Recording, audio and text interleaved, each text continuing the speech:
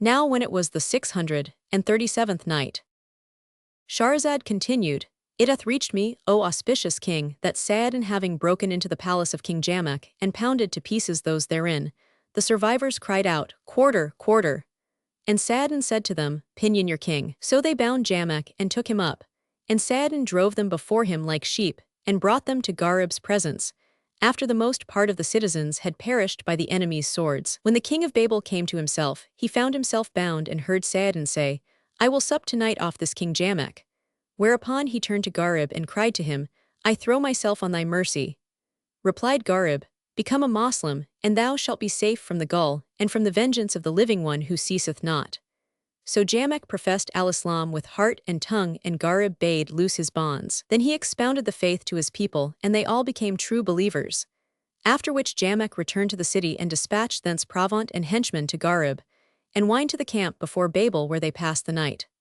On the morrow, Gharib gave the signal for the march, and they fared on till they came to Mayafarakin, which they found empty, for its people had heard what had befallen Babel and had fled to Kufa city and told Ajib. When he heard the news, his doomday appeared to him, and he assembled his braves, and informing them of the enemy's approach ordered them make ready to do battle with his brother's host.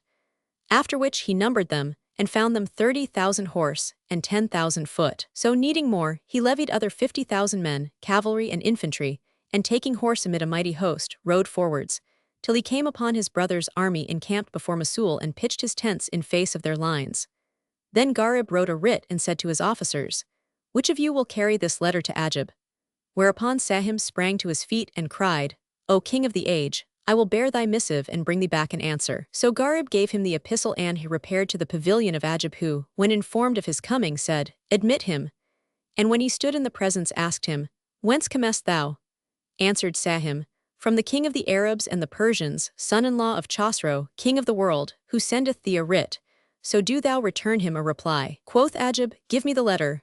Accordingly Sahim gave it to him, and he tore it open and found therein, In the name of Allah the Compassionating, the Compassionate, peace on Abraham the friend await, but afterwards, as soon as this letter shall come to thy hand, do thou confess the unity of the bountiful King, causer of causes and mover of the clouds, and leave worshipping idols.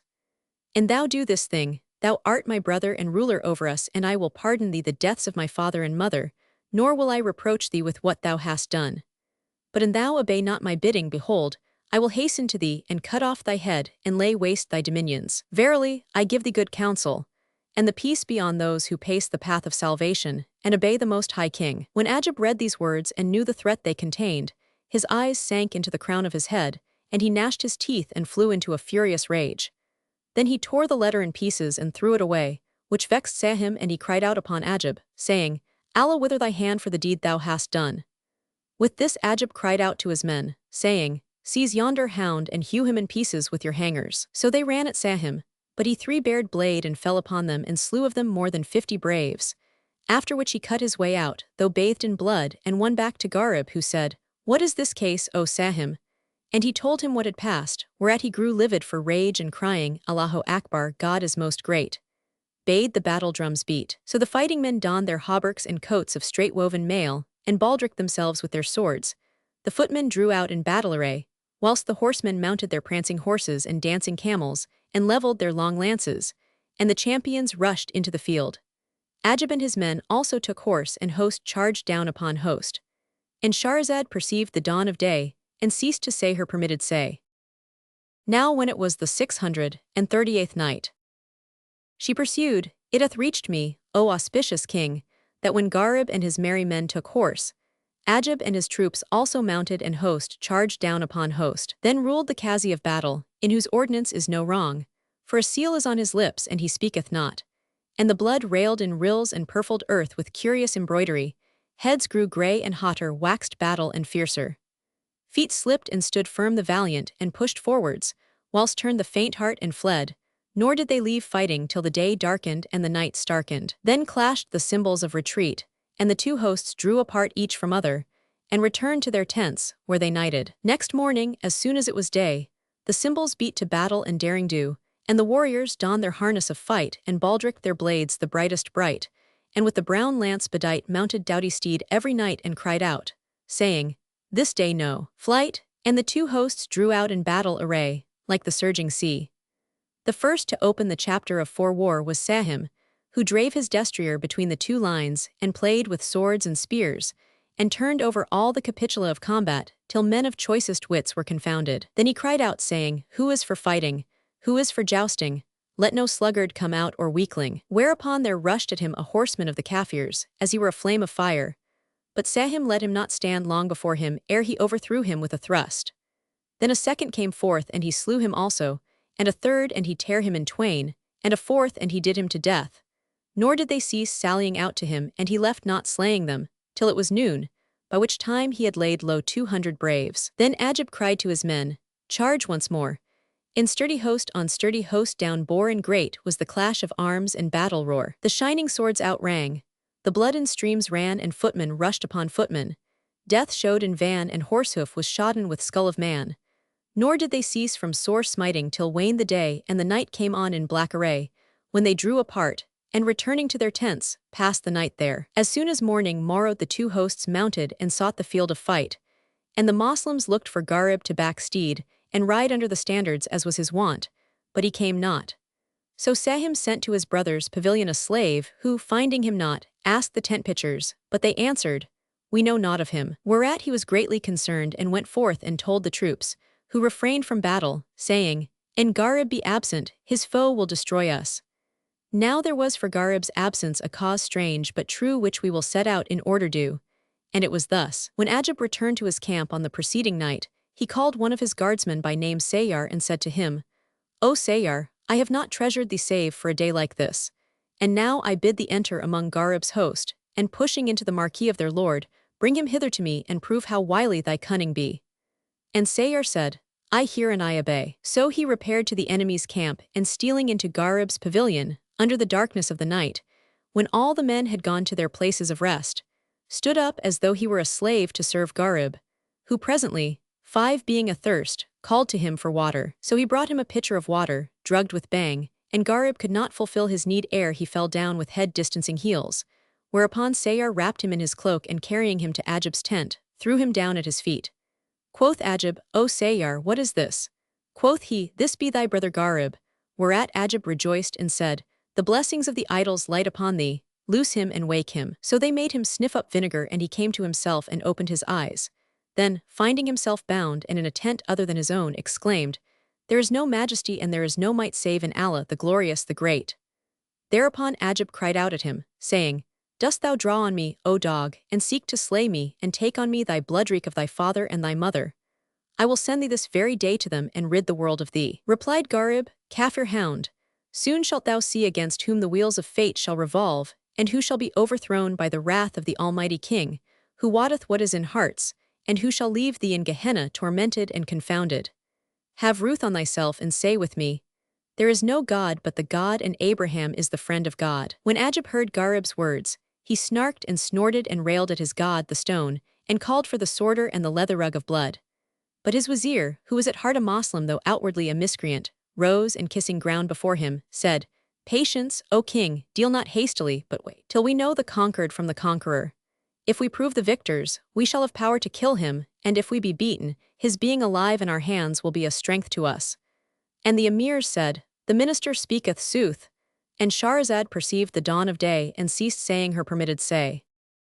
Now when it was the 639th night, she continued, It hath reached me, O auspicious king, that when Ajib purposed to slay Gharib, the wazir rose and said, Deal not hastily, for we have always power to kill him. So Ajib bade lay his brother Gharib in irons and chain him up in his own tent, and set 1,000 stout warriors to guard him. Meanwhile Gharib's host, when they awoke that morning and found not their sixth king, were as sheep sans a shepherd. But Sad and the Gull cried out at them, saying, O folk, don your war gear and trust to your lord to defend you. So Arabs and Ajams mounted horse, after clothing themselves in hauberks of iron and shirting themselves in straight-knit mail, and sallied forth to the field, the chiefs and the colours moving in van. Then dashed out the Gull of the mountain, with a club on his shoulder, 200 pounds in weight, and wheeled and careered, saying, Ho, worshippers of idols, come ye out and renown it this day, for 'tis a day of onslaught. Whoso knoweth me hath enough of my mischief, and whoso knoweth me not, I will make myself known to him. I am Sad and servant of King Gharib. Who is for jousting? Who is for fighting? Let no faint heart come forth to me today or weakling. And there rushed upon him a champion of the infidels, as he were a flame of fire, and drove at him. But Saladin charged home at him, and dealt him with his club a blow which broke his ribs, and cast him lifeless to the earth. Then he called out to his sons and slaves, saying, Light the bonfire, and whoso falleth of the Kafirs do ye dress him and roast him well in the flame, then bring him to me that I may break my fast on him. So they kindled a fire midmost the plain and laid thereon the slain, till he was cooked, when they brought him to Saladin, who gnawed his flesh and crunched his bones. When the miscreants saw the mounting gull do this deed, they were affrighted with sore affright. But Ajib cried out to his men, saying, Out on you! Fall upon the ogre and hew him in hunks with your scimitars. So 20,000 men ran at Saladin, whilst the footmen circled round him and rained upon him darts and shafts, so that he was wounded in 24 places, and his blood ran down upon the earth, and he was alone.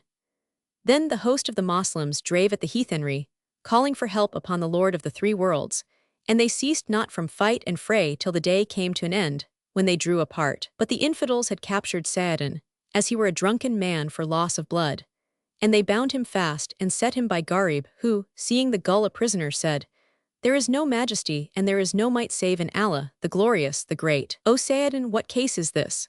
O my lord, replied Saladin, it is Allah extolled and exalted be he, who ordineth joy and annoy, and there is no help but this and that betide.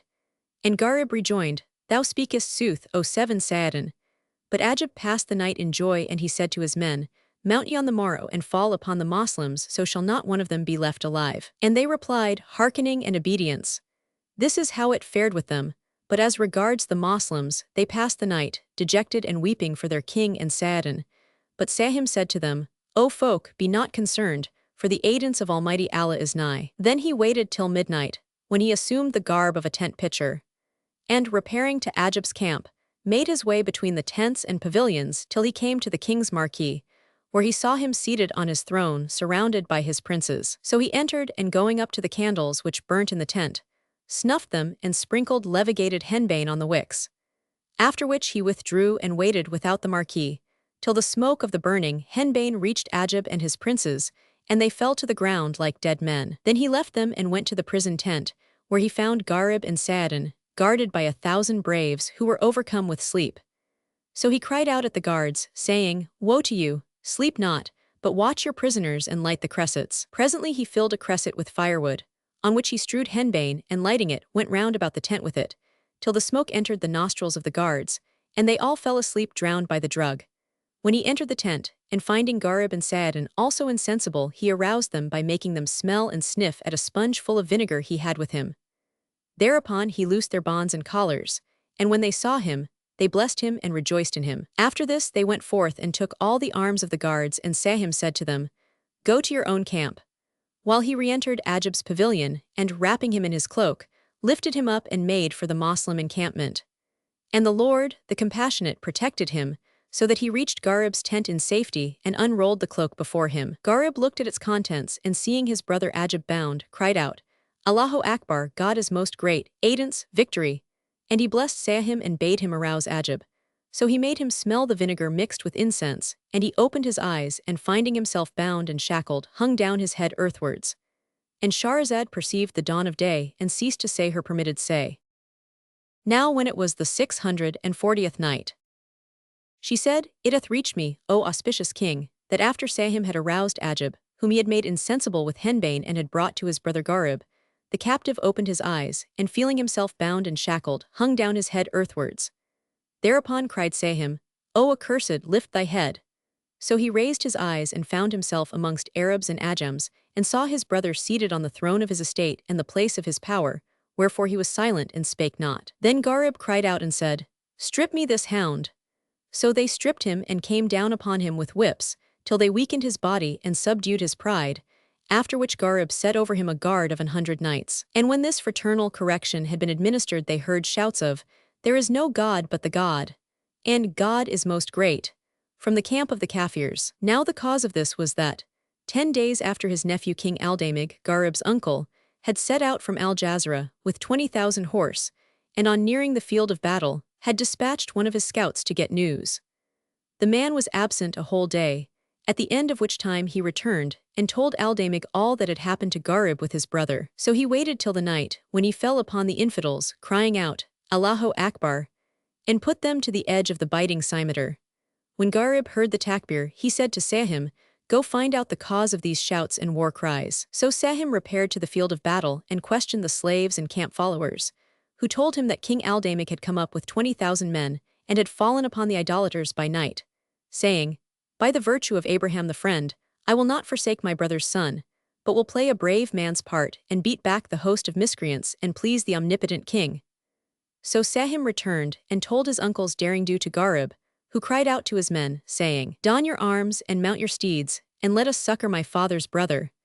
So they took horse and fell upon the infidels, and put them to the edge of the sharp sword. By the morning they had killed nigh 50,000 of the Kafirs and made other 30,000 prisoners, and the rest of Ajib's army dispersed over the length and breadth of earth. Then the Moslems returned in victory and triumph, and Gharib rode out to meet his uncle, whom he saluted and thanked for his help. Quoth Aldamig, I wonder if that dog Ajib fell in this day's affair. Quoth Gharib, O uncle, be of good cheer and keep thine eyes cool and clear. Know that he is with me in chains. When Aldamig heard this, he rejoiced with exceeding joy, and the two kings dismounted and entered the pavilion, but found no Ajib there. Whereupon Gharib exclaimed, O glory of Abraham, the friend with whom be peace. Adding, Alas, what an ill end is this to a glorious day. And he cried out to the tent pitchers, saying, Woe to you, where is my enemy who oweth me so much? Quoth they, When thou mountedst and we went with thee, thou didst not bid us guard him. And Gharib exclaimed, There is no majesty and there is no might save in Allah, the glorious, the great. But Aldamig said to him, Hasten not nor be concerned, for where can he go, and we in pursuit of him? Now the manner of Ajib's escape was in this wise. His page Sayyar had been ambushed in the camp, and when he saw Gharib mount and ride forth, leaving none to guard his enemy Ajib, he could hardly credit his eyes. So he waited a while and presently crept to the tent, and taking Ajib, who was senseless for the pain of the bastinado on his back, made off with him into the open country, and fared on at the top of his speed from early night to the next day, till he came to a spring of water under an apple tree. There he set down Ajib from his back and washed his face, whereupon he opened his eyes and seeing Sayyar, said to him, O Sayyar, carry me to Kufa that I may recover there and levy horsemen and soldiers wherewith to overthrow my foe, and know, O Sayyar, that I am anhungered. So Sayyar sprang up, and going out to the desert caught an ostrich poult, and brought it to his lord. Then he gathered fuel, and deftly using the fire sticks kindled a fire, by which he roasted the bird which he had halalled, and fed Ajib with its flesh, and gave him to drink of the water of the spring, till his strength returned to him, after which he went to one of the Badawi tribal encampments, and stealing thence a steed mounted Ajib upon it, and journeyed on with him for many days, till they drew near the city of Kufa. The viceroy of the capital came out to meet and salute the king, whom he found weak with the beating his brother had inflicted upon him. And Ajib entered the city and called his physicians. When they answered his summons, he bade them heal him in less than 10 days' time. They said, We hear and we obey. And they tended him till he became whole of the sickness that was upon him and of the punishment. Then he commanded his wazirs to write letters to all his nabobs and vassals, and he indicted 21 writs and dispatched them to the governors, who assembled their troops and set out for Kufa by forced marches. And Shahrazad perceived the dawn of day, and ceased saying her permitted say. Now when it was the 641st night, she continued, It hath reached me, O auspicious king, that Ajib sent orders to assemble the troops, who marched forthright to Kufa. Meanwhile Gharib, being troubled for Ajib's escape, dispatched in quest of him 1,000 braves, who dispersed on all sides and sought him a day and a night, but found no trace of him. So they returned and told Gharib, who called for his brother Sahim, but found him not. Whereat he was sore concerned, fearing for him from the shifts of fortune. And lo, Sahim entered and kissed ground before Gharib, who rose when he saw him, and asked, Where hast thou been, O Sahim? He answered, O king, I have been to Kufa, and there I find that the dog Ajib hath made his way to his capital and is healed of his hurts. Eke, he hath written letters to his vassals and sent them to his nabobs who have brought him troops. When Gharib heard this, he gave the command to march, so they struck tents and fared for Kufa.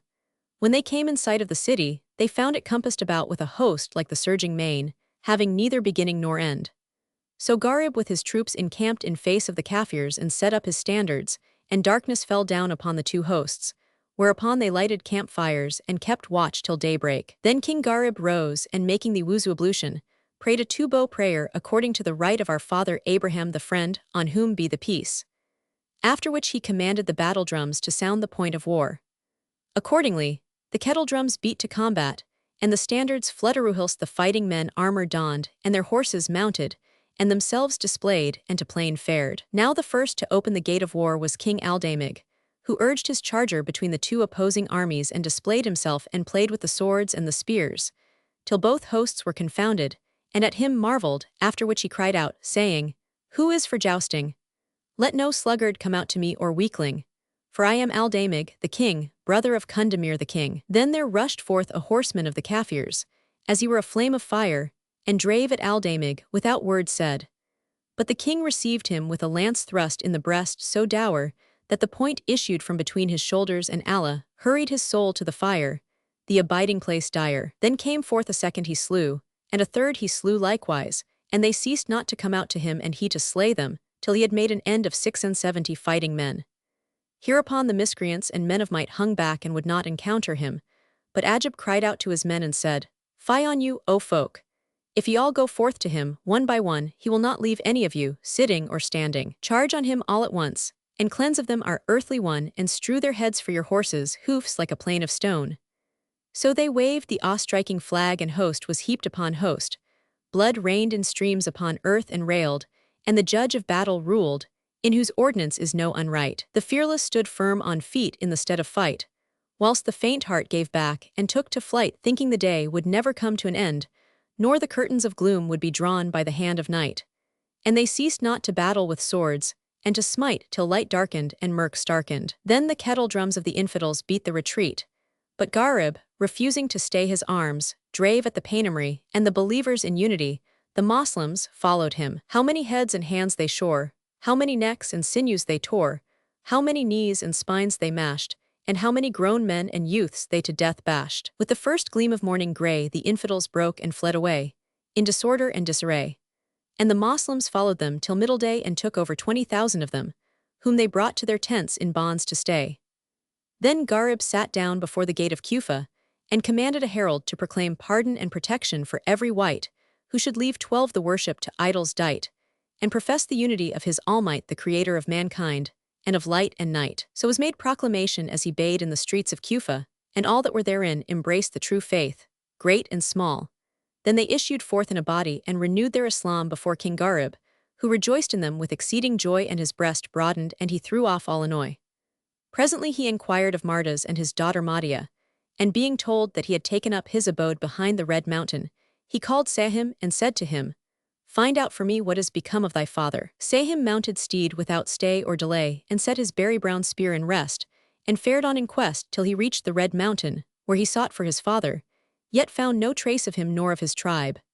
However, he saw in their stead an elder of the Arabs, a very old man, broken with excessive years, and asked him of the folk and whither they were gone. Replied he, O my son, when Mardas heard of Gharib's descent upon Kufa he feared with great fear, and taking his daughter and his folk, set out with his handmaids and negroes into the wild and wold, and I wot not whither he went. So Sahim, hearing the sheikh's words, returned to Gharib and told him thereof, whereat he was greatly concerned. Then he sat down on his father's throne, and opening his treasuries, distributed largesse to each and every of his braves. And he took up his abode in Kufa and sent out spies to get news of Ajib. He also summoned the grandees of the realm, who came and did him homage, as also did the citizens, and he bestowed on them sumptuous robes of honor, and commended the riots to their care. And Shahrazad perceived the dawn of day, and ceased to say her permitted say. Now when it was the 642nd night, she pursued, It hath reached me, O auspicious king, that Gharib, after giving robes of honor to the citizens of Kufa and commending the riots to their care, went out on a day of the days to hunt with 100 horse, and fared on till he came to a wady, abounding in trees and fruits and rich in rills and birds. It was a pasturing place for roes and gazelles, to the spirit a delight whose sense reposed from the languor of fight. They encamped in the valley, for the day was clear and bright, and there passed the night. On the morrow, Gharib made the wuzu ablution and prayed the two-bow dawn prayer, offering up praise and thanks to Almighty Allah, when, lo and behold, there arose a clamor and confusion in the meadows, and he bade Sahim go see what was to do. So Sahim mounted forthright and rode till he espied goods being plundered and horses haltered, and women carried off and children crying out. Whereupon he questioned one of the shepherds, saying, "What be all this?" And they replied, "This is the harem of Mardas, chief of the Banu Cotton, and his good and that of his clan. For yesterday Jamaican slew Mardas and made prize of his women and children and household stuff, and all the belonging of his tribe. It is his wont to go a-raiding, and to cut off highways and waylay wayfarers, and he is a furious tyrant. Neither Arabs nor kings can prevail against him, and he is the scourge and curse of the country." Now when Sahim heard these news of his sire's slaughter and the looting of his harem and property, he returned to Gharib and told him the case, wherefore fire was added to his fire, and his spirit chafed to wipe out his shame and his bloodwit to claim. So he rode with his men after the robbers till he overtook them and fell upon them, crying out and saying, "Almighty Allah upon the rebel, the traitor, the infidel." And he slew in a single charge 120 fighting men. Then he halted in midfield with no coward's heart and cried out, "Where is Jamaican? Let him come out to me, that I may make him quaff the cup of disgrace and rid of him earth's face." Hardly had he made an end of speaking, when forth rushed Jamaican, as he were a calamity of calamities or a piece of a mountain, cased in steel. He was a mighty huge Amalekite, and he drave at Gharib without speech or salute, like the fierce tyrant he was. And he was armed with a mace of China steel, so heavy, so potent, that had he smitten a hill he had smashed it. Now when he charged, Gharib met him like a hungry lion, and the brigand aimed a blow at his head with his mace. But he evaded it, and it smote the earth and sank therein half a cubit deep. Then Gharib took his battle flail and smiting Jamaican on the wrist, crushed his fingers, and the mace dropped from his grasp. Whereupon Gharib bent down from his seat in cell, and snatching it up, swiftlier than the blinding levin, smote him therewith full on the flat of the ribs, 14, and he fell to the earth like a long-stemmed palm tree. So Sahim took him and pinioning him, haled him off with a rope, and Gharib's horsemen fell on those of Jamaican and slew 50 of them. The rest fled. Nor did they cease flying till they reached their tribal camp and raised their voices in clamor. Whereupon all who were in the castle came out to meet them and asked the news. They told the tribe what had passed. And when they heard that their chief was a prisoner, they set out for the valley, vying one with other in their haste to deliver him. Now when King Gharib had captured Jamaican and had seen his braves take flight, he dismounted and called for Jamaican, who humbled himself before him, saying, "I am under thy protection, O champion of the age." Replied Gharib, "O dog of the Arabs, dost thou cut the road for the servants of Almighty Allah, and fearest thou not the Lord of the worlds?" "O my master," asked Jamaican, "and who is the Lord of the worlds?" "O dog," answered Gharib, "and what calamity dost thou worship?" He said, "O my lord, I worship a god made of dates kneaded with butter and honey, and at times I eat him and make me another." When Gharib heard this, he laughed till he fell backwards and said, "O miserable, there is none worshipworth save Almighty Allah, who created thee and created all things and provideth all creatures with daily bread, from whom nothing is hid, and he over all things is omnipotent." Quoth Jamaican, "And where is this great God, that I may worship him?" Quoth Gharib, "O fellow, know that this God's name is Allah the God, and it is he who fashioned the heavens and the earth, and guard the trees to grow and the waters to flow. He created wild beasts and birds and paradise and hellfire and veileth himself from all eyes seeing and of none being seen. He, and he only, is the dweller on high. Extolled be his perfection, there is no God but he."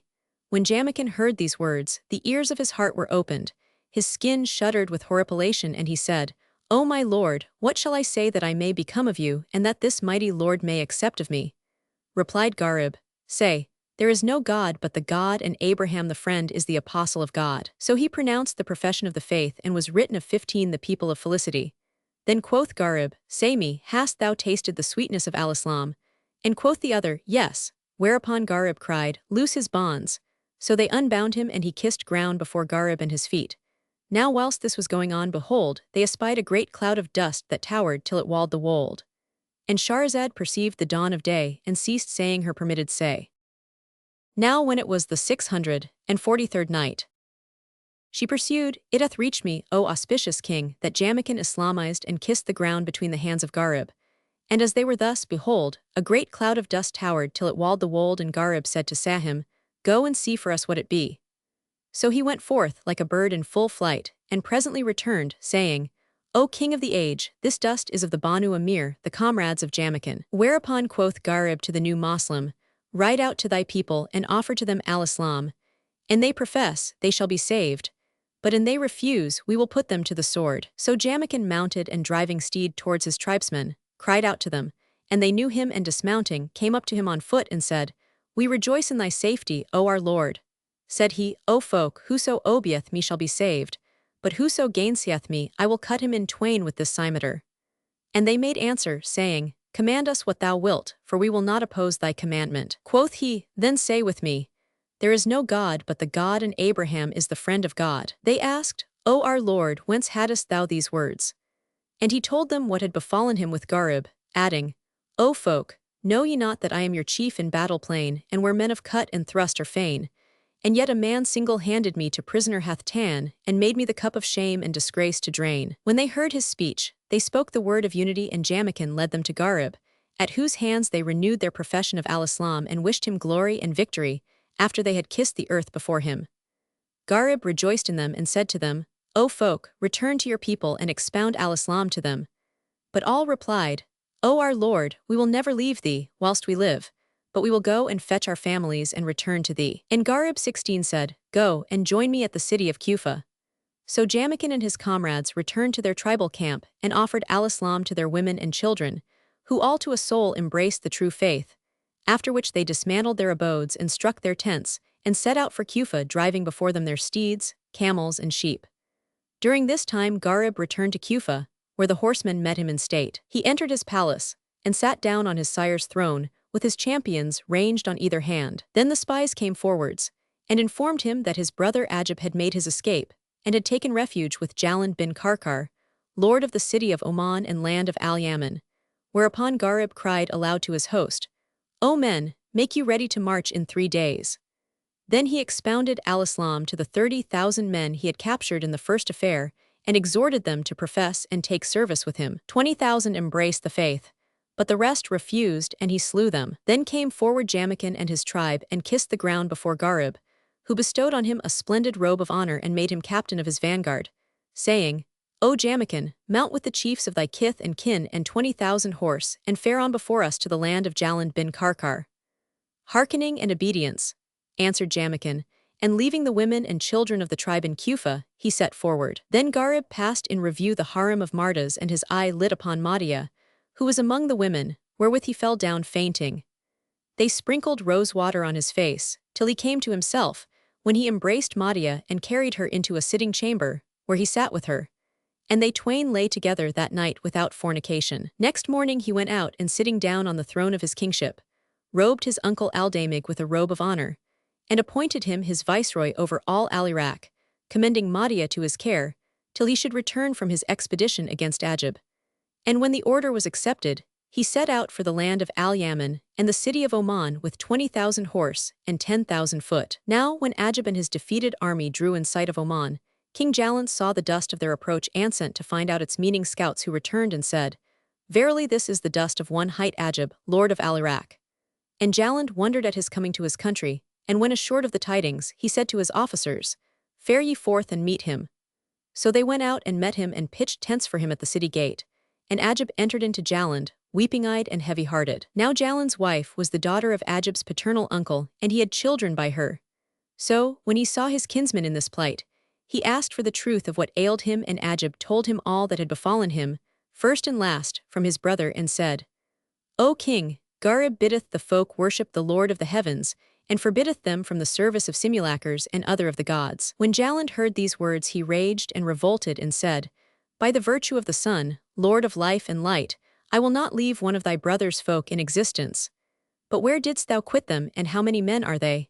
Answered Ajib, I left them in Kufa, and they be 50,000 horse. Whereupon Jaland called his wazir Jawamard, saying, Take thee 70,000 horse and fare to Kufa, and bring me the Moslems alive, that I may torture them with all manner of tortures. So Jawamard departed with his host, and fared through the first day and the second till the 7th day, when he came to a wady abounding in trees and rills and fruits. Here he called a halt, and Shahrazad perceived the dawn of day, and ceased to say her permitted say. Now when it was the 644th night, she pursued, It hath reached me, O auspicious king, that when Jaland sent Jawamard with his army to Kufa, they came upon a wady abounding in trees and rills, where a halt was called, and they rested till the middle of the night, when the wazir gave the signal for departure, and mounting, rode on before them till hard upon dawn, at which time he descended into a well-wooded valley, whose flowers were fragrant and whose birds warbled on boughs, as they swayed gracefully to and fro, and Satan blew into his sides and puffed him up with pride, and he improvised these couplets and cried. 18 I plunge with my braves in the seething sea, seize the foe in my strength and my valiancy. And the doughtiest knights wot me well to be, friend to friend and fierce foe to mine enemy. I will load Gharib with the captive's chains, right soon, and return in all joy and glee. For I've donned my mail and my weapons wield, and on all sides charge at the chivalry.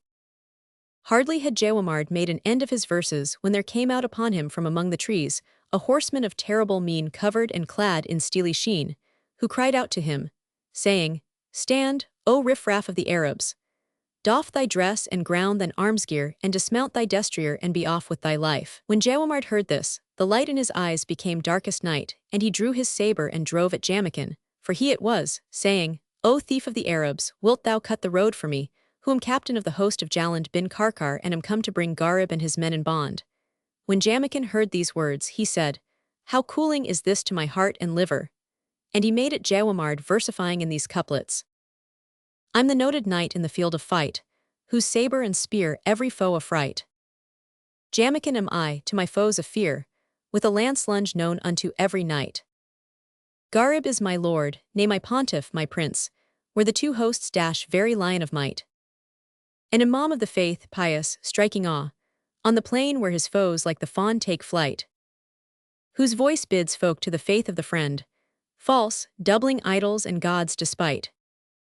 Now Jamaican had fared on with his tribesmen 10 days' journey from Kufa city, and called a halt on the 11th day till midnight, when he ordered a march, and rode on devancing them, till he descended into the valley aforesaid, and heard Jawamard reciting his verses. So he drave at him as the driving of a ravening lion, and smiting him with his sword, clove him in twain and waited till his captains came up, when he told them what had passed and said to them, Take each of you 5,000 men and disperse 19 round about the Wadi, whilst I and the Banu Emir fall upon the enemy's van, shouting, Allahu Akbar, God is most great. When ye hear my slogan, do ye charge them, crying like me upon the Lord and smite them with the sword.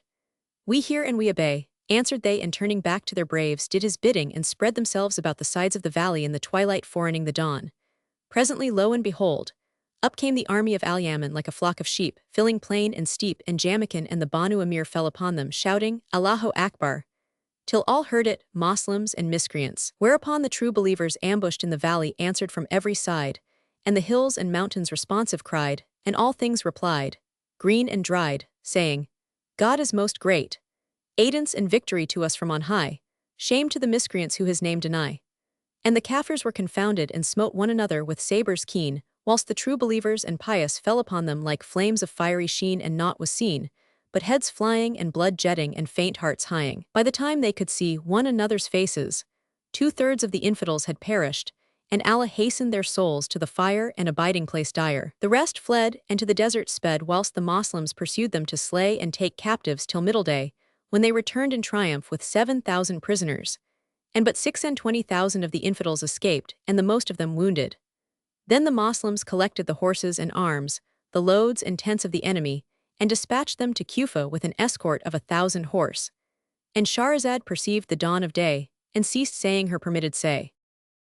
Now when it was the 645th night, she said, It hath reached me, O auspicious king, that Jamaican in his battle with Jawamard slew him and slew his men, and after taking many prisoners and much money and many horses and loads, sent them with an escort of 1,000 riders to Kufa city.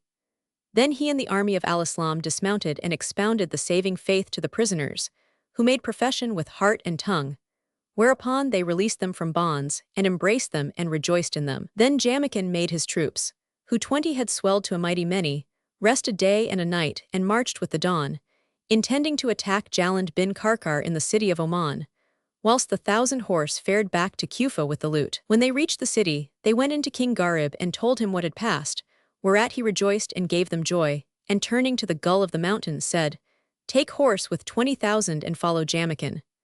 So Sa'adin and his sons mounted and set out, amid 20,000 horse for Oman. Meanwhile the fugitives of the defeated Kafirs reached Oman and went into Jaland, weeping and crying, Woe! And ruin! Whereat he was confounded and said to them, What calamity hath befallen you?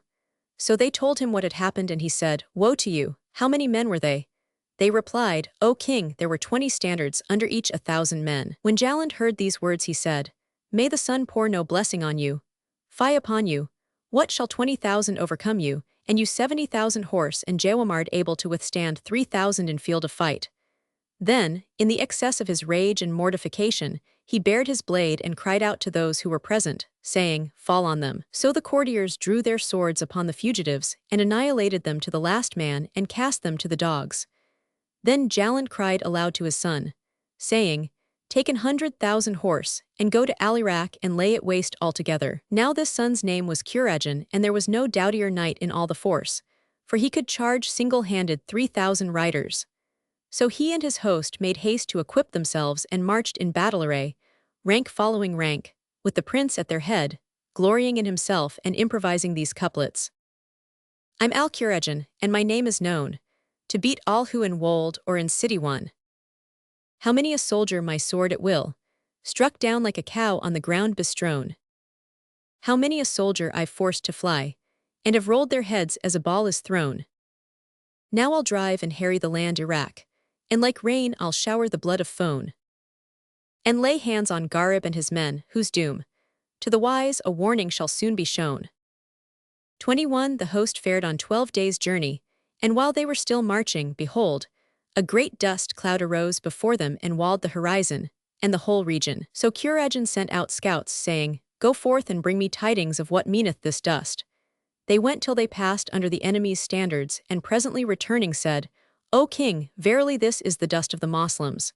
Whereat he was glad and said, "Did ye count them?" And they answered, "We counted the colors, and they numbered 20. Quoth he, "By my faith, I will not send one man-at-arms against them, but will go forth to them alone by myself, and strew their heads under the horses' hooves." Now this was the army of Jamaican who, espying the host of the Kafirs and seeing them as a surging sea, called a halt. So his troops pitched the tents and set up the standards, calling upon the name of the Alwise One, the Creator of light and gloom, Lord of all creatures, who seeth while him none see, the high to infinity, extolled and exalted be he. There is no God but he. The miscreants also halted and pitched their tents, and Kurajan said to them, "Keep on your arms and in armor sleep, for during the last watch of the night we will mount and trample yonder handful under feet." Now one of Jamaican's spies was standing nigh, and heard what Kurajan had contrived. So he returned to the host, and told his chief, who said to them, "Arm yourselves, and as soon as it is night, bring me all the mules and camels, and hang all the bells and clinkets and rattles ye have about their necks." Now they had with them more than 20,000 camels and mules. So they waited till the infidels fell asleep, when Jamaican commanded them to mount, and they arose to ride, and on the Lord of the worlds they relied. Then said Jamaican, "Drive the camels and mules to the miscreants' camp, and push them with your spears for goads." They did as he bade, and the beasts rushed upon the enemy's tents, whilst the bells and clinkets and rattles jangled, and the Moslems followed at their heels, shouting, "God is most great," till all the hills and mountains resounded with the name of the highmost deity, to whom belong glory and majesty. The cattle, hearing this terrible din, took fright and rushed upon 22 the tents, and trampled the folk, as they lay asleep. And Shahrazad perceived the dawn of day, and ceased to say her permitted say. Now when it was the 646th night, she continued, "It hath reached me, O auspicious king, that when Jamaican fell upon them with his men and steeds and camels, and the camp lay sleeping, the idolaters started up in confusion, and snatching up their arms, fell upon one another with smiting, till the most part was slaughtered. And when the day broke, they looked and found no Moslem slain, but saw them all on horseback, armed and armored. Wherefore they knew that this was a sleight which had been played upon them, and Kurajan cried out to the remnant of his folk, "O sons of whores, what we had a mind to do with them, that have they done with us, and their craft hath gotten the better of our cunning." And they were about to charge when, lo and behold, a cloud of dust rose high and walled the horizon sky, when the wind smote it, so that it spired aloft and spread pavilionwise in the lift, and there it hung. And presently appeared beneath it the glint of helmet and gleam of hauberk and splendid warriors, baldricked with their tempered swords, and holding in rest their supple spears. When the Kafirs saw this, they held back from the battle, and each army sent out, to know the meaning of this dust, scouts, who returned with the news that it was an army of Moslems. Now this was the host of the Mountain Gull whom Gharib had dispatched to Jamaican's aid, and Saadin himself rode in their van. So the two hosts of the true believers joined company, and rushing upon the Paynimmry like a flame of fire, plied them with keen sword and Rudanian spear and quivering lance. What while day was darkened, and eyes for the much dust starkened. The valiant stood fast, and the faint-hearted coward fled, and to the wilds and the wolds swift sped, whilst the blood over earth was like torrents shed.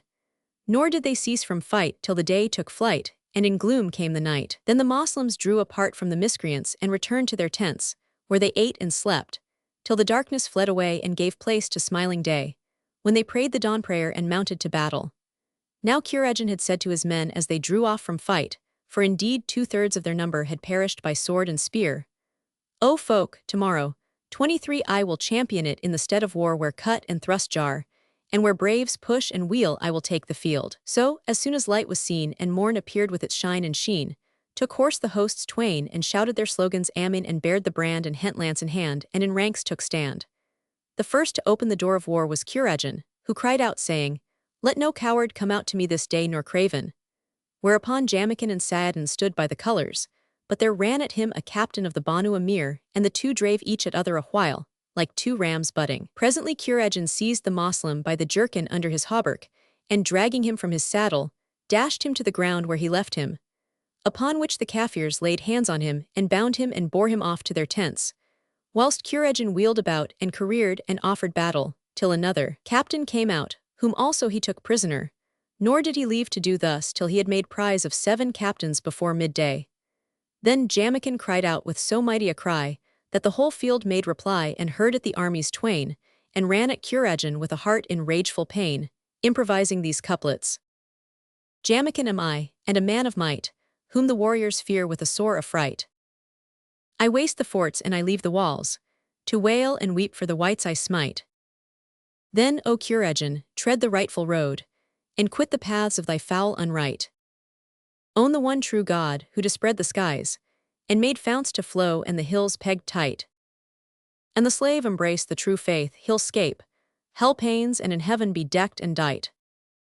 When Kurajan heard these words, he snarked and snorted and foully abused the sun and the moon and drave at Jamaican, versifying with these couplets. I'm Kurajan of this age the night, and my shade to the lions of Shara is blight. I storm the forts and snare kings of beasts, and warriors fear me in field of fight. Then hark I Jamaican, if thou doubt my word, come forth to the combat and try my might. 24 When Jamaican heard these verses, he charged him with a stout heart, and they smote each at other with swords till the two hosts lamented for them, and they lunged with lance and great was the clamour between them. Nor did they leave fighting till the time of mid-afternoon prayer was past and the day began to wane. Then Jamaican drave at Kurajan and smiting him on the breast with his mace, cast him to the ground, as he were the trunk of a palm tree, and the Moslems pinioned him and dragged him off with ropes like a camel. Now when the miscreants saw their prince captive, a hot fever fit of ignorance seized on them and they bore down upon the true believers thinking to rescue him.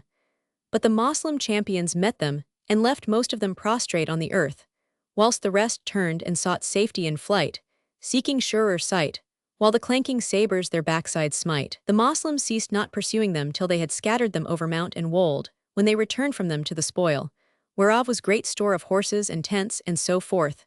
Good look to it for a spoil. Then Jamaican went into Kurajan and expounded to him al-Islam, threatening him with death unless he embraced the faith. But he refused, so they cut off his head and stuck it on a spear, after which they fared on towards Oman city. But as regards the Kafirs, the survivors returned to Jaland, and made known to him the slaying of his son and the slaughter of his host, hearing which he cast his crown to the ground and buffeting his face, till the blood ran from his nostrils, fell fainting to the floor. They sprinkled rose water on his head, till he came to himself and cried to his wazir, "Write letters to all my governors and nabobs, and bid them leave not a smiter with the sword, nor a lunger with the lance, nor a bender of the bow, but bring them all to me in one body." So he wrote letters and dispatched them by runners to 25 the governors, who levied their power and joined the king with a prevailing host, whose number was 180,000 men. Then they made ready tents and camels and noble steeds, and were about to march when, behold, up came Jamaican and Saadin the gull, with 70,000 horse, as they were lions fierce-faced, all steel-encased. When Jaland saw the Moslems trooping on he rejoiced and said, "By the virtue of the sun and her resplendent light, I will not leave alive one of my foes, no, not one to carry the news, and I will lay waste the land of Alirak, that I may take my wreak for my son, the havoc-making champion bold. Nor shall my fire be quenched or cooled. Then he turned to Ajib and said to him, O dog of Alirak, 'twas thou broughtest this calamity on us. But by the virtue of that which I worship, except I avenge me of mine enemy, I will do thee die after foulest fashion. When Ajib heard these words, he was troubled with sore trouble and blamed himself. But he waited till nightfall, when the Moslems had pitched their tents for rest. Now he had been degraded, and expelled the royal camp together with those who were left to him of his suite. So he said to them, O my kinsmen, know that Jaland and I are dismayed with exceeding dismay at the coming of the Moslems, and I know that he will not avail to protect me from my brother nor from any other. So it is my counsel that we make our escape whilst all eyes sleep, and flee to King Yarab bin Khatun, for that he hath more of men and is stronger of rein. They, hearing his advice, exclaimed, Right is thy rede. Whereupon he bade them kindle fires at their tent doors and march under cover of the night. They did his bidding and set out, so by daybreak they had already fared far away. As soon as it was morning, Jaland, mounted with 260,000 fighting men, clad capapi in hauberks and cuirasses and straight-knit mail-coats. The kettle drums beat a point of war, and all drew out for cut and thrust and fight and fray. Then Jamaican and Saadin rode out with 40,000 stalwart fighting men, under each standard 1,000 cavaliers, doughty champions, foremost in champaign. The two hosts drew out in battles and bared their blades and levelled their limber lances, for the drinking of the cup of death. The 26th first to open the gate of strife was Saadin, as he were a mountain of syenite or a marid of the Jinn. Then dashed out to him a champion of the infidels, and the Gauls slew him and casting him to the earth, cried out to his sons and slaves, saying, Light the fire and roast me this dead one. They did as he bade and brought him the roast, and he ate it and crunched the bones, whilst the Kafirs stood looking on from afar. And they cried out, O for aid from the light-giving sun, and were affrighted at the thought of being slain by Saadin. Then Jaland shouted to his men, saying, Slay me yonder loathsome beast. Whereupon another captain of his host drove at the Gaul, but he slew him, and he ceased not to slay horseman after horseman, till he had made an end of 30 men. With this the blamed Kafirs held back and feared to face him, crying, Who shall cope with Jinns and Gauls?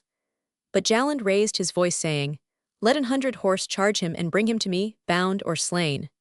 So 100 horse set upon Saadin with swords and spears, and he met them with a heart firmer than flint, proclaiming the unity of the requiting king, whom no one thing diverteth from other thing. Then he cried aloud, Allahu Akbar, and smiting them with his sword, made their heads fly, and in one onset he slew of them 74, whereupon the rest took to flight. So Jaland shouted aloud to 10 of his captains, each commanding 1,000 men, and said to them, Shoot his horse with arrows till it fall under him, and then lay hands on him. Therewith 10,000 horse drove at Saadin, who met them with a stout heart. And Jamaican, seeing this, bore down upon the miscreants with his Moslems, crying out, God is most great. Before they could reach the Gaul, the enemy had slain his steed and taken him prisoner. But they ceased not to charge the infidels, till the day grew dark, for dust and eyes were blinded. And the sharp sword clanged, while firm stood the valiant cavalier, and destruction overtook the faint heart in his fear, till the Moslems were amongst the Paynims like a white patch on a black bull. And Shahrazad perceived the dawn of day, and ceased saying her permitted say.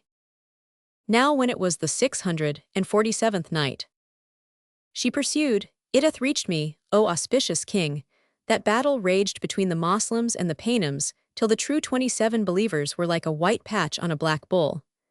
Nor did they stint from the melee till the darkness fell down, when they drew apart, after there had been slain of the infidels men without compt. Then Jamaican and his men returned to their tents, but they were in great grief for Saadin, so that neither meat nor sleep was sweet to them, and they counted their host, and found that less than 1,000 had been slain. But Jamaican said, O folk, tomorrow I will go forth into the battle plain and place where cut and thrust obtain, and slay their champions and make prize of their families after taking them captives, and I will ransom Saadin therewith, by the leave of the requiting king, whom no one thing diverteth from other thing.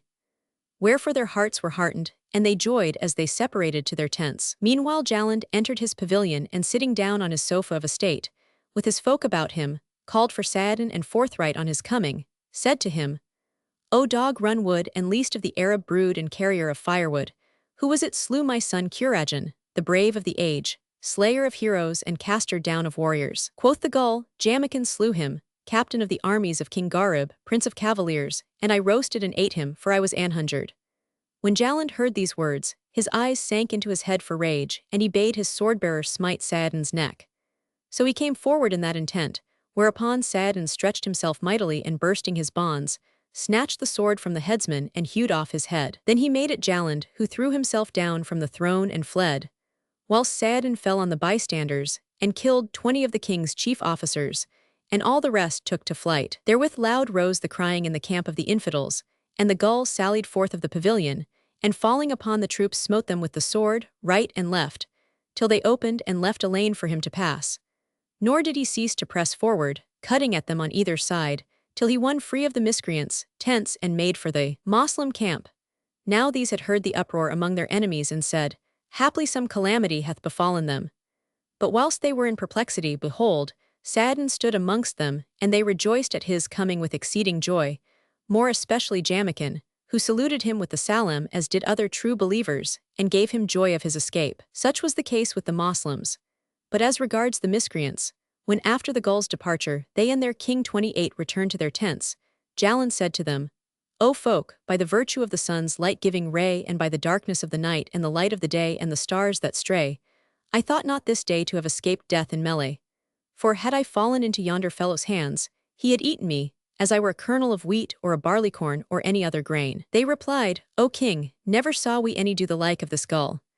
And he said, O folk, tomorrow do ye all don arms and mount steed, and trample them under your horses' hooves. Meanwhile the Moslems had ended their rejoicings at Saadin's return, and Jamaican said to them, Tomorrow, I will show you my daring do, and what behoveth the like of me, for by the virtue of Abraham the friend, I will slay them with the foulest of slaughters, and smite them with the bite of the sword, till all who have understanding confounded at them shall stand. But I mean to attack both right and left wings.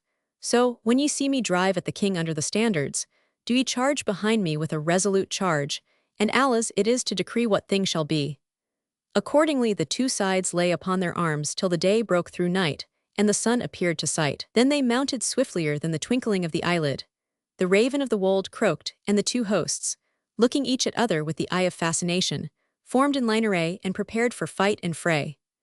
The first to open the chapter of war was Jamaican, who wheeled and careered, and offered fight in field, and Jaland and his men were about to charge, when behold, a cloud of dust uprolled till it walled the wold and overlaid the day. Then the four winds smote it, and away it floated torn to rags, and there appeared beneath it cavaliers, with helms black and garb white, and many a princely knight, and lances that bite, and swords that smite, and footmen who lion-like knew no affright. Seeing this, both armies left fighting, and sent out scouts to reconnoiter and report, who thus had come in main and might. So they went, and within the dust cloud disappeared from sight, and returned after a while with the news aright that the approaching host was one of Moslems, under the command of King Garib. When the true believers heard from the scouts of the coming of their king, they rejoiced, and driving out to meet him, dismounted and kissed the earth between his hands. And Shahrazad perceived the dawn of day, and ceased to say her permitted say. Now when it was the 648th night, she pursued, It hath reached me, O auspicious king, that when the Moslems saw the presence of their king Garib, they joyed with exceeding joy, and kissing the earth between his hands, saluted him and gat around him whilst he welcomed them and rejoiced in their safety. Then they escorted him to their camp and pitched pavilions for him and set up standards, and Garib sat down on his couch of estate, with his grandees about him, and they related to him all that had befallen, especially to Saadin. Meanwhile the Kafirs sought for Ajib, and finding him not among them nor in their tents, told Jaland of his flight, whereat his doomsday rose and he bit his fingers, saying, By the sun's light-giving round, he is a perfidious hound, and hath fled with his rascal rout to desert ground. But not save force of hard fighting will serve us to repel these foes, so fortify your resolves and hearten your hearts and beware of the Moslems.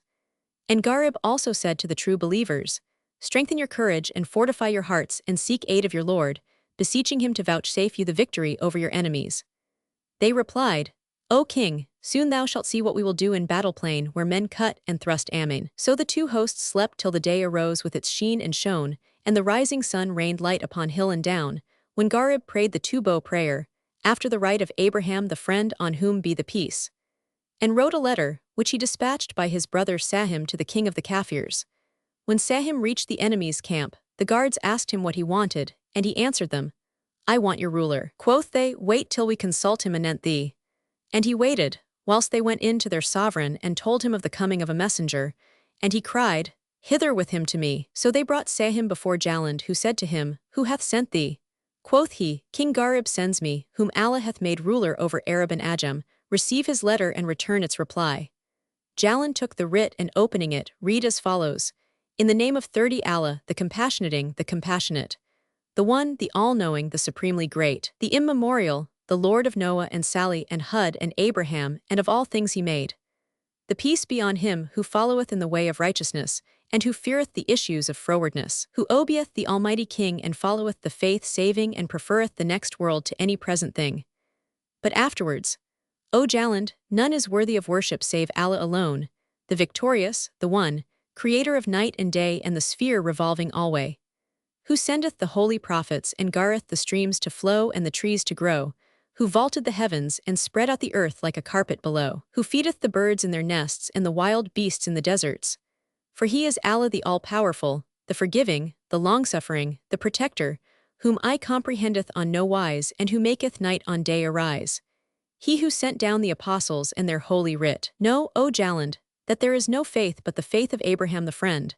So cleave to the creed of salvation, and be saved from the biting glaive and the fire which followeth the grave.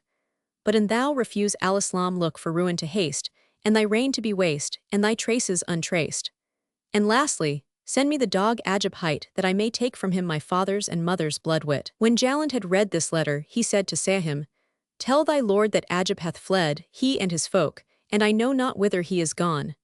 But as for Jaland, he will not forswear his faith, and tomorrow there shall be battle between us and the sun shall give us the victory. So Sahim returned to his brother with this reply. And when the morning morrowed, the Moslems donned their arms and armor and bestrode their stout steeds, calling aloud on the name of the all-conquering King, creator of bodies and souls, and magnifying him with Allahu Akbar. Then the kettle drums of battle beat until earth trembled, and sought the field all the lordly warriors and doughty champions. The first to open the gate of battle was Jamaican, who drave his charger into mid-plain and played with sword and javelin, till the understanding was amazed. After which he cried out, saying, Ho, who is for tilting? Ho, who is for fighting? Let no sluggard come out to me today nor weakling. I am the slayer of Qurajin bin Jaland, who will come forth to avenge him. When Jaland heard the name of his son, he cried out to his men, O whoresons, bring me yonder horseman who slew my son, that 31 I may eat his flesh and drink his blood. So 100 fighting men charged at Jamaican, but he slew the most part of them and put their chief to flight. Which feat when Jaland saw, he cried out to his folk, At him all at once, and assault him with one assault. Accordingly they waved the awe-striking banners and host was heaped on host. Gharib rushed on with his men and Jamaican did the same, and the two sides met like two seas together clashing. The Yamani sword and spear wrought havoc and breasts and bellies were rent, whilst both armies saw the angel of death face to face, and the dust of the battle rose to the skirts of the sky. Ears went deaf and tongues went dumb, and doom from every side came on, whilst valiant stood fast and faint-heart fled. And they ceased not from fight and fray till ended the day, when the drums beat the retreat, and the two hosts drew apart and returned, each to its tents. And Shahrazad perceived the dawn of day, and ceased saying her permitted say. Now when it was the 649th night, she said, It hath reached me, O auspicious King, that when King Gharib ended the battle and the two hosts drew apart and each had returned to his own tents, he sat down on the throne of his realm and the place of his reign, whilst his chief officers ranged themselves about him, and he said, I am sore concerned for the flight of the Ajib, and I know not whither he has gone. Except I overtake him and take my wreak of him, I shall die of despite. Whereupon Sahim came forward and kissing the earth before him said, O King, I will go to the army of the Kafirs, and find out what is come of the perfidious dog Ajib. Quoth Gharib, Go, and learn the truth anent the dog. So Sahim disguised himself in the habit of the infidels and became as he were of them. Then, making for the enemy's camp, he found them all asleep, drunken with war and battle, and none were on wake save only the guards. He passed on and presently came to the king's pavilion, where he found King Jaland asleep unattended. So he crept up and made him smell and sniff up levigated bang, and he became as one dead. Then Sahim went out and took a male mule, and wrapping the king in the coverlet of his bed, laid him on its back. After which he threw a mat over him, and led the beast to the Moslem camp. Now when he came to Gharib's pavilion and would have 32 entered, the guards knew him not and prevented him, saying, "Who art thou?" He laughed and uncovered his face, and they knew him and admitted him. When Gharib saw him he said, "What bearest thou there, O Sahim?" And he replied, "O king, this is Jaland bin Karkar." Then he uncovered him, and Gharib knew him and said, "Arouse him, O Sahim." So he made him smell vinegar and frankincense. And he cast the bang from his nostrils, and opening his eyes, found himself among the Moslems. Whereupon quoth he, "What is this foul dream?" And closing his eyelids again would have slept, but Sahim dealt him a kick, saying, "Open thine eyes, O accursed." So he opened them and asked, "Where am I?" And Sahim answered, "Thou art in the presence of King Gharib bin Kundamir, king of Iraq." When Jaland heard this, he said, "O king, I am under thy protection. Know that I am not at fault, but that who led us forth to fight thee was thy brother, and the same cast enmity between us and then fled." Quoth Gharib, "Knowest thou whither he is gone?" And quoth Jaland, "No, by the light-giving sun, I know not whither." Then Gharib bade lay him in bonds and set guards over him, whilst each captain returned to his own tent, and Jamaican while wending said to his men, "O sons of my uncle, I purpose this night to do a deed wherewith I may whiten my face with King Gharib." Quoth they, "Do as thou wilt, we hearken to thy commandment and obey it." Quoth he, "Arm yourselves, and muffling your steps while I go with you, let us fare softly and disperse about the infidels' camp, so that the very ants shall not beware of you. And when you hear me cry Allahu Akbar, do ye the like and cry out, saying, God is most great. And hold back and make for the city gate, and we seek aid from the Most High." So the folk armed themselves capapai and waited till the noon of night, when they dispersed about the enemy's camp and tarried a while when, lo and behold, Jamaican smote shield with sword and shouted, "Allahu Akbar." Thereupon they all cried out the like, till rang again valley and mountain, hills, sands and ruins. The miscreants awoke in dismay and fell one upon other, and the sword went round amongst them. 33 The Moslems drew back and made for the city gates, where they slew the warders and entering, made themselves masters of the town, with all that was therein of treasure and women. Thus it befell with Jamaican.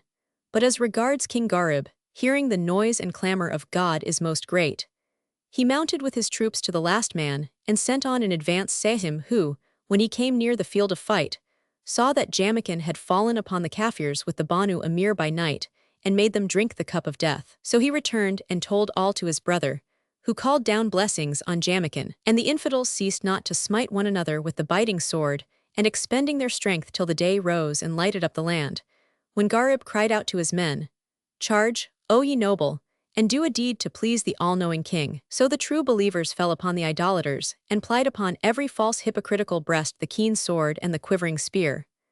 They sought to take refuge in the city, but Jamaican came forth upon them with his kinsmen, who hemmed them in between two mountain ranges, and slew an innumerable host of them, and the rest fled into the wastes and wolds.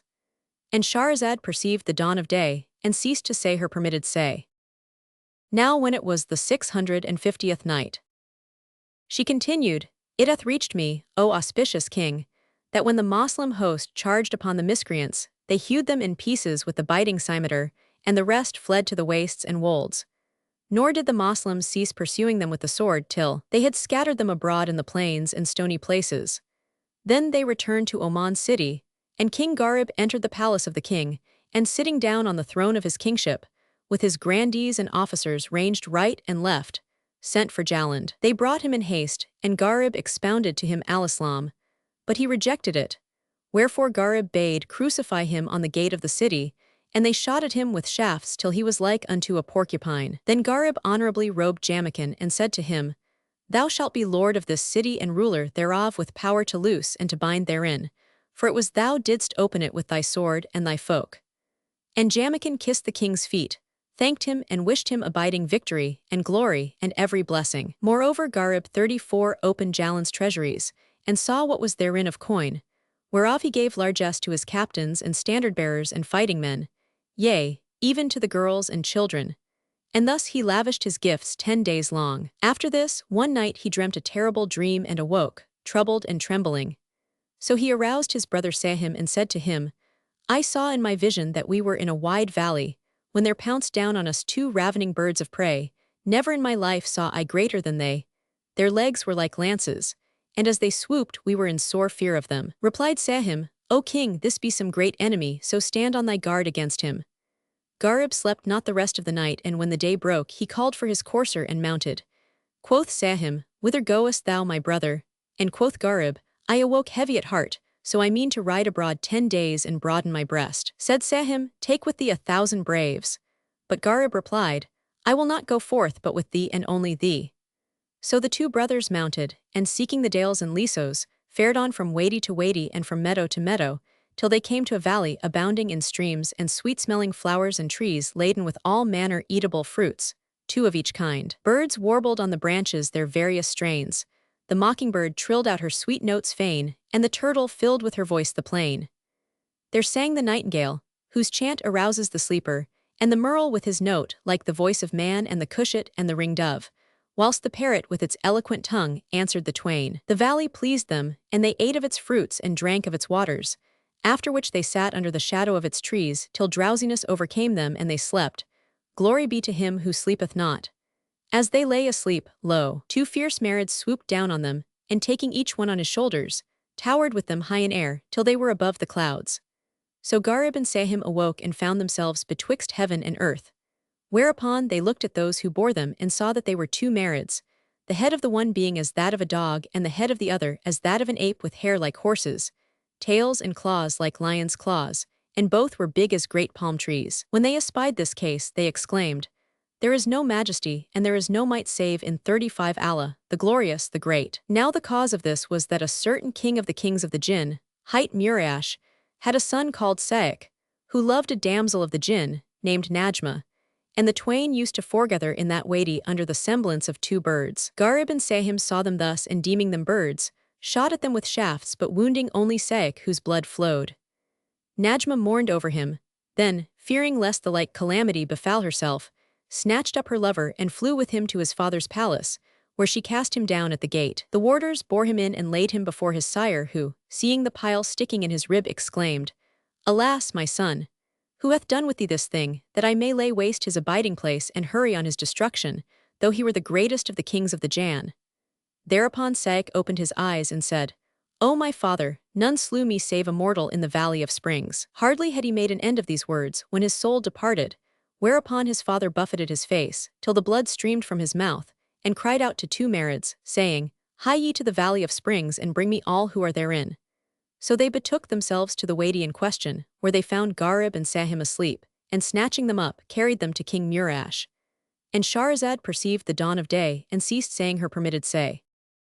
Now when it was the 651st night, she continued, "It hath reached me, O auspicious king, that the 2 Marids, after snatching up Garib and Sahim in their sleep, carried them to Murash, king of the Jann, whom they saw seated on the throne of his kingship, as he were a huge mountain, with 4 heads on his body, the first that of a lion, the second that of an elephant, the third that of a panther, and the 4th that 36 of a lynx.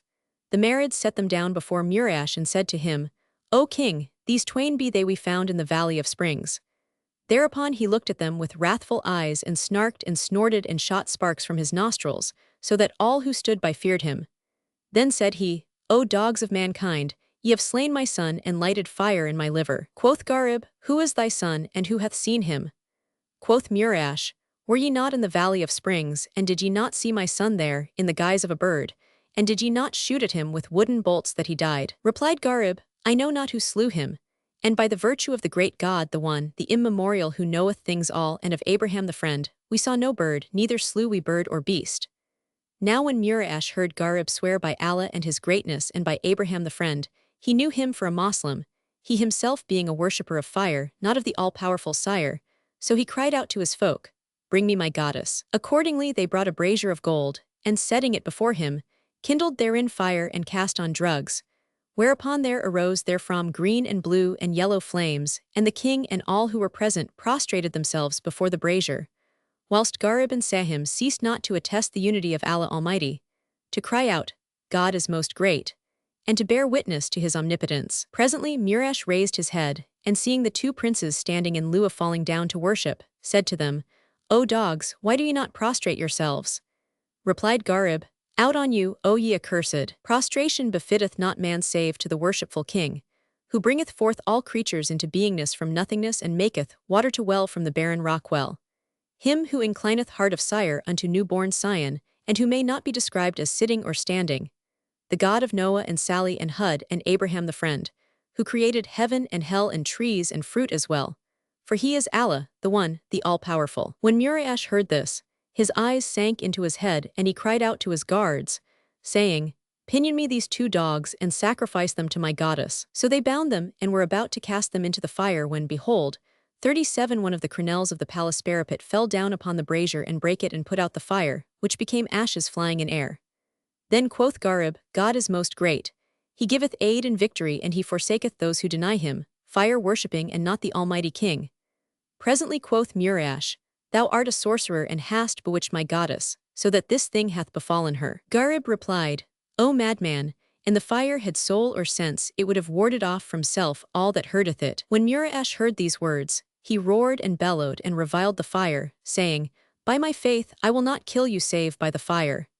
Then he bade cast them into jail, and calling 100 Marids, made them bring much fuel and set fire thereto. So they brought great plenty of wood, and made a huge blaze, which flamed up mightily till the morning, when Muriash mounted an elephant, bearing on its back a throne of gold dubbed with jewels, and the tribes of the Jinn gathered about him in their various kinds. Presently they brought in Garib and Sahim who, seeing the flaming of the fire, sought help of the One, the all-conquering creator of night and day, him of all might, whom no sight comprehendeth, but who comprehendeth all sights, for he is the subtle, the all-knowing.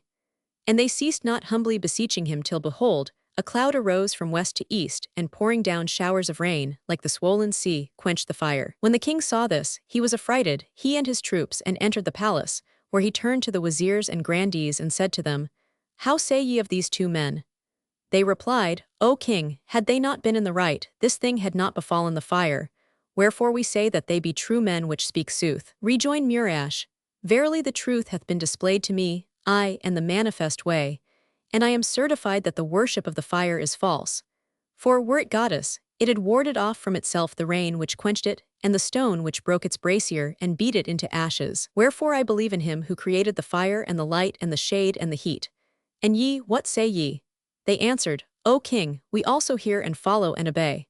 So the king called for Garib and embraced him and kissed him between the eyes and then summoned Sahim, whereupon the bystanders all crowded to kiss their hands and heads. And Shahrazad perceived the dawn of day and ceased to say her permitted say. Now when it was the 652nd night, she pursued, "It hath reached me, O auspicious king, that when Muriash and his men found salvation in the saving faith, al-Islam, he called for Garib and Sahim, and kissed them between the eyes, and so did all the grandees who crowded to buss their hands and heads. Then Muriash sat down on the throne of his kingship, and seating Garib on his right and Sahim on his left hand, said to them, "O mortals, what shall we say, that we may become Moslems?" Replied Garib, "Say, there is no God but the God, and Abraham is the friend of God." So the king and his folk professed al-Islam with heart and tongue, and Garib abode with them a while, teaching them the ritual of prayer. But presently he called to mind his people and sighed, whereupon quoth Muriash, "Verily, trouble is gone and joy and gladness are come." Quoth Garib, "O king, I have many foes and I fear for my folk from them." Then he related to him his history with his brother Ajib from first to last, and the king of the jinns said, "O king of men, I will send one who shall bring thee news of thy people, for I will not let thee go till I have had my fill of thy face." Then he called 2 doughty Marids, by name Kalajan and Kurajan, and after they had done him homage, he bade them repair to Al-Yaman and bring him news of Garib's army. They replied, "To hear is to obey," and departed. Thus far concerning the brothers. But as regards the Moslems, they arose in the morning and led by their captains rode to King Garib's palace, to do their service to him. But the eunuchs told them that the king had mounted with his brother, and had ridden forth at peep o' day. So they made for the valleys and mountains and followed the track of the princes, till they came to the Valley of Springs, where they found their arms cast down and their 2 gallant steeds grazing, and said, "The king is missing from this place, by the glory of Abraham the friend." Then they mounted and sought in the valley and the mountains 3 days, but found no trace of them.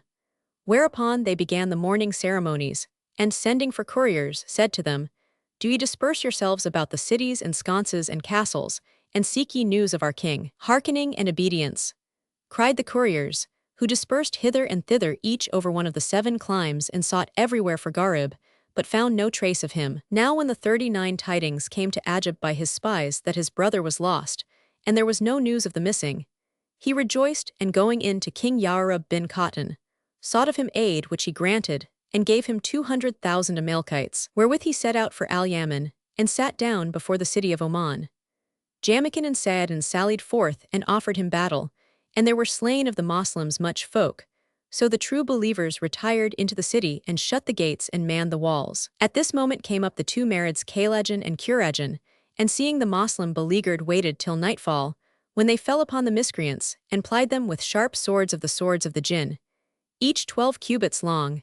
If a man smote therewith a rock, verily he would cleave it in sunder. They charged the idolaters, shouting, Allahu Akbar, God is most great. He giveth aid and victory and forsaketh those who deny the faith of Abraham the friend. And whilst they raged amongst the foes, fire issued from their mouths and nostrils, and they made great slaughter amongst them. Thereupon the infidels ran out of their tents offering battle, but seeing these strange things, were confounded, and their hair stood on end, and their reason fled. So they snatched up their arms and fell one upon other, whilst the Marids shore off their heads, as a reaper eareth grain, crying, God is most great. We are the lads of King Garib, the friend of Mura'ash, king of the Jinn. The sword ceased not to go round amongst them till the night was half spent, when the misbelievers, imagining that the mountains were all Ifrits, loaded their tents and treasure and baggage upon camels and made off, and the first to fly was Ajib. And Shahrazad perceived the dawn of day, and ceased saying her permitted say. Now when it was the 653rd night, she resumed, It hath reached me, O auspicious king, that the misbelievers made off, and the first to fly was Ajib. Thereupon the Moslems gathered together, marveling at this that had betided the infidels, and fearing the tribesmen of the Jinn. But the Marids ceased not from pursuit, till they had driven them far away into the hills and wolds, and but 50,000 rebels of 200,000 escaped with their lives, and made for their 40 own land, wounded and sore discomfited. Then the two Jinns returned and said to them, O host of the Moslems, your lord King Garib and his brother Sahim salute you. They are the guests of Mura'ash, king of the Jann, and will be with you anon. When Garib's men heard that he was safe and well, they joyed with exceeding joy and said to the Marids, Allah gladden you twain with good news, O noble spirits. So Kurajan and Kalajan returned to Mura'ash and Garib, and acquainted them with that which had happened, whereat Garib, finding the two sitting together, felt hard at ease and said, Allah abundantly requite you. Then quoth King Mura'ash, O my brother, I am minded to show thee our country and the city of Japhet son of Noah, on whom be peace. Quoth Garib, O king, do what seemeth good to thee. So he called for 3 noble steeds, and mounting, he and Garib and Sahim, set out with 1,000 Marids, as they were a piece of a mountain cloven lengthwise. They fared on, solacing themselves with the sight of valleys and mountains, till they came to Jabarsa, the city of Japhet son of Noah, on whom be peace, where the townsfolk all, great and small, came forth to meet King Mura'ash and brought them into the city in great state. Then Mura'ash went up to the palace of Japhet son of Noah and sat down on the throne of his kingship, which was of alabaster, 10 stages high and latticed with wands of gold, wherefrom hung all manner colored silks. The people of the city stood before him, and he said to them, O seed of Yafis bin Nuh, what did your fathers and grandfathers worship? They replied, We found them worshipping fire and followed their example, as thou well knowest. O folk, rejoined Mura'ash, we have been shown that the fire is but one of the creatures of Almighty Allah, creator of all things. And when we knew this, we submitted ourselves to God, the one, the all-powerful, maker 41 of night and day and the sphere revolving alway, whom comprehendeth no sight, but who comprehendeth all sights, for he is the subtle, the all-wise. So seek ye salvation, and ye shall be saved from the wrath of the Almighty One, and from the fiery doom in the world to come. And they embraced al-Islam with heart and tongue. Then Mura'ash took Garib by the hand, and showed him the palace and its ordnance, and all the marvels it contained, till they came to the armory, wherein were the arms of Japhet son of Noah. Here Garib saw a sword hanging to a pin of gold, and asked, O king, whose is that? Mura'ash answered, 'Tis the sword of Yafis bin Nuh, wherewith he was wont to do battle against men and Jinn. The sage Jardam forged it and graved on its back names of might. It is named Al-Mahik, the Annihilator, for that it never descendeth upon a man, but it annihilateth him, nor upon a Jinni, but it crusheth him. And if one smote therewith a mountain, 'twould overthrow it. When Garib heard tell of the virtues of the sword, he said, I desire to look on this blade. And Mura'ash said, Do as thou wilt. So Garib put out his hand, and hending the sword, drew it from its sheath, whereupon it flashed, and death crept on its edge and glittered, and it was 12 spans long and 3 broad. Now Garib wished to become owner of it, And King Mura'ash said, "And thou canst smite with it, take it." "'Tis well," Gharib replied, and took it up, and it was in his hand as a staff. Wherefore all who were present, men and jinn, marveled and said, "Well done, O Prince of Knights." Then said Mura'ash, "Lay thy hand on this hoard for which the kings of the earth sigh in vain, and mount, that I may show thee the city." Then they took horse and rode forth the palace, with men and jinns attending them on foot, and Shahrazad perceived the dawn of day, and ceased to say her permitted say. Now when it was the 654th night, she pursued, "It hath reached me, O auspicious king, that when Gharib and King Mura'ash rode forth the palace of Japhet, with 42 men and jinns attending them on foot, they passed through the streets and thoroughfares of the town, by palaces and deserted mansions and gilded doorways, till they issued from the gates and entered gardens full of trees fruit-bearing and waters welling and birds speaking, and celebrating the praises of him to whom belong majesty and eternity. Nor did they cease to solace themselves in the land till nightfall, when they returned to the palace of Japhet son of Noah, and they brought them the table of food. So they ate, and Gharib turned to the king of the Jann and said to him, "O king, I would fain return to my folk and my force, for I know not their plight after me." Replied Mura'ash, "By Allah, O my brother, I will not part with thee for a full month, till I have had my fill of thy sight." Now Gharib could not say nay, so he abode with him in the city of Japhet, eating and drinking and making merry, till the month ended, when Mura'ash gave him great store of gems and precious ores, emeralds and balas rubies, diamonds and other jewels, ingots of gold and silver, and likewise ambergris and musk, and brocaded silks, and else of rarities and things of price. Moreover he clad him and set him in silken robes of honor golden woven, and set on Gharib's head a crown jeweled with pearls and diamonds of inestimable value. All these treasures he made up into even loads for him, and calling 500 Marids, said to them, "Get ye ready to travel on the morrow, that we may bring King Gharib and Sahim back to their own country." And they answered, "We hear and we obey." So they passed the night in the city, purposing to depart on the morrow. But next morning, as they were about to set forth, behold, they espied a great host advancing upon the city, with horses neighing and kettle drums beating and trumpets braying and riders filling the earth, for they numbered 70,000 Marids, flying and diving, under a king called Burton. Now this Burton was lord of the city of Carnelian and the castle of gold, and under his rule were 5 hill strongholds, in each 500,000 Marids. And he and his tribe worshipped the fire, not the omnipotent sire. He was a cousin of Mura'ash, the son of his father's brother, and the cause of his coming was that there had been among the subjects of King Mura'ash a misbelieving Marid, who professed al-Islam hypocritically, and he stole away from his people and made for the valley of Carnelian, where he went into King Burton, and kissing the earth before him, wished him abiding glory and prosperity. Then he told him of Mura'ash being converted to al-Islam, and Burton said, "How came he to tear himself away from his faith?" So the rebel told him what had passed, and when Burton heard it, he snorted and snarked and railed at sun and moon and sparkling fire, saying, "By the virtue of my faith, I will surely slay mine uncle's son and his people and this mortal, nor will I leave one of them alive." Then he cried out to the legions of the jinn, and choosing of them 70,000 Marids, set out and fared on till he came to Jabarsa, the city of Japhet, and encamped before its gates. When Mura'ash saw this, he dispatched a Marid, saying, "Go to this host and learn all that it wanteth, and return hither in haste." So the messenger rushed away to Burton's camp, where the Marids flocked to meet him and said to him, "Who art thou?" Replied he, "An envoy from King Mura'ash." Whereupon they carried him into Burton, before whom he prostrated himself, saying, "O my lord, my master hath sent me to thee to learn tidings of thee." Quoth Burton, "Return to thy lord and say to him, This is thy cousin Burton, who is come to salute thee." And Shahrazad perceived the dawn of day, and ceased saying her permitted say. Now when it was the 655th night, she said, "It hath reached me, O auspicious king, that when the Marid envoy of Mura'ash was borne before Burton and said to him, O my lord, my master hath sent me to thee to learn tidings of thee, Burton replied, "Return to thy lord and say to him, This is thy cousin Burton who is come to salute thee." So the messenger went back and told Mura'ash, who said to Gharib, "Sit thou on thy throne whilst I go and salute my cousin and return to thee." Then he mounted, and rode to the camp of his uncle's son. Now this was a trick of Burton to bring Mura'ash out and seize upon him, and he said to his Marids, whom he had stationed about him, "When ye see me embrace him, lay hold of 44 him and pinion him." And they replied, "To hear is to obey." So, when King Mura'ash came up and entered Burton's pavilion, the owner rose to him and threw his arms round his neck, whereat the Jann fell upon Mura'ash and pinioned him and chained him. Mura'ash looked at Burton and said, "What manner of thing is this?"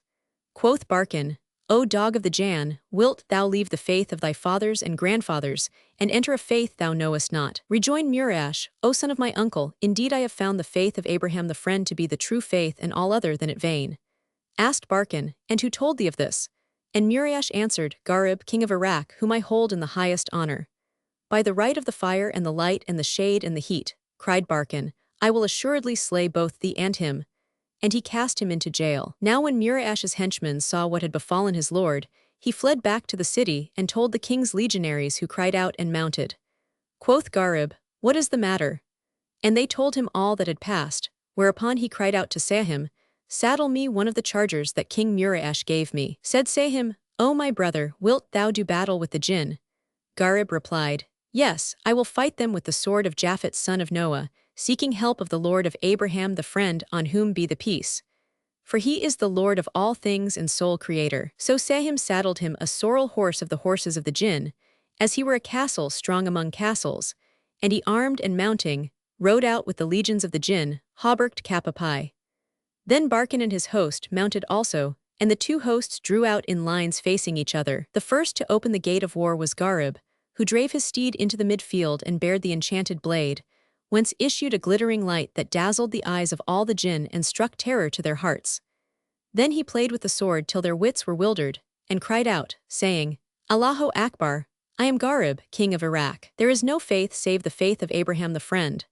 Now when Burton heard Gharib's words, he said, "This is he who seduced my cousin from his religion. So, by the virtue of my faith, I will not sit down on my throne till I have decapitated this Gharib, and suppressed his 45 breath of life, and forced my cousin and his people back to their belief. And whoso balketh me, him will I destroy." Then he mounted an elephant paperwhite as he were a tower plastered with gypsum, and goaded him with a spike of steel which ran deep into his flesh, whereupon the elephant trumpeted and made for the battle-plain where cut and thrust obtain. And when he drew near Gharib, he cried out to him, saying, "O dog of mankind, what made thee come into our land, to debauch my cousin and his folk, and pervert them from one faith to other faith? Know that this day is the last of thy worldly days." Gharib replied, "Avaunt, O vilest of the Jann." Therewith Burton drew a javelin and making it quiver in his hand, cast it at Gharib, but it missed him. So he hurled a second javelin at him, but Gharib caught it in midair, and after poising it launched it at the elephant. It smote him on the flank and came out on the other side, whereupon the beast fell to the earth dead, and Burton was thrown to the ground, like a great palm tree.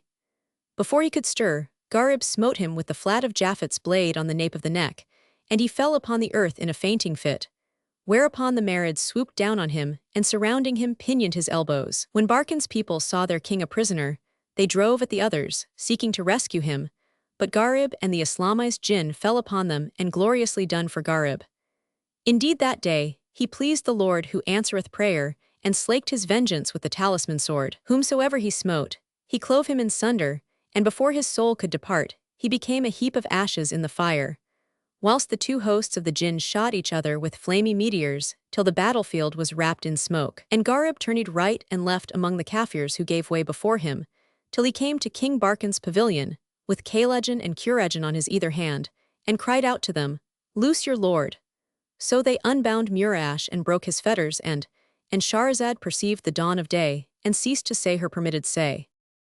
Now when it was the 656th night, she continued, "It hath reached me, O auspicious king, that when King Gharib cried out to Kalejan and Kurejan, saying, Loose your lord, they unbound Mura'ash and broke his fetters, and he said to them, Bring me my arms and my winged horse. Now he had 2 flying steeds, one of which he had given to Gharib and the other he had kept for himself, and this he mounted after he had donned his battle harness. Then he and Gharib fell upon the enemy, flying through the air on their winged horses, and the true believing Jinn followed them, shouting, Allahu Akbar, God is most great. Till plains and hills, valleys and mountains reworded the cry. The infidels fled before them, and they returned, after having slain more than 30,000 Marids and Satans, to the city of Japhet, where the 2 kings sat down on their couches of estate and sought Burton, but found him not. For after capturing him they were diverted from him by stress of battle, where an Ifrit of his servants made his way to him and loosing him, carried him to his folk, of whom he found part slain and the rest in full flight. So he flew up with the king high in air, and sat him down in the city of carnelian and castle of gold, where Burton seated himself on the throne of his kingship. Presently, those of his people who had survived the affair came into him and gave him joy of his safety. And he said, O folk, where is safety? My army is slain, and they took me prisoner and have rent in pieces mine honor among the tribes of the Jan. Quoth they, O king, 'tis ever thus that kings still afflict and are afflicted. Quoth he, there is no help but I take my wreak and wipe out my shame, else shall I be forever disgraced among the tribes of the Jan. Then he wrote letters to the governors of his fortresses, who came to him right loyally, and when he reviewed them, he found 320,000 fierce Marids and Satans, who said to him, What is thy need? And he replied, Get ye ready to set out in 3 days' time, whereto they rejoined hearkening and obedience. On this wise it befell King Burton. But as regards Muriash, when he discovered his prisoner's escape, it was grievous to him, and he said, Had we set 100 Marids to guard him, he had not fled. But whither shall he go from us? Then said he to Gharib, No, 47, O my brother, that Burton is perfidious and will never rest from wreaking blood revenge on us, but will assuredly assemble his legions and return to attack us. Wherefore I am minded to forestall him and follow the trail of his defeat, whilst he is yet weakened thereby. Replied Gharib, This is the right rede and will best serve our need. And Muriash said, O my brother, let the Marids bear thee back to thine own country, and leave me to fight the battles of the faith against the infidels, that I may be lightened of my sin load. But Gharib rejoined, By the virtue of the clement, the bountiful, the veiler, I will not go hence till I do to death all the misbelieving jinn, and Allah hasten their souls to the fire and dwelling place dire. And none shall be saved but those who worship Allah the One, the Victorious. But do thou send Sahim back to the city of Oman, so haply he may be healed of his ailment. For Sahim was sick. So Muriash cried to the Marids, saying, Take ye up Sahim and these treasures and bear them to Oman city. And after replying, We hear and we obey, they took them and made for the land of men. Then Muriash wrote letters to all his governors and captains of fortresses, and they came to him with 160,000 warriors. So they made them ready and departed for the city of carnelian and the castle of gold, covering in 1 day a year's journey, and halted in a valley, where they encamped and passed the night. Next morning as they were about to set forth, behold, the vanguard of Burton's army appeared, whereupon the jinn cried out, and the two hosts met and fell each upon other in that valley.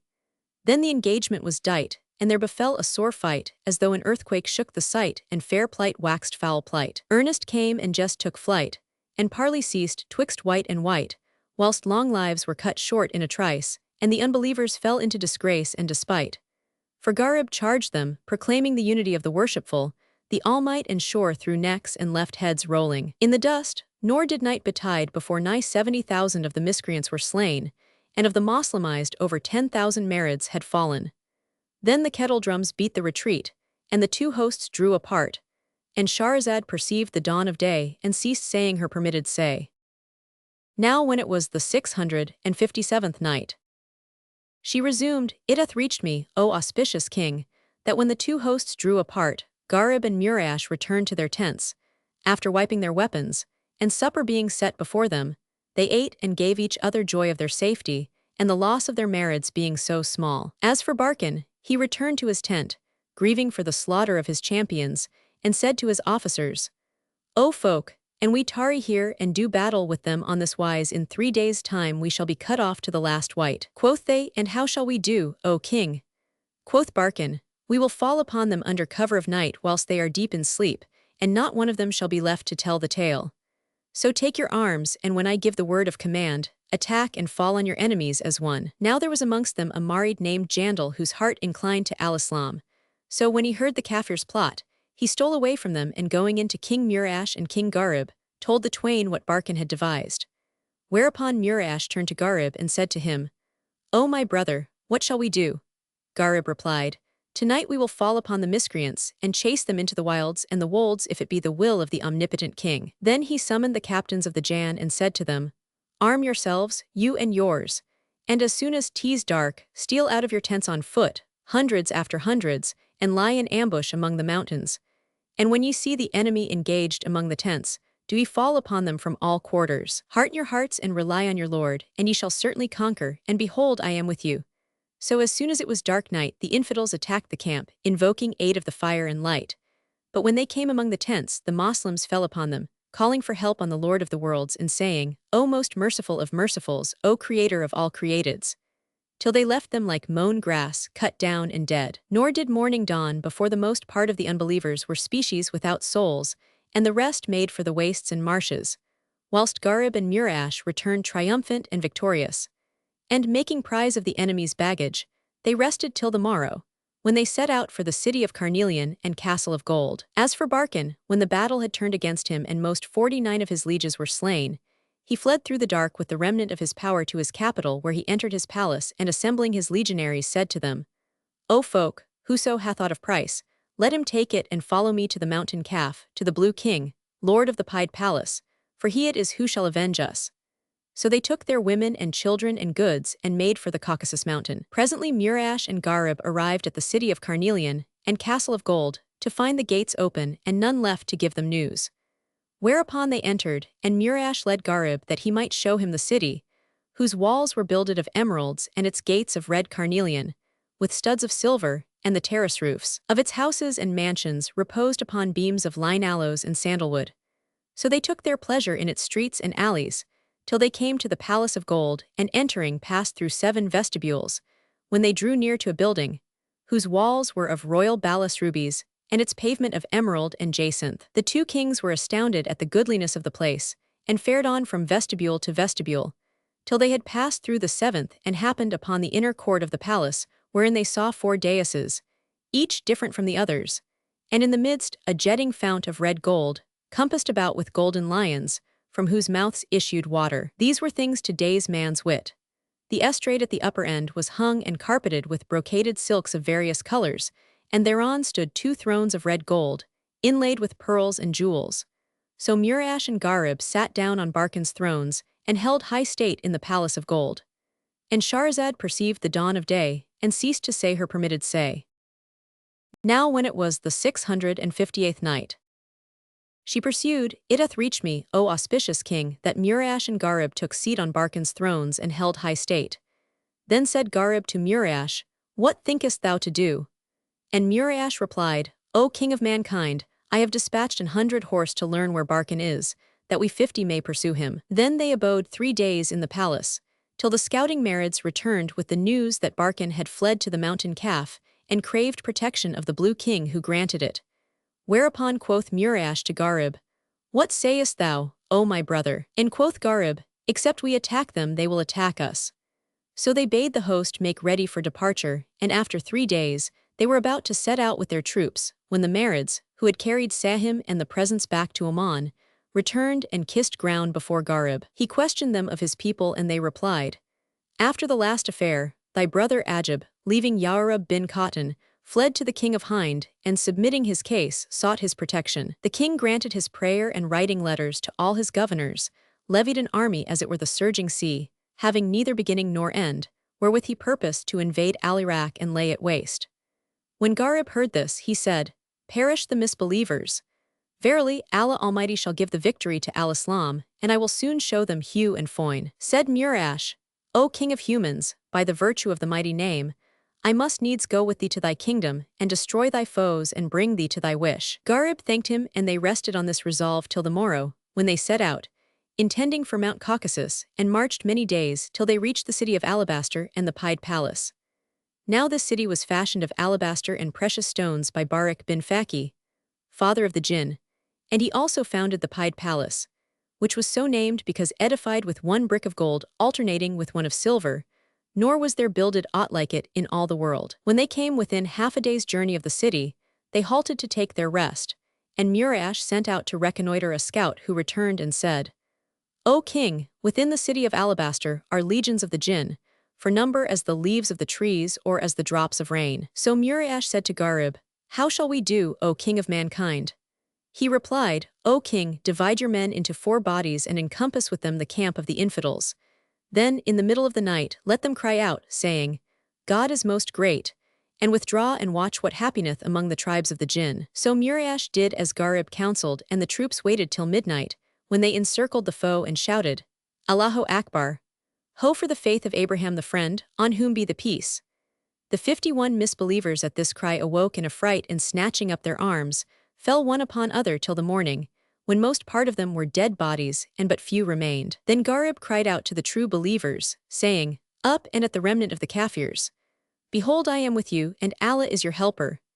So the Moslems drave at the enemy, and Gharib bared his magical blade al-Mahik and fell upon the foe, lopping off noses and making heads wax hoary and whole ranks turn tail. At last he came up with Burton and smote him, and bereft him of life, and he fell down, drenched in his blood. On like wise he did with the Blue King, and by Undurnhour not one of the Kafirs was left alive to tell the tale.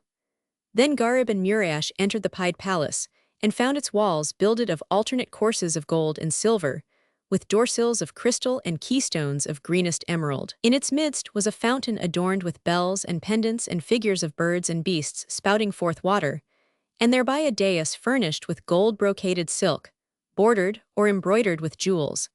And they found the treasures of the palace past count or description. Then they entered the women's court, where they came upon a magnificent seraglio, and Gharib saw, among the Blue King's womanfolk, a girl clad in a dress worth 1,000 dinars. Never had he beheld a goodlier. About her were 100 slave girls, upholding her train with golden hooks, and she was in their midst as the moon among stars. When he saw her, his reason was confounded, and he said to one of the waiting women, "Who may be yonder maid?" Quoth they, "This is the Blue King's daughter, Star-o-Morn." And Shahrazad perceived the dawn of day and ceased saying her permitted say. Now when it was the 659th night, she said, "It hath reached me, O auspicious king, that when Gharib asked the slave women, saying, 'Who may be yonder 52 maid?' they replied, 'This is Star-o-Morn, daughter to the Blue King.' Then Gharib turned to Muraysh and said to him, 'O king of the Jinn, I have a mind to take yonder damsel to wife.' Replied Muraysh, 'The palace and all that therein is, livestock and dead, are the prize of thy right hand. For hadst thou not devised a stratagem to destroy the Blue King and Burton, they had cut us off to the last one. Wherefore the treasure is thy treasure and the folk thy thralls.' Gharib thanked him for his fair speech, and going up to the girl, gazed steadfastly upon her and loved her with exceeding love, forgetting Fakhr Taj the princess and even Madia. Now her mother was the Chinese king's daughter, whom the Blue King had carried off from her palace and perforce deflowered, and she conceived by him and bare this girl, whom he named Star-o-Morn, by reason of her beauty and loveliness, for she was the very princess of the fair. Her mother died when she was a babe of 40 days, and the nurses and eunuchs reared her, till she reached the age of 17. But she hated her sire and rejoiced in his slaughter. So Gharib put his palm to hers, and went in unto her that night, and found her a virgin. Then he bade pull down the pied palace, and divided the spoil with the true-believing Jinn, and there fell to his share 120,000 bricks of gold and silver, and money and treasure beyond speech and count. Then Muraysh took Gharib, and showed him the mountain Kaf and all its marvels. After which they returned to Burton's fortress, and dismantled it, and shared the spoil thereof. Then they repaired to Muraysh's capital, where they tarried 5 days, when Gharib sought to revisit his native country, and Muraysh said, "O king of mankind, I will ride at thy stirrup, and bring thee to thine own land." Replied Gharib, "No, by the virtue of Abraham the friend, I will not suffer thee to weary thyself thus, nor will I take any of the Jinn save Kalajan and Kurajan." Quoth the king, "Take with thee 10,000 horsemen of the Jinn to serve thee." But quoth Gharib, "I will take only as I said to thee." So Muraysh bade 1,000 Marids carry him to his native land, with his share of the spoil, and he commanded Kalajan and Kurajan to follow him and obey him, and they answered, hearkening and obedience. Then said Gharib to the Marids, "Do ye carry the treasure and Star-o-Morn?" For 53 he himself thought to ride his flying steed. But Muraysh said to him, "This horse, O my brother, will live only in our region, and if it come upon man's earth, 'twill die.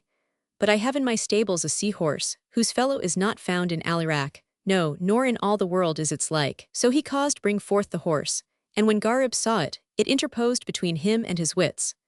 Then they bound it, and Kalajan bore it on his shoulders, and Kurajan took what he could carry. And Muraysh embraced Gharib and wept for parting from him, saying, "O my brother, if aught befall thee wherein thou art powerless, send for me, and I will come to thine aid with an army able to lay waste the whole earth and what is thereon." Gharib thanked him for his kindness and zeal for the true faith, and took leave of him.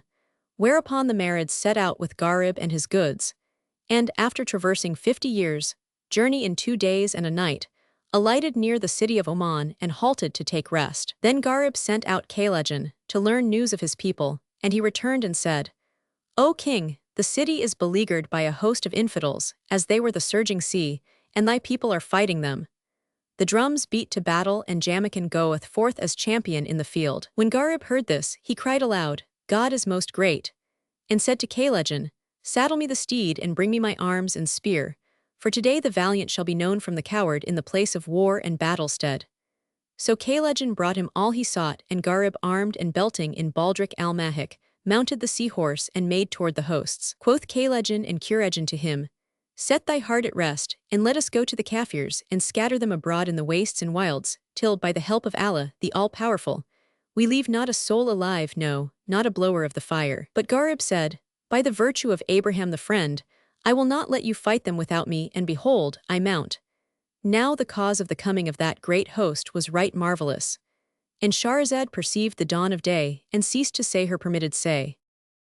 Now when it was the 660th night, she continued, It hath reached me, O auspicious king, that when Gharib had bidden Kaylejan go and learn news of his people, the Jinn fared forth, and presently returning said, Verily around thy city is a mighty host. Now the cause of its coming was that Ajib, having fled the field after Ya'arub's army had been put to the rout, said to his people, O folk, if we return to Ya'arub bin Qatan, he will say to us, But for you, my son and my people had not been slain, and he will put us to death, even to the last man. Wherefore, methinks we were better go to Tarkanan, king of Hind, and beseech him to avenge us. Replied they, Come, let us go thither, and the blessing of the fire be upon thee. So they fared days and nights till they reached King Tarkanan's capital city, and after asking and obtaining permission to present himself, Ajib went in to him and kissed ground before him. Then he wished him what men used to wish to monarchy, and said to him, O king, protect me, so may protect thee the sparkling fire and the night with its thick darkness. Tarkanan looked at Ajib and asked, Who art thou and what dost thou want? To which the other answered, I am Ajib king of Al-Iraq. My brother hath wronged me and gotten the mastery of the land, and the subjects have submitted themselves to him. Moreover, he hath embraced the faith of Al-Islam, and he ceaseth not to chase me from country to country. And behold, I am come to seek protection of thee and thy power. When Tarkanan heard Ajib's words, he rose and sat down and cried, By the virtue of the fire, I will assuredly avenge thee, and will let none serve other than my goddess the fire. And he called aloud to his son, saying, O my son, make ready to go to Al-Iraq and lay it waste and bind all who serve aught but the fire and torment them and make example of them. Yet slay them not, but bring them to me, that I may ply them with various tortures, and make them taste the bitterness of humiliation, and leave them a warning to whoso will be warned in this our while. Then he chose out to accompany him 80,000 fighting men on horseback, and the like number on giraffes, besides 10,000 elephants, 55 bearing on their back seats of sandalwood, latticed with golden rods, plated and studded with gold and silver, and shielded with pavises of gold and emerald. Moreover, he sent good store of war chariots, in each 8 men fighting with all kinds of weapons. Now the prince's name was Rayad Shah, and he was the champion of his time, for prowess having no peer. So he and his army equipped them in 10 days' time, then set out, as they were a bank of clouds, and fared on 2 months' journey, till they came upon Oman city and encompassed it, to the joy of Ajib, who thought himself assured of victory. Jamaican and Sa'adin and all their fighting men sallied forth into the field of fight, whilst the kettle drums beat to battle and the horses neighed. At this moment up came King Gharib, who, as we have said, had been warned by Kaylejan, and he urged on his destrier, and entered among the infidels waiting to see who should come forth and open the chapter of war. Then out rushed Sa'adin the Gull and offered combat, whereupon there issued forth to him one of the champions of Hind. But Sa'adin scarce let him take stand in front ere he smote him with his mace and crushed his bones and stretched him on the ground. And so did he with a second and a third, till he had slain 30 fighting men. Then there dashed out at him an Indian cavalier, by name Badash al-Akran, uncle to King Tarkanan, and of his day the doughtiest man, reckoned worth 5,000 horse in battle plain, and cried out to Sa'adin, saying, O thief of the Arabs, hath thy daring reached that degree that thou shouldst slay the kings of Hind and their champions and capture their horsemen? But this day is the last of thy worldly days. When Sa'adin heard these words, his eyes waxed blood-red, and he drave at Badash and aimed a stroke at him with his club, but he evaded it, and the force of the blow bore Sa'adin to the ground. 56, and before he could recover himself, the Indians pinioned him and haled him off to their tents. Now when Jamaican saw his comrade a prisoner, he cried out, saying, Ho for the faith of Abraham the friend! and clapping heel to his horse, ran at Batash. They wheeled about a while, till Batash charged Jamaican and catching him by his jerkin tear him from his saddle and cast him to the ground, whereupon the Indians bound him and dragged him away to their tents. And Badash ceased not to overcome all who came out to him, captain after captain, till he had made prisoners of 24 chiefs of the Moslems, whereat the true believers were sore dismayed.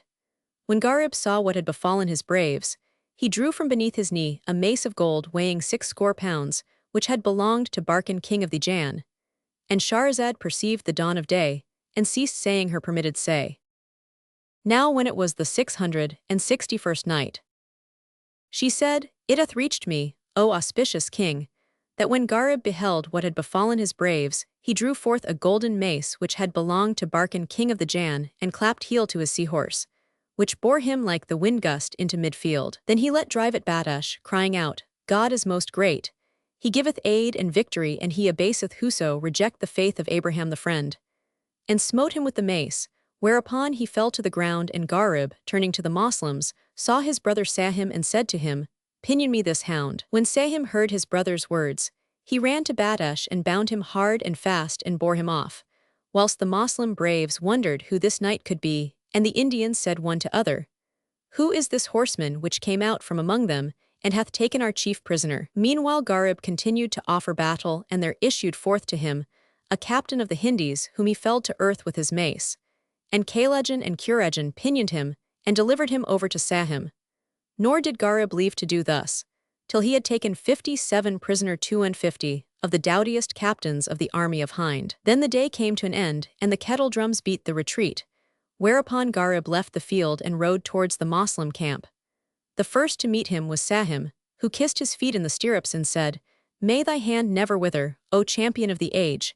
Tell us who thou art among the braves. So Gharib raised his visor of mail, and Sahim knew him and cried out, saying, This is your king and your lord Gharib, who is come back from the land of the Jann. When the Moslems heard Gharib's name, they threw themselves off their horses' backs, and crowding about him, kissed his feet in the stirrups and saluted him, rejoicing in his safe return.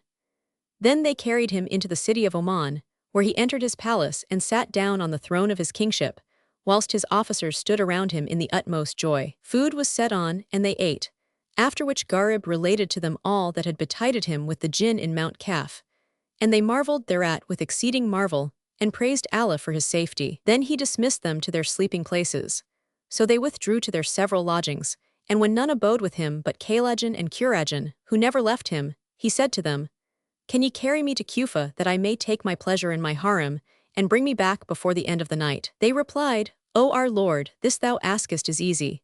Now the distance between Kufa and Oman is 60 days' journey for a diligent horseman, and Kalejan said to Kurejan, I will carry him going and thou coming back.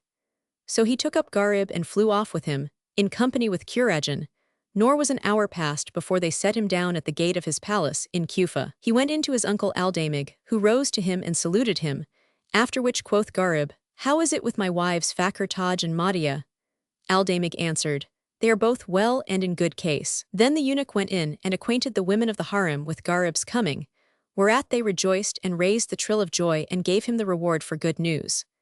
Presently in came King Gharib, and they rose and saluting him, conversed with him, till Aldamig entered, 58 when Gharib related to them all that had befallen him in the land of the Jinn, whereat they all marveled. Then he lay with Fakhr Taj till near daybreak, when he took leave of his wives and his uncle, and mounted Kurejan's back. Nor was the darkness dispelled before the two Marids set him down in the city of Oman. Then he and his men armed, and he bade open the gates, when behold, up came a horseman from the host of the Indians, with Jamaican and Sadin and the rest of the captive captains whom he had delivered, and committed them to Gharib. The Moslems, rejoicing in their safety, donned their mails and took horse, while the kettle drums beat a point of war, and the miscreants also drew up in line. And Shahrazad perceived the dawn of day, and ceased to say her permitted say. Now when it was the 662nd night, she continued, It hath reached me, O auspicious king, that when the Moslem host mounted and rode to the plain of cut and thrust, the first to open the door of war was King Gharib, who, drawing his sword al-Mahik, drove his charger between the two ranks and cried out, saying, Whoso knoweth me hath enough of my mischief, and whoso unknoweth me, to him I will make myself known. I am Gharib, king of Al-Iraq and Al-Yaman, brother of Ajib. When Rayad Shah, son of the king of Hind, heard this, he shouted to his captains, Bring me Ajib. So they brought him, and Rayad Shah said to him, Thou wottest that this quarrel is thy quarrel, and thou art the cause of all this slaughter. Now yonder standeth thy brother Gharib middle, most the fight field, instead where sword and spear we shall wield. Go thou to him and bring him to me a prisoner, that I may set him on a camel arsi-versi, and make a show of him and carry him to the land of Hind. Answered Ajib, O king, send out to him other than I, for I am in ill health this morning. Rayad Shah snarked and snorted and cried, By the virtue of the sparkling fire and the light and the shade and the heat, unless thou fare forth to thy brother and bring him to me in haste, I will cut off thy head and make an end of thee. So Ajib took heart, and urging his horse up to his brother in midfield, said to him, O dog of the Arabs and vilest of all who hammer down tent pegs, wilt thou contend with kings? Take what to thee cometh, and receive the glad tidings of thy 59 death. When Gharib heard this, he said to him, Who art thou among the kings? And Ajib answered, saying, I am thy brother, and this day is the last of thy worldly days. Now when Gharib was assured that he was indeed his brother Ajib, he cried out and said, Ho, to avenge my father and mother. Then giving his sword to Kaylajan, he drave at Ajib and smote him with his mace a smashing blow and a swashing, that went nigh to beat in his ribs, and seizing him by the mail gorget tore him from the saddle, and cast him to the ground. Whereupon the two Marids pounced upon him, and binding him fast, dragged him off dejected and abject. Whilst Gharib rejoiced in the capture of his enemy, and repeated these couplets of the poet. I have won my wish, and my need have scored. Unto thee be the praise and the thanks, O our Lord. I grew up dejected and abject, poor, but Allah vouchsafed me all boons implored. I have conquered countries and mastered men, but for thee were I not, O thou Lord adored. When Rayad Shah saw how evilly Ajib fared with his brother, he called for his charger, and donning his harness and habergeon, mounted and dashed out afield. As soon as he drew near King Gharib, he cried out at him, saying, O basest of Arabs and bearer of scrubs, who art thou, that thou shouldest capture kings and braves? Down from thy horse and put elbows behind back and kiss my feet, and set my warriors free and go with me in bond of chains to my reign, that I may pardon thee and make thee a sheikh in our own land. So mayst thou eat there a bittock of bread. When Gharib heard these words he laughed till he fell backwards, and answered, saying, O mad hound and mangy wolf, soon shalt thou see against whom the shifts of fortune will turn. Then he cried out to Sahim, saying, Bring me the prisoners. So he brought them, and Gharib smote off their heads. Whereupon Rayad Shah drave at him, with the driving of a lordly 60 champion and the onslaught of a fierce slaughterer, and they falsed and fainted and fought till nightfall, when the kettle drums beat the retreat. And Shahrazad perceived the dawn of day, and ceased saying her permitted say. Now when it was the 663rd night, she resumed, It hath reached me, O auspicious king, that when the kettle drums beat the retreat, the two kings parted and returned, each to his own place where his people gave him joy of his safety. And the Moslems said to Gharib, 'Tis not thy wont, O king, to prolong a fight. And he replied, O folk, I have done battle with many royalties and champions, but never saw I a harder hitter than this one. Had I chosen to draw al-Mahik upon him, I had mashed his bones and made an end of his days. But I delayed with him, thinking to take him prisoner and give him part enjoyment in al-Islam. Thus far concerning Gharib. But as regards Rayad Shah, he returned to his marquee and sat upon his throne, when his chiefs came in to him and asked him of his adversary, and he answered, By the truth of the sparkling fire, never in my life saw I the like of yonder brave. But tomorrow I will take him prisoner and lead him away dejected and abject. Then they slept till daybreak, when the battle drums beat to fight, and the swords in baldric were dight, and war cries were cried Amen, and all mounted their horses of generous strain and drew out into the field, filling every wide place and hill and plain. The first to open the door of war was the rider outrageous and the lion rageous, King Gharib, who drave his steed between the two hosts and wheeled and careered over the field, crying, Who is for fray, who is for fight? Let no sluggard come out to me this day nor dullard. Before he had made an end of speaking, out rushed Rayad Shah, riding on an elephant, as he were a vast tower, in a seat girthed with silken bands. And between the elephant's ears sat the driver, bearing in hand a hook, wherewith he goaded the beast and directed him right and left. When the elephant drew near Gharib's horse, and the steed saw a creature it had never before set eyes on, it took fright, wherefore Gharib dismounted and gave the horse to Kaylajan. Then he drew al-Mahik and advanced to meet Rayad Shah afoot, walking on till he faced the elephant. Now it was Rayad Shah's wont, when he found himself overmatched by any brave, to mount an elephant, taking with him an implement called the lasso, which was in the shape of a net, wide at base and narrow at top, with a running cord of silk passed through rings along its edges. With this he would attack horsemen, and casting the meshes over them, draw the running noose and drag the rider off his horse and make him prisoner, and thus had he conquered many cavaliers. So, as Gharib came up to him, he raised his hand, and bespreading the net over him, pulled him on to the back of the elephant, and cried out to the beast to return to the Indian camp. But Kaylajan and Kurajan had not left Gharib, and when they beheld what had befallen their lord, they laid hold of the elephant, whilst Gharib strove with the net, till he rent it in sunder. Upon this the two Marids seized Rayad Shah and bound him with a cord of palm fiber. Then the two armies drove each at other, and met with a shock like two seas crashing or two mountains together dashing, whilst the dust rose to the confines of the sky, and blinded was every eye. The battle waxed fierce and fell, the blood ran in rills, nor did they cease to wage war with lunge of lance and sway of sword in lustiest way, till the day darkened and the night starkened, when the drums beat the retreat and the two hosts drew asunder. Now the 62 Moslems were evilly entreated that day by reason of the riders on elephants and giraffes, and many of them were killed, and most of the rest were wounded. This was grievous to Gharib, who commanded the hurt to be medicined, and turning to his chief officers, asked them what they counseled. Answered they, O king, 'tis only the elephants and giraffes that irk us. Were we but quit of them, we should overcome the enemy. Quoth Kaylajan and Kurajan, we twain will unsheath our swords and fall on them and slay the most part of them. But there came forward a man of Oman, who had been privy counsellor to Jaland, and said, O king, I will be surety for the host, and thou wilt but hearken to me and follow my counsel. Gharib turned to his captains and said to them, Whatsoever this wise man shall say to you, that do. And Shahrazad perceived the dawn of day, and ceased to say her permitted say. Now when it was the 664th night, she pursued, It hath reached me, O auspicious king, that when Gharib said to his captains, Whatsoever this wise man shall say to you, that do, they replied, Hearing and obeying. So the Omani chose out 10 captains and asked them, How many braves have ye under your hands? And they answered, 10,000 fighting men. Then he carried them into the armory, and armed 5,000 of them with harquebuses and other 5,000 with crossbows, and taught them to shoot with these new weapons. Now as soon as it was day, the Indians came out to the field, armed capapai, with the elephants, giraffes, and champions in their van.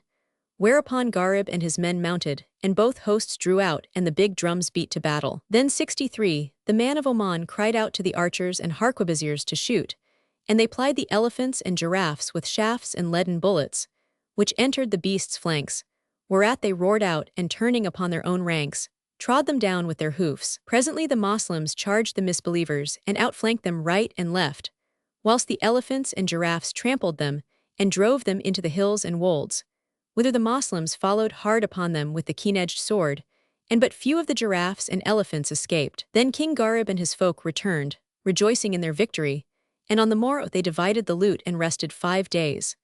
After which King Gharib sat down on the throne of his kingship, and sending for his brother Ajib, said to him, O dog, why hast thou assembled the kings against us? But he who hath power over all things hath given us the victory over thee. So embrace the saving faith, and thou shalt be saved, and I will forbear to avenge my father and mother on thee therefore, and I will make thee king again as thou wast, placing myself under thy hand. But Ajib said, I will not leave my faith. So Gharib bade lay him in irons and appointed 100 stalwart slaves to guard him, after which he turned to Rayad Shah and said to him, How sayst thou of the faith of al-Islam? Replied he, O my lord, I will enter thy faith, for were it not a true faith and a goodly, thou hadst not conquered us. Put forth thy hand, and I will testify that there is no God but the God, and that Abraham the friend is the apostle of God. At this Gharib rejoiced and said to him, Is thy heart indeed stablished in the sweetness of this belief? And he answered, saying, Yes, O my lord. Then quoth Gharib, O Rayad Shah, wilt thou go to thy country and thy kingdom? And quoth he, O my lord, my father will put me to death, for that I have left his faith. Gharib rejoined, I will go with thee and make thee king of the country, and constrain the folk to obey thee, by the help of Allah the Bountiful, the Beneficent. And Rayad Shah kissed his hands and feet. Then Gharib rewarded the counselor who had caused the rout of the foe, and gave him great wealth. After which he turned to Kaylajan and Kurajan, and said to them, Harkai, chiefs of the jinn, 'tis my will that ye carry me, together with Rayad Shah and Jamaican, and Saadin to the land of Hind. We hear and we obey, answered they. So Kurejan took up Jamaican and Saadin, whilst Kalejan took Gharib and Rayad Shah and made for the land of Hind. And Shahrazad perceived the dawn of day and ceased saying her permitted say. Now when it was the 665th night, she said, It hath reached me, O auspicious king, that when the two Marids had taken up Gharib and Jamaican, Saadin the gull and Rayad Shah, they flew on with them from sundown till the last of the night, when they set them down on the terrace of King Tarkanan's palace at Kashmir. Now news was brought to Tarkanan by the remnants of his host of what had befallen his son, whereat he slept not neither took delight in aught, and he was troubled with sore trouble. As he sat in his harem, pondering his case, behold, Gharib and his company descended the stairways of the palace and came in to him, and when he saw his son and those who were with him, he was confused, and fear took him of the Marids. Then Rayad Shah turned to him and said, How long wilt thou persist in thy frowardness, O traitor and worshipper of the fire? Woe to thee! Leave worshipping the fire and serve the magnanimous sire, creator of day and night, whom attaineth no sight. When Tarkanan heard his son's speech, he cast at him an iron club he had by him, but it missed him and fell upon a buttress of the palace and smote out 3 stones. Then cried the king, O dog, thou hast destroyed mine army and hast forsaken thy faith, and comest now to make me do likewise. With this Gharib went up to him and dealt him a cuff on the neck which knocked him down, whereupon the Marids bound him fast, and all the harem women fled. Then Gharib sat down on the throne of kingship and said to Rayad Shah, Do thou justice upon thy father. So Rayad Shah turned to him and said, O perverse old man, become one of the saved, and thou shalt be saved from the fire and the wrath of the all-powerful. But Tarkanan cried, I will not die save in my own faith.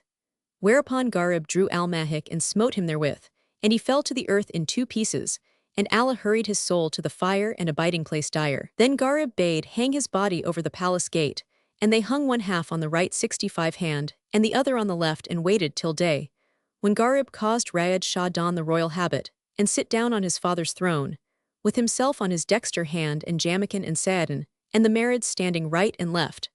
And he said to Kalejan and Kurejan, Whoso entereth of the princes and officers, seize him and bind him, and let not a single captain escape you. And they answered, Hearkening and obedience.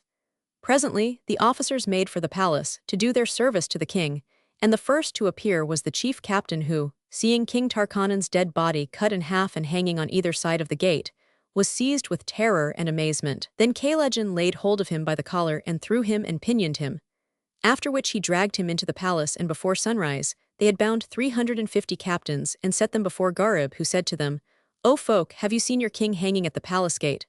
Asked they, Who hath done this deed? And he answered, I did it by the help of Allah Almighty, and whoso opposeth me, I will do with him likewise. Then quoth they, What is thy will with us?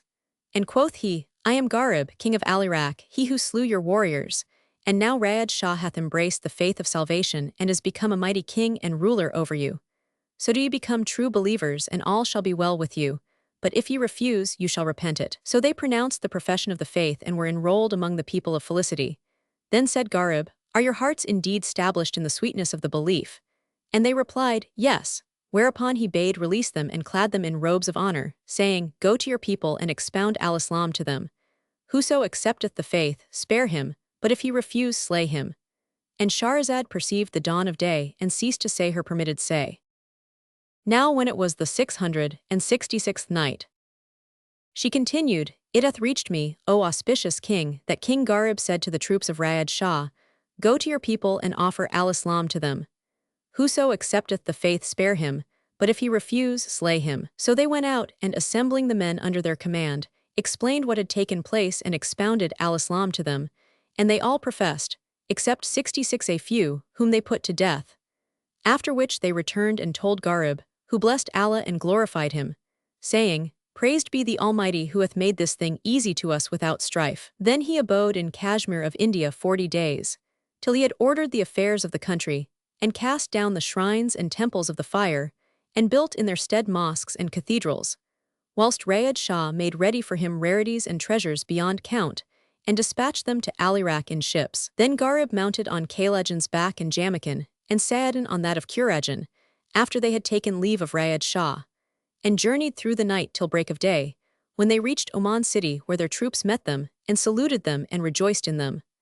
Then they set out for Kufa, where Gharib called for his brother Ajib, and commanded to hang him. So Sahim brought hooks of iron and driving them into the tendons of Ajib's heels, hung him over the gate. And Gharib bade them shoot him, so they riddled him with arrows, till he was like unto a porcupine. Then Gharib entered his palace, and sitting down on the throne of his kingship, passed the day in ordering the affairs of the state. At nightfall he went into his harem, where Star-o-Morn came to meet him and embraced him and gave him joy, she and her women, of his safety.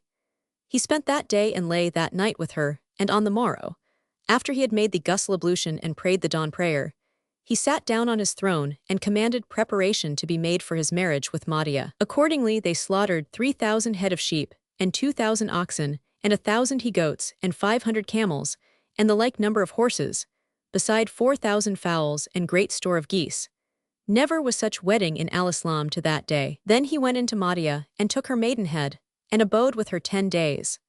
After which he committed the kingdom to his uncle Al-Damig, charging him to rule the lieges justly, and journeyed with his women and warriors, till he came to the ships laden with the treasures and rarities which Ra'ad Shah had sent him, and divided the monies among his men who from poor became rich. Then they fared on till they reached the city of Babel, where he bestowed on Sahim al-Layl a robe of honor, and appointed him sultan of the city. And Shahrazad perceived the dawn of day, and ceased saying her permitted say. Now when it was the 667th night, she resumed, It hath reached me, O auspicious king, that Gharib, after robing his brother Sahim and appointing him sultan, abode with him 10 days, after which he set out again, and journeyed nor stinted travel till he reached the castle of Sa'ad in the Gull, where they rested 5 days. Then quoth Gharib to Kaylajan and Kurajan, Pass over to Isbanir al-Madain to the palace of the Chosroe, and find what is come of Fakhr Taj, and bring me one of the king's kinsmen, who shall acquaint me with what hath passed. Quoth they, We hear and we obey, and set out forthright for Isbanir. As they flew between heaven and earth, behold, they caught sight of a mighty army, as it were the surging sea, and Kaylajan said to Kurajan, Let us descend and determine what be this host. So they alighted, and walking among the troops, found them Persians, and questioned the soldiers whose men they were and whither they were bound. Whereto they made answer, We are en route for Al-Iraq to slay Gharib and all who company him. When the Marids heard these words, they repaired to the pavilion of the Persian general, whose name was Rustam, and waited till the soldiers slept, when they took up Rustam, bed and all, and made for the castle where Gharib lay. They arrived there by midnight, and going to the door of the king's pavilion, cried permission, which when he heard he sat up and said, Come in. So they entered and set down the couch with Rustam asleep thereon. Gharib asked, Who be this? And they answered, This be a Persian prince, whom we met coming with a great host, thinking to slay thee and thine, and we have brought him to thee, that he may tell thee what thou hast a mind to know. Fetch me 100 braves, cried Gharib, and they fetched them, whereupon he bade them, Draw your swords and stand at the head of this Persian carle. Then they awoke him, and he opened his eyes, and finding an arch of steel over his head, shut them again, crying, What be this foul dream? But Kaylajan pricked him with his sword point, and he sat up and said, Where am I? Quoth Sahim, Thou art in the presence of King Gharib, son-in-law of the king of the Persians. What is thy name, and whither goest thou? When Rustam heard Gharib's name, he bethought himself and said in his mind, Am I asleep or awake? Whereupon Sahim dealt him a buffet, saying, Why 68 dost thou not answer? And he raised his head and asked, Who brought me from my tent out of the midst of my men? Gharib answered, These 2 Marids brought thee. So he looked at Kaylajan and Kurajan and skited in his bag trousers. Then the Marids fell upon him, bearing their tusks and brandishing their blades, and said to him, Wilt thou not rise and kiss ground before King Gharib? And he trembled at them and was assured that he was not asleep. So he stood up and kissed the ground between the hands of Gharib, saying, The blessing of the fire be on thee, and long life be thy life, O king.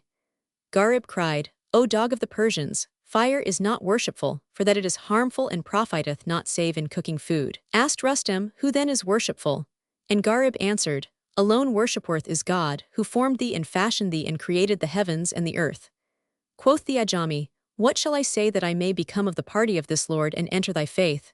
And quoth Gharib, Say, There is no God but the God, and Abraham is the friend of God. So Rustam pronounced the profession of the faith and was enrolled among the people of felicity. Then said he to Gharib, Know, O my lord, that thy father-in-law King Sabur seeketh to slay thee, and indeed he hath sent me with 100,000 men, charging me to spare none of you. Gharib rejoined, Is this my reward for having delivered his daughter from death and dishonor? Allah will requite him his ill intent. But what is thy name?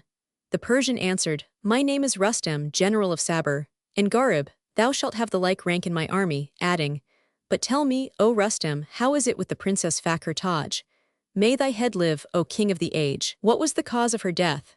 Rustam replied, O my lord, no sooner hadst thou left us than one of the princess's women went in to King Sabur and said to him, O my master, didst thou give Gharib leave to lie with the princess my mistress? Whereto he answered, No, by the virtue of the fire, and drawing his sword, went into his daughter and said to her, O foul baggage, why didst thou suffer yonder Badawi to sleep with thee, without dower or even wedding?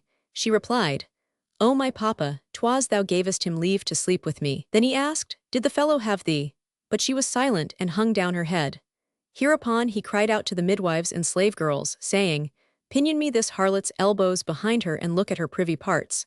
So they did as he bade them, and after inspecting her slit said to him, O king, she hath lost her maidenhead. Whereupon he ran at her and would have slain her, but her mother rose up and threw herself between them, crying, O king, slay her not, lest thou be forever dishonored, but shut her in a cell till she die. So he cast her into prison till nightfall, when he called 2 of his courtiers and said to them, Carry her afar off and throw her into the river Jayhun and tell none. They did his commandment, and indeed her memory is forgotten and her time is past. And Shahrazad perceived the dawn of day, and ceased to say her permitted say. Now when it was the 668th night, she pursued, It hath reached me, O auspicious king, that when Gharib asked news of Fakhr Taj, Rustam informed him that she had been drowned in the river by her sire's command. And when Gharib heard this, the world waxed wan before his eyes, and he cried, By the virtue of Abraham the friend, I will assuredly go to yonder dog and overwhelm him, and lay waste his realm. Then he sent letters to Jamaican and to the governors of Mosul and Mayafarakan, and turning to Rustam said to him, How many men hadst thou in thine army? He replied, 100,000 Persian horse. And Gharib rejoined, Take 10,000 horse and go to thy people and occupy them with war, I will follow on thy trail. So Rustam mounted, and taking 10,000 Arab horse made for his tribe, saying in himself, I will do a deed shall whiten my face with King Gharib. So he fared on 7 days, till there remained but half a day's journey between him and the Persian camp. When, dividing his host into 4 divisions, he said to his men, Surround the Persians on all sides, and fall upon them with the sword. They rode on from eventide till midnight, when they had compassed the camp of the Ajamis, who were asleep in security, and fell upon them, shouting, God is most great. Whereupon the Persians started up from sleep, and their feet slipped, and the saber went round amongst them. For the all-knowing king was wroth with them, and Rustam wrought amongst them as fire in dry fuel. Till by the end of the night, the whole of the Persian host was slain or wounded or fled, and the Moslems made prize of their tents and baggage, horses, camels, and treasure chests. Then they alighted and rested in the tents of the Ajamis till King Gharib came up, and seeing what Rustam had done, and how he had gained by stratagem a great and complete victory, he invested him with a robe of honor and said to him, O Rustam, it was thou didst put the Persians to the rout, wherefore all the spoil is thine. So he kissed Gharib's hand and thanked him, and they rested till the end of the day, when they set out for King Sabur's capital. Meanwhile the fugitives of the defeated force reached Ispanir and went into Sabur, crying out and saying, Alas, and well away, and woe worth the day. Quoth he, What hath befallen you, and who with his mischief hath smitten you? So they told him all that had passed, and said, Naught befell us except that thy general Rustam fell upon us in the darkness of the night, because he had turned Moslem, nor did Gharib come near us. When the king heard this, he cast his crown to the ground and said, There is no worth left us. Then he turned to his son Ward Shah and said to him, O my son, there is none for this affair save thou. Answered Ward Shah, By thy life, O my father, I will assuredly bring Gharib and his chiefs of the people in chains and slay all who are with him. Then he numbered his army and found it 220,000 men. So they slept, intending to set forth on the morrow. But next morning, as they were about to march, behold, a cloud of dust arose and spread till it walled the world and baffled the sight of the farthest seeing wight. Now Sabur had mounted to farewell his son, and when he saw this mighty great dust, he let call a runner and said to him, Go find me out the cause of this dust cloud. The scout went and returned, saying, O my lord, Gharib and his braves are upon you. Whereupon they unloaded their bat beasts and drew out in line of battle. When Gharib came up and saw the Persians ranged in row, he cried out to his men, saying, Charge with the blessing of Allah.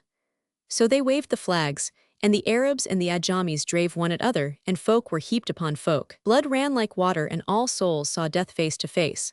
The brave advanced and pressed forward to assail, and the coward hung back and turned tail, and they ceased not from fight and fray till ended day, when the kettle drums beat the retreat and the two hosts drew apart. Then Sabur commanded to pitch his camp hard over the city gate, and Gharib set up his pavilions in front of theirs, and every one went to his tent. And Shahrazad perceived the dawn of day, and ceased saying her permitted say.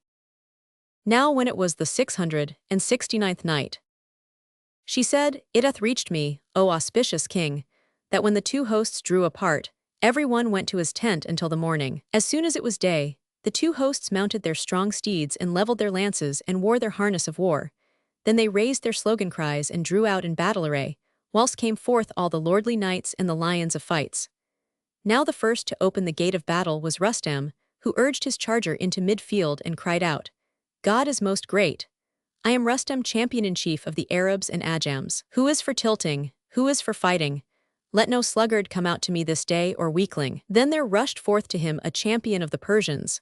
The two charged each other, and there befell between them a sore fight, till Rustam sprang upon his adversary and smote him with a mace he had with him, 70 pounds in weight, and beat his head down upon his breast, and he fell to the earth, dead and in his blood drowned. This was no light matter to Sabur, and he commanded his men to charge.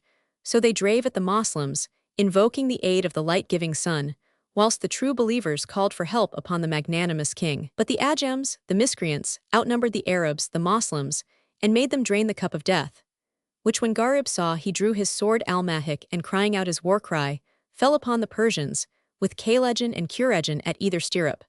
Nor did he leave playing upon them with blade till he hewed his way to the standard-bearer and smote him on the head with the flat of his sword, whereupon he fell down in a fainting fit, and the two Marids bore him off to their camp. When the Persians saw the standard fall, they turned and fled, and for the city gates made. But the Moslems followed them with the blade, and they crowded together to enter the city, so that they could not shut the gates, and there died of them much people. Then Rustam and Sa'adan, Jamakan and Sahim, Al-Damig, Kalejan and Kurejan, and all the braves Mohammedan and the champions of faith Unitarian fell upon the misbelieving Persians in the gates. And the blood of 72, the Kafirs, ran in the streets like a torrent, till they threw down their arms and harness, and called out for quarter. Whereupon the Moslems stayed their swords from the slaughter, and drove them to their tents, as one driveth a flock of sheep. Meanwhile Gharib returned to his pavilion, where he doffed his gear, and washed himself of the blood of the infidels. After which he donned his royal robes, and sat down on his chair of estate. Then he called for the king of the Persians, and said to him, O dog of the Ajams, what moved thee to deal thus with thy daughter? How seest thou me unworthy to be her baron? And Sabur answered, saying, O king, punish me not because of that deed which I did, for I repent me and confronted thee not in fight but in my fear of thee. When Gharib heard these words, he bade throw him flat and beat him. So they bastinadoed him, till he could no longer groan, and cast him among the prisoners. Then Gharib expounded al-Islam to the Persians, and 120,000 of them embraced the faith, and the rest he put to the sword. Moreover, all the citizens professed al-Islam, and Gharib mounted, and entered in great state the city Isbanir al-Madain.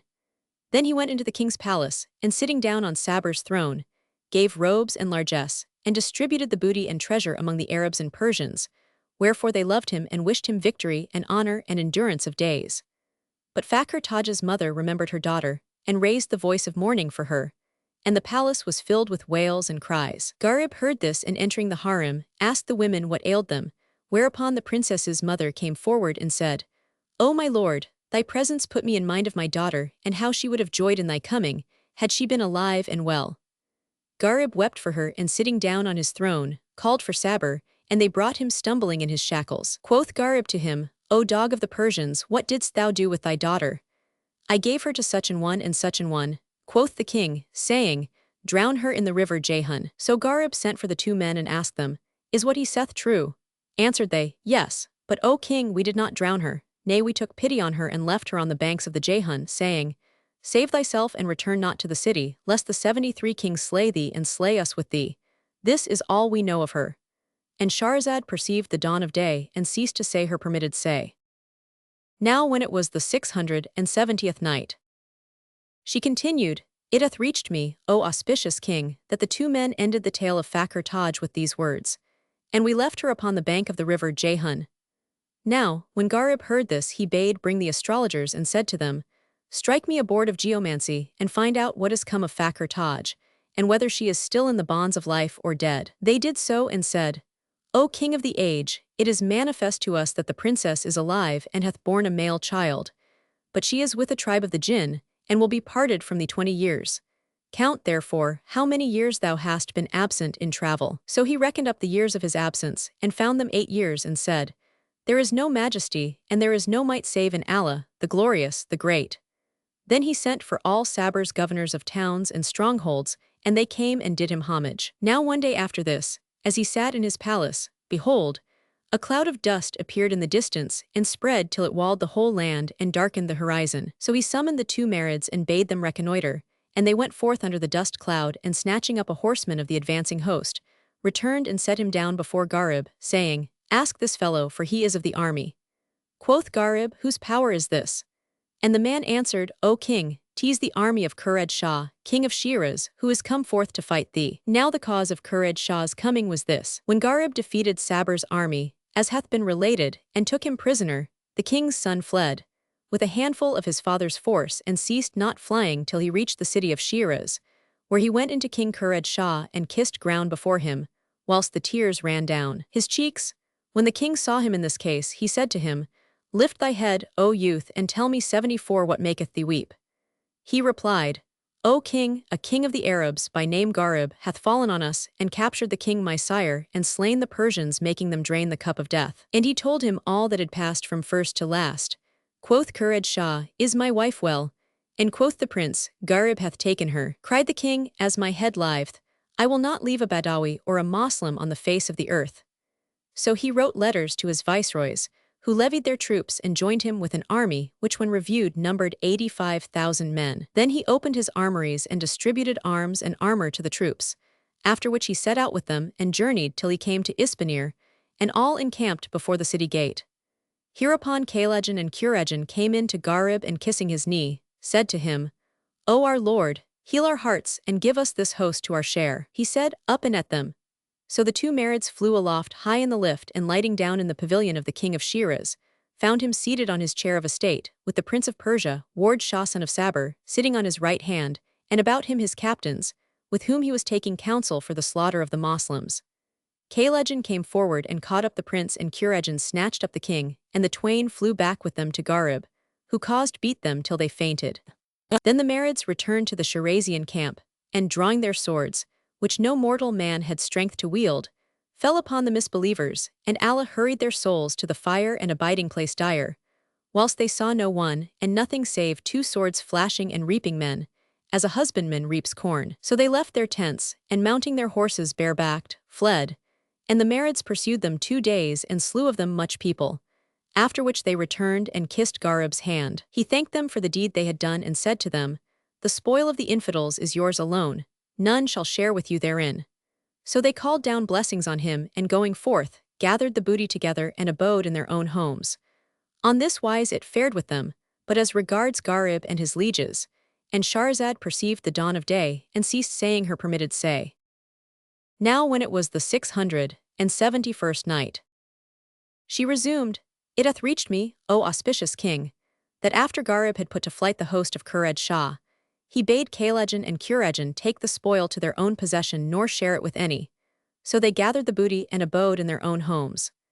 Meanwhile the remains of the beaten force ceased not flying, till they reached the city of Shiraz, and there lifted up the voice of weeping, and began the ceremonial lamentations for those of them that had been slain. Now King Khurred Shah had a brother Surin the sorcerer hight, than whom there was no greater wizard in his day, and he lived apart from his brother in a certain stronghold, called the Fortalice of Fruits, in a place abounding in trees and streams and birds and blooms, half a day's journey from Shiraz. So the fugitives betook them thither, and went in to Surin the sorcerer, weeping and wailing aloud. Quoth he, O folk, what garreth you weep? And they told him all that had happened, especially how the 2 Marids had carried off his brother Khurred Shah, whereupon the light of his eyes became night, and he said, By the virtue of my faith, I will certainly slay Garib and all his men, and leave not one alive to tell the tale.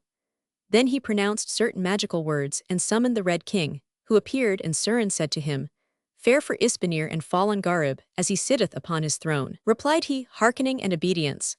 And gathering his troops, repaired to Isbanir and assailed Gharib, who seeing him, drew his sword Almahik, and he and Kalajan and Kurajan fell upon the army of the Red King and slew of them 530 and wounded the king himself with a grievous wound. Whereupon he and his people fled and stayed not in their flight, till they reached the fortalice of fruits and went into Surin, crying out and exclaiming, Woe!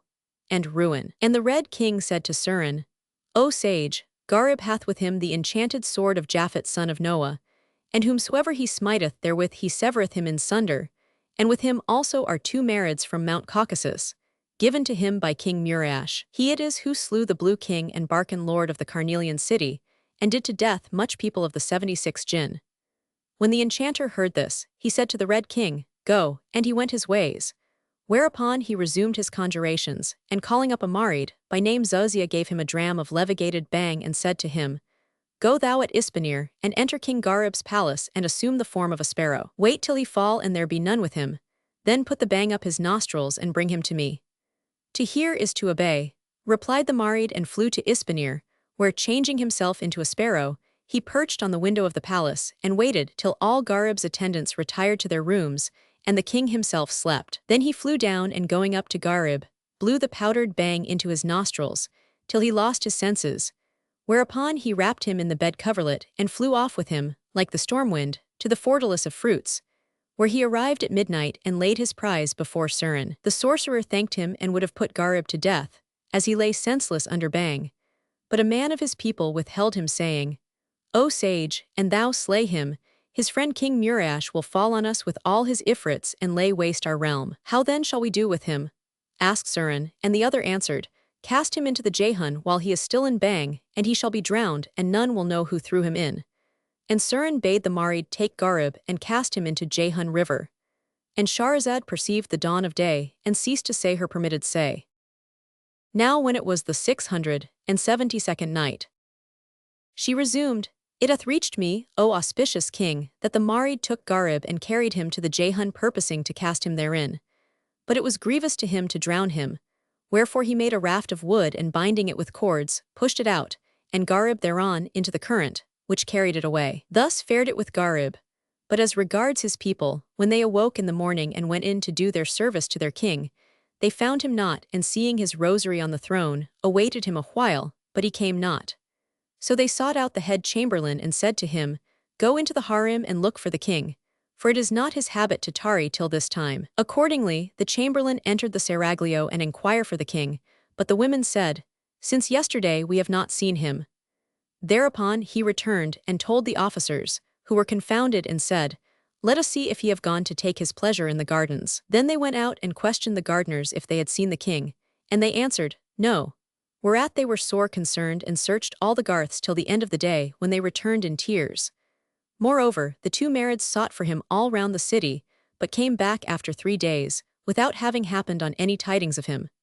So the people donned black, and made their complaint to the Lord of all worshipping men, who doth as he is fain. Meanwhile the current bore the raft along for 5 days till it brought it to the salt sea, where the waves disported with Gharib, and his stomach, being troubled, threw up the bang. Then he opened his eyes, and finding himself in the midst of the main, a plaything of the billows, said, There is no majesty and there is no might save in Allah, the glorious, the great. Would to heaven I wot who hath done this deed by me. Presently as he lay, perplexed concerning his case, lo, he caught sight of a ship sailing by, and signalled with his sleeve to the sailors, who came to him and took him up, saying, Who art thou and whence comest thou? He replied, Do ye feed me and give me to drink, till I recover myself, and after I will tell you who I am. So they brought him water and victual, and he ate and drank, and Allah restored to him his reason. Then he asked them, O folk, what countrymen are ye, and what is your faith? And they answered, We are from Karaj, and we worship an idol called Minkesh. Cried Gharib, Perdition to you and your idol. O dogs, none is worthy of worship save Allah, who created all things, who saith to a thing be, and it becometh. When they heard this, they rose up and fell upon him in great wrath, and would have seized him. Now he was without weapons, but whomsoever he struck, he smote down and deprived of life, till he had felled 40 men, after which they overcame him by force of numbers and bound him fast, saying, We will not slay him save in our own land, that we may first show him to our king. Then they sailed on till they came to the city of Karaj.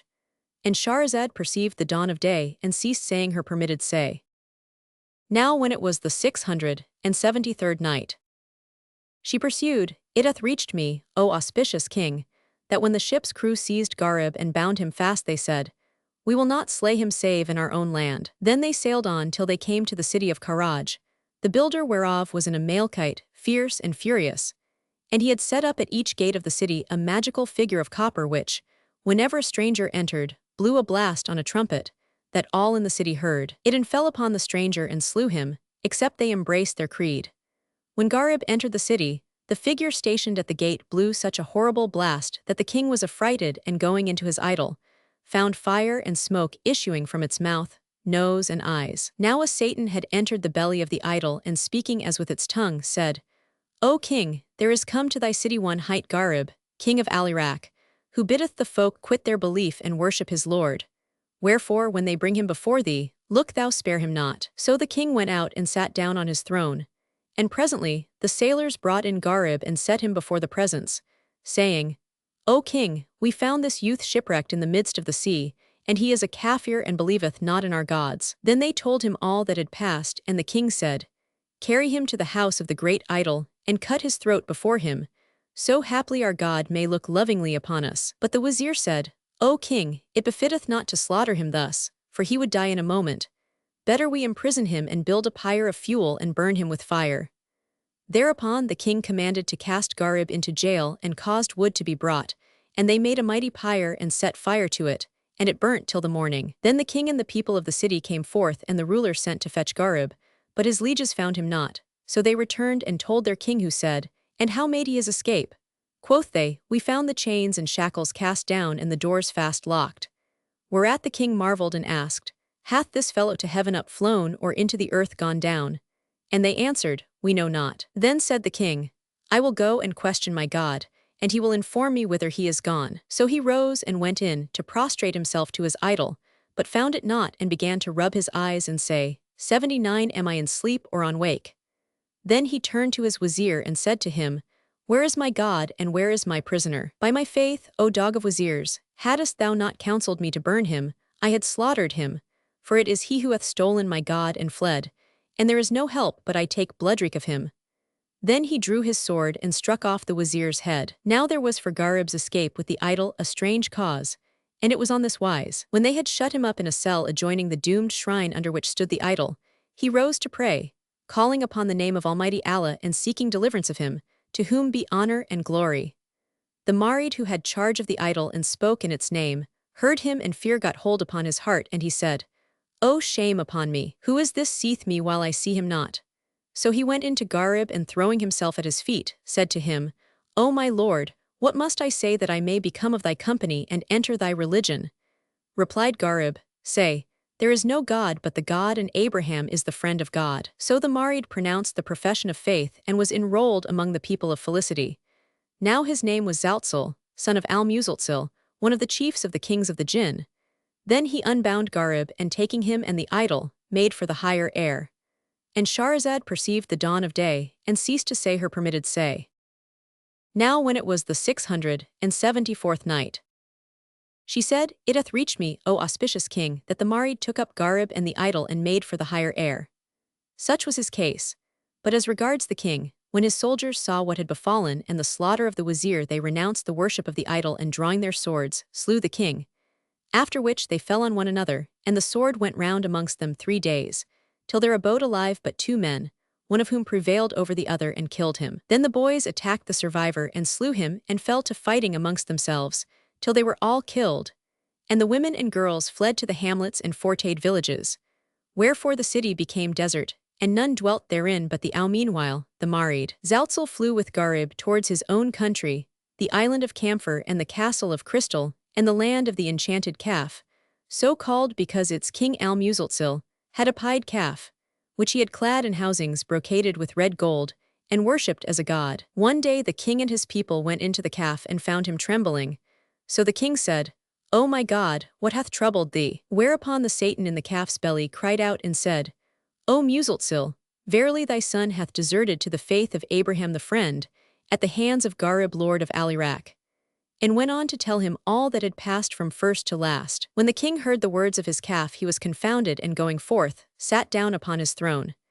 Then he summoned his grandees, who came in a body, and he told them what he had heard from the idol, whereat they marveled and said, "What shall we do, O king?"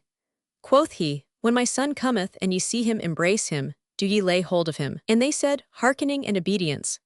After 2 days came Zalzal and Garib with the king's idol of Karaj, but no sooner had they entered the palace gate than the jinn seized on them and carried them before Al-Muzatzil, who looked at his son with eyes of ire and said to him, "O dog of the Jann, hast thou left thy faith and that of thy fathers and grandfathers?" Quoth Zalzal, "I have embraced the true faith, and on like wise do thou, woe be to thee. Seek salvation, and thou shalt be saved from the wrath of the King Almighty in sway, creator of night and day." Therewith his father waxed wroth and said, "O son of adultery, dost confront me with these words?" Then he bade clap him in prison, and turning to Garib, said to him, "O wretch of a mortal, how hast thou abused my son's wit and seduced him from his faith?" Quoth Garib, "Indeed, I have brought him out of wrongousness into the way of righteousness, out of hell into heaven, and out of unfaith to the true faith." Whereupon the king cried out to a Marid called Sayyar, saying, "Take this dog and cast him into the Wadi of fire, that he may perish." Now this valley was in the waste quarter, and was thus named from the excess of its heat and the flaming of its fire, which was so fierce that none who went down therein cool of an hour, but was destroyed. And it was compassed about by mountains high and slippery, wherein was no opening. So Sayyar took up Garib and flew with him towards the valley of fire, till he came within an hour's journey thereof, when being weary, he alighted in a valley full of trees and streams and fruits, and setting down from his back Garib chained as he was, fell asleep for fatigue. When Garib heard him snore, he strove with his bonds till he burst them. Then, taking up a heavy stone, he cast it down on the Marid's head and crushed his bones, so that he died on the spot. Then he fared on into the valley. And Shahrazad perceived the dawn of day and ceased saying her permitted say. Now when it was the 675th night, she continued, "It hath reached me, O auspicious king, that Garib after killing the Marid fared on into the valley, and found himself in a great island in mid-ocean, full of all fruits that lips and tongue could desire. So he abode alone on the island, drinking of its waters, and eating of its fruits and of fish that he caught, and days and years passed over him, till he had sojourned there in his solitude 7 years. One day as he sat, behold, there came down on him from the air 2 Marids, each carrying a man, and seeing him they said, "Who art thou, O fellow, and of which of the tribes art thou?" Now they took him for a Jinni because his hair was grown long, and he replied, saying, "I am not of the Jann." Whereupon they questioned him, and he told them all that had befallen him. They grieved for him, and one of the Ifrits said, "Abide thou here till we bear these 2 lambs to our king, that he may break his fast on the one and sup on the other, and after we will come back and carry thee to thine own country." He thanked them and said, "Where be the lambs?" Quoth they, "These 2 mortals are the lambs." And Garib said, "I take refuge with Allah, the God of Abraham the Friend, the Lord of all creatures, who hath power over everything." Then the Marids flew away, and Garib abode awaiting them 2 days, when one of them returned, bringing with him a suit of clothes wherewith he clad him. Then he took him up and flew with him sky-high out of sight of earth, till Garib heard the angels glorifying God in heaven, and a flaming shaft issue from amongst them and made for the Marid, who fled from it towards the earth. The meteor pursued him, till he came within a spear's cast of the ground, when Garib leaped from his shoulders, and the fiery shaft overtook the Marid, who became a heap of ashes.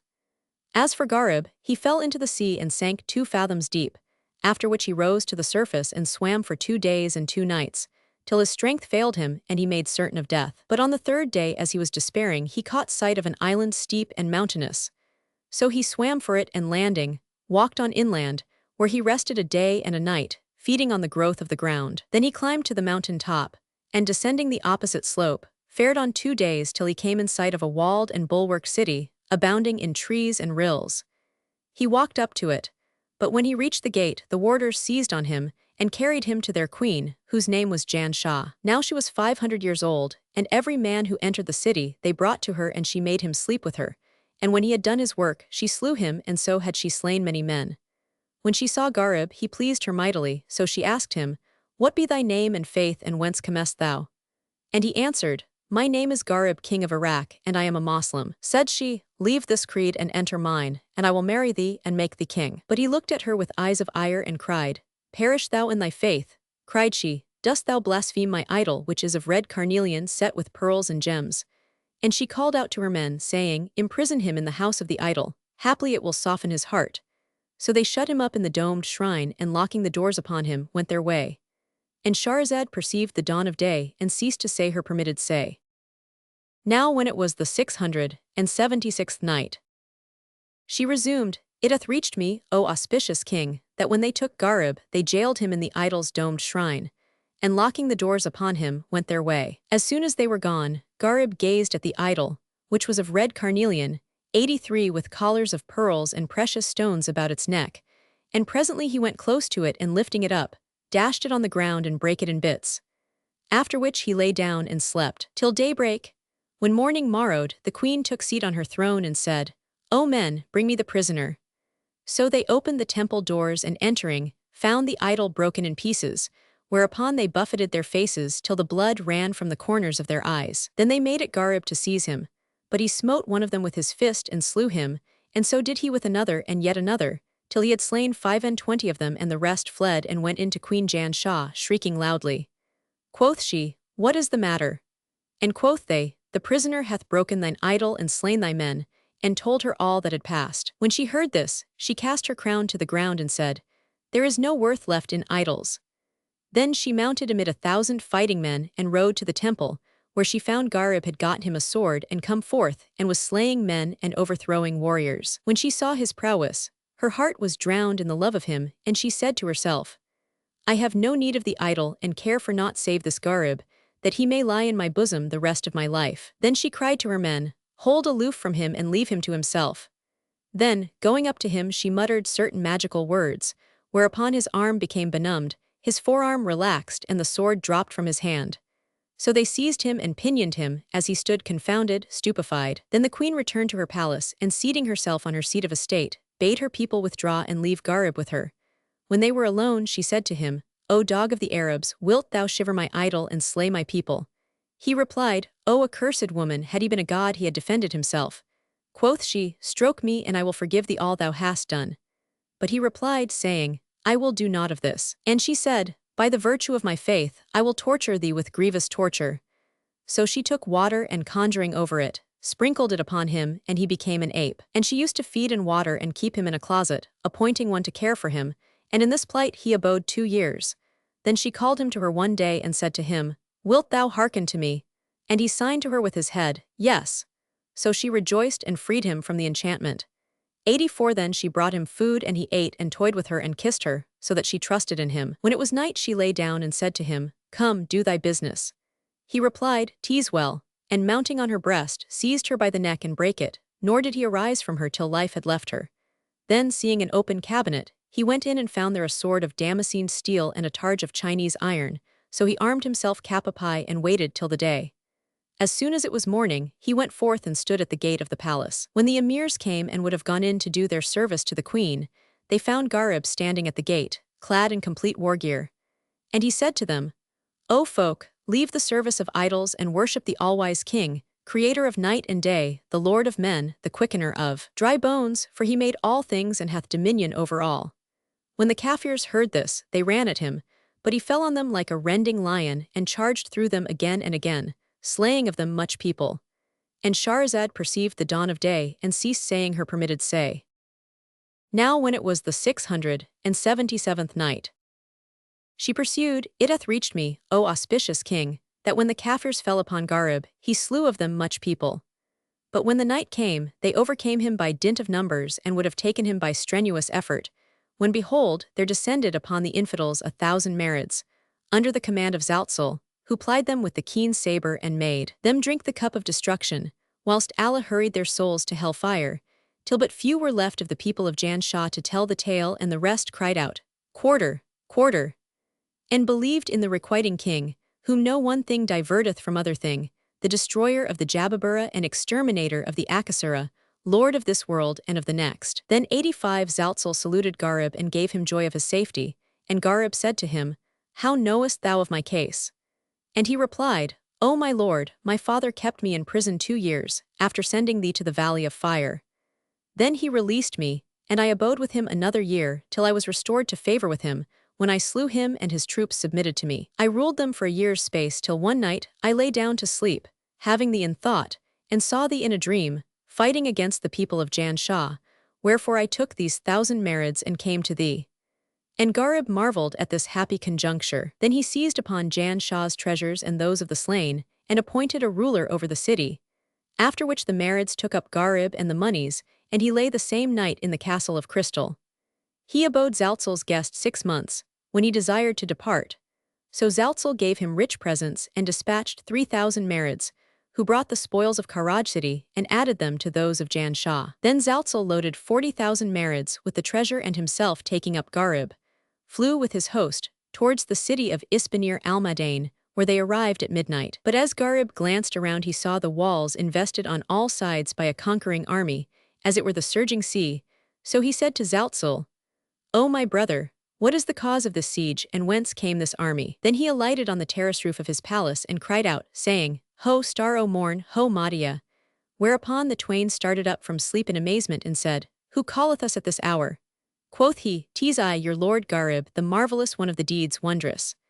When the princesses heard their lord's voice, they rejoiced, and so did the women and the eunuchs. Then Gharib went down to them, and they threw themselves upon him and lullilooed with cries of joy, so that all the palace rang again, and the captains of the army awoke and said, "What is to do?" So they made for the palace and asked the eunuchs, "Hath one of the king's women given birth to a child?" And they answered, "No, but rejoice ye, for King Gharib hath returned to you." So they rejoiced, and Gharib, after salams to the women, came forth amongst his comrades, who threw themselves upon him and kissed his hands 86 and feet, returning thanks to Almighty Allah and praising him. Then he sat down on his throne, with his officers sitting about him, and questioned them of the beleaguering army. They replied, "O king, these troops sat down before the city 3 days ago, and there are amongst them jinns as well as men. But we know not what they want, for we have had with them neither battle nor speech." And presently they added, "The name of the commander of the besieging army is Murad Shah, and he hath with him 100,000 horse and 3,000 foot, besides 200 tribesmen of the jinn." Now the manner of his coming was wondrous. And Shahrazad perceived the dawn of day, and ceased to say her permitted say. Now when it was the 678th night, she said, "It hath reached me, O auspicious king, that the cause of this army coming upon Isbanir city was wondrous. When the 2 men, whom Sabr had charged to drown his daughter Fakhr Taj, let her go, bidding her flee for her life, she went forth distracted, unknowing whither to turn, and saying, "Where is thine eye, O Gharib, that thou mayst see my case and the misery I am in?" And wandered on from country to country, and valley to valley, till she came to a wady abounding in trees and streams, in whose midst stood a strong-based castle and a lofty builded, as it were one of the pavilions of paradise. So she betook herself thither, and entering the fortalice, found it hung and carpeted with stuffs of silk, and great plenty of gold and silver vessels. And therein were 100 beautiful damsels. When the maidens saw Fakhr Taj, they came up to her and saluted her, deeming her of the virgins of the jinn, and asked her of her case. Quoth she, "I am daughter to the Persians' king," and told them all that had befallen her, which when they heard, they wept over her and condoled with her and comforted her, saying, "Be of good cheer and keep thine eyes cool and clear, for here shalt thou have meat and drink and raiment, and we all are thy handmaids." She called down blessings on them, and they brought her food, of which she ate till she was satisfied. Then quoth she to them, "Who is the owner of this palace and lord over you girls?" And quoth they, "King Salsal, son of Dal, is our master.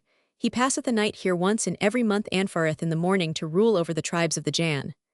So Fakhr Taj took up her abode with them, and after 5 days she gave birth to a male child, as he were the moon. They cut his navel cord and kohled his eyes, then they named him Murad Shah, and he grew up in his mother's lap. After a while came King Salsal, riding on a paper-white elephant, as he were a tower plastered with lime and attended by the troops of the jinn. He entered the palace, where the 100 damsels met him and kissed ground before him, and amongst them Fakhr Taj. When the king saw her, he looked at her and said to the others, "Who is yonder damsel?" And they replied, "She is the daughter of Sabr, king of the Persians and Turks and Daylamites." Quoth he, "Who brought her hither?" So they repeated to him her story, whereat he was moved to pity for her and said to her, "Grieve not, but take patience till thy son be grown a man, when I will go to the land of the Ajams, and strike off thy father's head from between his shoulders, and seat thy son on the throne in his stead." So she rose and kissed his hands and blessed him. Then she abode in the castle, and her son grew up and was reared with the children of the king. They used to ride forth together a-hunting and birding, and he became skilled in the chase of wild beasts and ravening lions, and ate of their flesh, till his heart became harder than the rock. When he reached the age of 15, his spirit waxed big in him, and he said to Fakhr Taj, "O my mamma, who is my papa?" She replied, "O my son Gharib, king of Iraq, is thy father, and I am the king's daughter of the Persians." And she told him her story. Quoth he, "Did my grandfather indeed give orders to slay thee and my father Gharib?"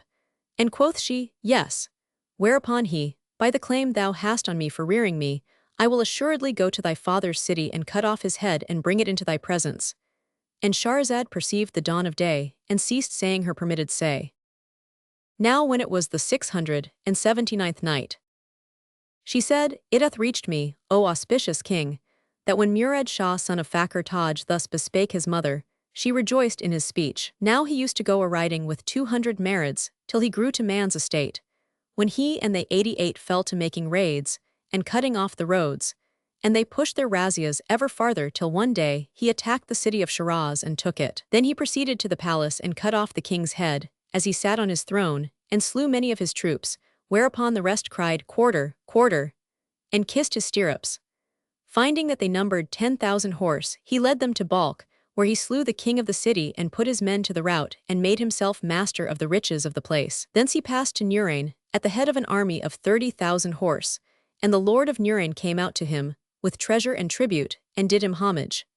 Then he went on to Samarkand of the Persians and took the city, and after that to Aklat and took that town also, nor was there any city he came to but he captured it. Thus Murad Shah became the head of a mighty host, and all the booty he made and spoils in the sundry cities he divided among his soldiery, who loved him for his valor and munificence. At last he came to Isbanir al-Madain and sat down before it, saying, "Let us wait till the rest of my army come up, when I will seize on my grandfather and solace my mother's heart by smiting his neck in her presence."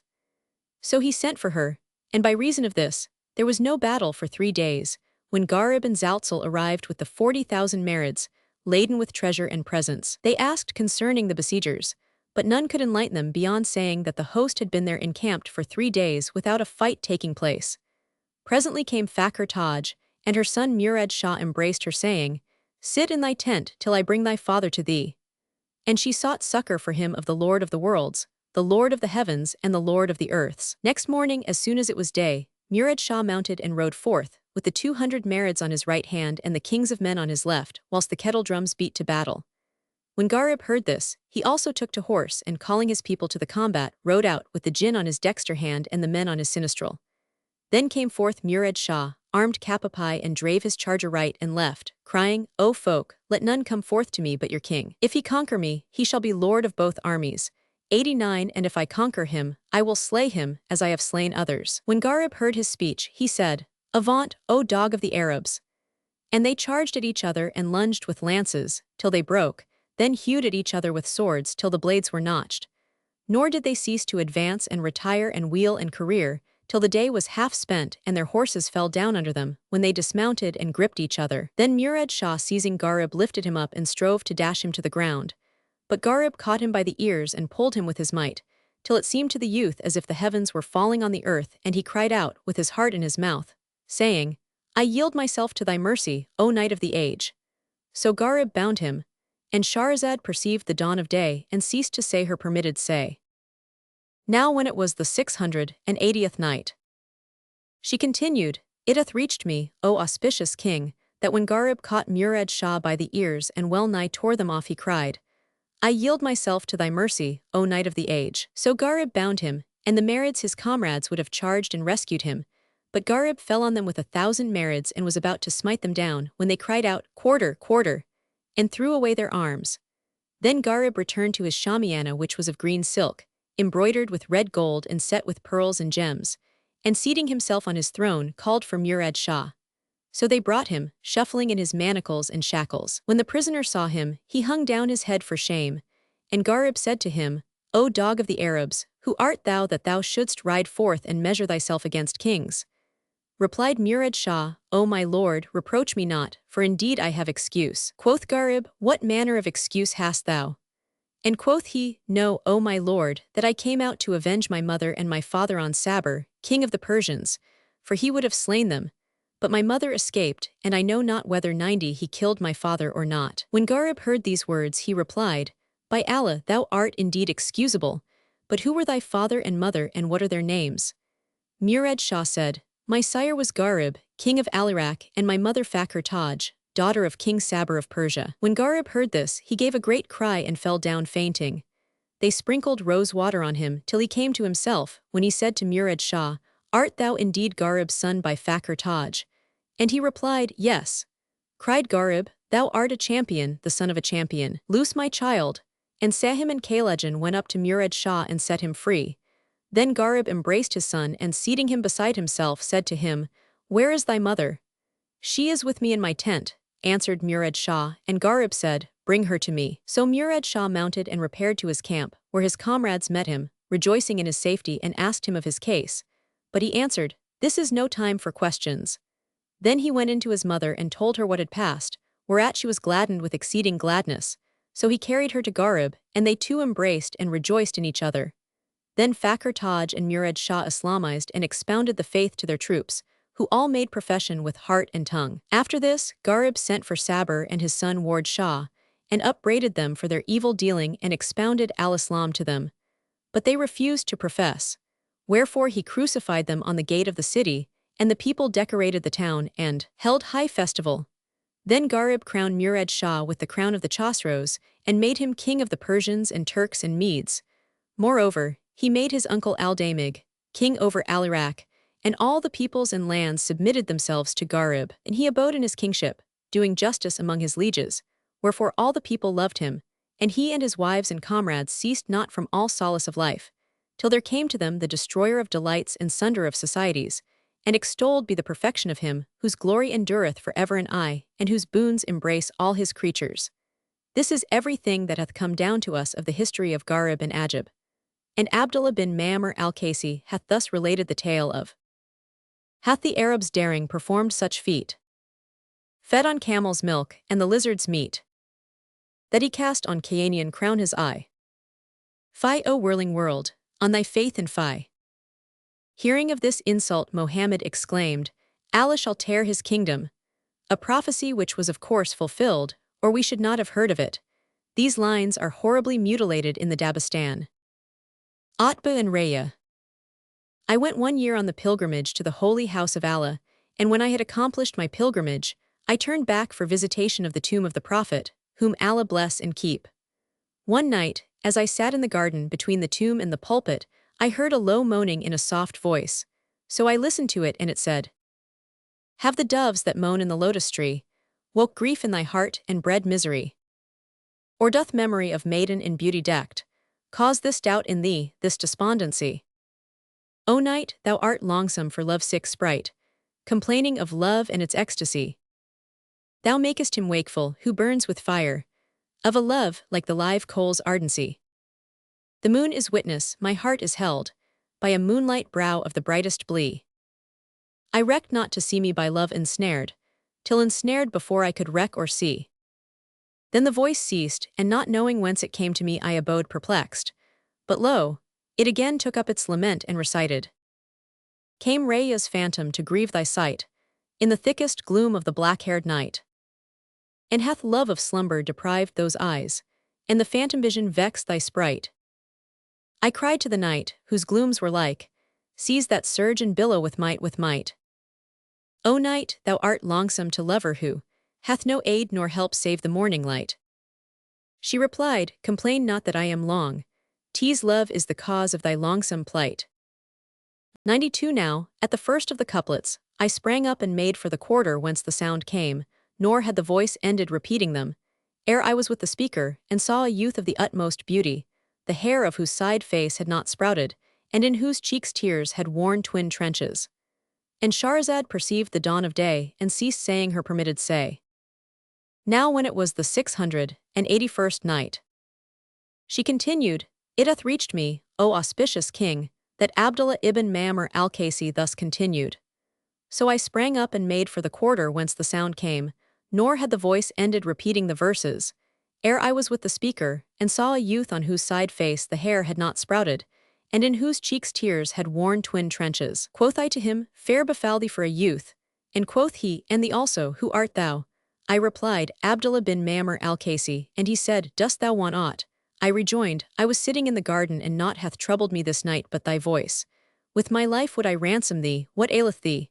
He said, Sit thee down. So I sat down, and he continued, I am Utbah bin al-Huba bin al-Muntir bin al-Jama the Ansari.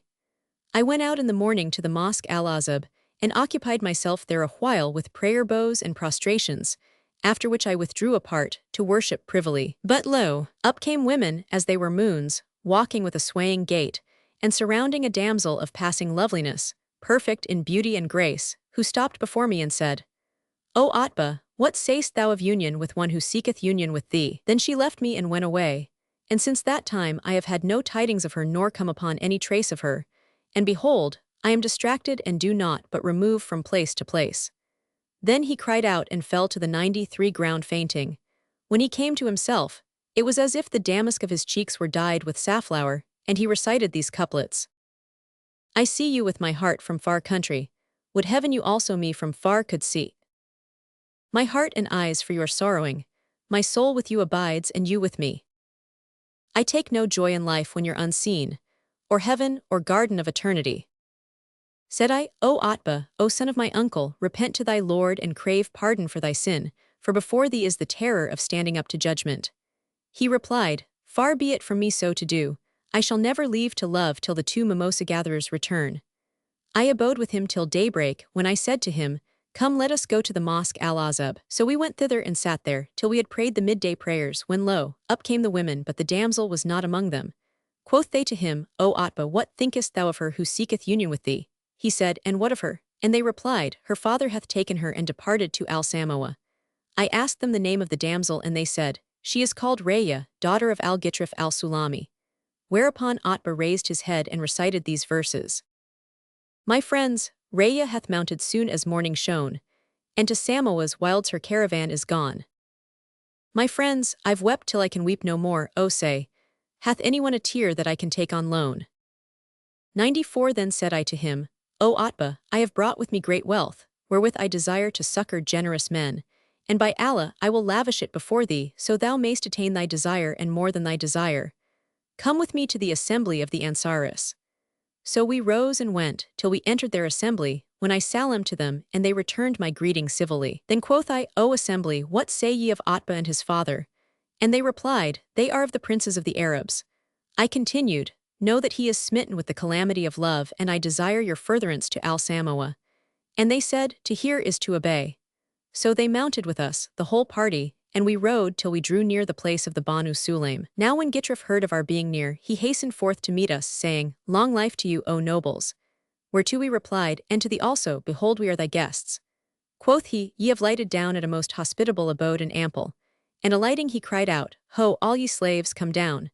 So they came down and spread skin rugs and cushions and slaughtered sheep and cattle. But we said, We will not taste of thy food till thou have accomplished our need. He asked, And what is your need? And we answered, We demand thy noble daughter in marriage for Utbah bin Huba bin Muntir the illustrious and well-born. O my brethren, said he, she whom you demand is owner of herself, and I will go in to her and tell her. So he rose in wrath and went into Raya, who said to him, O my papa, why do I see thee show anger? And he replied, saying, Certain of the Ansaris have come upon me to demand thy hand of me in marriage. Quoth she, They are noble chiefs, the Prophet, on whom be the choicest blessings and peace, intercedeth for them with Allah. For whom among them do they ask me? Quoth he, For a youth known as Utbah bin al-Hubab.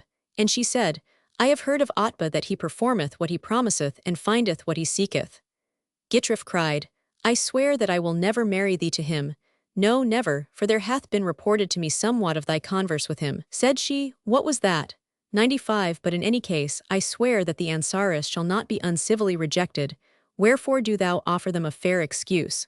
How so? Make the dowry heavy to them, and they will desist. Thou sayst well, said he, and going out in haste, told the Ansaris, The damsel of the tribe consenteth, but she requireth a dowry worthy herself. Who engageth for this? I, answered I. Then said he, I require for her 1,000 bracelets of red gold and 5,000 dirhams of the coinage of Hajar, and 100 pieces of woolen cloth and striped stuffs of al-Yaman, and 5 bladders of ambergris. Said I, Thou shalt have that much, dost thou consent? And he said, I do consent. So I dispatched to Al-Medinah the illumined a party of the Ansaris, who brought all for which I had become surety, whereupon they slaughtered sheep and cattle, and the folk assembled to eat of the food. We abode thus 40 days, when Gitrif said to us, Take your bride. So we sat her in a dromedary litter, and her father equipped her with 30 camel loads of things of price. After which we farewelled him and journeyed till we came within a day's journey of Al-Medinah the illumined, when there fell upon us horsemen, with intent to plunder, and methinks they were of the Banu Sulaim. Utbah drove at them and slew of them much people, but fell back, wounded by a lance thrust, and presently dropped to the earth. Then there came to us succor of the country people, who drove away the highwaymen, but Utbah's days were ended. So we said, Alas for Utbah, oh! And the 96th damsel hearing it cast herself down from the camel, and throwing herself upon him, cried out grievously and repeated these couplets. Patient I seemed, yet patience shown by me was but self-guiling till thy sight I see. Had my soul done as do my life had gone, had fled before mankind forestalling thee. Then after me and thee none shall to friend be just, nor any soul with soul agree. Then she sobbed a single sob and gave up the ghost. We dug one grave for them and laid them in the earth, and I returned to the dwellings of my people, where I abode 7 years. Then I betook me again to Al-Hijaz, and entering Al-Medinah the illumined for pious visitations said in my mind, By Allah, I will go again to Utbah's tomb. So I repaired thither, and behold, over the grave was a tall tree, on which hung fillets of red and green and yellow stuffs. So I asked the people of the place, How be this tree called? And they answered, The tree of the bride and the bridegroom. I abode by the tomb a day and a night, then went my way, and this is all I know of Utbah. Almighty Allah have mercy upon him. And they also tell this tale of Hind, daughter of Al-Nu'man and Al-Hajjaj. It is related that Hind, daughter of Al-Nu'man, was the fairest woman of her day, and her beauty and loveliness were reported to Al-Hajjaj, who sought her in marriage and lavished much treasure on her. So he took her to wife, engaging to give her a dowry of 200,000 dirhams in case of divorce, and when he went into her, he abode with her a long time. One day after this, 97, he went into her, and found her looking at her face in the mirror and saying, Hind is an Arab filly purest bred, which hath been covered by a mongrel mule. And colt of horse she throw by Allah, well, if mule it but results from mulish rule. When Al-Hajjaj heard this, he turned back and went his way, unseen of Hind, and being minded to put her away, he sent Abdullah bin Tahir to her to divorce her. So Abdullah went into her and said to her, Al-Hajjaj Abu Mohammed saith to thee, Here be the 200,000 dirhams of thy contingent dowry he oweth thee, and he hath deputed me to divorce thee. Replied she, O Ibn Tahir, I gladly agree to this, for know that I never for one day took pleasure in him. So, if we separate, by Allah, I shall never regret him, and these 200,000 dirhams I give to thee as a reward for the glad tidings thou bringest me of my release from yonder dog of the Thaqafites. After this, the commander of the faithful, Abd al-Malik bin 98 Marwan, heard of her beauty and loveliness, her stature and symmetry, her sweet speech and the amorous grace of her glances, and sent to her, to ask her in marriage. And Shahrazad perceived the dawn of day, and ceased to say her permitted say. Now when it was the 682nd night, she resumed, It hath reached me, O auspicious king, that the prince of true believers, Abd al-Malik bin Marwan, hearing of the lady's beauty and loveliness, sent to ask her in marriage. And she wrote him in reply a letter, in which, after the glorification of Allah and benediction of his prophet, she said, But afterwards, know, O commander of the faithful, that the dog hath lapped in the vase. When the caliph read her answer, he laughed and wrote to her, citing his saying, Whom may Allah bless and keep. If a dog lap in the vessel of one of you, let him wash 7 times, once thereof with earth, and adding, Wash the affront from the place of use. With this she could not gainsay him, so she replied to him, saying, after praise and blessing, O commander of the faithful, I will not consent save on one condition, and if thou ask me what it is, I reply that Al-Hajjaj lead my camel to the town where thou tarriest barefoot and clad as he is. When the caliph read her letter, he laughed long and loudly and sent to Al-Hajjaj, bidding him do as she wished. He dared not disobey the order, so he submitted to the caliph's commandment, and sent to Hind, telling her to make ready for the journey. So she made ready and mounted her litter, when Al-Hajjaj with his suite came up to Hind's door, and as she mounted and her damsels and eunuchs rode around her, he dismounted and took the halter of her camel, and led it along, barefooted, whilst she and her damsels and tirewomen laughed and jeered at him and made mock of him. Then she said to her tirewoman, "Draw back the curtain of the litter." And she drew back the curtain, till Hind was face to face with Al-Hajjaj, whereupon she laughed at him and he improvised this couplet. "Though now thou jeer, O Hind, how many a night I've left thee wakeful sighing for the light." 99. And she answered him with these two. "We reck not, and our life escape from bane, for waste of wealth and gear that went in vain. Money may be regained and rank re-won, when one is cured of malady and pain." And she ceased not to laugh at him and make sport of him, till they drew near the city of the Caliph, when she threw down a dinar with her own hand and said to Al-Hajjaj, "O camel driver, I have dropped a dirham, look for it and give it to me." So he looked and seeing naught but the dinar said, "This is a dinar." She replied, "Nay, 'tis a dirham." But he said, "This is a dinar." Then quoth she, "Praised be Allah who hath given us in exchange for a paltry dirham a dinar, give it us." And Al-Hajjaj was abashed at this. Then he carried her to the palace of the commander of the faithful, and she went in to him and became his favorite. And Shahrazad perceived the dawn of day and ceased saying her permitted say. Now when it was the 683rd night, she pursued, "It hath reached me, O auspicious king, that men also tell a tale anent. A hut that the winds make tremble is dearer to me than a noble palace, and a dish of crumbs on the floor of my home is dearer to me than a varied feast, and the soughing of the breeze through every crevice is dearer to me than the beating of drums." Compare with Dr. Carlyle's Number X. The russet suit of camel's hair, with spirits light and eye serene, is dearer to my bosom far than all the trappings of a queen, etc., etc. And with mine pilgrimage, oh, take these purple robes away.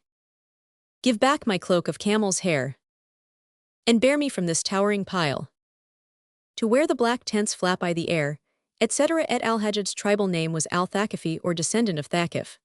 According to Al-Masudi, he was son of Farigha, the tall beauty by Yusuf bin Uqal the Thaqifite and vint Oman tout differm avec el-Anas obstru. As he refused the breast, Satan in human form advised suckling him with the blood of 2 black kids, a black buck goat and a black snake, which had the desired effect. Khuzaimah bin Bishr and Ikrimah al-Fayyaz. There lived once, in the days of the Caliph Sulayman bin Abd al-Malik, a man of the Banu Asad, by name Khuzaimah bin Bishr, who was famed for bounty and abundant wealth and excellence and righteous dealing with his brethren. He continued thus till times grew straight with him, and he became in need of 100 the aid of those Moslem brethren on whom he had lavished favor and kindness. So they succored him a while and then grew weary of him, which when he saw, he went into his wife who was the daughter of his father's brother, and said to her, "O my cousin, I find a change in my brethren, wherefore I am resolved to keep my house till death come to me." So he shut his door and abode in his home, living on that which he had by him, till it was spent and he knew not what to do. Now Ikrimah al-Rabi, surnamed al-Fayyaz, governor of Mesopotamia, had known him, and one day as he sat in his audience chamber mention was made of Khuzaimah, whereupon quoth Ikrimah, "How is it with him?" And quoth they, "He is in a plight past telling and hath shut his door and keepeth the house." Ikrimah rejoined, "This cometh but of his excessive generosity, but how is it that Khuzaimah bin Bishr findeth nor comforter nor requitter?" And they replied, "He hath found naught of this." So when it was night, Ikrimah took 4,000 dinars and laid them in one purse. Then bidding saddle his beast, he mounted and rode privily to Khuzaimah's house, attended only by one of his pages carrying the money. When he came to the door, he alighted and taking the purse from the page made him withdraw afar off, after which he went up to the door and knocked. Khuzaimah came out to him, and he gave him the purse, saying, "Better thy case herewith." He took it and finding it heavy put it from his hand, and laying hold of the bridle of Ikrimah's horse, asked, "Who art thou? My soul be thy ransom." Answered Ikrimah, "O man, I come not to thee at a time like this desiring that thou shouldst know me." Khuzaimah rejoined, "I will not let thee go till thou make thyself known to me." Whereupon Ikrimah said, "I am hight Jabir Atharat al-Kuram." Quoth Khuzaimah, "Tell me more." But Ikrimah cried, "No," and fared forth, whilst Khuzaimah went in to his cousin and said to her, "Rejoice, for Allah hath sent us speedy relief and wealth. If these be but dirhams, yet are they many. Arise and light the lamp." She said, "I have not wherewithal to light it." So he spent the night handling the coins and felt by their roughness that they were dinars but could not credit it. Meanwhile Ikrimah returned to his own house, and found that his 101 wife had missed him and asked for him. And when they told her of his riding forth, she misdoubted of him, and said to him, Verily the Wali of Al-Jazira rideth not abroad after such an hour of the night, unattended and secretly, save to a wife or a mistress. He answered, Allah knoweth that I went not forth to either of these. Tell me then wherefore thou wentest forth. I went not forth at this hour save that none should know it. I must needs be told. Wilt thou keep the matter secret if I tell thee? Yes. So he told her the state of the case, adding, Wilt thou have me swear to thee? Answered she, No, no, my heart is set at ease and trusteth in that which thou hast told me. As for Kuzima, soon as it was day, he made his peace with his creditors and set his affairs in order. After which he got him ready and set out for the court of Sulayman bin Abd al-Malik, who was then sojourning in Palestine. When he came to the royal gate, he sought admission of the chamberlain, who went in and told the caliph of his presence. Now he was renowned for his beneficence, and Sulayman knew of him, so he bade admit him. When he entered, he saluted the caliph after the usual fashion of saluting, and the king asked, O Kuzima, what hath kept thee so long from us? Answered he, Evil case, and quoth the caliph, What hindered thee from having recourse to us? Quoth he, My infirmity, O commander of the faithful. And why, said Sulayman, comest thou to us now? Kuzima replied, Know, O commander of the faithful, that I was sitting one night late in my house when a man knocked at the door and did thus and thus. And he went on to tell him of all that had passed between Ikrimah and himself from first to last. Sulayman asked, Knowest thou the man? And Kuzima answered, No, O commander of the faithful, he was reserved and would say not save. I am hight Jabir Atharat al-Kuram. When Sulayman heard this, his heart burned within him for anxiety to discover the man, and he said, If we knew him, truly we would requite him for his generosity. Then he bound for Kuzima a banner and made him governor of Mesopotamia, in the stead of Ikrimah al-Fayyaz, and he set out for Al-Jazira. When he drew near the city, Ikrimah and the people of the place 102 came forth to meet him, and they saluted each other, and went on into the town, where Kuzima took up his lodging in the government house and bade take security for Ikrimah, and that he should be called to account. So an account was taken against him, and he was found to be in default for much money, whereupon Kuzima required of him payment, but he said, I have no means of paying aught. Quoth Kuzima, It must be paid, and quoth Ikrimah, I have it not, do what thou hast to do. So Kuzima ordered him to jail. And Shahrazad perceived the dawn of day and ceased to say her permitted say.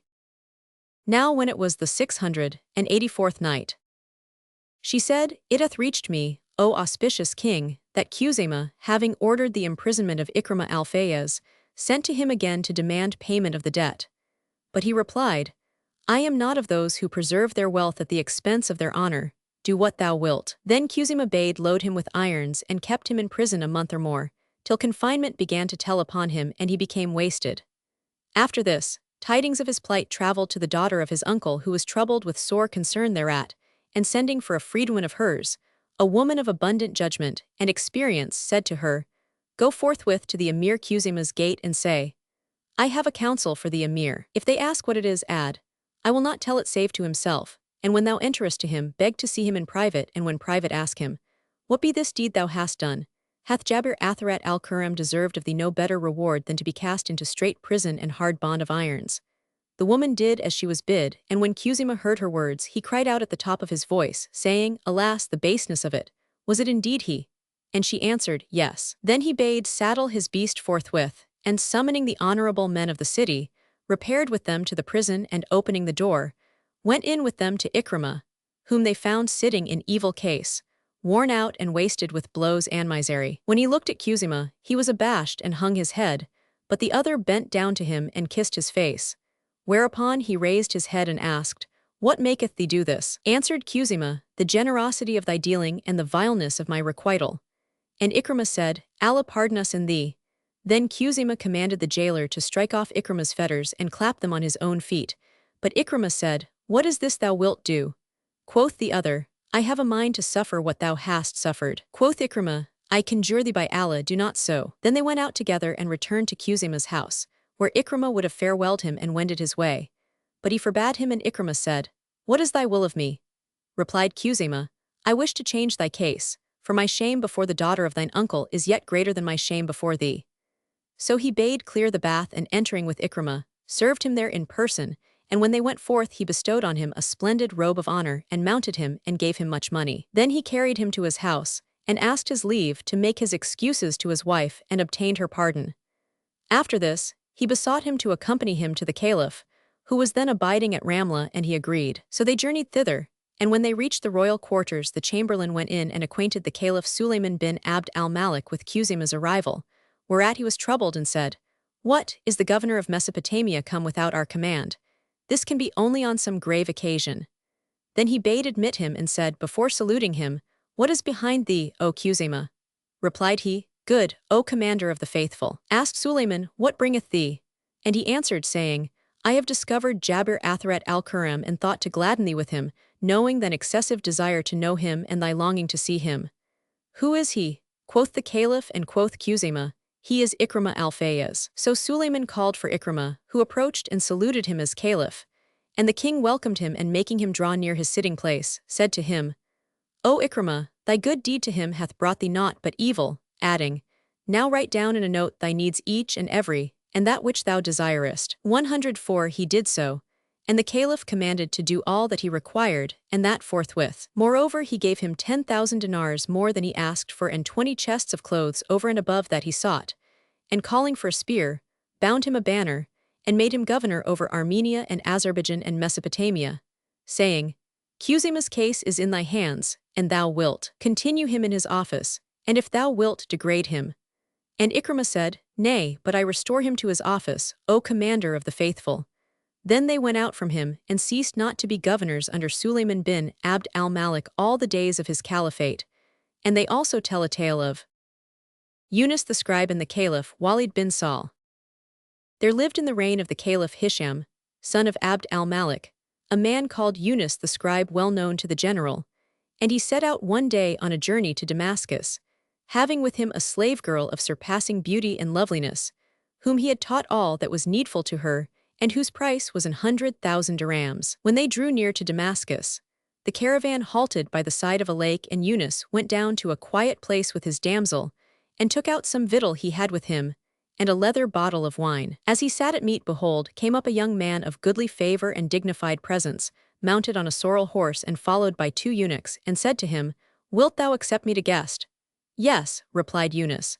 So the stranger alighted and said, "Give me to drink of thy wine." Yunus gave him to drink, and he said, "If it please thee, sing us a song." So Yunus sang this couplet extempore. "She joineth charms were never seen conjoined in mortal dress, and for her love she makes me love my tears and wakefulness." 105 At which the stranger rejoiced with exceeding joy, and Yunus gave him to drink again and again, till the wine got the better of him, and he said, "Bid thy slave girl sing." So she improvised this couplet. "A houri, by whose charms my heart is moved to sore distress, nor wand of tree, nor sun, nor moon her rivals I confess." The stranger was overjoyed with this, and they sat drinking till nightfall, when they prayed the evening prayer, and the youth said to Yunus, "What bringeth thee to our city?" He replied, "Quest of wherewithal to pay my debts and better my case." Quoth the other, "Wilt thou sell me this slave girl for 30,000 dirhams?" Whereto quoth Yunus, "I must have more than that." He asked, "Will 40,000 content thee?"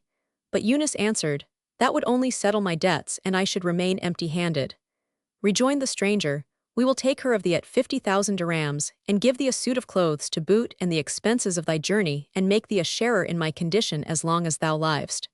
Cried Yunus, "I sell her to thee on these terms." Then said the young man, "Wilt thou trust me to bring thee the money tomorrow, and let me take her with me, or shall she abide with thee till I pay thee down her price?" Whereto wine and shame and awe of the stranger led Yunus to reply, "I will trust thee, take her, and Allah bless thee in her." Whereupon the visitor bade one of his pages sit her before him on his beast, and mounting his own horse, farewelled of Yunus, and rode away out of sight. Hardly had he left him, when the seller bethought himself and knew that he had erred in selling her, and said to himself, "What have I done? I have delivered my slave girl to a man with whom I am unacquainted, neither know I who he is. And grant that I were acquainted with him, how am I to get at him?" So he abode in thought till the morning, when he prayed the dawn prayers, and his companions entered Damascus, whilst he sat, perplexed and wotting not what to do, till the sun scorched him, and it irked him to abide there.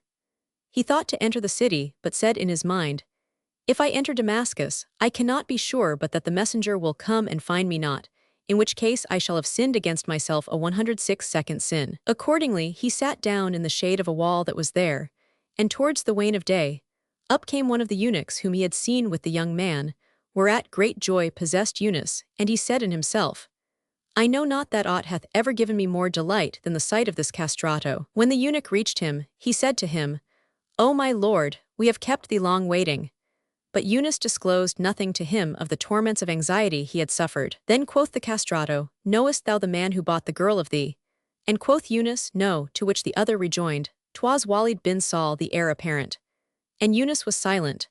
Then said the eunuch, Ride, and made him mount a horse he had with him, and they rode till they came to a mansion, where they dismounted and entered. Here Yunus found the damsel, who sprang up at his sight and saluted him. He asked her how she had fared with him who had bought her, and she answered, He lodged me in this apartment and ordered me all I needed. Then he sat with her a while, till suddenly one of the servants of the house owner came in and bade him rise and follow him. So he followed the man into the presence of his master, and found him yesternight's guest, whom he saw seated on his couch, and who said to him, Who art thou? I am Yunus the scribe. Welcome to thee, O Yunus. By Allah, I have long wished to look on thee, for I have heard of thy report. How didst thou pass the night? Well, may Almighty Allah advance thee. Peradventure thou repentedst thee of that thou didst yesterday, and saidst to thyself, I have delivered my slave girl to a man with whom I am not acquainted, neither know I his name nor whence he cometh. Allah forbid, O Emir, that I should repent over her. Had I made gift of her to the prince, she were the least of the gifts that are given unto him. And Shahrazad perceived the dawn of day, and ceased saying her permitted say.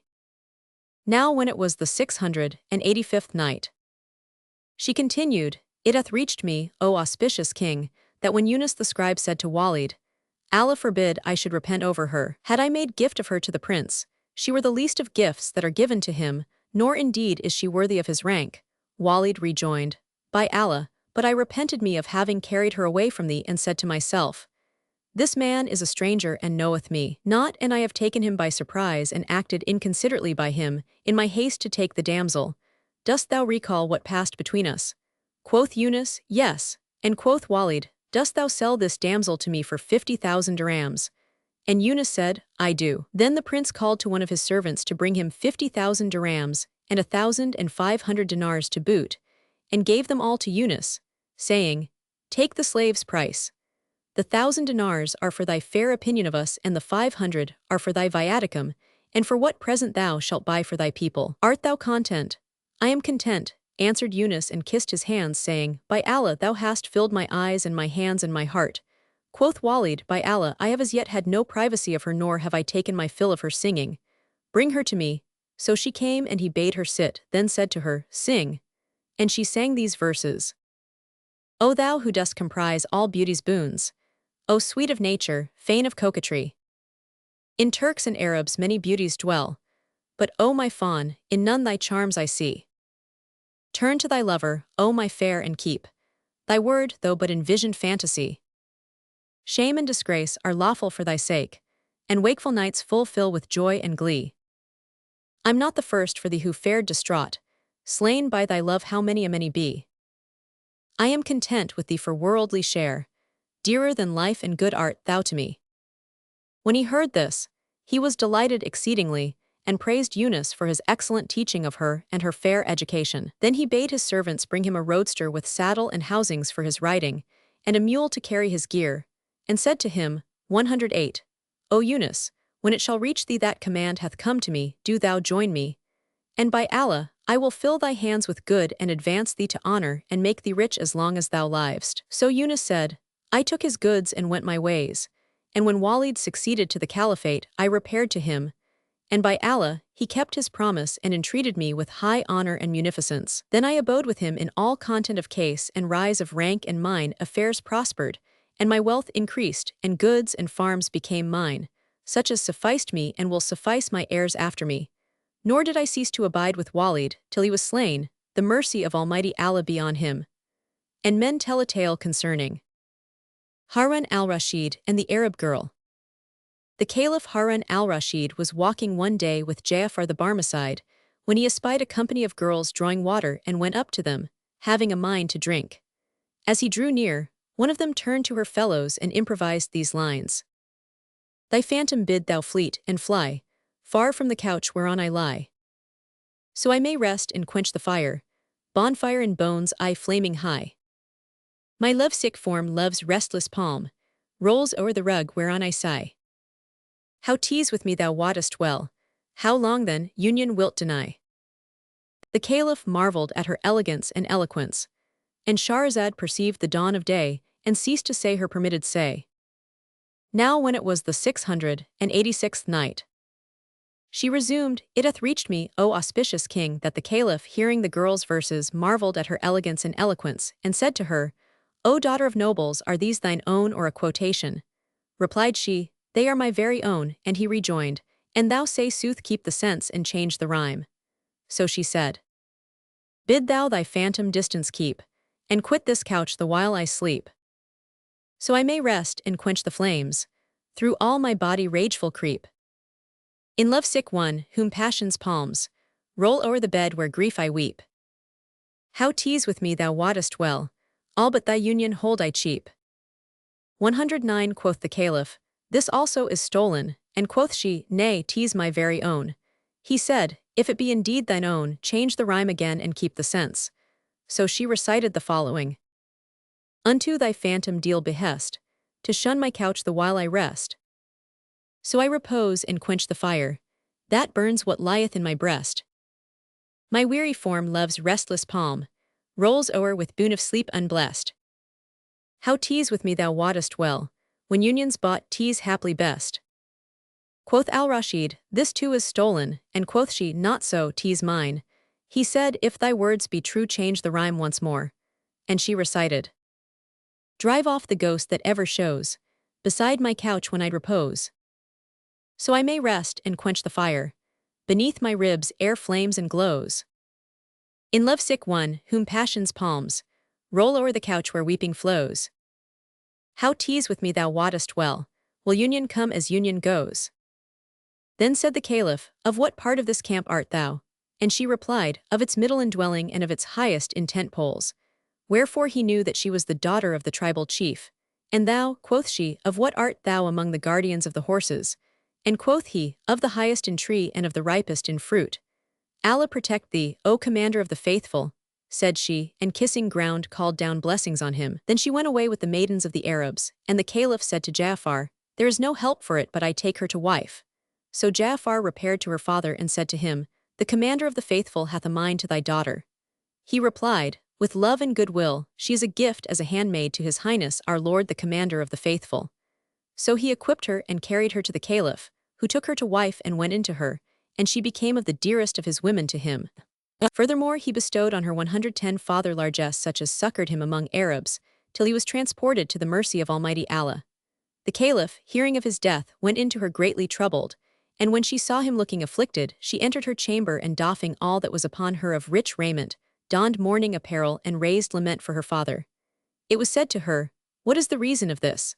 And she replied, My father is dead. So they repaired to the Caliph and told him, and he rose and going into her, asked her who had informed her of her father's death. And she answered, It was thy face, O commander of the faithful. Said he, How so? And she said, Since I have been with thee, I never saw thee on such wise till this time, and there was none for whom I feared save my father by reason of his great age. But may thy head live, O commander of the faithful.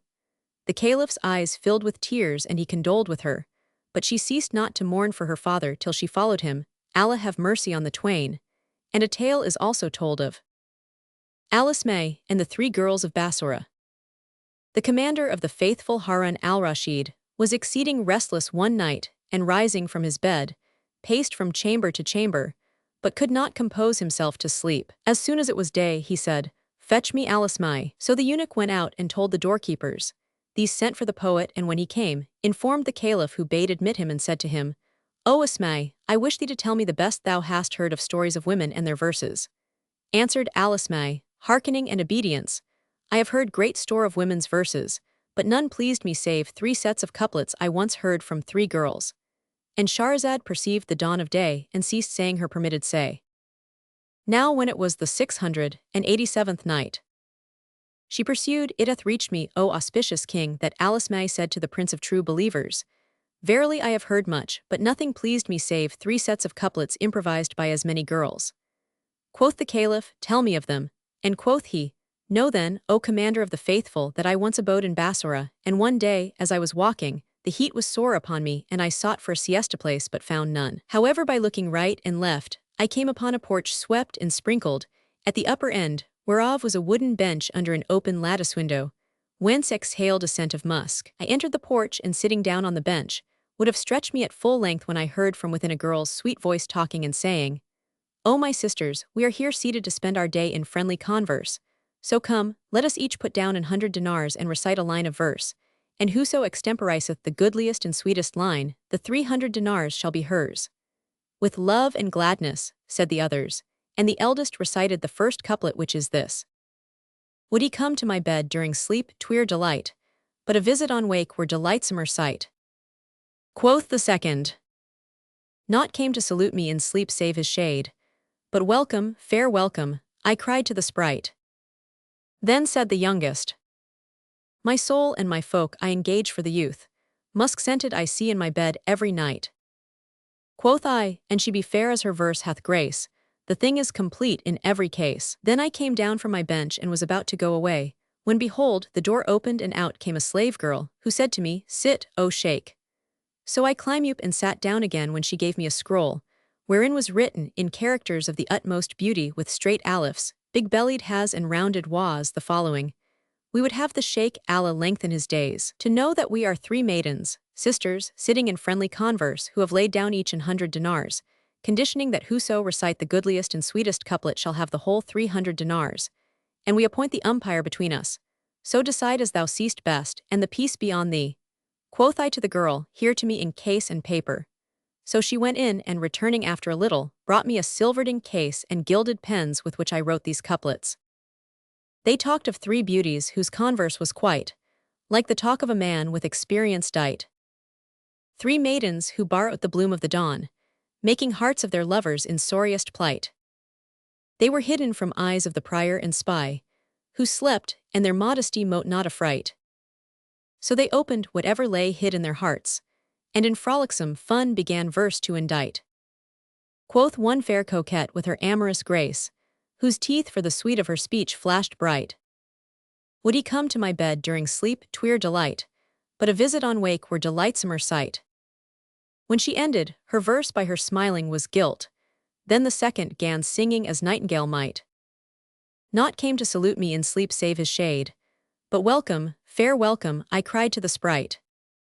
But the third I preferred, for she said in reply, with expression most apposite, exquisite: "My soul and my folk I engage for the youth, musk-scented I see in my bed every night." So when I considered their words to decide, and not make me the mock of the cynical wight, I pronounced for the youngest, declaring her verse, "Of all verses be that which is nearest the right."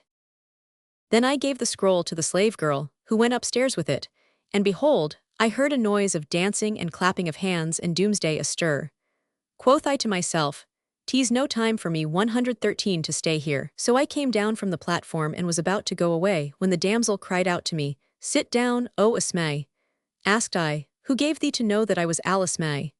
And she answered, "O Sheikh, and thy name be unknown to us, thy poetry is not." So I sat down again, and suddenly the door opened, and out came the first damsel, with a dish of fruits and another of sweetmeats.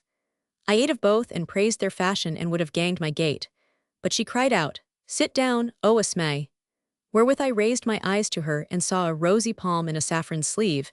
Meseemed it was the full moon rising splendid in the cloudy east. Then she threw me a purse containing 300 dinars, and said to me, "This is mine, and I give it to thee by way of douceur in requital of thy judgment." Quoth the Caliph, "Why didst thou decide for the youngest?" And quoth Al-Asmai, "O Commander of the Faithful, whose life Allah prolong," the eldest said, "I should delight in him if he visited my couch in sleep. Now this is restricted and dependent upon a condition which may befall or may not befall." Whilst, for the second, an image of dreams came to her in sleep, and she saluted it. But the youngest's couplet said that she actually lay with her lover, and smelt his breath sweeter than musk, and she engaged her soul and her folk for him, which she had not done, were he not dearer to her than her sprite. Said the Caliph, "Thou didst well, O Asmai," and gave him other 300 ducats in payment of his story. And I have heard a tale concerning Ibrahim of Mosul and the devil. Quoth Abu Ishaq Ibrahim al-Mawsili, I asked Al-Rashid once to give me a day's leave that I might be private with the people of my household and my brethren, and he gave me leave for Saturday the Sabbath. So I went home and betook myself to making ready meat 114 and drink, and other necessaries, and bade the doorkeepers shut the doors, and let none come into me. However, presently, as I sat in my sitting chamber, with my women who were looking after my wants, behold, there appeared an old man of comely and reverend aspect, clad in white clothes and a shirt of fine stuff with a doctor's turban on his head and a silver-handled staff in his hand, and the house and porch were full of the perfumes wherewith he was scented. I was greatly vexed at his coming into me and thought to turn away the doorkeepers, but he saluted me after the goodliest fashion, and I returned his greeting and bade him be seated. So he sat down and began entertaining me with stories of the Arabs and their verses, till my anger left me and methought my servants had sought to pleasure me by admitting a man of such good breeding and fine culture. Then I asked him, "Art thou for meat?" And he answered, "I have no need of it." "And for drink?" quoth I, and quoth he, "That is as thou wilt." So I drank off a pint of wine and poured him out the like. Then said he, "O Abu Ishak, wilt thou sing us somewhat, so we may hear of thine art that wherein thou excellest high and low?" His words angered me, but I swallowed my anger and taking the lute played and sang. "Well done, O Abu Ishak," said he, whereat my wrath redoubled and I said to myself, "Is it not enough that he should intrude upon me, without my leave, and importune me thus? But he must call me by name, as though he knew not the right way to address me." Quoth he, "An thou wilt sing something more we will requite thee." I dissembled my annoyance and took the lute and sang again, taking pains with what I sang and rising thereto altogether, in consideration of his saying, "We will requite thee." And Shahrazad perceived the dawn of day, and ceased to say her permitted say. Now when it was the 688th night, she continued, "It hath reached me, O auspicious king, that when the Shaykh said to Abu Ishak, 'If thou wilt sing something more we will requite thee,' I dissembled my annoyance, continue Ibrahim, and, taking the lute, sang again with great attention to my singing and rising altogether thereto, in consideration of his saying, 'We will requite thee.' He was delighted and cried, 'Well done, O my lord,' presently adding, 'Dost thou give me leave to sing?' 'As thou wilt,' answered I, deeming him weak of wit, in that he should think to sing in my presence after that which he had heard from me. So he took the lute and swept the strings, and by Allah, I fancied they spoke in Arabic tongue with a sweet and liquid and murmurous voice. Then he began and sang these couplets. "I bear a hurt heart, who will sell me for this? A heart whole and free from all canker and smart. Nay, none will consent or to barter or buy such loss, ne'er from sorrow and sickness to part. I groan why, the groaning of wine-wounded men, and pine for the pining ne'er freeth my heart. And by Allah, meseemed the doors and the walls, and all that was in the house answered and sang with him, for the beauty of his voice, so that I fancied my very limbs and clothes replied to him, and I abode amazed and unable to speak or move, for the trouble of my heart." Then he sang these couplets.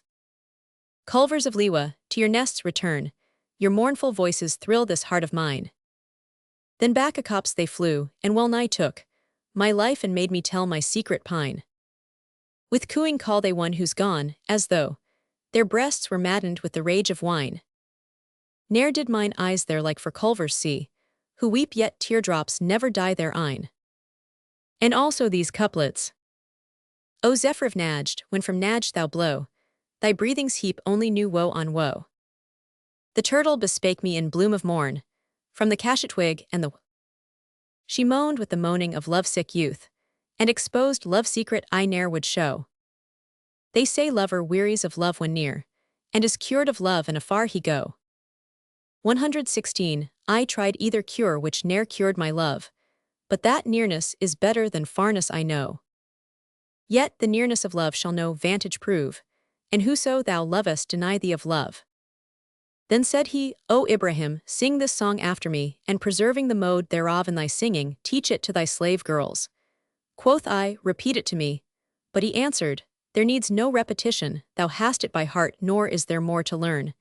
Then he suddenly vanished from my sight. At this I was amazed, and running to my sword drew it and made for the door of the harem, but found it closed and said to the women, "What have ye heard?" Quoth they, "We have heard the sweetest of singing and the goodliest." Then I went forth amazed to the house door, and finding it locked, questioned the doorkeepers of the old man. They replied, "What old man? By Allah, no one hath gone into thee this day." So I returned pondering the matter, when behold there arose from one of the corners of the house a vox et pr adoria nihil, saying, O Abu Ishak, no harm shall befall thee. 'Tis I, Abu Murrah, who have been thy cup companion this day, so fear nothing. Then I mounted and rode to the palace, where I told Al-Rashid what had passed, and he said, Repeat to me the airs thou heardest from him. So I took the lute and played and sang them to him, for behold they were rooted in my heart. The Caliph was charmed with them and drank thereto, albeit he was no confirmed wine-bibber, saying, Would he would some day pleasure us with his company, as he hath pleasured thee. Then he ordered me a present, and I took it and went away. And men relate this story anent. The lovers of the Banu Uzra. Quoth Masrur the eunuch, The Caliph Harun al-Rashid was very wakeful one night and said to me, See which of the poets is at the door tonight. So I went out and finding Jamal bin Ma'mar al-Uzri in the antechamber, said to him, Answer the commander of the faithful. Quoth he, I hear and I obey, and going in with me, saluted the Caliph, who returned his greeting and bade him sit down. Then he said to him, O Jamal, hast thou any of thy wonderful new stories to tell us? He replied, Yes, O commander of the faithful, wouldst thou fainer hear that which I have seen with mine eyes or that which I have only heard? Quoth the Caliph, Tell me something thou hast actually beheld. Quoth Jamal, 'Tis well, O Prince of true believers, incline thy heart to me and lend me thine ears. The Caliph took a bolster of red brocade, purfled with gold and stuffed with ostrich feathers, and laying it under his thighs, propped up both elbows thereon. Then he said to Jamal, Now for thy tale, O Jamal. Thereupon he begun, Know, O commander of the faithful, that I was once desperately enamored of a certain girl, and used to pay her frequent visits. And Shahrazad perceived the dawn of day, and ceased saving her permitted say. Now when it was the 689th night, she pursued, It hath reached me, O auspicious king, that when the Caliph had propped his elbows upon the brocaded cushion, he said, Out with thy tale, O Jamal. And the poet begun, Know, O commander of the faithful, I was desperately in love with a girl, and used often to visit her, because she was my desire, and delight 118 of all the things of this world. After a while her people removed with her, by reason of scarcity of pasture, and I abode some time without seeing her, till I grew restless for desire and longed for her sight, and the flesh urged me to journey to her. One night I could hold out no longer, so I rose and saddling my she-camel, bound on my turban and donned my oldest dress. Then I baldricked myself with my sword, and slinging my spear behind me, mounted and rode forth in quest of her. I fared on fast till, one night, it was pitch dark and exceeding black, yet I persisted in the hard task of climbing down wadies and up hills, hearing on all sides the roaring of lions, and howling of wolves, and the cries of the wild beasts. My reason was troubled thereat, and my heart sank within me, but for all that my tongue ceased not to call on the name of Almighty Allah. As I went along thus, sleep overtook me and the camel carried me aside out of my road, till presently something smote me on the head, and I woke, startled and alarmed, and found myself in a pasturage full of trees and streams and birds on the branches, warbling their various speech and notes. As the trees were tangled I alighted, and taking my camel's halter in hand, fared on softly with her, till I got clear of the thick growth and came out into the open country, where I adjusted her saddle and mounted again, knowing not where to go nor whither the fates should lead me. But presently, peering afar into the desert, I espied a fire in its middle depth. So I smote my camel and made for the fire. When I drew near, I saw a tent pitched, and fronted by a spear stuck in the ground, with a pennon flying and horses tethered and camels feeding, and said in myself, Doubtless there hangeth some grave matter by this tent, for I see none other than it in the desert. I went up thereto and said, Peace be with you, O people of the tent, and the mercy of Allah and his blessing. Whereupon there came forth to me a young man as youths are when 19 years old, who was like the full moon shining in the east, with valor written between his eyes, and answered, saying, And with thee 119 be the peace, and Allah's mercy and his blessing. O brother of the Arabs, methinks thou hast lost thy way. Replied I, Even so direct me right, Allah have mercy on thee.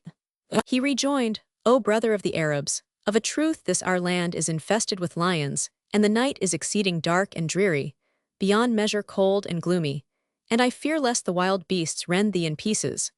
Wherefore do thou alight, and abide with me this night in ease and comfort, and tomorrow I will put thee in the right way. Accordingly, I dismounted and hobbled my she-camel with the end of her halter. Then I put off my heavy upper clothes and sat down. Presently the young man took a sheep and slaughtered it and kindled a brisk fire, after which he went into the tent, and bringing out finely powdered salt and spices, fell to cutting off pieces of mutton, and roasting them over the fire and feeding me therewith, weeping at one while and sighing at another. Then he groaned heavily and wept sore and improvised these couplets. There remains to him naught save a flitting breath, and an eye whose babe ever wandereth. There remains not a joint in his limbs, but what? Disease firm fixed ever tortureth. His tears are flowing, his vitals burning, yet for all his tongue still he silenceth. All foemen in pity beweep his woes, ah for freak whom the foeman pitieth. By this I knew, O commander of the faithful, that the youth was a distracted lover, for none knoweth passion save he who hath tasted the passion savour, and quoth I to myself, shall I ask him? But I consulted my judgment and said, how shall I assail him with questioning, and I in his abode? So I restrained myself, and ate my sufficiency of the meat. When we had made an end of eating, the young man arose and entering the tent, brought out a handsome basin and ewer and a silken napkin, whose ends were purfled with red gold, and a sprinkling bottle full of rose water mingled with musk. I marveled at his dainty delicate ways, and said in my mind, never wot I of delicacy in the desert. Then we washed our hands and talked a while, after 120 which he went into the tent, and making a partition between himself and me with a piece of red brocade, said to me, enter, O chief of the Arabs, and take thy rest, for thou hast suffered more of toil and travel than sufficeth this night, and in this thy journey. So I entered, and finding a bed of green brocade, doffed my dress and passed a night such as I had never passed in my life. And Shahrazad perceived the dawn of day, and ceased to say her permitted say. Now when it was the 690th night, she resumed, it hath reached me, O auspicious king, that Jamal spoke, saying, never in my life passed I a night like that. I pondered the young man's case, till the world was dark and all eyes slept, when I was aroused by the sound of a low voice, never heard I a softer or sweeter. I raised the curtain which hung between us, and saw a damsel, never beheld I a fairer face, by the young man's side, and they were both weeping and complaining, one to other of the pangs of passion and desire, and of the excess of their longing for union. Quoth I, by Allah, I wonder who may be this second one. When I entered this tent, there was none therein save this young man. And after reflection I added, doubtless this damsel is of the daughters of the Jinn and is enamored of this youth, so they have secluded themselves with each other in this solitary place. Then I considered her closely, and behold, she was a mortal and an Arab girl, whose face, when she unveiled, shamed the shining sun, and the tent was lit up by the light of her countenance. When I was assured that she was his beloved, I bethought me of lover jealousy, so I let drop the curtain and covering my face, fell asleep. As soon as it was dawn I arose and donning my clothes, made the wuzu ablution and prayed such prayers as are obligatory and which I had deferred. Then I said, O brother of the Arabs, wilt thou direct me into the right road and thus add to thy favors? He replied, at thy leisure, O chief of the Arabs, the term of the guest rite is 121 3 days, and I am not one to let thee go before that time. So I abode with him 3 days, and on the 4th day as we sat talking, I asked him of his name and lineage. Quoth he, as for my lineage, I am of the Banu Adra. My name is such and one, son of such and one, and my father's brother is called such and one. And behold, O commander of the faithful, he was the son of my paternal uncle and of the noblest house of the Banu Azra. Said I, O my cousin, what moved thee to act on this wise, secluding thyself in the waste and leaving thy fair estate and that of thy father and thy slaves and handmaids?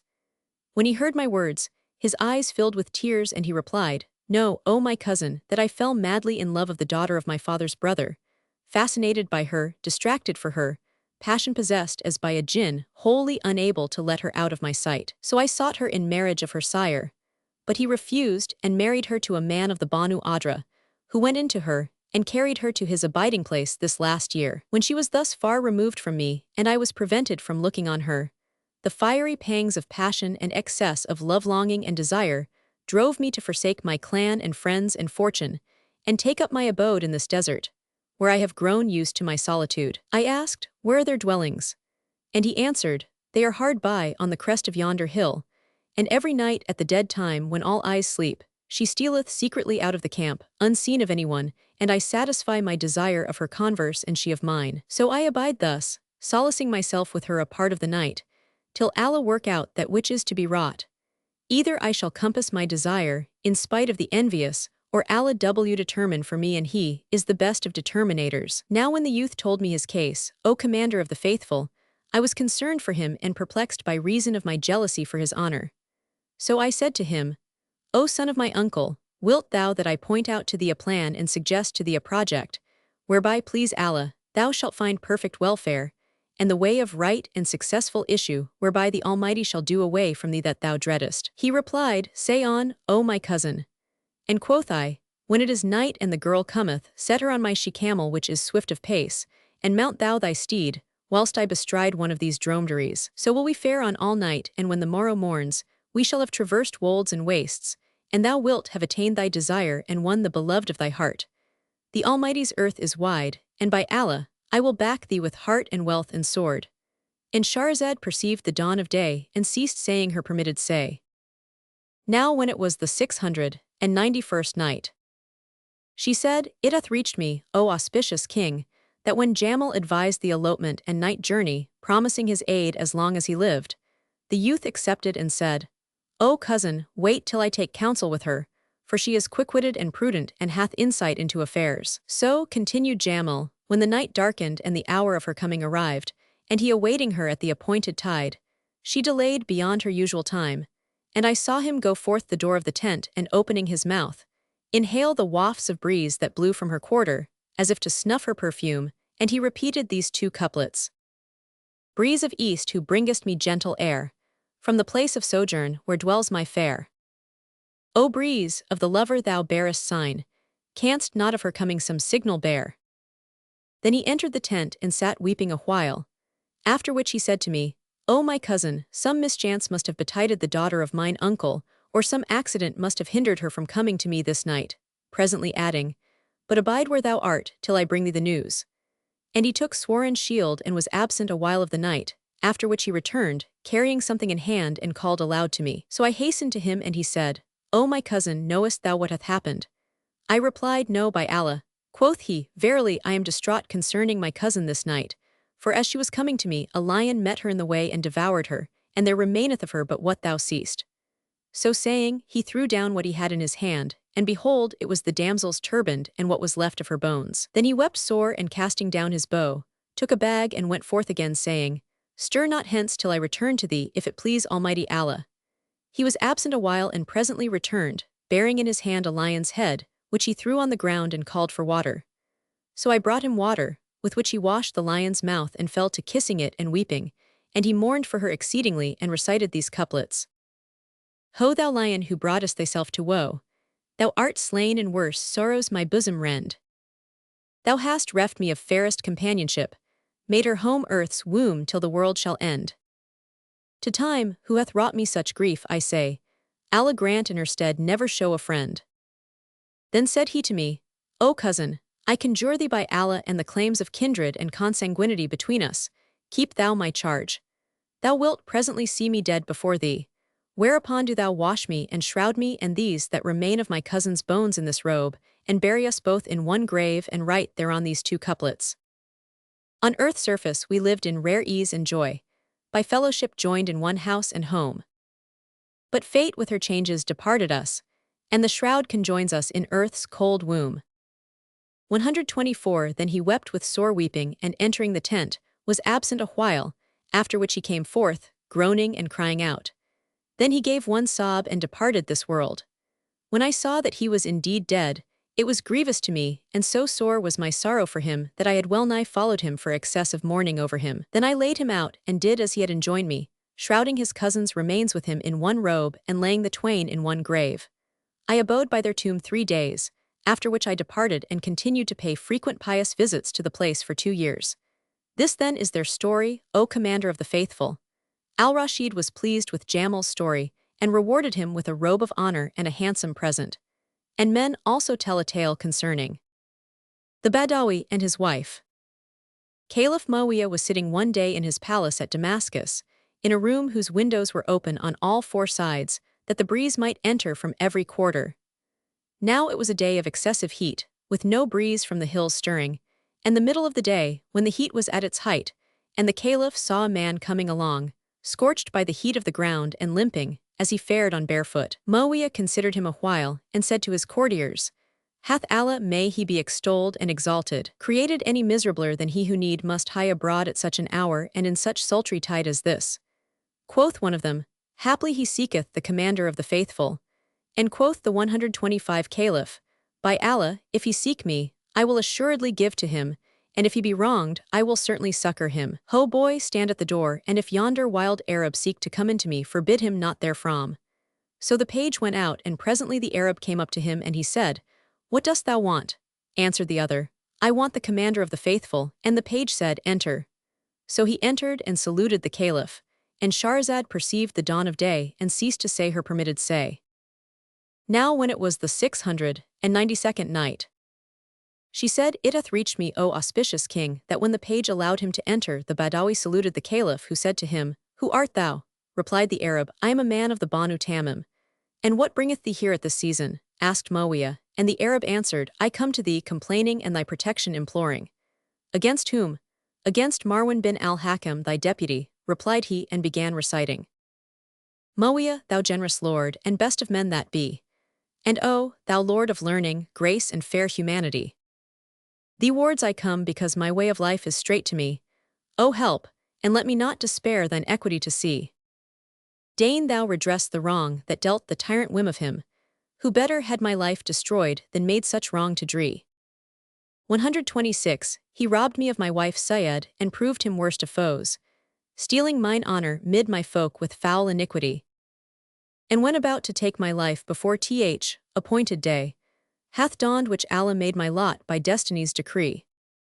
Now when Muawiyah heard him recite these verses, with the fire flashing from his mouth, he said to him, Welcome and fair welcome, O brother of the Arabs.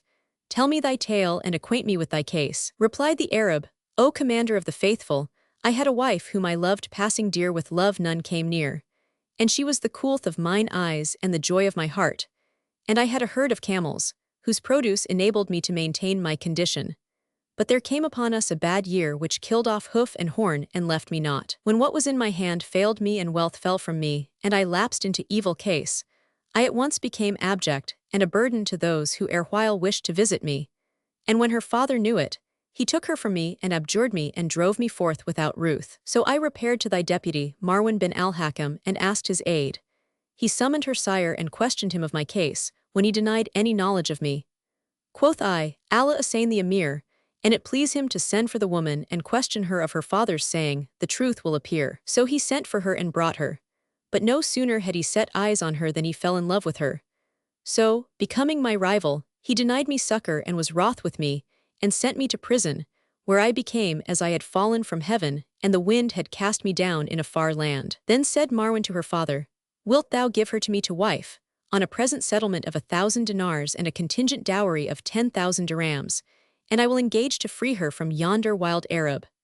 Her father was seduced by the bribe and agreed to the bargain, whereupon Marwan sent for me, and looking at me like an angry lion, said to me, O Arab, divorce Syed. I replied, I will not put her away, but he set on me a company of his servants, who tortured me with all manner of tortures, till I found no help for it but to divorce her. I did so, and he sent me back to prison, where I abode till the days of her 127 purification were accomplished, when he married her and let me go. So now I come hither in thee hoping, and thy succor imploring, and myself on thy protection throwing. And he spoke these couplets. Within my heart is fire, whichever flameth higher. Within my frame are pains, for skill of leech too dire. Live coals in vitals burn, and sparks from coal upspire. Tears flood mine eyes and down, coursing my cheek ne'er tire. Only God's aid and thine, I crave for my desire. Then he was convulsed, and his teeth chattered, and he fell down in a fit, squirming like a scotched snake. When Muawiyah heard his story and his verse, he said, Marwan bin al-Hakam hath transgressed against the laws of the faith and hath violated the harem of true believers. And Shahrazad perceived the dawn of day and ceased saying her permitted say.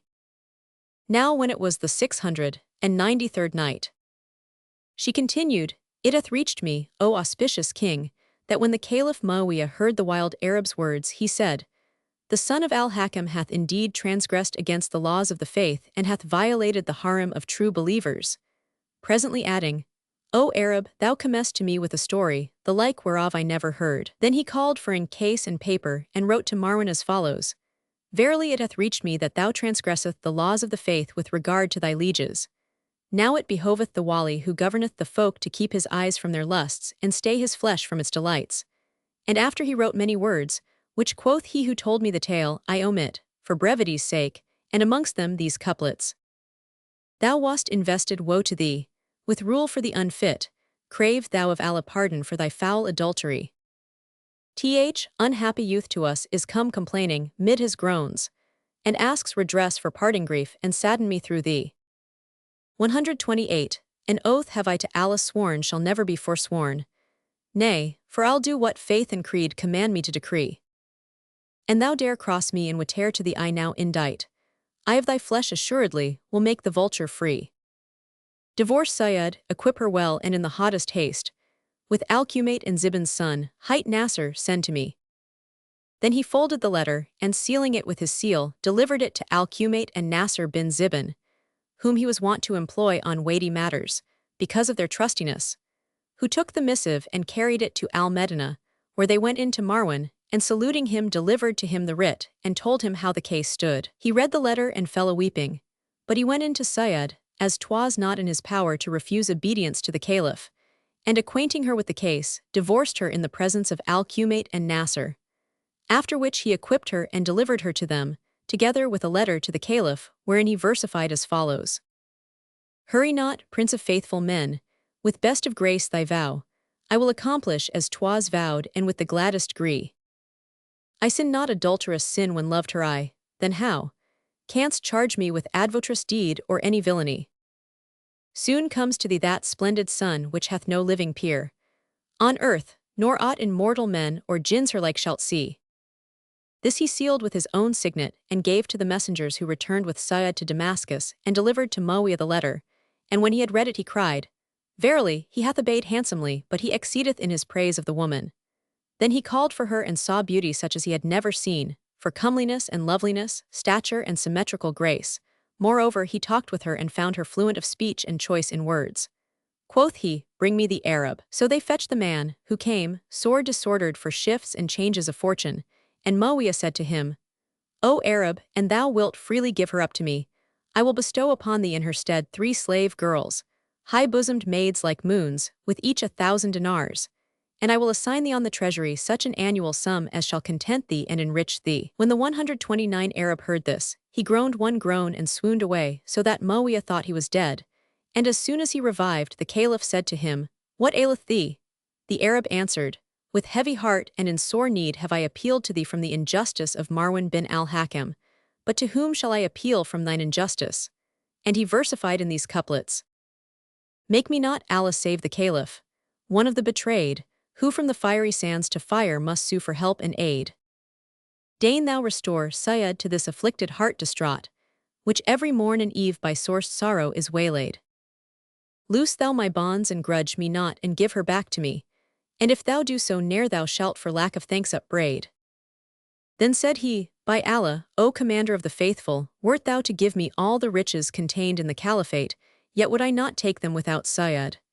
And he recited this couplet. I love Syed and unto all but hers my love is dead. Each morn I feel her love to me is drink and daily bread.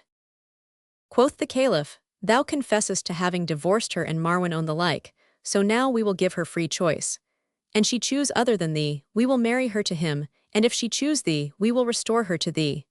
Replied the Arab, Do so. So Muawiyah said to her, What sayest thou, O Syed? Which dost thou choose? The Commander of the Faithful, with his honor and glory and dominion and palaces and treasures, and all else thou seest at his command, or Marwan bin al-Hakam with his violence and tyranny, or this Arab with his hunger and poverty? So she improvised these couplets. This one whom hunger plagues and rags enfold, dearer than tribe and kith and kin I hold. Than crowned head or deputy Marwan, or all who boast of silver coins and gold. Then said she, By Allah, O Commander of the Faithful, I will not forsake him for the shifts of fortune or the perfidies of fate. There being between us old companionship we may not forget, and love beyond stay and let. And indeed 'tis but just that I bear with him in his adversity, even as I shared with him in prosperity. 130 The Caliph marveled at her wit and love and constancy, and ordering her 10,000 dirhams, delivered her to the Arab, who took his wife and went away. And they likewise tell a tale of The lovers of Bassora. The Caliph Harun al-Rashid was sleepless one night, so he sent for Alismay and Husain al-Khalia and said to them, "Tell me a story, you twain, and do thou begin, O Husain." He said, "'Tis well, O commander of the faithful," and thus began. Some years ago, I dropped downstream to Bassora to present to Mohammed bin Sulayman al-Rabi a qasida or elegy I had composed in his praise, and he accepted it and bade me abide with him. One day, I went out to Al-Murbad by way of Al-Muhalliya, and being oppressed by the excessive heat, went up to a great door to ask for drink, when I was suddenly aware of a damsel, as she were a branch swaying, with eyes languishing, eyebrows arched and finely penciled and smooth cheeks rounded, clad in a shift the color of a pomegranate flower, and a mantilla of Sana'a work. But the perfect whiteness of her body overcame the redness of her shift, through which glittered two breasts like twin granados and a waist, as it were a roll of fine Coptic linen, with creases like scrolls of pure white paper stuffed with musk. Moreover, O Prince of true believers, round her neck was slung an amulet of red gold that fell down between her breasts, and on 131 the plane of her forehead were browlocks like jet. Her eyebrows joined and her eyes were like lakes. She had an aquiline nose and thereunder shell-like lips showing teeth like pearls. Pleasantness prevailed in every part of her, but she seemed dejected, disturbed, distracted, and in the vestibule came and went, walking upon the hearts of her lovers, whilst her legs made mute the voices of their ankle rings. And indeed she was as saith the poet. Each portion of her charms we see, seems of the whole a simile. I was overawed by her, O commander of the faithful, and drew near her to greet her, and behold, the house and vestibule and highways breathed fragrant with musk. So I saluted her, and she returned my salam with a voice dejected, and heart depressed, and with the ardor of passion consumed. Then said I to her, O my lady, I am an old man and a stranger and sore troubled by thirst. Wilt thou order me a draught of water and win reward in heaven? She cried, Away, O Shaykh, from me, I am distracted from all thought of meat and drink. And Shahrazad perceived the dawn of day and ceased to say her permitted say. Now when it was the 694th night, she pursued, It hath reached me, O auspicious king, that the damsel said, O Shaykh, I am distracted from all thought of meat and drink. Quoth I, continued Husain, By what ailment, O my lady? And quoth she, I love one who dealeth not justly by me, and I desire one who of me will none. Wherefore I am afflicted with the wakefulness of those who wake stargazing. I asked, O my lady, is there on the wide expanse of earth one to whom thou hast a mind, and who to thee hath no mind? Answered she, Yes, and this for the perfection of beauty and loveliness and goodliness wherewith he is endowed. And why standeth thou in this porch? Inquired I. This is his road, replied she, and the hour of his passing by. I said, O my lady, have ye ever foregathered and had such commerce and converse as 132 might cause this passion? At this she heaved a deep sigh, the tears rained down her cheeks as they were dew falling upon roses, and she versified with these couplets. We were like willow boughs in garden shining, and scented joys in happiest life combining. Ween as one bough from other self would rend, and oh, thou seest this for that repining. Quoth I, O maid, and what betideth thee of thy love for this man? And quot she, I see the sun upon the walls of his folk, and I think the sun is he, or haply I catch sight of him unexpectedly, and am confounded, and the blood and the life fly my body, and I abide in unreasoning plight a week, or e'en a sennight. Said I, Excuse me, for I also have suffered that which is upon thee of love-longing and distraction of soul, and wasting of frame and loss of strength. And I see in thee pallor of complexion and emaciation, such as testify of the fever fits of desire. But how shouldst thou be unsmitten of passion, and thou a sojourner in the land of Bassora? Said she, By Allah, before I fell in love of this youth, I was perfect in beauty and loveliness and amorous grace which ravished all the princes of Bassora, till he fell in love with me. I asked, O maid, and who parted you? And she answered, The vicissitudes of fortune, but the manner of our separation was strange, and 'twas on this wise. One New Year's Day I had invited the damsels of Bassora, and amongst them a girl belonging to Surin, who had bought her out of Oman for 80,000 dirhams. She loved me to madness, and when she entered she threw herself upon me, and well nigh tore me in pieces with bites and pinches. Then we withdrew apart, to drink wine at our ease, till our meat was ready, and our 133 delight was complete, and she toyed with me and I with her. And now I was upon her, and now she was upon me. Presently the fumes of the wine moved her to strike her hand on the inkle of my petticoat trousers, whereby it became loosed, unknown of either of us, and my trousers fell down in our play. At this moment he came in unobserved, and seeing me thus, was wroth at the sight and made off, as the Arab filly hearing the tinkle of her bridle. And Shahrazad perceived the dawn of day, and ceased saying her permitted say. Now when it was the 695th night, she resumed, It hath reached me, O auspicious king, that the maiden said to Husain al-Khalia, When my lover saw me playing, as I described to thee, with Surin's girl, he went forth in anger. And 'tis now, O Sheikh, 3 years ago, and since then I have never ceased to excuse myself to him and coax him and crave his indulgence, but he will neither cast a look at me from the corner of his eye, nor write me a word, nor speak to me by messenger, nor hear from me aught. Quoth I, Hark I maid, is he an Arab or an Ajam? And quoth she, Out on thee. He is of the princes of Bassora. Is he old or young? Asked I, and she looked at me laughingly and answered, Thou art certainly a simpleton. He is like the moon on the night of its full, smooth-cheeked and beardless, nor is there any defect in him except his aversion to me. Then I put the question, What is his name? And she replied, What wilt thou do with him? I rejoined, I will do my best to come at him, that I may bring about reunion between you. Said she, I will tell thee on condition that thou carry him a note. And I said, I have no objection to that. Then quoth she, His name is Zamra bin al-Mughira, hight Abu al-Saka, and his palace is in the Merbed. Therewith she called to those within for ink case and paper, and tucking up her sleeves, showed 2 wrists like broad rings of silver. She then wrote after the basmala as follows, My lord, the omission of blessings at the head of this my letter shows mine insufficiency, and know that hay me prayer been answered, thou hadst never left me. For how often have I prayed that thou shouldest not leave me, and yet thou didst leave me. Were it not that distress with me exceedeth the bounds of restraint, that which thy servant hath forced herself to do in writing this writ, were an aidance to her, despite her despair of thee, because of her knowledge of thee that thou wilt fail to answer. Do thou fulfill her desire, my lord, of a sight of thee from the porch, as thou passest in the street, wherewith thou wilt quicken the dead soul in her. Or far better for her still than this, do thou write her a letter with thine own hand, Allah endow it with all excellence, and appoint it in requital of the intimacy that was between us in the nights of time past, whereof thou must preserve the memory. My lord, was I not to thee a lover sick with passion? And thou answer my prayer, I will give to thee thanks and to Allah praise, and so the peace. Then she gave me the letter and I went away. Next morning, I repaired to the door of the Viceroy Mohammed bin Sulayman, where I found an assembly of the notables of Bassora, and amongst them a youth who adorned the gathering, and surpassed in beauty and brightness all who were there. And indeed the Emir Mohammed set him above himself. I asked who he was, and behold, it was Zamra himself. So I said in my mind, Verily there hath befallen yonder unhappy one that which hath befallen her. Then I betook myself to the Merbed and stood waiting at the door of his house, till he came riding up in state, when I accosted him and invoking more than usual blessings on him, handed him the missive. When he read it and understood it, he said to me, O Sheikh, we have taken other in her stead. Say me, wilt thou see the substitute? I answered, Yes. Whereupon he called out a woman's name, and there came forth a damsel who shamed the 2 greater lights, swelling-breasted, walking the gait of one who hasteneth without fear, to whom he gave the note, saying, Do thou answer it.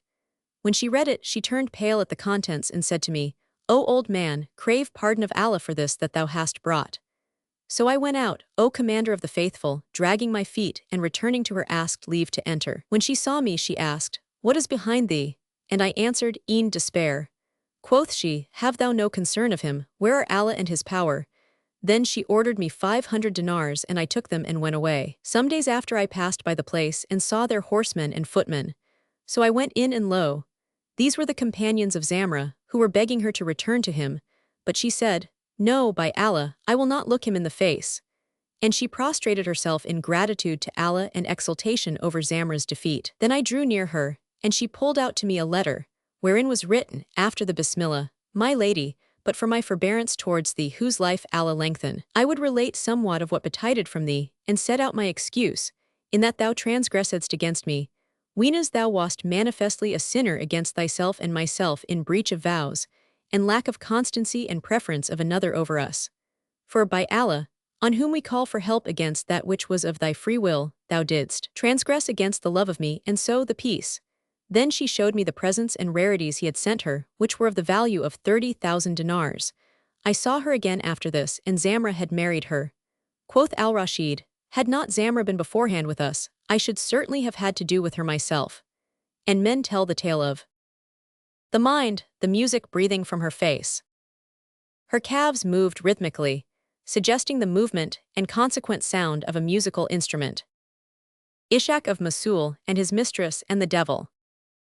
Quoth Ishaq bin Ibrahim al-Mawsili, I was in my house one night in the winter-time, when the clouds had dispread themselves and the rains poured down in torrents, as from the mouths of waterskins, and the folk forbore to come and go about the ways for that which was therein of rain and slew. Now I was straitened in breast, because none of my brethren came to me nor could I go to them, by reason of the mud and mire. So I said to my servant, Bring me wherewithal I may divert myself. Accordingly he brought me meat and drink, but I had no heart to eat, without someone to keep me company, and I ceased not to look out of window and watch the ways till nightfall, when I bethought myself of a damsel belonging to one of the sons of Al-Mahdi, whom I loved and who was skilled in singing and playing upon instruments of music, and said to myself, Were she here with us tonight, my joy would be complete, and my night would be abridged of the melancholy and restlessness which are upon me. At this moment one knocked at the door, saying, Shall a beloved enter in who standeth at the door? Quoth I to myself, Meseems the plant of my desire hath fruited. So I went to the door and found my mistress, with a long green skirt wrapped about her and a kerchief of brocade on her head, to fend her from the rain. She was covered with mud to her knees, and all that was upon her was drenched with water from gargoyles and house sprouts. In short, she was in 137 sorry plight. So I said to her, O my mistress, what bringeth thee hither through all this mud? Replied she, Thy messenger came and set forth to me that which was with thee of love and longing, so that I could not choose but yield and hasten to thee. I marveled at this, and Shahrazad perceived the dawn of day and ceased to say her permitted say. Now when it was the 696th night, she said, It hath reached me, O auspicious king, that when the damsel came and knocked at Ishaq's door, he went forth to her and cried, O my lady, what bringeth thee hither through all this mud? And she replied, Thy messenger came and set forth to me that which was with thee of love and longing, so that I could not choose but yield and hasten to thee. I marveled at this, but did not like to tell her that I had sent no messenger, wherefore I said, Praised be Allah for that he hath brought us together, after all I have suffered by the mortification of patience. Verily, hadst thou delayed an hour longer, I must have run to thee, because of my much love for thee and longing for thy presence. Then I called to my boy for water, that I might better her plight, and he brought a kettle full of hot water such as she wanted. I bade pour it over her feet, whilst I set to work to wash them myself. After which I called for one of my richest dresses, and clad her therein after she had doffed the muddy clothes. Then as soon as we were comfortably seated I would have called for food, but she refused, and I said to her, Art thou for wine? And she replied, Yes. So I fetched cups, and she asked me, Who shall sing? I, O my princess, I care not for that, one of my damsels, I have no mind to that either. Then sing thyself. Not I. Who then shall sing for thee? I inquired, and she rejoined, Go out and seek someone to sing for me. So I went out in obedience to her, though I despaired of finding anyone in such weather, and fared on till I came to the main street, where I suddenly saw a blind man striking the earth with his staff and saying, May Allah not requite with weal those with whom I was. When I sang, they listened not, and when I was silent, they made light of me. So I said to him, Art thou a singer? And he replied, Yes. Quoth I, Wilt thou finish thy night with us and cheer us with thy company? And quoth he, If it be thy will, take my hand. 138 So I took his hand, and leading him to my house said to the damsel, O my mistress, I have brought a blind singer, with whom we may take our pleasure, and he will not see us. She said, Bring him to me. So I brought him in and invited him to eat. He ate but a very little and washed his hands, after which I brought him wine, and he drank 3 cups full. Then he said to me, Who art thou? And I replied, I am Ishaq bin Ibrahim al-Mawsili. Quoth he, I have heard of thee, and now I rejoice in thy company. And I, O my lord, I am glad in thy gladness. He said, O Ishaq, sing to me. So I took the lute by way of jest and cried, I hear and I obey. When I had made an end of my song, he said to me, O Ishaq, thou comest nigh to be a singer. His words belittled me in mine own eyes, and I threw the lute from my hand. Whereupon he said, Hast thou not with thee someone who is skilled in singing? Quoth I have a damsel with me. And quoth he, Bid her sing. I asked him, Wilt thou sing when thou hast had enough of her singing? And he answered, Yes. So she sang, and he said, Nay, thou hast shown no art. Whereupon she flung the lute from her hand in wrath and cried, We have done our best. If thou have aught, favor us with it by way of an alms. Quoth he, Bring me a lute hand hath not touched. So I bade the servant bring him a new lute, and he tuned it, and preluding in a mode I knew not began to sing, improvising these couplets. clove through the shades, and came to me in night so dark and sore. The lover weeding of herself, 'twas trysting-tide once more. Naught startled us but her salam, and first of words she said, May a beloved enter in who standeth at the door. When the girl heard this, she looked at me askance and said, What secret was between us could not thy breast hold for 1 hour, but thou must discover it to this man. However, I swore to her that I had not told him and excused myself to her and fell to kissing her hands and tickling her breasts and biting her cheeks, till she laughed, and turning to the blind man, said to him, Sing, O my lord. So he took the lute and sang these 2 couplets. Ah, often have I sought the fair, how often lief and fain, my palming felt the finger ends that bear the varied stain, and tickled pouting breasts that stand firm as pomegranates twain, and bit the apple of her cheek kissed o'er and o'er again.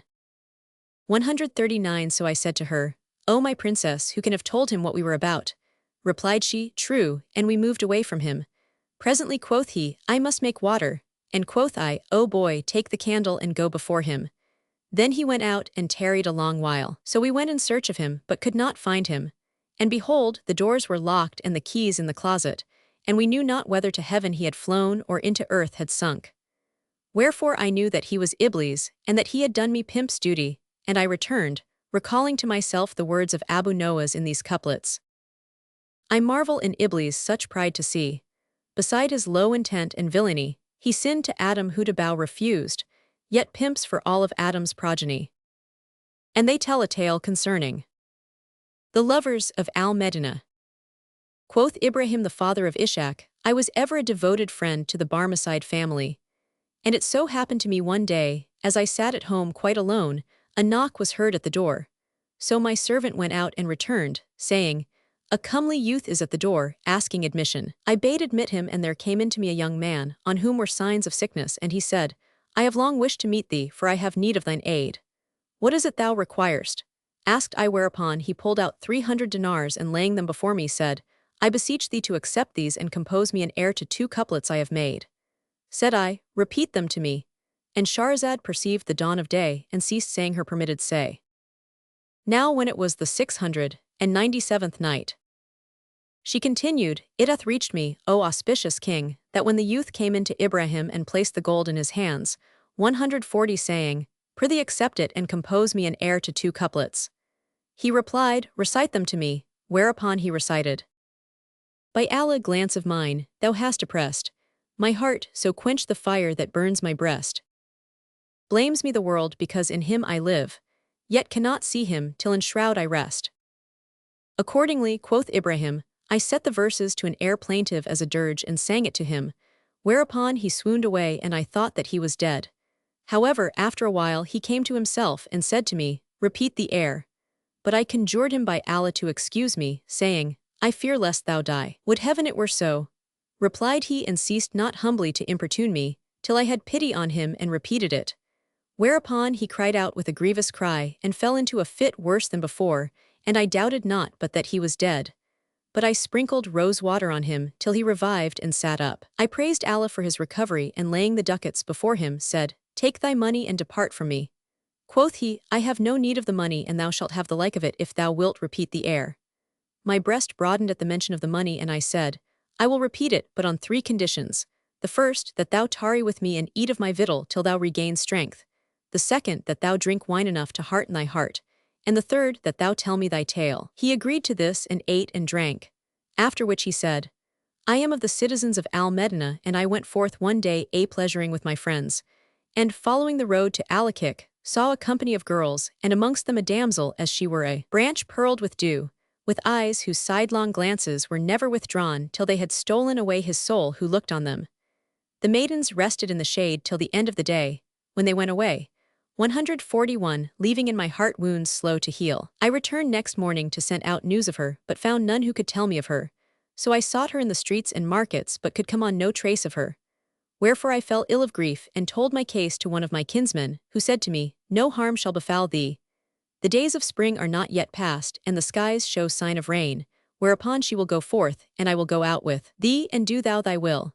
His words comforted my heart, and I waited till Alakik ran with water, when I went forth with my friends and kinsmen and sat in the very same place where I first saw her. We had not been seated long before up came the women, like horses running for a wager, and I whispered to a girl of my kindred, "Say to yonder damsel, quoth this man to thee, he did well who spoke this couplet." She shot my heart with shaft, then turned on heel, and flying dealt fresh wound and scarring weal. So she went to her, and repeated my words, to which she replied saying, "Tell him that he said well who answered in this couplet. The like of whatso feelest thou we feel, patience, perchance swift cure our hearts shall heal." I refrained from further speech for fear of scandal and rose to go away. She rose at my rising, and I followed, and she looked back at me, till she saw I had noted her abode. Then she began to come to me and I to go to her, so that we foregathered and met often, till the case was noised abroad and grew notorious, and her sire came to know of it. However, I ceased not to meet her most assiduously, and complained of my condition to my father, who assembled our kindred, and repaired to ask her in marriage for me, of her sire, who cried, "Had this been proposed to me before he gave her a bad name by his assignations, I would have consented. But now the thing is notorious, and I am loath to verify the saying of the 142 folk."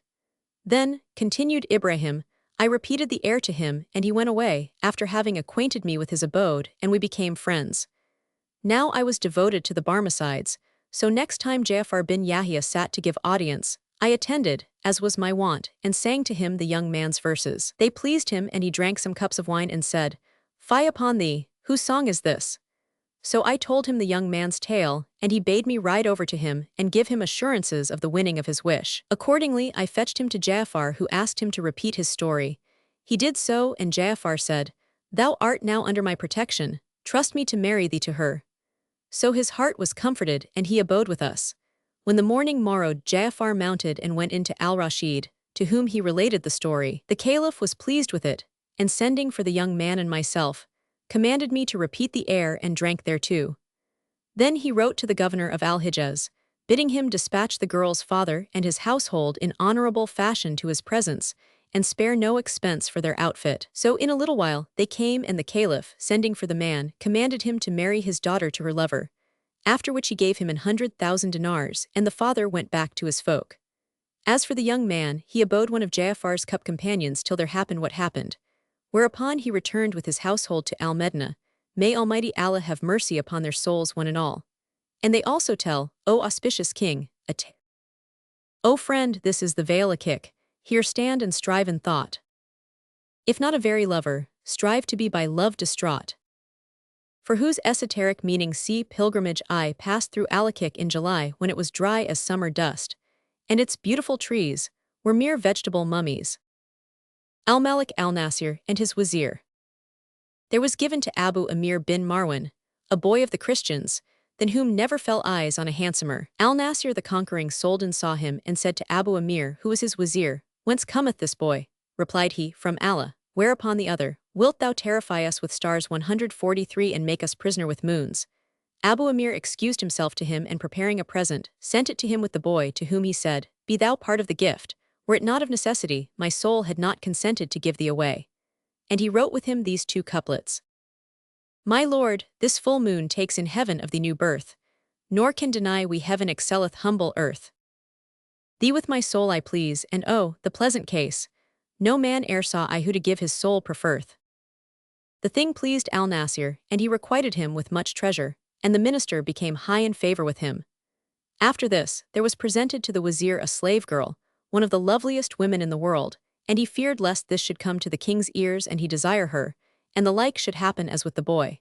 So he made up a present still costlier than the first and sent it with her to the king, and Shahrazad perceived the dawn of day and ceased to say her permitted say. Now when it was the 698th night, she pursued, It hath reached me, O auspicious king, that the wazir Abu Amir, when presented with the beautiful slave girl, feared lest it come to the conquering king's ears, and that the like should happen as with the boy. So he made up a present still costlier than the first, and sent it with her to his master, accompanying it with these couplets. My lord, this be the sun, the moon thou hadst before, so the two greater lights now in thy heaven unite. Conjunction promising to me prosperity, and Kausar draught to thee and Eden's long delight. Earth shows no charms, by Allah, ranking as their third, nor king who secondeth our conquering king in might. Wherefore his credit redoubled with Al-Nasir. But after a while, one of his enemies maligned him to the king, alleging that there still lurked in him a hot lust for the boy, and that he ceased not to desire him, whenever the cool northern breezes moved him, and to gnash his teeth for having given him away. Cried the king, "Wag not thou thy tongue at him, or I will shear off thy head." However, he wrote Abu Amir a letter, as from the boy, to the 144 following effect. "O my lord, thou knowest that thou wast all and one to me, and that I never ceased from delight with thee. Albeit I am with the Sultan, yet would I choose rather solitude with thee, but that I fear the king's majesty, wherefore devise thou to demand me of him." This letter he sent to Abu Amir by a little foot-page, whom he enjoined to say, "This is from such an one, the king never speaketh to him." When the wazir read the letter and heard the cheating message, he noted the poison draught and wrote on the back of the note these couplets. "Shall man experience lectured ever care, fool-like to thrust his head in lion's lair? I'm none of those whose wits to love succumb, nor witless of the snares my foes prepare. Wert thou my sprite, I'd give thee loyally, shall sprite from body sundered backwards fare." When Al-Nasir knew of this answer, he marveled at the wazir's quickness of wit and would never again lend ear to aught of insinuations against him. Then said he to him, "How didst thou escape falling into the net?" And he replied, "Because my reason is unentangled in the toils of passion." And they also tell a tale of the rogueries of Dalilah the crafty and her daughter, Zainab the coney catcher. There lived in the time of Harun al-Rashid a man named Ahmad al-Danaf, and another Hassan Shuman hight. The twain past masters in fraud and feints, who had done rare things in their day. Wherefore the caliph invested them with caftans of honor, and made them captains of the watch for Baghdad, Ahmad of the 145 right hand, and Hassan of the left hand, and appointed to each of them a stipend of 1,000 dinars a month, and 40 stalwart men to be at their bidding. Moreover to calamity, Ahmad was committed the watch of the district outside the walls. So Ahmad and Hassan went forth in company of the Emir Khalid, the wali or chief of police, attended each by his 40 followers on horseback, and preceded by the crier, crying aloud and saying, "By command of the caliph, none is captain of the watch of the right hand, but Ahmad al-Danaf, and none is captain of the watch of the left hand, but Hassan Shuman, and both are to be obeyed when they bid, and are to be held in all honor and worship." Now there was in the city an old woman called Dalilah the Wily, who had a daughter by name Zainab the coney catcher. They heard the proclamation made, and Zainab said to Dalilah, "See, O my mother, this fellow, Ahmad al-Danaf. He came hither from Cairo, a fugitive, and played the double dealer in Baghdad, till he got into the caliph's company and is now become captain of the right hand, whilst that mangy chap Hassan Shuman is captain of the left hand, and each hath a table spread morning and evening, and a monthly wage of 1,000 dinars. Whereas we abide unemployed and neglected in this house, without estate and without honor, and have none to ask of us." Now Dalilah's husband had been town captain of Baghdad with a monthly wage of 1,000 dinars. But he died leaving 2 daughters, one married, and with a son by name Ahmad al-Lakit or Ahmad the abortion, and the other called Zainab, a spinster. And this Dalilah was a past mistress in all manner of craft and trickery and double dealing. She could wile the very dragon out of his den, and Iblis himself might have learnt deceit of her. Her father had also been governor of the carrier pigeons to the caliph, with a solde of 1,000 dinars a month. He used to rear the birds to carry letters and messages, wherefore in time of need each was dearer to the caliph than one of his own sons. So Zainab said to her mother, "Up and play off some feint and fraud that may haply make us notorious." And Shahrazad perceived the dawn of day, and ceased saying her permitted say. Now when it was the 699th night, she resumed, "It hath reached me, O auspicious king, that Zainab thus addressed her dam, Up and play off some feint and fraud which may haply make us notorious in Baghdad, so perchance we shall win our father's stipend for ourselves. At the old trot, as thy head liveth, O my daughter, I will play off higher-class rogueries in Baghdad than ever played Calamity Ahmed or Hassan the Pestilent." So saying, she rose and threw over her face the lissom veil and donned clothes such as the poorer Sufis wear, petticoat trousers falling over her heels, and a gown of white wool with a broad girdle. She also took a pitcher and filled it with water to the neck, after which she set 3 dinars in the mouth and stopped it up with a plug of palm fiber.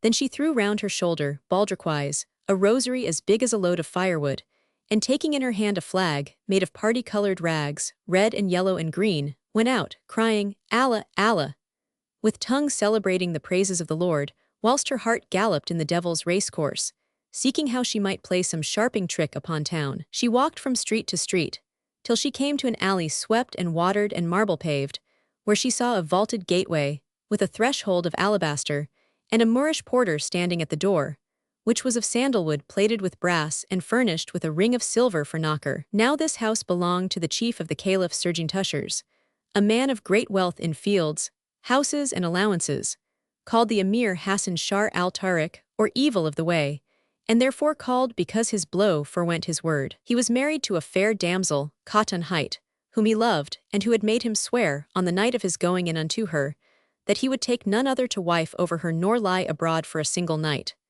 And so things went on till one day, he went to the Dian, and saw that each emir had with him a son or two. Then he entered the hammam bath, and looking at his face in the 147 mirror, noted that the white hairs in his beard overlay its black, and he said in himself, "Will not he who took thy sire bless thee with a son?" So he went into his wife in angry mood, and she said to him, "Good evening to thee." But he replied, "Get thee out of my sight. From the day I saw thee I have seen naught of good." "How so?" quoth she. Quoth he, "On the night of my going in unto thee, thou madest me swear to take no other wife over thee, and this very day I have seen each emir with a son and some with two. So I minded me of death, and also that to me hath been vouchsafed neither son nor daughter, and that whoso leaveth no male hath no memory. This then is the reason of my anger, for thou art barren, and knowing thee is like planing a rock." Cried she, "Allah's name upon thee. Indeed, I have worn out the mortars with beating wool and pounding drugs, and I am not to blame.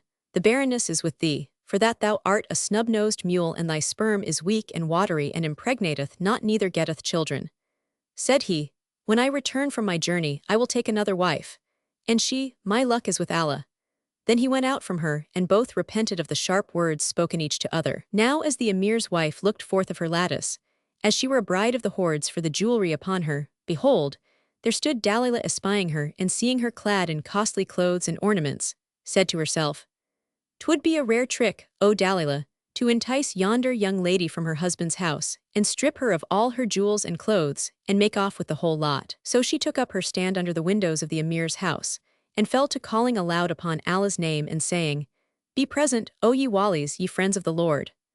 Whereupon every woman in the street looked from her lattice, and seeing a matron clad, after Sufi fashion, in clothes of white wool, as she were a pavilion of light, said, "Allah bring us a blessing by the aidance of this pious old person, from whose face issueth light." And Khatan, the wife of the Emir Hassan, burst into tears and said to 148 her handmaid, "Get thee down, O Makbula, and kiss the hand of Sheikh Abu Ali, the porter, and say to him, Let yonder religious enter to my lady, so haply she may get a blessing of her." So she went down to the porter, and kissing his hand, said to him, "My mistress telleth thee, let yonder pious old woman come in to me, so may I get a blessing of her, and belike her benediction may extend to us likewise."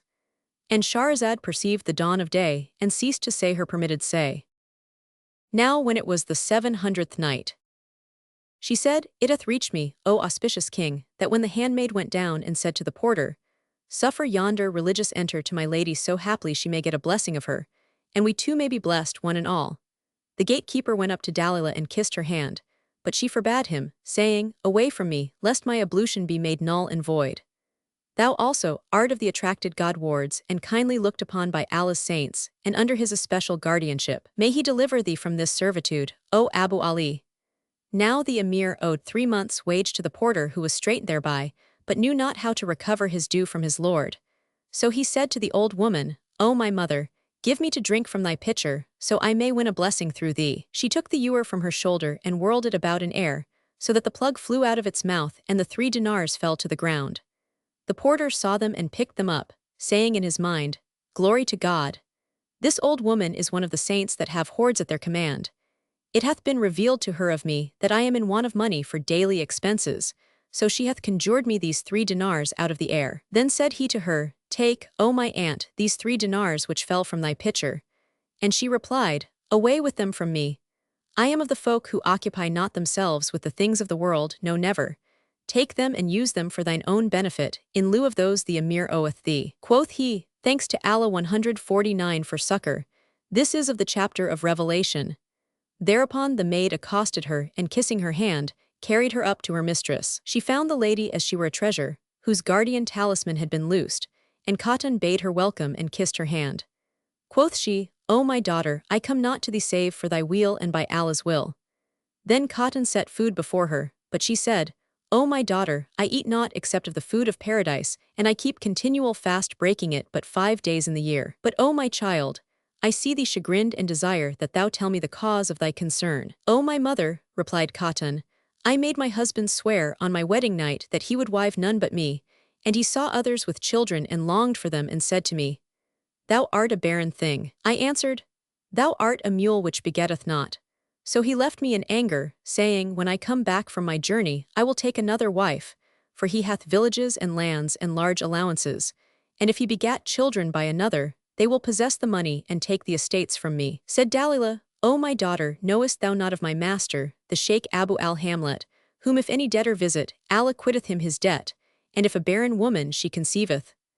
Khatan replied, O my mother, since the day of my wedding I have not gone forth the house, no, not even to pay visits of condolence or congratulation. The old woman rejoined, O my child, I will carry thee to him, and do thou cast thy burden on him and make a vow to him. Haply when thy husband shall return from his journey and lie with thee thou shalt conceive by him and bear a girl or a boy. But be it female or male, it shall be a dervish of the Sheikh Abu al-Hamlet. Thereupon Khatan rose and arrayed herself in her richest raiment, and donning all her jewelry said, Keep thou an eye on the house, to her maid, who replied, I hear and obey, O my lady. Then she went down, and the porter Abu Ali met her and asked her, Whither away, O my lady?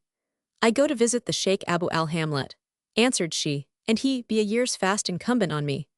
Verily yon religious is of Allah's saints and full of holiness, O my lady, and she hath hidden treasure at her command, for she gave me 3 dinars of red gold and divined my case without my asking her, and knew that I was in want. 150 Then the old woman went out with the young lady Khatan, saying to her, Inshallah, O my daughter, when thou hast visited the Sheikh Abu al-Hamlet, there shall betide thee solace of soul, and by leave of Almighty Allah thou shalt conceive, and thy husband the Emir shall love thee by the blessing of the Sheikh, and shall never again let thee hear a despiteful word. Quoth Khatan, I will go with thee to visit him, O my mother. But Dalilah said to herself, Where shall I strip her and take her clothes and jewelry with the folk coming and going? Then she said to her, O my daughter, walk thou behind me within sight of me, for this thy mother is a woman sorely burdened. Everyone who hath a burden casteth it on me, and all who have pious offerings to make give them to me and kiss my hand. So the young lady followed her at a distance, whilst her anklets tinkled and her hair coins clinked as she went, till they reached the bazaar of the merchants. Presently they came to the shop of a young merchant, by name Sidi Hassan, who was very handsome and had no hair on his face.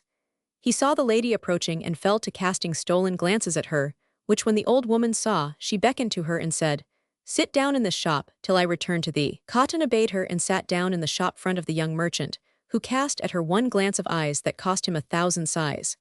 Then the old woman accosted him and saluted him, saying, Tell me, is not thy name Sidi Hassan, son of the merchant Mohsin? He replied, Yes, who told thee my name? Quoth she, Folk of good repute direct me to thee. Know that this young lady is my daughter, and her father was a merchant, who died and left her much money. She is come of marriageable age, and the wise say, Offer thy daughter in marriage and not thy son, and all her life she hath not come forth the house till this day. Now a divine warning and a command given in secret bid me wed her to thee, so, if thou art poor, I will give thee capital and will open for thee instead of one shop 2 shops. Thereupon quoth the young merchant to himself, I asked Allah for a bride, and he hath given me 3 things, to wit, coin, clothing, and coint. Then he continued to the old trot, O my mother, that whereto thou directest me is well, but this long while my mother saith to me, I wish to marry thee, but I object, replying, I will not marry except on the sight of my own eyes. Said Dalilah, Rise and follow my steps, and I will show her to thee naked. So he rose and took 1,000 dinars, saying in himself, Haply we may need to buy somewhat. And Shahrazad perceived the dawn of day, and ceased saying her permitted say. Now when it was the 701st night, she continued, It hath reached me, O auspicious king, that the old woman said to Hassan, son of Mohsin the merchant, Rise up and follow me, and I will show her naked to thee. So he rose and took with him 1,000 dinars, saying in himself, Haply we may need to buy somewhat or pay the fees for drawing up the marriage contract. The old woman bade him walk behind the young lady at a distance, but within shot of sight, and said to herself, Where wilt thou carry the young lady, and the merchant that thou mayest strip them both whilst his shop is still shut. Then she walked on and Cotton after her, followed by the young merchant, till she came to a dairy, kept by a master dyer, by name Hajj Mohammed, a man of ill repute, like the colocasia seller's knife cutting male and female, and loving to eat both figs and pomegranates. He heard the tinkle of the ankle rings, and raising his head, saw the lady and the young man. Presently the old woman came up to him, and after salaming to him and sitting down opposite him, asked him, Art thou not Hajj Mohammed the dyer?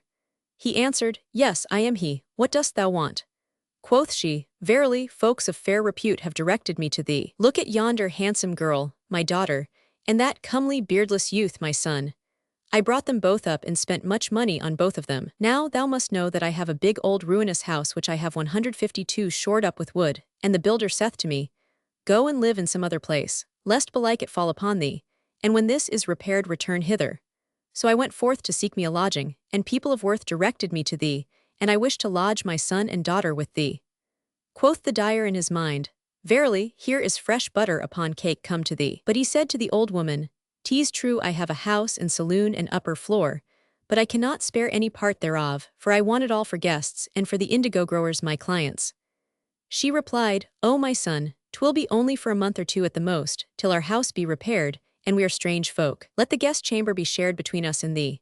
And by thy life, O my son, and thou desire that thy guests be ours, we will welcome them and eat with them and sleep with them.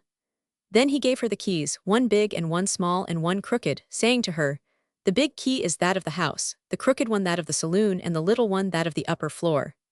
So Dalilah took the keys and fared on, followed by the lady who forewent the young merchant, till she came to the lane wherein was the house. She opened the door and entered, introducing the damsel, to whom said she, O my daughter, this, pointing to the saloon, is the lodging of the Sheikh Abu al-Hamlat, but go thou into the upper floor, and loose thy outer veil and wait till I come to thee. So she went up and sat down. Presently appeared the young merchant, whom Dalilah carried into the saloon, saying, Sit down, whilst I fetch my daughter and show her to thee. So he sat down, and the old trot went up to Cotton, who said to her, I wish to visit the sheikh before the folk come. Replied the beldame, O my daughter, we fear for thee. Asked Cotton, Why so? And Dalilah answered, Because here is a son of mine, a natural who knoweth not summer from winter, but goeth ever naked. He is the sheikh's deputy, and if he saw a girl like thee come to visit his chief, he would snatch her earrings and tear her ears and rend her silken robes. So do thou doff thy jewelry and clothes, and I will keep them for thee, till thou hast made thy pious visitation. Accordingly the damsel did off her outer dress and jewels, and gave them to the old woman, who said, I will lay them for thee 153 on the sheikh's curtain, that a blessing may betide thee. Then she went out, leaving the lady in her shift and petticoat trousers, and hid the clothes and jewels in a place on the staircase. After which she betook herself to the young merchant, whom she found impatiently awaiting the girl, and he cried, Where is thy daughter, that I may see her? But she smote palm on breast, and he said, What aileth thee? Quoth she, Would there were no such thing as the ill neighbor and the envious. They saw thee enter the house with me and asked me of thee, and I said, This is a bridegroom I have found for my daughter. So they envied me on thine account, and said to my girl, Is thy mother tired of keeping thee, that she marrieth thee to a leper? Thereupon I swore to her that she should not see thee save naked. Quoth he, I take refuge with Allah from the envious, and baring his forearm, showed her that it was like silver. Said she, Have no fear, thou shalt see her naked, even as she shall see thee naked. And he said, Let her come and look at me. Then he put off his pelisse and sables, and his girdle and dagger, and the rest of his raiment, except his shirt and bag trousers, and would have laid the purse of 1,000 dinars with them. But Dalilah cried, Give them to me, that I may take care of them. So she took them, and fetching the girl's clothes and jewelry, shouldered the whole, and locking the door upon them, went her ways. And Shahrazad perceived the dawn of day, and ceased to say her permitted say. Now when it was the 702nd night, she pursued, It hath reached me, O auspicious king, that when the old woman had taken the property of the young merchant and the damsel and wended her ways, having locked the door upon them, she deposited her spoils with a druggist of her acquaintance, and returned to the dyer, whom she found sitting, awaiting her. Quoth he, Inshallah, the house pleaseth thee. And quoth she, There is a blessing in it, and I go now to fetch porters to carry hither our goods and furniture. But my children would have me bring them a panade with meat, so do thou take this dinar and buy the dish and go and eat the morning meal with them. Asked the dyer, Who shall guard the dairy meanwhile and the people's goods that be therein? And the old woman answered, Thy lad. So be it, rejoined he, and taking a dish and cover, went 154 out to do her bidding. So far concerning the dyer who will again be mentioned in the tale. But as regards the old woman, she fetched the clothes and jewels she had left with the druggist, and going back to the dairy, said to the lad, Run after thy master, and I will not stir hence till you both return. To hear is to obey, answered he, and went away, while she began to collect all the customers' goods. Presently there came up an ass driver, a scavenger who had been out of work for a week, and who was an hashish eater to boot. And she called him, saying, Hither, O donkey boy. So he came to her, and she asked, Knowest thou my son the dyer? Whereto he answered, Yes, I know him. Then she said, The poor fellow is insolvent and loaded with debts, and as often as he is put in prison, I set him free. Now we wish to see him declared bankrupt, and I am going to return the goods to their owners. So do thou lend me thine ass to carry the load, and receive this dinar to its hire. When I am gone, take the handsaw and empty out the vats and jars and break them, so that if there come an officer from the Qazi's court, he may find nothing in the dairy. Quoth he, I owe the Hajj a kindness, and will do something for Allah's love. So she laid the things on the ass, and the protector protecting her made for her own house, so that she arrived there in safety, and went in to her daughter Zainab, who said to her, O my mother, my heart hath been with thee.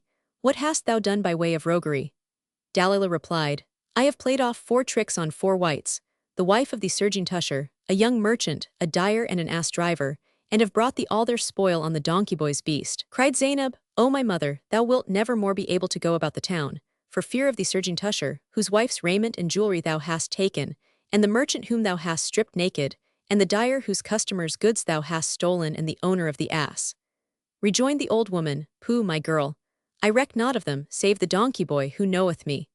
Meanwhile the dyer bought the meat panade and set out for the house, followed by his servant with the food on head. On his way thither, he passed his shop, where he found the donkey boy breaking the vats and jars, and saw that there was neither stuff nor liquor left in them, and that the dairy was in ruins. So he said to him, Hold thy hand, O ass driver.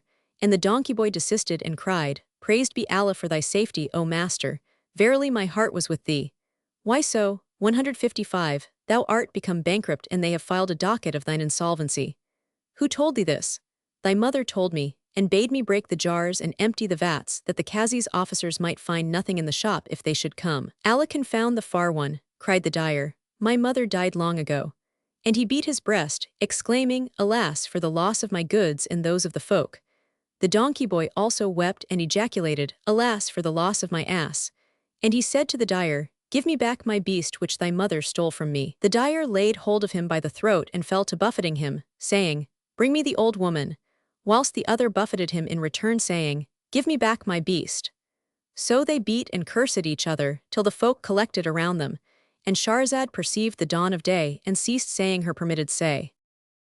Now when it was the 703rd night, she resumed, It hath reached me, O auspicious king, that the dyer caught hold of the donkey boy, and the donkey boy caught hold of the dyer, and they beat, and cursed each other till the folk collected round them, and one of them asked, What is the matter, O Master Mohammed? The ass driver answered, I will tell thee the tale, and related to them his story, saying, I deemed I was doing the dyer a good turn, but when he saw me he beat his breast and said, My mother is dead.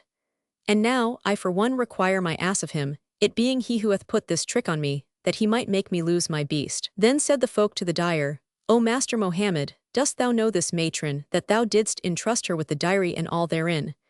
And he replied, I know her not, but she took lodgings with me today, she and her son and daughter. Quoth one, In my judgment, the dyer is bound to indemnify the ass driver. Quoth another, Why so? Because, replied the first, he trusted not the old woman nor gave her his ass save only because he saw that the dyer had entrusted her with the dairy and its contents. And a third said, O master, since thou hast lodged her with thee, it behoveth thee to get the man back his ass. Then they made for 156 the house, and the tale will come round to them again. Meanwhile, the young merchant remained awaiting the old woman's coming with her daughter, but she came not nor did her daughter. Whilst the young lady in like manner sat expecting her return with leave from her son, the God-attended one, the Sheikh's deputy, to go into the holy presence. So weary of waiting, she rose to visit the Sheikh by herself and went down into the saloon, where she found the young merchant, who said to her, Come hither. Where is thy mother, who brought me to marry thee?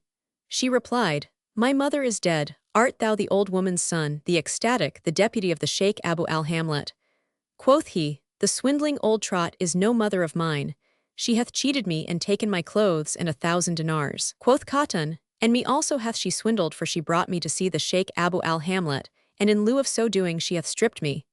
Thereupon he, I look to thee to make good my clothes and my 1,000 dinars. And she, I look to thee to make good my clothes and jewelry. And behold, at this moment in came the dyer, and seeing them both stripped of their raiment, said to them, Tell me where your mother is. So the young lady related all that had befallen her, and the young merchant related all that had betided him, and the master dyer exclaimed, Alas for the loss of my goods and those of the folk. And the ass driver ejaculated, Alas for my ass. Give me, O dyer, my ass. Then said the dyer, This old woman is a sharper. Come forth, that I may lock the door. Quoth the young merchant, 'Twere a disgrace to thee that we should enter thy house dressed and go forth from it undressed. So the dyer clad him and the damsel, and sent her back to her house, where we shall find her after the return of her husband. Then he shut the dyery and said to the young merchant, Come, let us go and search for the old woman and hand her over to the wali, the chief of police. So they and the ass-man repaired to the house of the master of police and made their complaint to him. Quoth 157 he, O folk, what want ye? And when they told him, he rejoined, How many old women are there not in the town? Go ye and seek for her and lay hands on her and bring her to me, and I will torture her for you and make her confess. So they sought for her all round the town, and an account of them will presently be given. As for old Dalila the wily, she said, I have a mind to play off another trick, to her daughter, who answered, O my mother, I fear for thee. But the beldam cried, I am like the bean husks which fall, proof against fire and water. So she rose, and donning a slave girl's dress of such as serve people of condition, went out to look for someone to defraud. Presently she came to a by-street, spread with carpets and lighted with hanging lamps, and heard a noise of singing women and drumming of tambourines. Here she saw a handmaid bearing on her shoulder a boy, clad in trousers laced with silver and a little backcloak of velvet, with a pearl-embroidered tarbush cap on his head, and about his neck, a collar of gold set with jewels. Now the house belonged to the provost of the merchants of Baghdad, and the boy was his son. He had a virgin daughter, to boot, who was promised in marriage, and it was her betrothal they were celebrating that day. There was with her mother a company of noble dames and singing women, and whenever she went upstairs or down, the boy clung to her. So she called the slave girl and said to her, Take thy young master and play with him, till the company break up. Seeing this, Dalila asked the handmaid, What festivities are these in your mistress's house? And was answered, She celebrates her daughter's betrothal this day, and she hath singing women with her. Quoth the old woman to herself, O Dalila, the thing to do is to spirit away this boy from the maid. And Shahrazad perceived the dawn of day, and ceased to say her permitted say. Now when it was the 704th night, she said, It hath reached me, O auspicious king, that when the old trot said to herself, O Dalila, the thing to do is to spirit away this boy from the maid, she began crying out, O 158 disgrace, O ill luck. Then pulling out a brass token, resembling a dinar, she said to the maid, who was a simpleton, Take this ducat and go in to thy mistress and say to her, Al-Kar rejoiceth with thee, and is beholden to thee for thy favors, and on the day of assembly she and her daughters will visit thee, and hansel the tiring women with the usual gifts. Said the girl, O my mother, my young master here catcheth hold of his mamma, whenever he seeth her. And she replied, Give him to me, whilst thou goest in and comest back. So she gave her the child, and taking the token, went in. Whereupon Dalila made off with the boy to a bailane, where she stripped him of his clothes and jewels, saying to herself, O Dalila, 'twould indeed be the finest of tricks, even as thou hast cheated the maid and taken the boy from her, so now to carry on the game and pawn him for 1,000 dinars. So she repaired to the jewel bazaar, where she saw a Jew goldsmith seated with a cage full of jewelry before him, and said to herself, 'Twould be a rare trick to chouse this Jew fellow, and get 1,000 gold pieces worth of jewelry from him, and leave the boy in pledge for it. Presently the Jew looked at them, and seeing the boy with the old woman, knew him for the son of the provost of the merchants. Now the Israelite was a man of great wealth, but would envy his neighbor if he sold and himself did not sell. So espying Dalila, he said to her, What seekest thou, O my mistress? She asked, Art thou Master Azariah the Jew? Having first inquired his name of others, and he answered, Yes. Quoth she, This boy's sister, daughter of the Shabandar of the merchants, is a promised bride, and today they celebrate her betrothal, and she hath need of jewelry. So give me 2 pair of gold ankle rings, a brace of gold bracelets and pearl eardrops, with a girdle, a poignard and a seal ring. He brought them out, and she took of him 1,000 dinars, worth of jewelry, saying, I will take these ornaments on approval, and whatso pleaseth them, they will keep, and I will bring thee the price and leave this boy with thee till then. He said, Be it as thou wilt. So she took the jewelry and made off to her own house, where her daughter asked her how the trick had sped. She told her how she had taken and stripped the Shabandar's boy, and Zainab said, Thou wilt never be able to walk abroad again in the town. Meanwhile, the maid went in 159 to her mistress and said to her, O my lady, Al-Kar saluteth thee and rejoiceth with thee, and on assembly day she will come, she and her daughters, and give the customary presents. Quoth her mistress, Where is thy young master? Quoth the slave girl, I left him with her lest he cling to thee, and she gave me this as largesse for the singing women. So the lady said to the chief of the singers, Take thy money. And she took it and found it a brass counter, whereupon the lady cried to the maid, Get thee down, O whore, and look to thy young master. Accordingly, she went down, and finding neither boy nor old woman, shrieked aloud and fell on her face. Their joy was changed into annoy, and behold, the provost came in, when his wife told him all that had befallen, and he went out in quest of the child, whilst the other merchants also fared forth, and each sought his own road. Presently the Shabandar, who had looked everywhere, espied his son seated, naked, in the Jew's shop, and said to the owner, This is my son. "'Tis well," answered the Jew. So he took him up without asking for his clothes of the excess of his joy at finding him. But the Jew laid hold of him, saying, Allah succor the Caliph against thee. The provost asked, What aileth thee, O Jew? And he answered, Verily the old woman took of me 1,000 dinars, worth of jewelry for thy daughter, and left this lad in pledge for the price. And I had not trusted her, but that she offered to leave the child whom I knew for thy son. Said the provost, My daughter needeth no jewelry, give me the boy's clothes. Thereupon the Jew shrieked out, Come to my aid, O Moslems! But at that moment up came the dyer and the assman and the young merchant, who were going about, seeking the old woman, and inquired the cause of their jangle. So they told them the case, and they said, This old woman is a cheat, who hath cheated us before you. Then they recounted to them how she had dealt with them, and the provost said, Since I have found my son, be his clothes his ransom. If I come upon the old woman, I will require them of her. And he carried the child home to his mother, who rejoiced in his safety. Then the Jew said to the 3 others, Whither go ye? And they answered, We go to look for her. Quoth the Jew, Take me with you, presently adding, Is there any one of you knoweth her? The donkey boy cried, I know her. And the Jew said, 160, If we all go forth together, we shall never catch her, for she will flee from us. Let each take a different road, and be our rendezvous at the shop of Hajj Masud, the Moorish barber. They agreed to this and set off, each in a different direction. Presently Dalilah sallied forth again to play her tricks, and the ass-driver met her and knew her. So he caught hold of her and said to her, Woe to thee, hast thou been long at this trade? She asked, What aileth thee?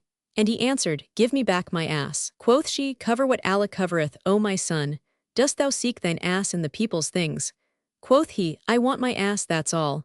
And quoth she, I saw that thou wast poor, so I deposited thine ass for thee with the Moorish barber. Stand off, whilst I speak him fair, that he may give thee the beast. So she went up to the Maghrabi and kissed his hand and shed tears. He asked her what ailed her, and she said, O my son, look at my boy who standeth yonder. He was ill and exposed himself to the air, which injured his intellect. He used to buy asses, and now, if he stand he saith nothing but my ass. If he sit he crieth my ass. And if he walk he crieth my ass.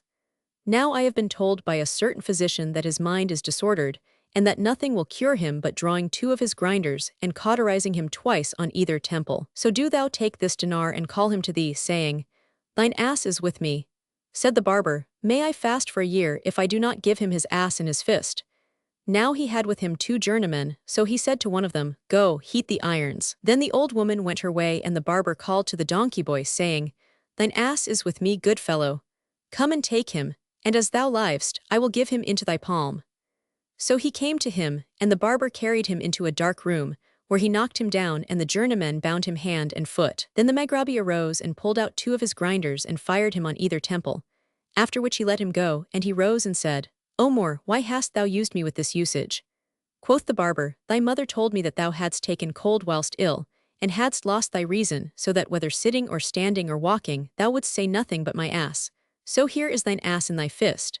Said the other, Allah requite thee for pulling out my teeth. Then the barber told him all that the omen had related, and he exclaimed, Allah torment her.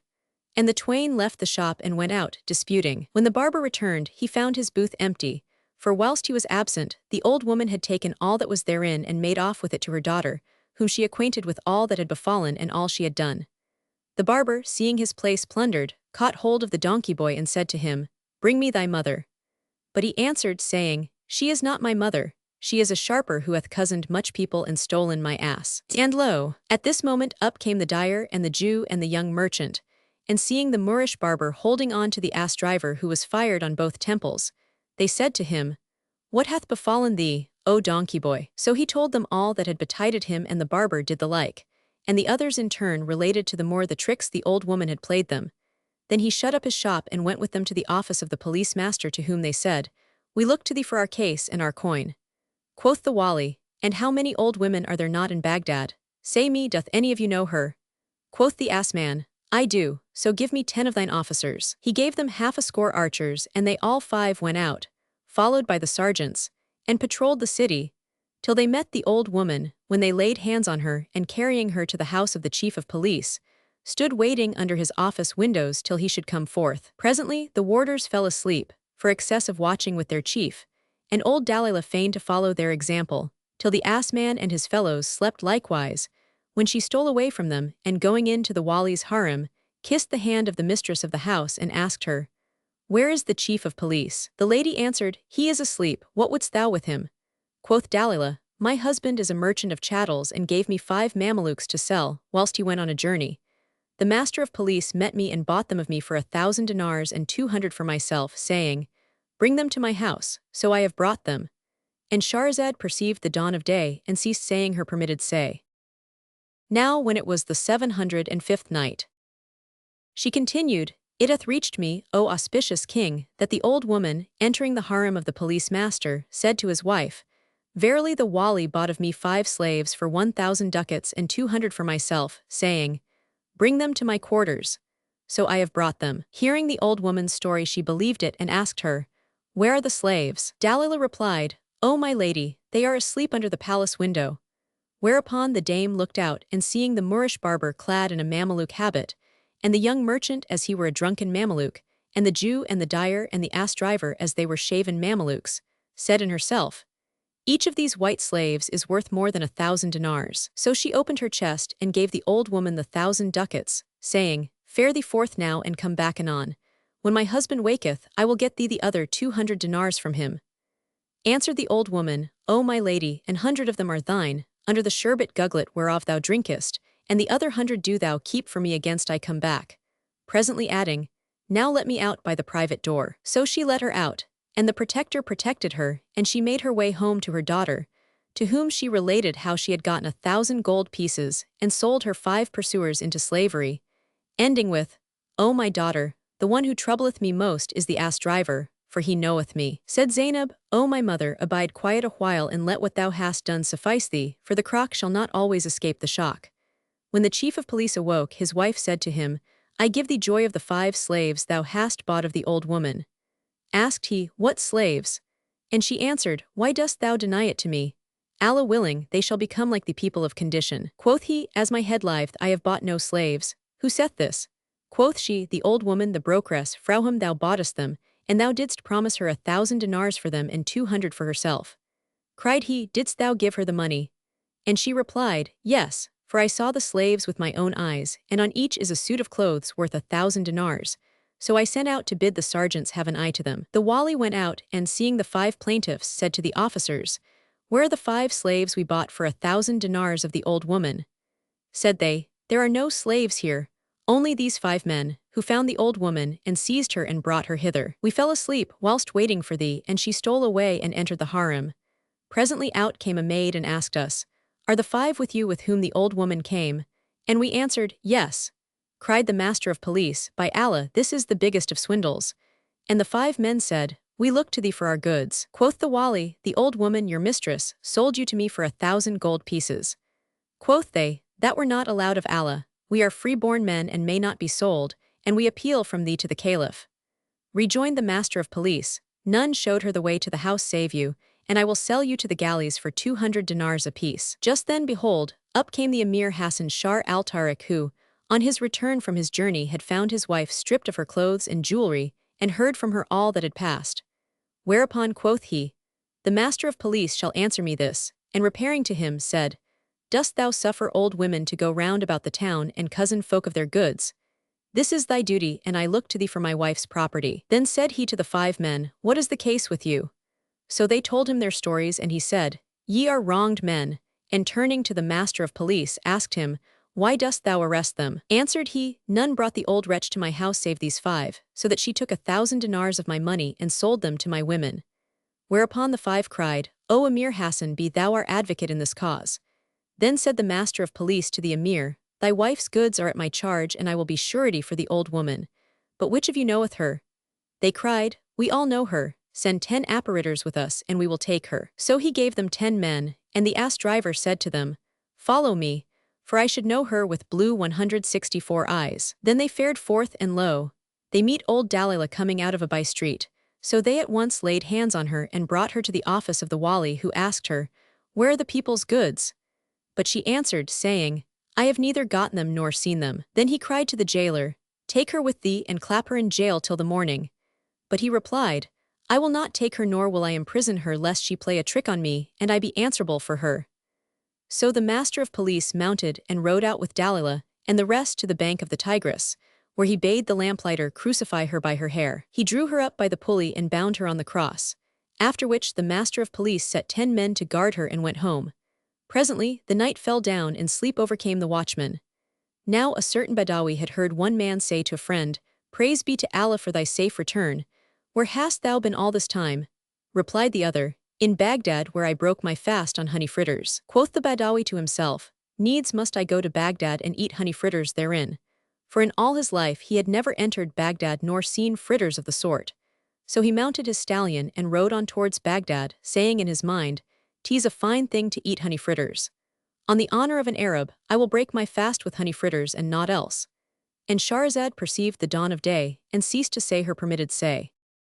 Now when it was the 706th night, she pursued, It hath reached me, O auspicious king, that the wild Arab mounted horse and made for Baghdad, saying in his mind, 'Tis a fine thing to eat honey fritters. On the honor of an Arab, I will break my fast with honey fritters and naught else.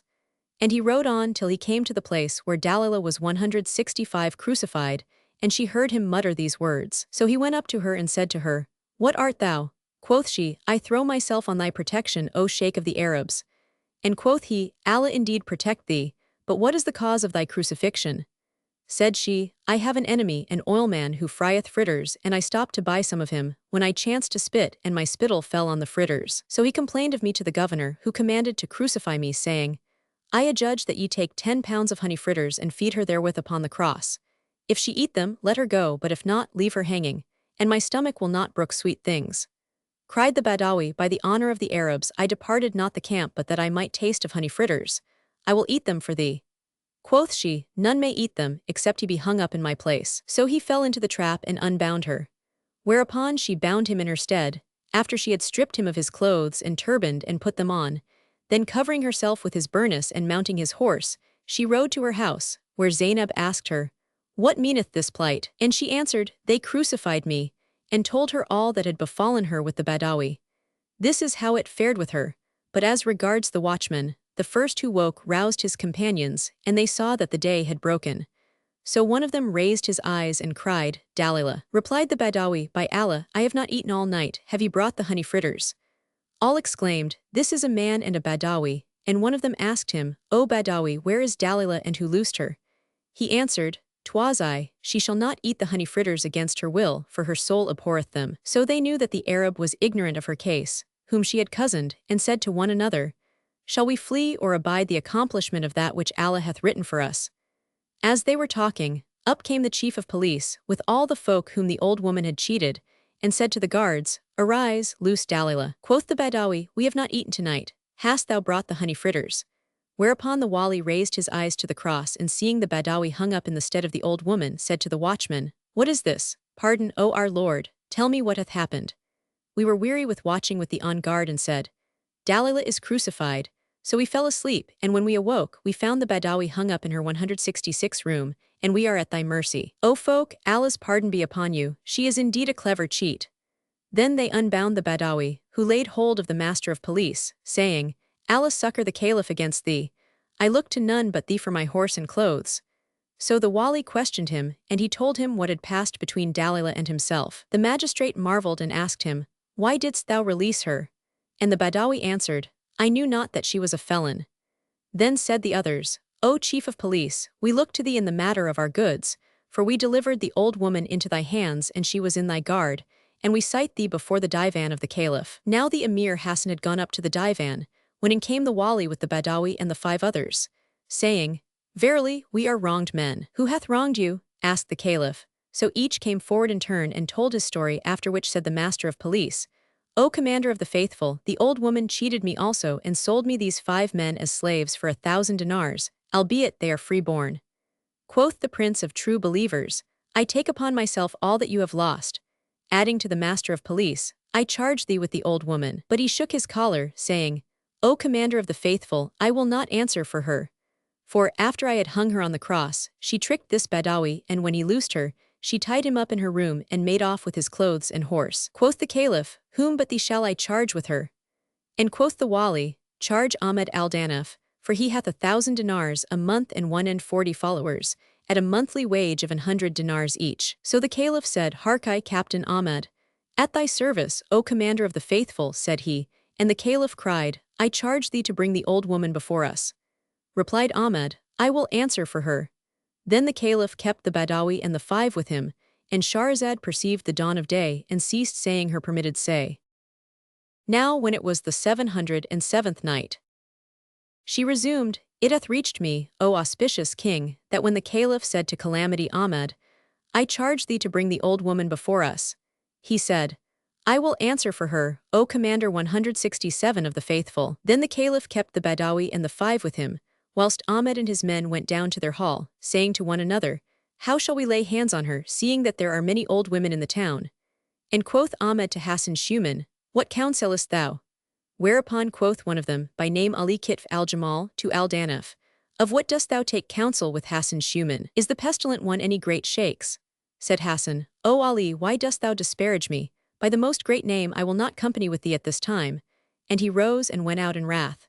Then said Ahmed, O my braves, let every sergeant take 10 men, each to his own quarter, and search for Dalila.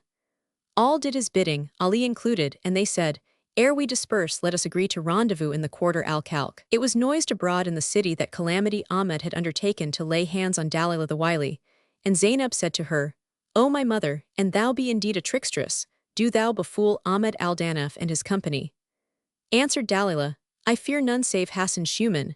And Zainab said, By the life of my browlock, I will assuredly get thee the clothes of all the 140. Then she dressed and veiled herself, and going to a certain druggist, who had a saloon with 2 doors, salamed to him and gave him an ashrafi and said to him, Take this gold piece as a douceur for thy saloon, and let it to me till the end of the day. So he gave her the keys, and she fetched carpets and so forth on the stolen ass, and furnishing the place, set on each raised pavement a tray of meat and wine. Then she went out and stood at the door with her face unveiled, and behold, up came Ali Kitf al-Jamal and his men. She kissed his hand, and he fell in love with her, seeing her to be a handsome girl, and said to her, What dost thou want? Quoth she, Art thou Captain Ahmed al-Danaf? And quoth he, No, but I am of his company, and my name is Ali Camel Shoulder. Asked she, Whither fare you? And he answered, We go about in quest of a sharkish old woman, who hath stolen folks' good, and we mean to lay hands on her. But who art thou, and what is thy business? She replied, My father was a taverner at Mosul, and he died and left me much money. So I came hither for fear of the dignities, and asketh people who would protect me, to which they replied, None but Ahmed al-Danaf. Said the men, From this day forth thou art under his protection. And she replied, Heart me by eating a bit and drinking a sup of water. They consented, and entering, ate and drank till they were drunken, when she drugged them with bang and stripped them of their clothes and arms. And on like wise she did with the 3 other companions. Presently Calamity Ahmed went out to look for Dalila, but found her not, neither set eyes on any of his followers, and went on till he came to the door where Zainab was standing. She kissed his hand, and he looked on her and fell in love with her. Quoth she, Art thou Captain Ahmed al-Danaf? And quoth he, Yes, who art thou? She replied, I am a stranger from Mosul. My father was a vintner at that place, and he died and left me much money, wherewith I came to this city, for fear of the powers that be, and opened this tavern. The master of police hath imposed a tax on me, but it is my desire to put myself under thy protection, and pay thee what the police would take of me, for thou hast the better right to it. Quoth he, Do not pay him aught, thou shalt have my protection and welcome. Then quoth she, Please to heal my heart and eat of my victual. So he entered and ate and drank wine till he could not sit upright, when she drugged him and took his clothes and arms. Then she loaded her purchase on the Badawi's horse and the donkey boy's ass and made off with it, after she had aroused Ali Kitf al-Jamal. Camel Shoulder awoke and found himself naked, and saw Ahmed and his men drugged and stripped. So he revived them with the counter-drug, and they awoke, and found themselves naked. Quoth Calamity Ahmed, O lads, what is this? We were going to catch her, and lo, this strumpet hath caught us. How Hassan Schumann will rejoice over us, but we will wait till it is dark and then go away. Meanwhile Pestilence Hassan said to the hallkeeper, Where are the men? And as he asked, up they came naked, and he recited these two couplets. 169 men in their purposes are much alike, but in their issues difference comes to light. Of men some wise are, others simple souls, as of the stars some dull, some pearly bright. Then he looked at them and asked, Who hath played you this trick and made you naked? And they answered, We went in quest of an old woman, and a pretty girl stripped us. Quoth Hassan, She hath done right well. They asked, Dost thou know her?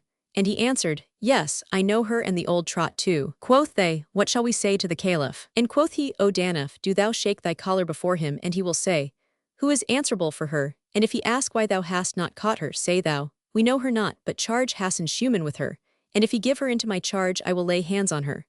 So they slept that night, and on the morrow they went up to the Caliph's divan and kissed ground before him.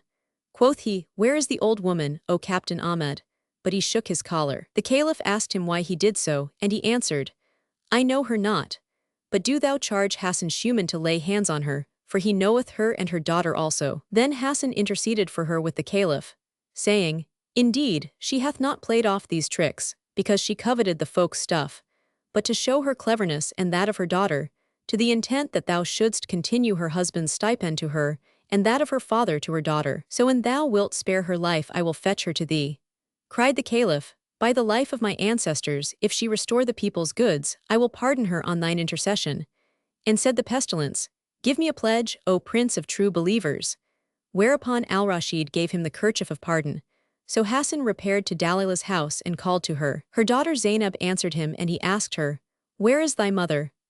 Upstairs, she answered, and he said, Bid her take the people's goods and come with me to the presence of the Caliph, for I have brought her the kerchief of pardon, and if she will not come with a good grace, let her blame only herself. So Dalilah came down, and tying the kerchief about her neck, gave him the people's goods on the donkey boy's ass and the Badawi's horse. Quoth he, There remain the clothes of my chief and his men.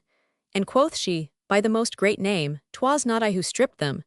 Rejoined Hassan, Thou say'st sooth, it was thy daughter 170 Zainab's doing, and this was a good turn she did thee. Then he carried her to the divan, and laying the people's goods and stuff before the Caliph, set the old trot in his presence. As soon as he saw her, he bade throw her down on the carpet of blood, whereat she cried, I cast myself on thy protection, O Schumann. So he rose and kissing the Caliph's hands, said, Pardon, O Commander of the Faithful. Indeed, thou gavest me the kerchief of pardon. Said the Prince of True Believers, I pardon her for thy sake. Come hither, O old woman, what is thy name? My name is wily Dalilah, answered she, and the Caliph said, Thou art indeed crafty and full of guile. Whence she was dubbed Dalilah the Wily One. Then quoth he, Why hast thou played all these tricks on the folk and wearied our hearts? And quoth she, I did it not of lust for their goods, but because I had heard of the tricks which Ahmed al-Danaf and Hassan Schumann played in Baghdad, and said to myself, I too will do the like. And now I have returned the folk their goods. But the ass-driver rose and said, I invoke Allah's law between me and her, for it sufficed her not to take my ass, but she must needs egg on the Moorish barber to tear out my eye teeth and fire me on both temples. And Shahrazad perceived the dawn of day, and ceased to say her permitted say. Now when it was the 708th night, she said, It hath reached me, O auspicious king, that when the donkey boy rose and cried out, I invoke Allah's law between me and her, for it sufficed her not to take my ass, but she must needs egg on the barber to tear out my eye teeth and fire me on both temples. Thereupon the Caliph bade give him 100 dinars and ordered the dyer the like, saying, Go, set up thy diary again. So they called down blessings on his head and went away. The Badawi also took his clothes and horse and departed, saying, 'Tis henceforth unlawful, and forbidden me to enter Baghdad and eat honey fritters. And the others took their goods and went away. Then said the Caliph, Ask a boon of 171 me, O Dalila. And she said, Verily, my father was governor of the carrier pigeons to thee, and I know how to rear the birds. And my husband was town captain of Baghdad. Now I wish to have the reversion of my husband, and my daughter wisheth to have that of her father.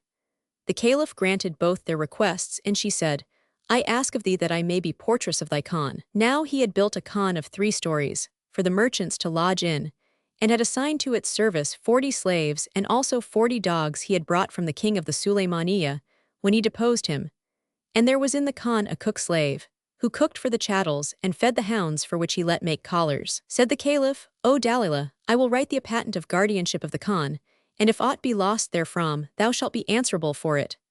'Tis well, replied she, but do thou lodge my daughter in the pavilion over the door of the khan, for it hath terraced roofs, and carrier pigeons may not be reared to advantage save in an open space. The Caliph granted her this also, and she and her daughter removed to the pavilion in question, where Zainab hung up the 140 dresses of Calamity Ahmed and his company.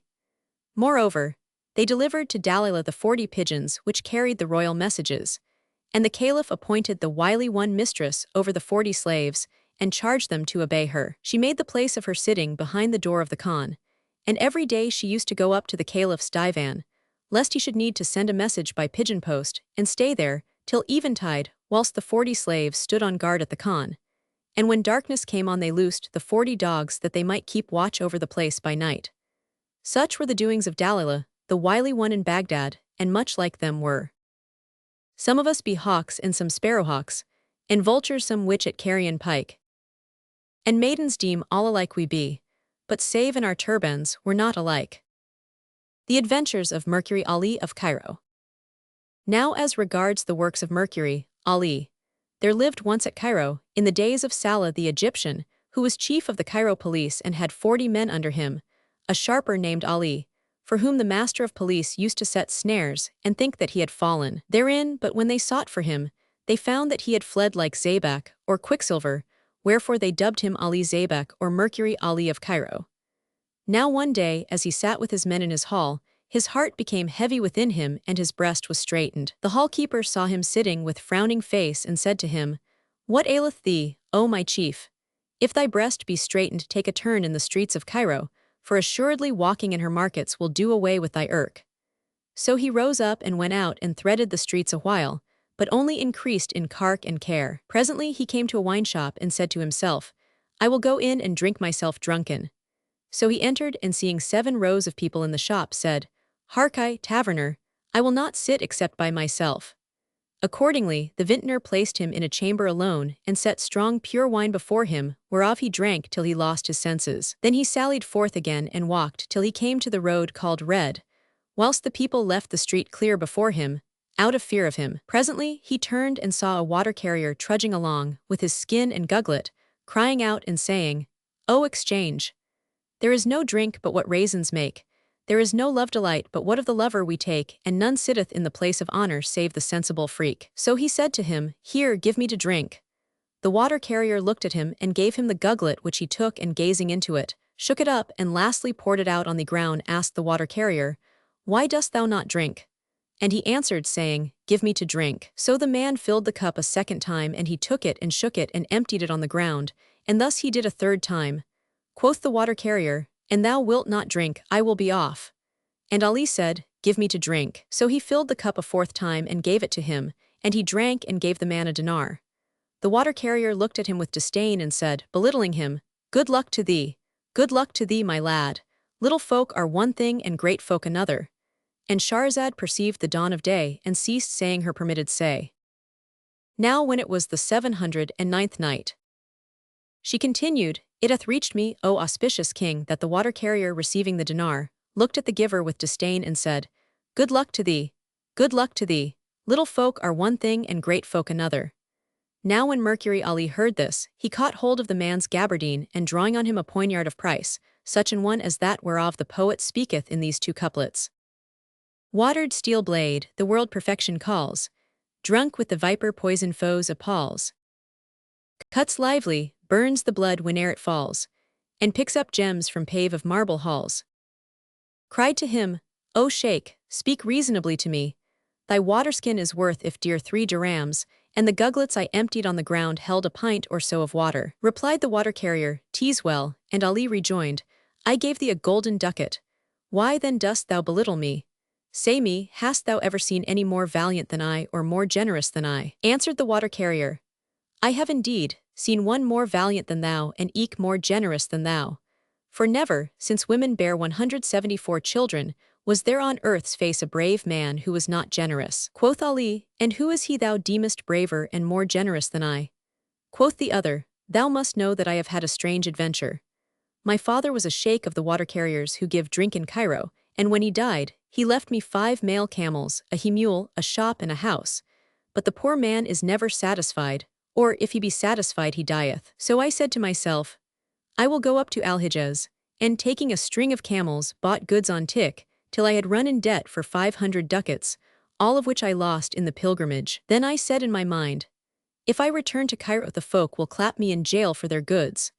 So I fared with the pilgrims' caravan of Damascus to Aleppo, and thence I went on to Baghdad, where I sought out the sheikh of the water carriers of the city, and finding his house, I went in and repeated the opening chapter of the Quran to him. He questioned me of my case, and I told him all that had betided me, whereupon he assigned me a shop, and gave me a waterskin and gear.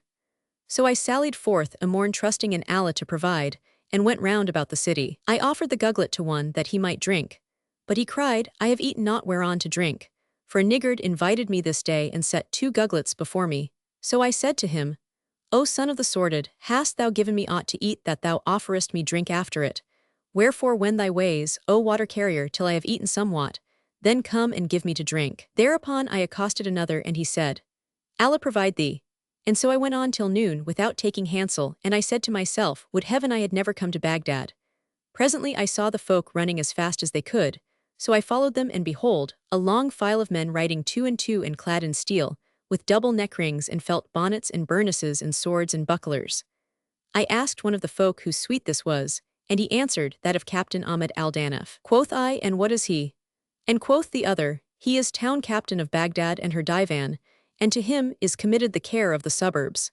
He getteth 1,000 dinars a month from the caliph, and Hassan Shuman hath the like. Moreover, each of his men draweth 100 dinars a month, and they are now returning to their barrack from the divan. And lo, Calamity Ahmed saw me and cried out, Come give me drink. So I filled the cup and gave it him, and he shook it and emptied it 175 out, like unto thee, and thus he did a second time. Then I filled the cup a third time, and he took a draught as thou didst. After which he asked me, O water carrier, whence comest thou? And I answered, From Cairo, and he, Allah keep Cairo and her citizens. What may bring thee thither? So I told him my story and gave him to understand that I was a debtor fleeing from debt and distress. He cried, Thou art welcome to Baghdad.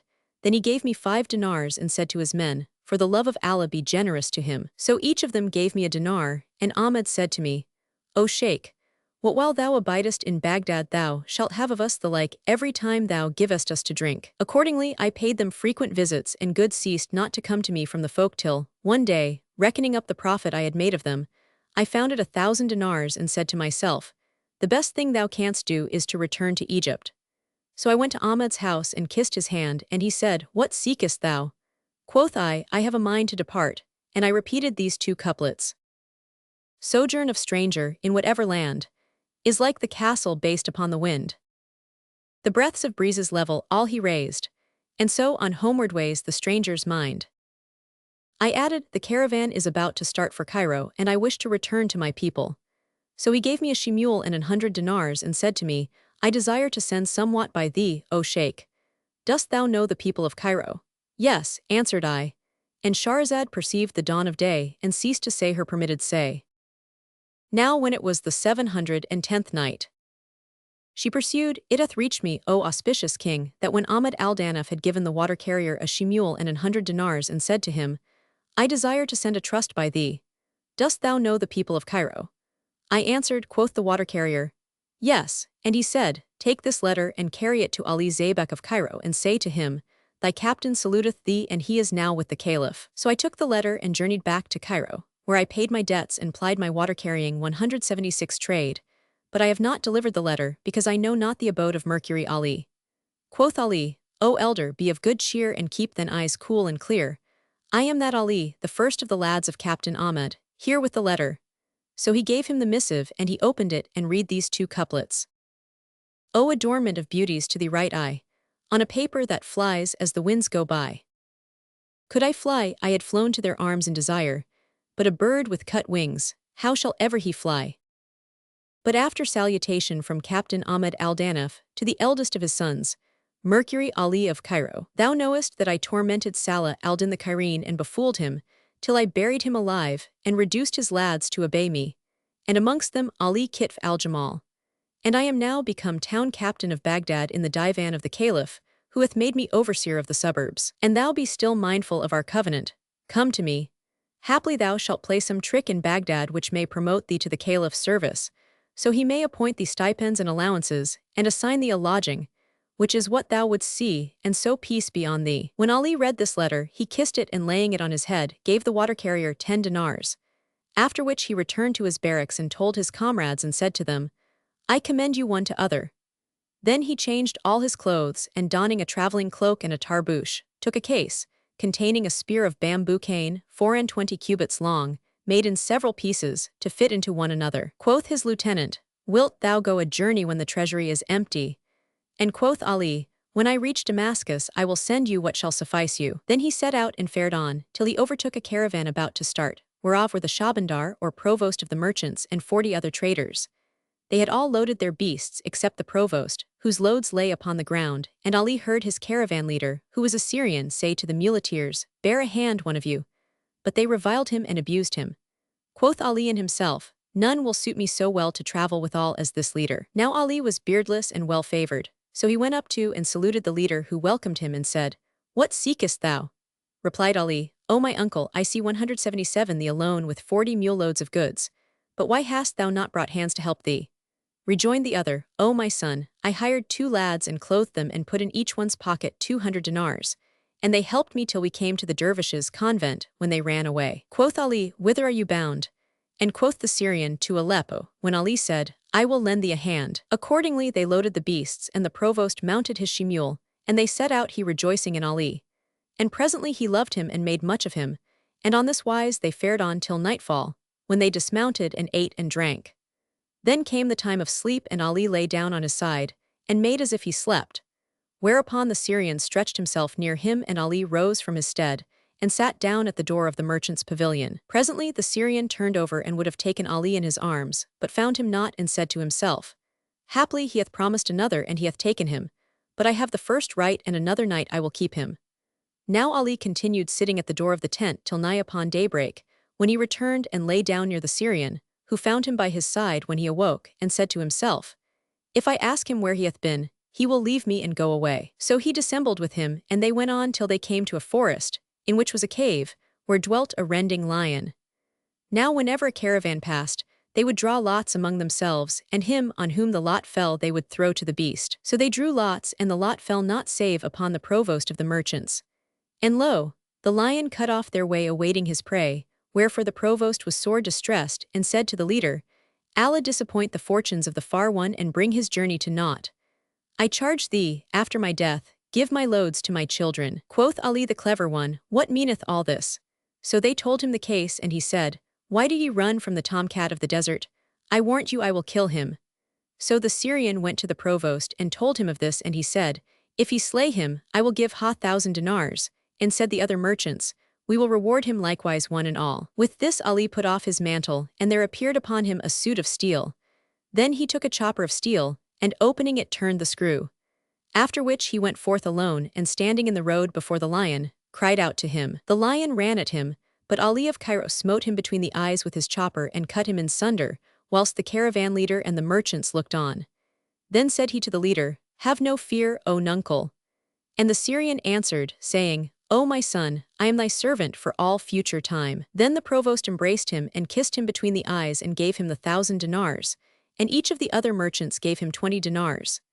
He deposited all the coin with the provost, and they slept that night till the morning, when they set out again, intending for Baghdad, and fared on till they came to the Lion's Clump and the Wady of Dogs, where lay a villain Badawi, a brigand and his tribe, who sallied forth on them. The folk fled from the highwaymen, and the provost said, my monies are lost. When lo, up came Ali in a buff coat hung with bells, and bringing out his long lance fitted the pieces together.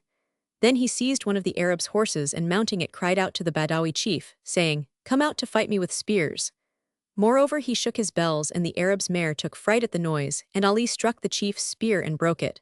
Then he smote him on the neck and cut off his head. When the Badawins saw their chief fall, they ran at Ali, but he cried out, saying, "Allahu Akbar, God is most great," and falling on them broke them and put them to flight. Then he raised the chief's head on his spearpoint and returned to the merchants, who rewarded him liberally and continued their journey till they reached Baghdad. Thereupon Ali took his money from the provost and committed it to the Syrian caravan leader, saying, "When thou returnest to Cairo, ask for my barracks and give these monies to my deputy." Then he slept that night, and on the morrow he entered the city and threading the streets inquired for Calamity 179 Ahmed's quarters, but none would direct him thereto. So he walked on, till he came to the square Al-Nafs, where he saw children at play, and amongst them a lad called Ahmed al-Lakit, and said to himself, "O my Ali, thou shalt not get news of them but from their little ones." Then he turned, and seeing a sweetmeat seller bought halwa of him, and called to the children. But Ahmed al-Lakit drove the rest away and coming up to him, said, "What seekest thou?" Quoth Ali, "I had a son and he died, and I saw him in a dream asking for sweetmeats, wherefore I have bought them and wish to give each child a bit." So saying, he gave Ahmed a slice, and he looked at it and seeing a dinar sticking to it said, "Begone, I am no catamite, seek another than I." Quoth Ali, "O my son, none but a sharp fellow taketh the hire, even as he is a sharp one who giveth it. I have sought all day for Ahmed al-Danaf's barrack, but none would direct me thereto. So this dinar is thine and thou wilt guide me thither." Quoth the lad, "I will run before thee and do thou keep up with me, till I come to the place, when I will catch up a pebble with my foot and kick it against the door, and so shalt thou know it." Accordingly he ran on and Ali after him, till they came to the place, when the boy caught up a pebble between his toes and kicked it against the door so as to make the place known. And Shahrazad perceived the dawn of day and ceased saying her permitted say. Now when it was the 711th night, she resumed, "It hath reached me, O auspicious king, that when Ahmed the abortion had made known the place, Ali laid hold of him and would have taken the dinar from him but could not. So he said to him, Go, thou deservest largesse, for thou art a sharp fellow, whole of wit and stout of heart. Inshallah, if I become a 180 captain to the Caliph, I will make thee one of my lads." Then the boy made off and Ali Zabek went up to the door and knocked, whereupon quoth Ahmed al-Danaf, "O doorkeeper, open the door, that is the knock of Quicksilver Ali the Cairene." So he opened the door and Ali entered and saluted with the Salam Ahmed who embraced him, and the 40 greeted him. Then Calamity Ahmed gave him a suit of clothes, saying, "When the Caliph made me captain, he clothed my lads and I kept this suit for thee." Then they seated him in the place of honor, and setting on meat they ate well and drink they drank hard and made merry till the morning, when Ahmed said to Ali, "Beware thou walk not about the streets of Baghdad, but sit thee still in this barrack." Asked Ali, "Why so? Have I come hither to be shut up?" "No, I came to look about me and divert myself." Replied Ahmed, "O my son, think not that Baghdad be like Cairo. Baghdad is the seat of the caliphate, sharpers abound therein and rogueries spring therefrom as worts spring out of earth." So Ali abode in the barrack 3 days when Ahmed said to him, "I wish to present thee to the Caliph, that he may assign thee an allowance." But he replied, "When the time cometh." So he let him go his own way. One day, as Ali sat in the barrack, his breast became straitened and his soul troubled, and he said in himself, "Come, let us up and thread the ways of Baghdad and broaden my bosom." So he went out and walked from street to street, till he came to the middle bazaar, where he entered a cookshop and dined, after which he went out to wash his hands. Presently he saw 40 slaves, with felt bonnets and steel cutlasses, come walking, 2 by 2, and last of all came Dalilah the wily, mounted on a she-mule, with a gilded helmet which bore a ball of polished steel, and clad in a coat of mail and such like. Now she was returning from the divan to the khan of which she was portress, and when she espied Ali, she looked at him fixedly, and saw that he resembled Calamity Ahmed in height and breadth. Moreover, he was clad in a stripe backcloak and a burnous, with a steel cutlass by his side and similar gear, while valor shone from his eyes, testifying in favor of him and not in disfavor of him.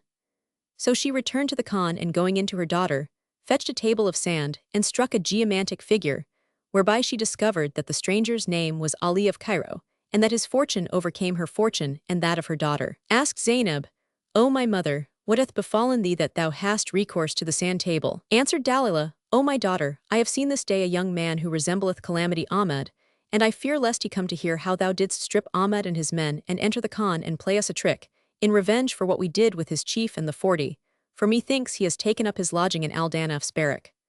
Zainab rejoined, What is this? Methinks thou hast taken his measure.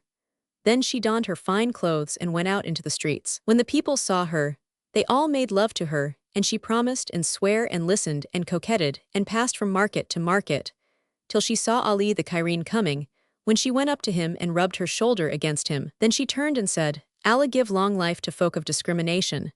Quoth he, How goodly is thy form, to whom dost thou belong?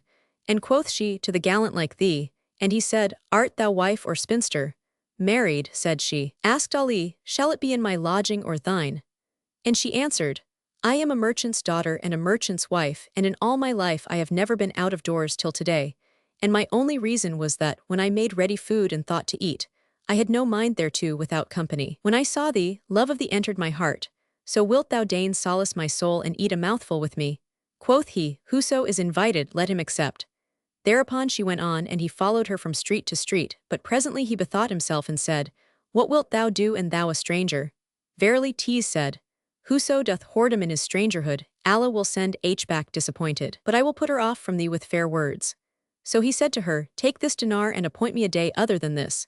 And she said, By the mighty name, it may not be, but thou shalt go home with me as my guest this very day, and I will take thee to fast friend. So he followed her till she came to a house with a lofty porch and a wooden bolt on the door, and said to him, Open this lock. Asked he, Where is the key? And she answered, 'Tis lost. Quoth he, Whoso openeth a lock without a key is a knave whom it behoveth the ruler to punish, and I know not how to open doors without keys. With this, she raised her veil and showed him her face, whereat he took one glance of eyes that cost him 1,000 sighs. Then she let fall her veil on the lock, and repeating over it the names of the mother of Moses, opened it without a key and entered. He followed her and saw swords and steel weapons hanging up, and she put off her veil and sat down with him. Quoth he to himself, Accomplish what Allah hath decreed to thee, and bent over her to take a kiss of her cheek. But she caught the kiss upon her palm, saying, This beseemeth not but by night.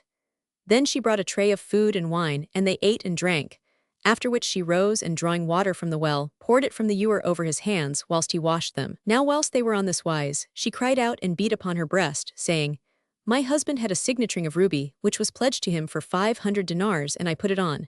But 'twas too large for me, so I straightened it with wax, and when I let down the bucket, that ring must have dropped into the well.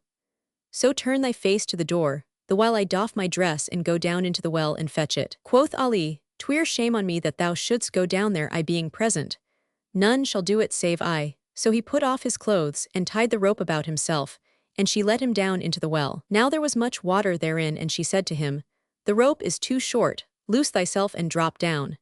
So he did himself loose from the rope and dropped into the water, in which he sank fathoms deep without touching bottom, whilst she donned her mantilla and taking his clothes, returned to her mother. And Shahrazad perceived the dawn of day, and ceased to say her permitted say. Now when it was the 712th night, she said, It hath reached me, O auspicious king, that when Ali of Cairo was in the well, Zainab donned her mantilla, and taking his clothes, returned to her mother and said, I have stripped Ali the Egyptian and cast him into the Emir Hassan's well, whence alas for his chance of escaping. Presently the Emir Hassan, the master of the house, who had been absent at the divan, came home, and finding the door open, said to his Sais, Why didst thou not draw the bolt? O my lord, replied the groom, Indeed I locked it with my own hand. The Emir cried, As my head liveth, some robber hath entered my house. Then he went in and searched, but found none, and said to the groom, Fill the ewer, that I may make the wuzu ablution. So the man lowered the bucket into the well, but when he drew it up, he found it heavy, and looking down, saw something therein sitting, whereupon he let it fall into the water and cried out, saying, O my lord, an Ifrit came up to me out of the well. Replied the Emir, Go and fetch 4 doctors of the law, that they may read the Quran over him till he go away. So he fetched the doctors, and the Emir said to them, Sit round this well and exorcise me this Ifrit. They did as he bade them. After which the groom and another servant lowered the bucket again, and Ali clung to it and hid himself under it patiently till he came near the top, when he sprang out and landed among the doctors, who fell a-cuffing one another and crying out, Ifrit! Ifrit! The Emir looked at Ali, and seeing him a young man, said to him, Art thou a thief? No, replied Ali, Then what dost thou in the well? Asked the emir, and Ali answered, I was asleep and dreamt a wet dream, so I went down to the Tigris to wash myself and dived, whereupon the current carried me under the earth and I came up in this well. Quoth the other, Tell the truth. So Ali told him all that had befallen him, and the emir gave him an agon and let him go. He returned to Calamity Ahmed's lodging and related to him all that had passed. Quoth Ahmed, Did I not warn thee that Baghdad is full of women who play tricks upon men? And quoth Ali Kitf al-Jamal, I conjure thee by the mighty name, tell me how it is that thou art the chief of the lads of Cairo, and yet hast been stripped by a girl. This was grievous to Ali, and he repented him of not having followed Ahmed's advice. Then the Calamity gave him another suit of clothes, and Hassan Shuman said to him, Dost thou know the young person? No, replied Ali, and Hassan rejoined, 'Twas Zainab the daughter of Dalila the Wily, the portress of the Caliph's Khan, and hast thou fallen into her toils, O Ali? Quoth he, Yes, and quoth Hassan, O Ali, 'twas she who took thy chief's clothes and those of all his men. This is a disgrace to you all. And what thinkest thou to do? I purpose to marry her. Put away that thought far from thee, and console thy heart of her. O Hassan, do thou counsel me how I shall do to marry her. With all my heart, if thou wilt drink from my hand and march under my banner, I will bring thee to thy will of her. I will well. So Hassan made Ali put off his clothes, and taking a cauldron heated therein somewhat as it were pitch, wherewith he anointed him, and he became like unto a blackamoor slave.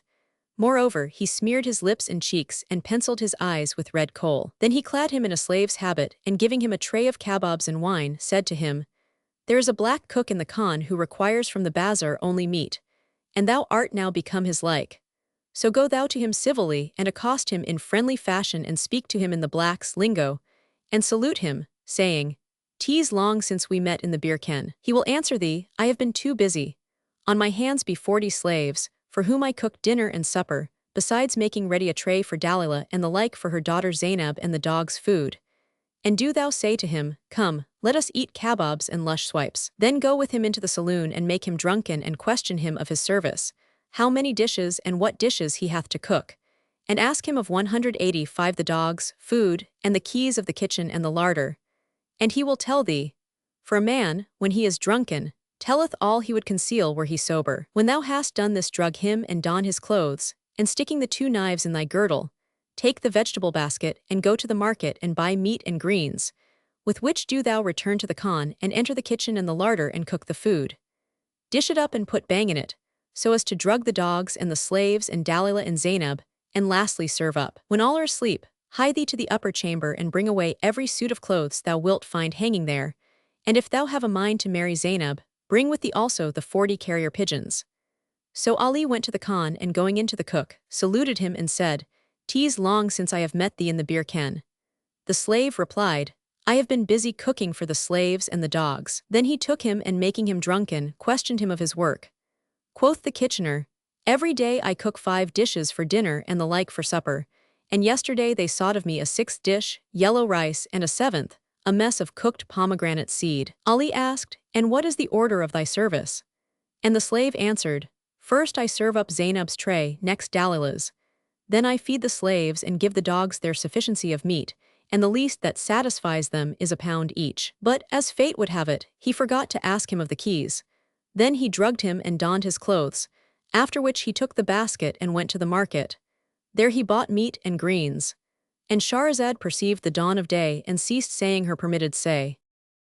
Now when it was the 713th night, she continued, It hath reached me, O auspicious king, that Ali of Cairo, after drugging the cook-slave with bang, took the 2 knives which he stuck in his belt, and carrying the vegetable basket, 186 went to the market where he bought meat and greens. And presently returning to the Khan, he saw Dalila seated at the gate, watching those who went in and came out, and the 40 slaves with her, armed. So he heartened his heart and entered, but Dalila knew him and said to him, Back, O captain of thieves, wilt thou play a trick on me in the Khan? Thereupon he dressed as a slave turned and said to her, What sayest thou, O portress? She asked, What hast thou done with the slave our cook? Say me if thou hast killed or drugged him. He answered, What cook? Is there here another slave cook than I? She rejoined, Thou least, thou art Mercury Ali the Cairene. And he said to her, In slaves' patois, O portress, are the Cairenes black or white? I will slave for you no longer. Then said the slaves to him, What is the matter with thee, O our cousin? cried Dalilah, this is none of your uncle's children but Ali Zabak the Egyptian, and meseems he hath either drugged your cousin or killed him. But they said, indeed this is our cousin Saadullah the cook, and she, not so, tease Mercury Ali, and he hath dyed his skin. Quoth the sharper, and who is Ali? I am Saadullah. Then she fetched unguent of proof, with which she anointed Ali's forearm and rubbed it, but the black did not come off, whereupon quoth the slaves, let him go and dress us our dinner. Quoth Dalilah, if he be indeed your cousin, he knoweth what you sought of him yesternight, and how many dishes he cooketh every day. So they asked him of this, and he said, every day I cook you 5 dishes for the morning and the like for the evening meal, lentils and rice and broth and stew and sherbet of roses. And yesternight ye sought of me a 6th dish and a 7th, to wit yellow rice and cooked pomegranate seed. And the slave said, right.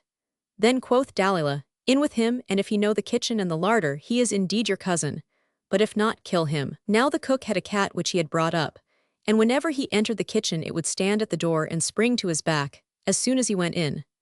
So, when Ali entered, the cat saw him and jumped on his shoulders, but he threw it off, and it ran before him to the door of the kitchen 187 and stopped there. He guessed that this was the kitchen door, so he took the keys, and seeing one with traces of feathers thereon, knew it for the kitchen key, and therewith opened the door. Then he entered, and setting down the greens, went out again, led by the cat, which ran before him and stopped at another door. He guessed that this was the larder, and seeing one of the keys marked with grease, knew it for the key, and opened the door therewith. Whereupon quoth the slaves, O Dalilah, were he a stranger, he had not known the kitchen and the larder, nor had he been able to distinguish the keys thereof from the rest. Verily, he is our cousin Saadullah. Quoth she, he learned the places from the cat, and distinguished the keys one from the other by the appearance. But this cleverness imposeth not upon me. Then he returned to the kitchen, where he cooked the dinner, and carrying Zainab's tray up to her room, saw all the stolen clothes hanging up. After which he went down and took Dalilah her tray, and gave the slaves and the dogs their rations. The like he did at sundown, and drugged Dalilah's food, and that of Zainab and the slaves. Now the doors of the khan were opened and shut with the sun. So Ali went forth and cried out, saying, O dwellers in the khan, the watch is set, and we have loosed the dogs. Whoso stirreth out after this can blame none save himself. But he had delayed the dogs' supper, and put poison therein. Consequently when he set it before them, they ate of it and died, while the slaves and Dalilah and Zainab still slept under bang. Then he went up and took all the clothes and the carrier pigeons, and opening the gate, made off to the barrack of the 40, where he found Fisherman the pestilence, who said to him, How hast thou fared? Thereupon he told him what had passed, and he praised him. Then he caused him put off his clothes, and boiled a decoction of herbs wherewith he washed him, and his skin became white as it was. After which he donned his own dress, and going back to the khan, clad the cook in the habit he had taken from him, and made him smell to the counter-drug.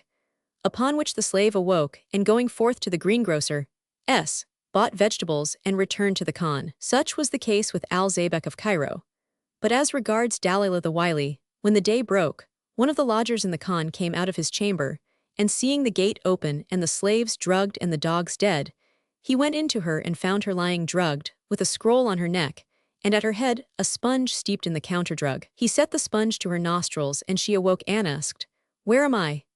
The merchant answered, When I came down from my chamber, I saw the gate of the khan open and the dogs dead, and found the slaves and the drugged. So she took up the paper and read therein these words, None did this deed save Ali the Egyptian.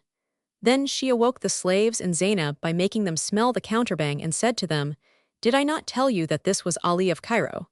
Presently adding to the slaves, But do ye conceal the matter? Then she said to her daughter, How often have I warned thee that Ali would not forgo his revenge? He hath done this deed in requital of that which thou didst with him, and he had it in his power to do with the other than this thing. But he refrained therefrom out of courtesy, and a desire that there should be love and friendship between us. So saying, she doffed her man's gear and donned woman's attire, and tying the kerchief of peace about her neck, repaired to Ahmad al-Danaf's barrack. Now when Ali entered with the clothes and the carrier pigeons, Fisherman gave the hall-keeper the price of 40 pigeons, and he bought them and cooked them amongst the men.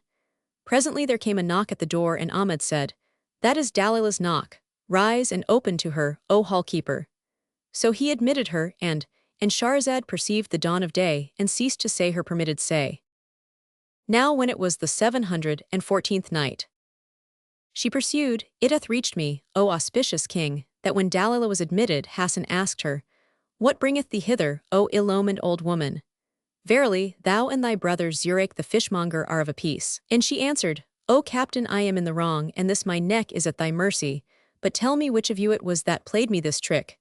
Quoth Calamity Ahmed, 'Twas the first of my lads. Rejoined Dalilah, For the sake of Allah intercede with him to give me back the carrier pigeons and what not, and thou wilt lay me under great obligation. When Hassan heard this he said, Allah requite thee, O Ali, why didst thou cook the pigeons? And Ali answered, I knew not that they were carrier pigeons. Then said Ahmed, O hall-keeper, bring us the cooked pigeons. So he brought them, and Dalilah took a piece and tasting it said, This is none of the 189 carrier pigeons' flesh, for I fed them on grains of musk, and their meat is become even as musk. Quoth Shuman, And thou desire to have the carrier pigeons, comply with Ali's will. Asked she, What is that? And Hassan answered, He would have thee marry him to thy daughter Zainab. She said, I have not command over her except of affection. And Hassan said to Ali the Cairene, Give her the pigeons. So he gave them to her, and she took them and rejoiced in them. Then quoth Hassan to her, There is no help but thou return us a sufficient reply. And Dalilah rejoined, If it be indeed his wish to marry her, it availed nothing to play this clever trick upon us. It behoveth him rather to demand her in marriage of her mother's brother and her guardian, Captain Zurich, him who crieth out, saying, Ho, a pound of fish for 2 farthings, and who hangeth up in his shop a purse containing 2,000 dinars. When the 40 heard this, they all rose and cried out, saying, What manner of blather is this, O harlot? Dost thou wish to bereave us of our brother Ali of Cairo? Then she returned to the Khan and said to her daughter, Ali the Egyptian seeketh thee in marriage. Whereat Zainab rejoiced, for she loved him because of his chaste forbearance towards her, and asked her mother what had passed. So she told her, adding, I made it a condition that he should demand thy hand of thine uncle, so I might make him fall into destruction. Meanwhile Ali turned to his fellows and asked them, What manner of man is this Zurich? And they answered, He was chief of the sharpers of Al-Iraq land, and could all but pierce mountains and lay hold upon the stars. He would steal the coal from the eye, and in brief, he had not his match for roguery. But he hath repented his sins, and forsworn his old way of life, and opened him a fishmonger's shop. And now he hath amassed 2,000 dinars by the sale of fish, and laid them in a purse with strings of silk, to which he hath tied bells and rings and rattles of brass, hung on a peg within the doorway. Every time he openeth his shop he suspendeth the said purse and crieth out, saying, Where are ye, O sharpers of Egypt, O prigs of Al-Iraq, O tricksters of Ajam land? Behold, Zurich the fishmonger hath hung up a purse in front of his shop, and whoso pretendeth to 190 craft and cunning, and can take it by sleight, it is his. So the long-fingered and greedy-minded come and try to take the purse, but cannot. For whilst he frieth his fish and tendeth the fire, he layeth at his feet scone-like circles of lead. And whenever a thief thinketh to take him unawares, and maketh a snatch at the purse, he casteth at him a load of lead, and slayeth him or doeth him a damage. So, O Ali, wert thou to tackle him, thou wouldst be as one who jostleth a funeral cordage, unknowing who is dead, for thou art no match for him, and we fear his mischief for thee. Indeed, thou hast no call to marry Zainab, and he who leaveth a thing alone liveth without it. Cried Ali, This were shame, O comrades, needs must I take the purse, but bring me a young lady's habit.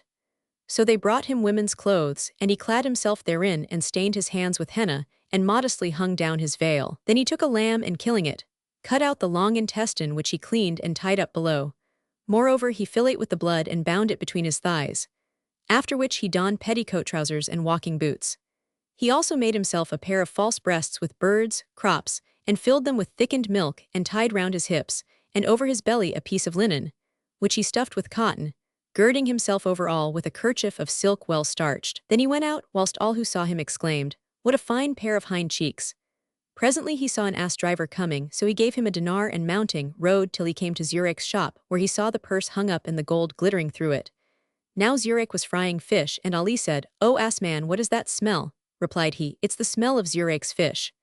Quoth Ali, I am a woman with child, and the smell harmeth me. Go, fetch me a slice of the fish. So the donkey boy said to Zurich, What aileth thee to fry fish so early and annoy pregnant women with the smell? I have here the wife of the Emir Hassan Shar al-Tariq, and she is with child, so give her a bit of fish, for the babe stirreth in her womb. O protector, O my God, avert from us the mischief of this day. Thereupon Zurich took a piece of fish and would have fried it, but the fire had gone out, and he went in to rekindle it. Meanwhile Ali dismounted, and sitting down, pressed upon the lamb's intestine till it burst, and the blood ran out from between his legs. Then he cried aloud, saying, "O my back, O my side." Whereupon the driver turned and seeing the blood running said, "What aileth thee, O my lady?" Replied Ali, "I have miscarried." Whereupon Zurayk looked out, and seeing the blood fled affrighted into the inner shop. Quoth the donkey driver, Allah torment 192 thee, O Zurayk. The lady hath miscarried, and thou art no match for her husband. Why must thou make a stench so early in the morning? I said to thee, bring her a slice, but thou wouldst not. Thereupon he took his ass and went his way, and as Zurayk still did not appear, Ali put out his hand to the purse. But no sooner had he touched it than the bells and rattles and rings began to jingle and the gold to chink. Quoth Zurayk, who returned at the sound, "Thy perfidy hath come to light, O gallows bird. Wilt thou put a cheat on me, and thou in a woman's habit? Now take what cometh to thee." And he threw a cake of lead at him, but it went agley and lighted on another. Whereupon the people rose against Zurayk and said to him, "Art thou a tradesman or a swashbuckler? And thou be a tradesman, take down thy purse and spare the folk thy mischief." He replied, "Bismillah, in the name of Allah, on my head be it." As for Ali, he made off to the barrack, and told Hassan Shuman what had happened. After which he put off his woman's gear, and donning a groom's habit, which was brought to him by his chief, took a dish and 5 dirhams. Then he returned to Zurayk's shop, and the fishmonger said to him, "What dost thou want, O my master?" He showed him the dirhams, and Zurayk would have given him of the fish in the tray, but he said, "I will have none save hot fish." So he set fish in the earthen pan, and finding the fire dead, went in to relight it. Whereupon Ali put out his hand to the purse and caught hold of the end of it. The rattles and rings and bells jingled, and Zurayk said, "Thy trick hath not deceived me. I knew thee for all thou art disguised as a groom by the grip of thy hand on the dish and the dirhams." And Shahrazad perceived the dawn of day, and ceased saying her permitted say. Now when it was the 715th night, she resumed, "It hath reached me, O auspicious king, that when Ali of Egypt put out his hand to the purse, the bells and rings jingled, and Zurayk said, Thy trick hath not deceived me. For all thou comest disguised as a groom, I knew thee by the grip of thy hand on the dish and the dirhams." So saying, he threw the 193 lead at him, but he avoided it, and it fell into the pan full of hot fish, and broke it and overturned it, fat and all, upon the breast and shoulders of the Kazi, who was passing. The oil ran down inside his clothes to his privy parts, and he cried out, "O my privities, what a sad pickle you are in! Alas, unhappy I, who hath played me this trick?" Answered the people, "O our lord, it was some small boy that threw a stone into the pan, but for Allah's ward it had been worse." Then they turned, and seeing the loaf of lead and that it was Zurayk who had thrown it, rose against him and said to him, "O Zurayk, this is not allowed of Allah. Take down the purse, or it shall go ill for thee." Answered he, "I will take it down, inshallah." Meanwhile Ali returned to the barrack and told his comrades, who cried, "Where is the purse?" All that had passed, and they said, "Thou hast exhausted 2/3 of his cunning." Then he changed his groom's dress for the garb of a merchant, and going out, met a snake charmer, with a bag of serpents and a wallet containing his kit, to whom said he, "O charmer, come and amuse my lads, and thou shalt have largesse." So he accompanied him to the barrack, where he fed him, and drugging him with bang, doffed his clothes and put them on. Then he took the bags, and repairing to Zurayk's shop began to play the reed pipe. Quoth Zurayk, "Allah provide thee." But Ali pulled out the serpents and cast them down before him, whereat the fish seller, who was afraid of snakes, fled from them into the inner shop. Thereupon Ali picked up the reptiles, and thrusting them back into the bag, stretched out his hand and caught hold of the end of the purse. The rings again rang, and the bells and rattles jangled, and Zurayk cried, "Wilt thou never cease to play me tricks? Now thou feignest thyself a serpent charmer."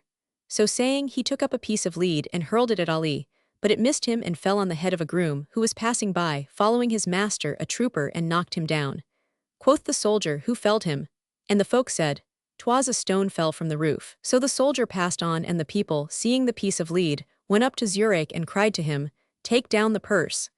And he said, "Inshallah, I will take it down this very night." Ali ceased not to practice upon Zurayk till he had made 7 different attempts, but without taking the purse. Then he returned the snake charmer his clothes and kit, and gave him due benevolence.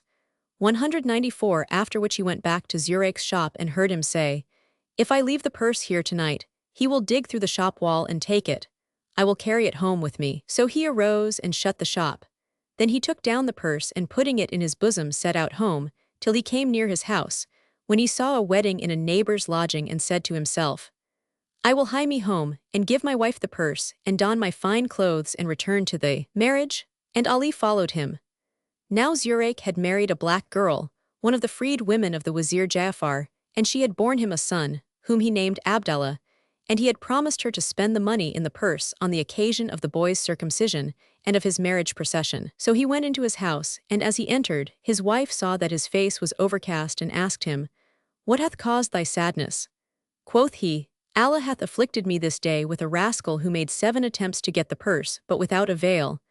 And quoth she, "Give it to me, that I may lay it up against the boy's festival day." Now Ali, who had followed him, lay hidden in a closet whence he could see and hear all.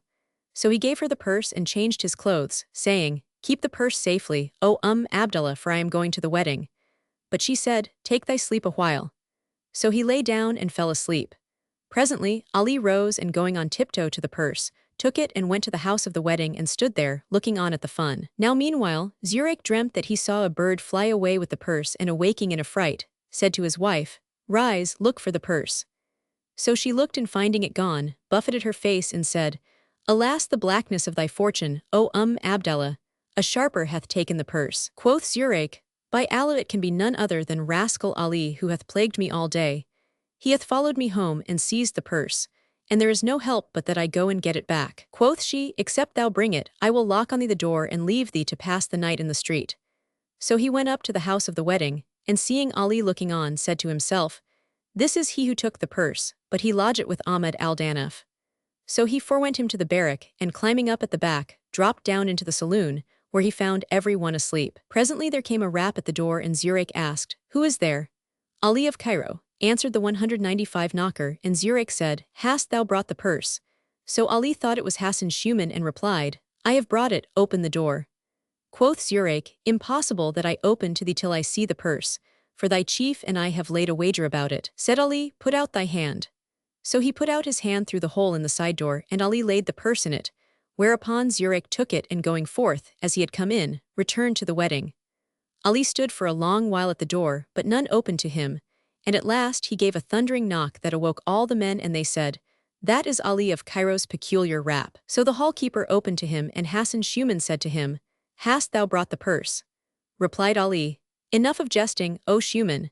Didst thou not swear that thou wouldest not open to me till I showed thee the purse, and did I not give it thee through the hole in the side door? And didst thou not say to me, I am sworn never to open the door till thou show me the purse?" Quoth Hassan, "By Allah, 'twas not I who took it but Zurayk." Quoth Ali, "Needs must I get it again," and repaired to the house of the wedding, where he heard the buffoon say, "Bravo, O Abu Abdallah, good luck to thee with thy son." Said Ali, "My luck is in the ascendant," and going to the fishmonger's lodging, climbed over the back wall of the house and found his wife asleep. So he drugged her with bang and clad himself in her clothes. Then he took the child in his arms and went round, searching, till he found a palm leaf 196 basket containing buns, which Zurayk of his niggardliness had kept from the greater feast. Presently the fishmonger returned and knocked at the door, whereupon Ali imitated his wife's voice and asked, "Who is at the door?" "Abu Abdallah," answered Zurayk, and Ali said, "I swore that I would not open the door to thee, except thou broughtest back the purse." Quoth the fishmonger, "I have brought it." Cried Ali, "Here with it into my hand before I open the door." And Zurayk answered, saying, "Let down the basket and take it therein." So sharper Ali let down the basket, and the other put the purse therein, whereupon Ali took it and drugged the child. Then he aroused the woman, and making off by the back way as he had entered, returned with the child and the purse and the basket of cakes to the barrack, and showed them all to the 40, who praised his dexterity. Thereupon he gave them cakes, which they ate, and made over the boy to Hassan Shuman, saying, "This is Zurayk's child, hide it by thee." So he hid it, and fetching a lamb, gave it to the hall-keeper, who cooked it whole, wrapped in a cloth, and laid it out shrouded as it were a dead body. Meanwhile Zurayk stood a while, waiting at the door, then gave a knock like thunder, and his wife said to him, "Hast thou brought the purse?" He replied, "Didst thou not take it up in the basket thou didst let down but now?" And she rejoined, "I let no basket down to thee, nor have I set eyes on the purse." Quoth he, "By Allah, the sharper hath been beforehand with me, and hath taken the purse again." Then he searched the house, and found the basket of cakes gone and the child missing, and cried out, saying, "Alas, my child!" Whereupon the woman beat her breast and said, "I and thee to the wazir, for none hath killed my son save this sharper, and all because of thee." Cried Zurayk, "I will answer for him." So he tied the kerchief of truce about his neck, and going to Ahmad al-Danaf's lodging, knocked at the door.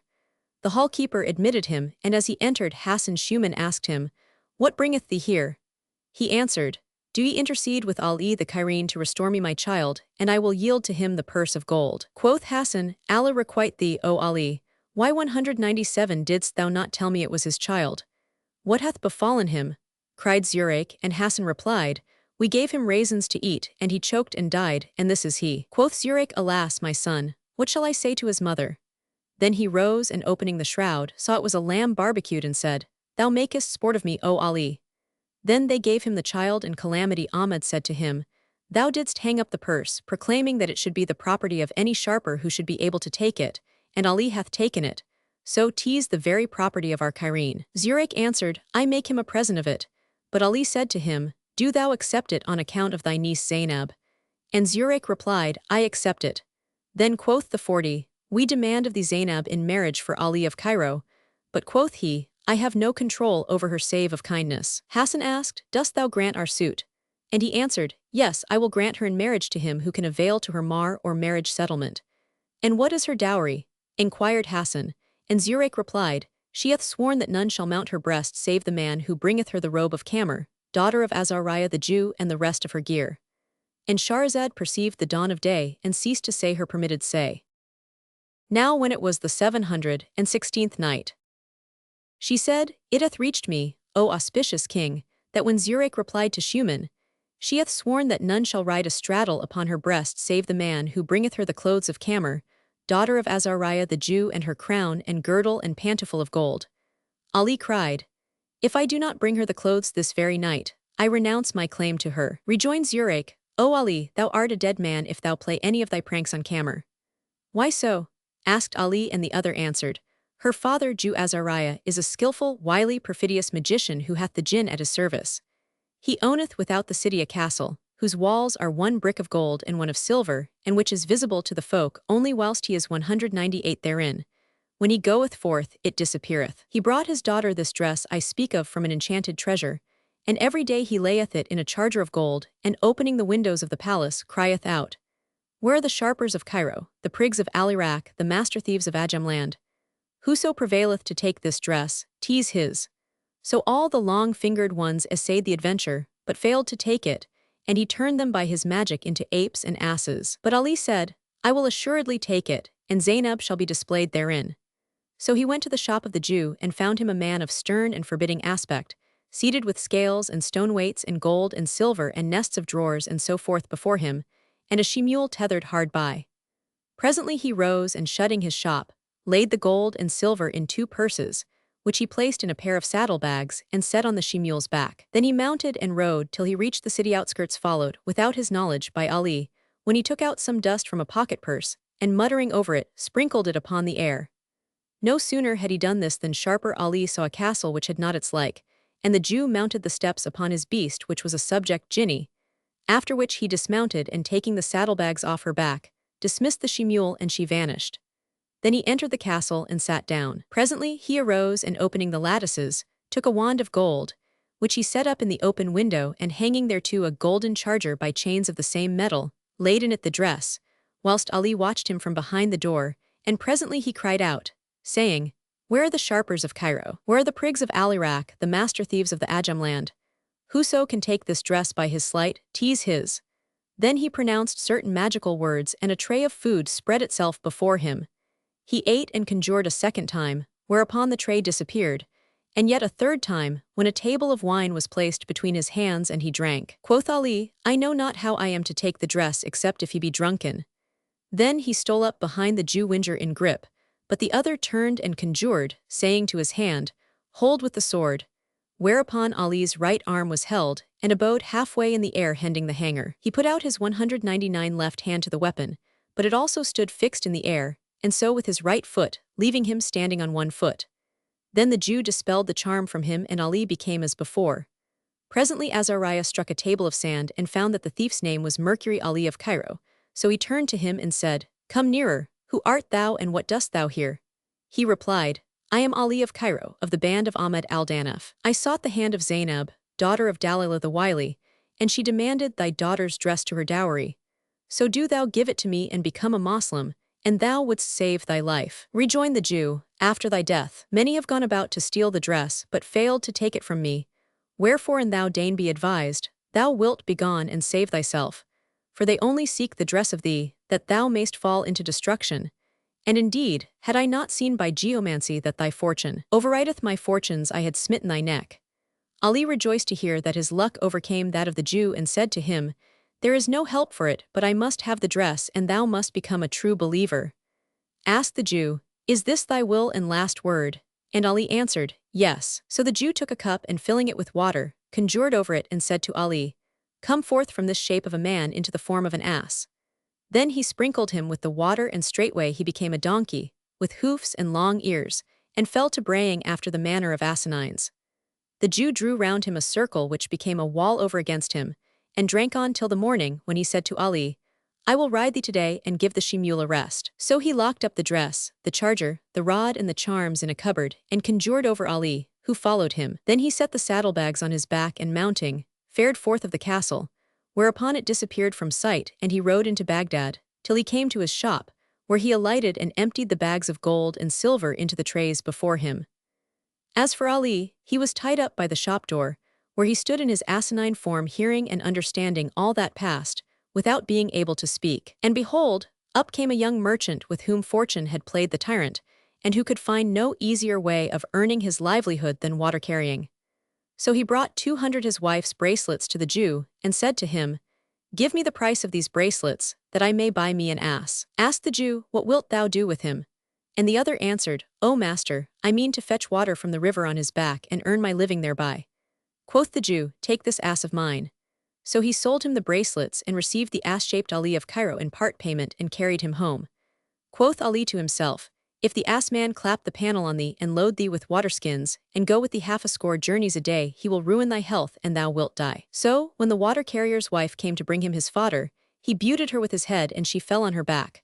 Whereupon he sprang on her and smiting her brow with his mouth, put out and displayed that which his begetter left him.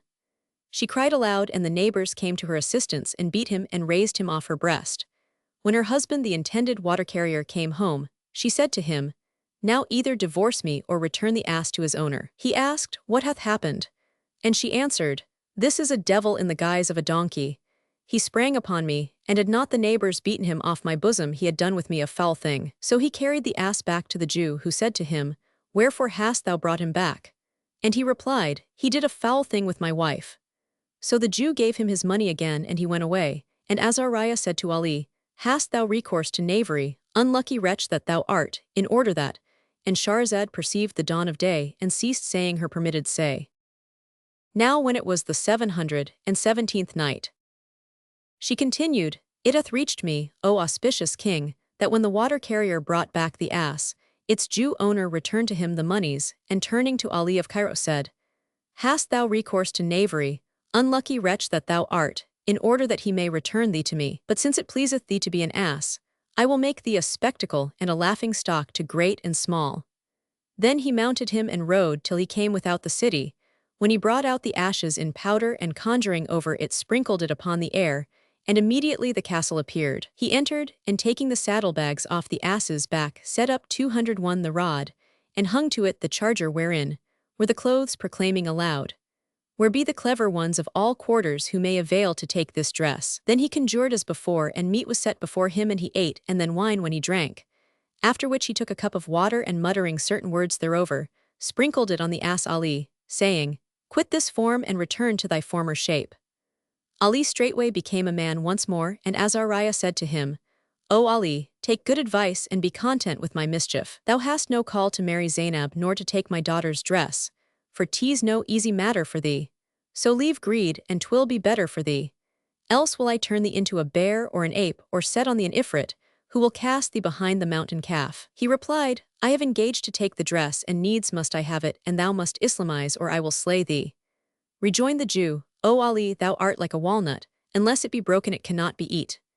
Then he took a cup of water and conjuring over it, sprinkled Ali with somewhat thereof, saying, Take thou shape of bear. Whereupon he instantly became a bear, and the Jew put a collar about his neck, muzzled him and chained him to a picket of iron. Then he sat down and ate and drank, now and then throwing him a morsel of his orts and emptying the dregs of the cup over him, till the morning, when he rose and laid by the tray and the dress and conjured over the bear, which followed him to the shop. There the Jew sat down and emptied the gold and silver into the trays before Ali, after binding him by the chain. And the bear there abode, seeing and comprehending, but not able to speak. Presently up came a man and a merchant, who accosted the Jew and said to him, O master, wilt thou sell me yonder bear? I have a wife who is my cousin and is sick, and they have prescribed for her to eat bear's flesh and anoint herself with bear's grease. At this the Jew rejoiced and said to himself, I will sell him to this merchant, so he may slaughter him and we be at peace from him. And Ali also said in his mind, By Allah, this fellow meaneth to slaughter me, but deliverance is with the Almighty. Then said the Jew, He is a present from me to thee. So the merchant took him and carried him to the butcher, to whom he said, Bring thy tools and company me. The butcher took his knives and followed the merchant to his house, where he bound the beast and fell to sharpening his blade. But when he went up to him to slaughter him, the bear escaped from his hands and rising into the air, disappeared frostbite between heaven and earth, nor did he cease flying till he alighted at the Jew's castle. Now the reason thereof was on this wise. When the Jew returned home, his daughter questioned him of Ali, and he told her what had happened. Whereupon she said, Summon a Jinni and ask him of the youth, whether he be indeed Mercury Ali or another who seeketh to put a cheat on thee. So Azariah called a Jinni by conjurations and questioned him of Ali, and he replied, 'Tis Ali of Cairo himself. The butcher hath pinioned him and whetted his knife to slaughter him. Quoth the Jew, Go, snatch him up and bring him hither, ere the butcher cut his throat. So the Jinni flew off and snatching Ali out of the butcher's hands, bore him to the palace and set him down before the Jew, who took a cup of water and conjuring over it, sprinkled him therewith, saying, Return to thine own shape. And he straightway became a man again as before. The Jew's daughter Kamar, seeing him to be a handsome young man, fell in love with him and he fell in love with her. And she said to him, O unlucky one, why dost thou go about to take my dress, and forcing my father to deal thus with thee? Quoth he, I have engaged to get it for Zainab the coney-catcher, that I may wed her therewith. And she said, Others than thou have played pranks with my father to get my dress, but could not win to it, presently adding, So put away this thought from thee. But he answered, Needs must I have it, and thy father must become a Moslem, else I will slay him. Then said the Jew, See, O my daughter, how this unlucky fellow seeketh his own destruction, adding, Now I will turn thee into a dog. So he took a cup graven with characters, and full of water and conjuring over it, sprinkled some of it upon Ali, saying, Take thou form of dog.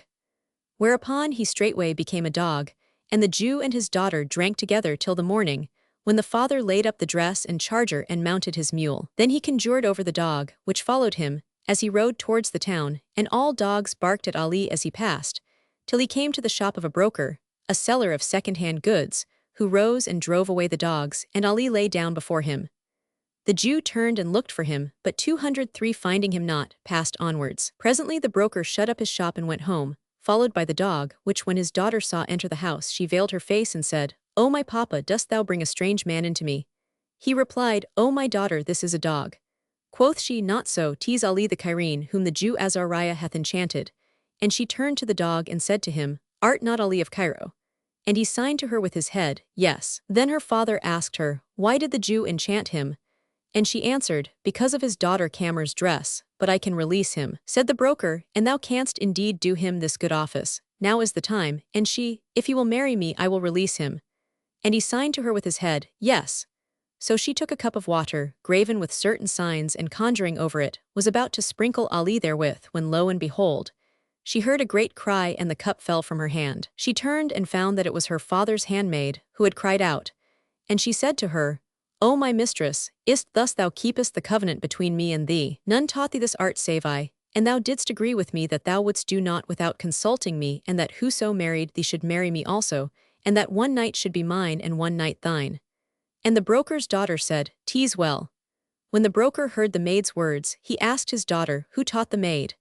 And she answered, O my papa, enquire of herself. So he put the question and she replied, No, O my lord, that, when I was with Azariah the Jew, I used to spy upon him and listen to him, when he performed his gramarye.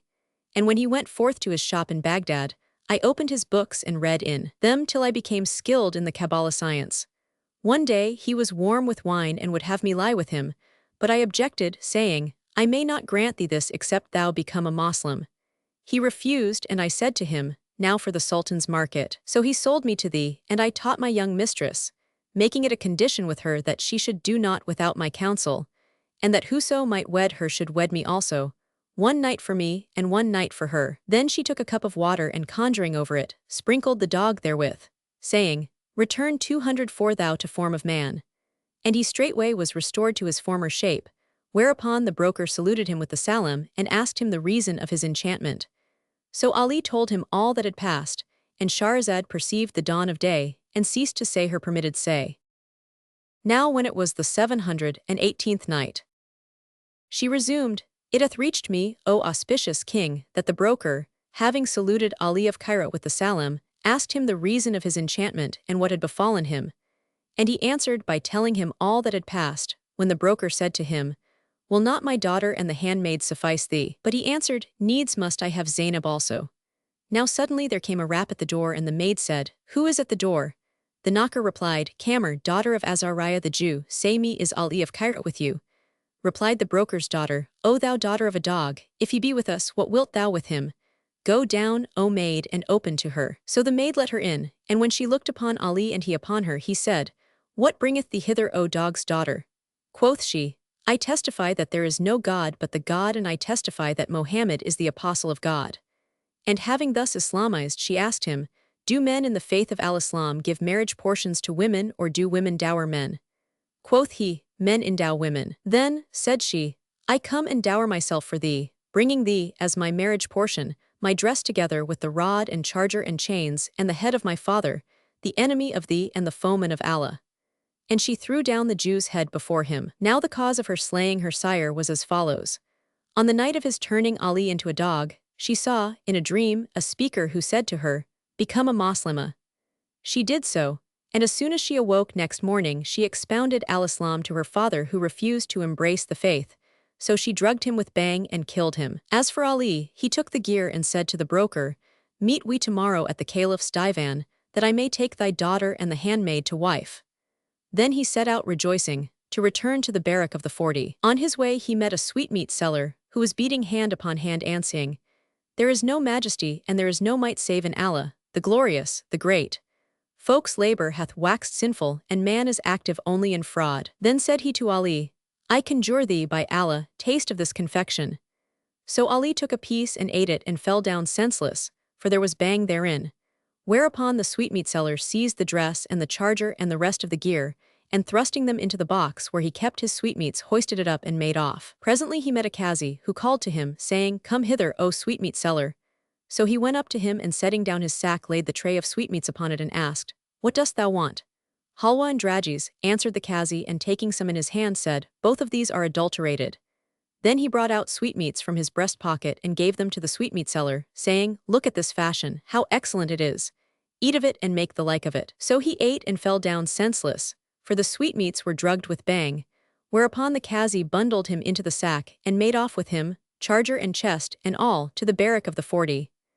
Now the judge in question was Hassan Shuman, and the reason of this was as follows. When Ali had been gone some days in quest of the dress and they heard no news of him, Calamity Ahmad said to his men, O lads, go and seek for your brother Ali of Cairo.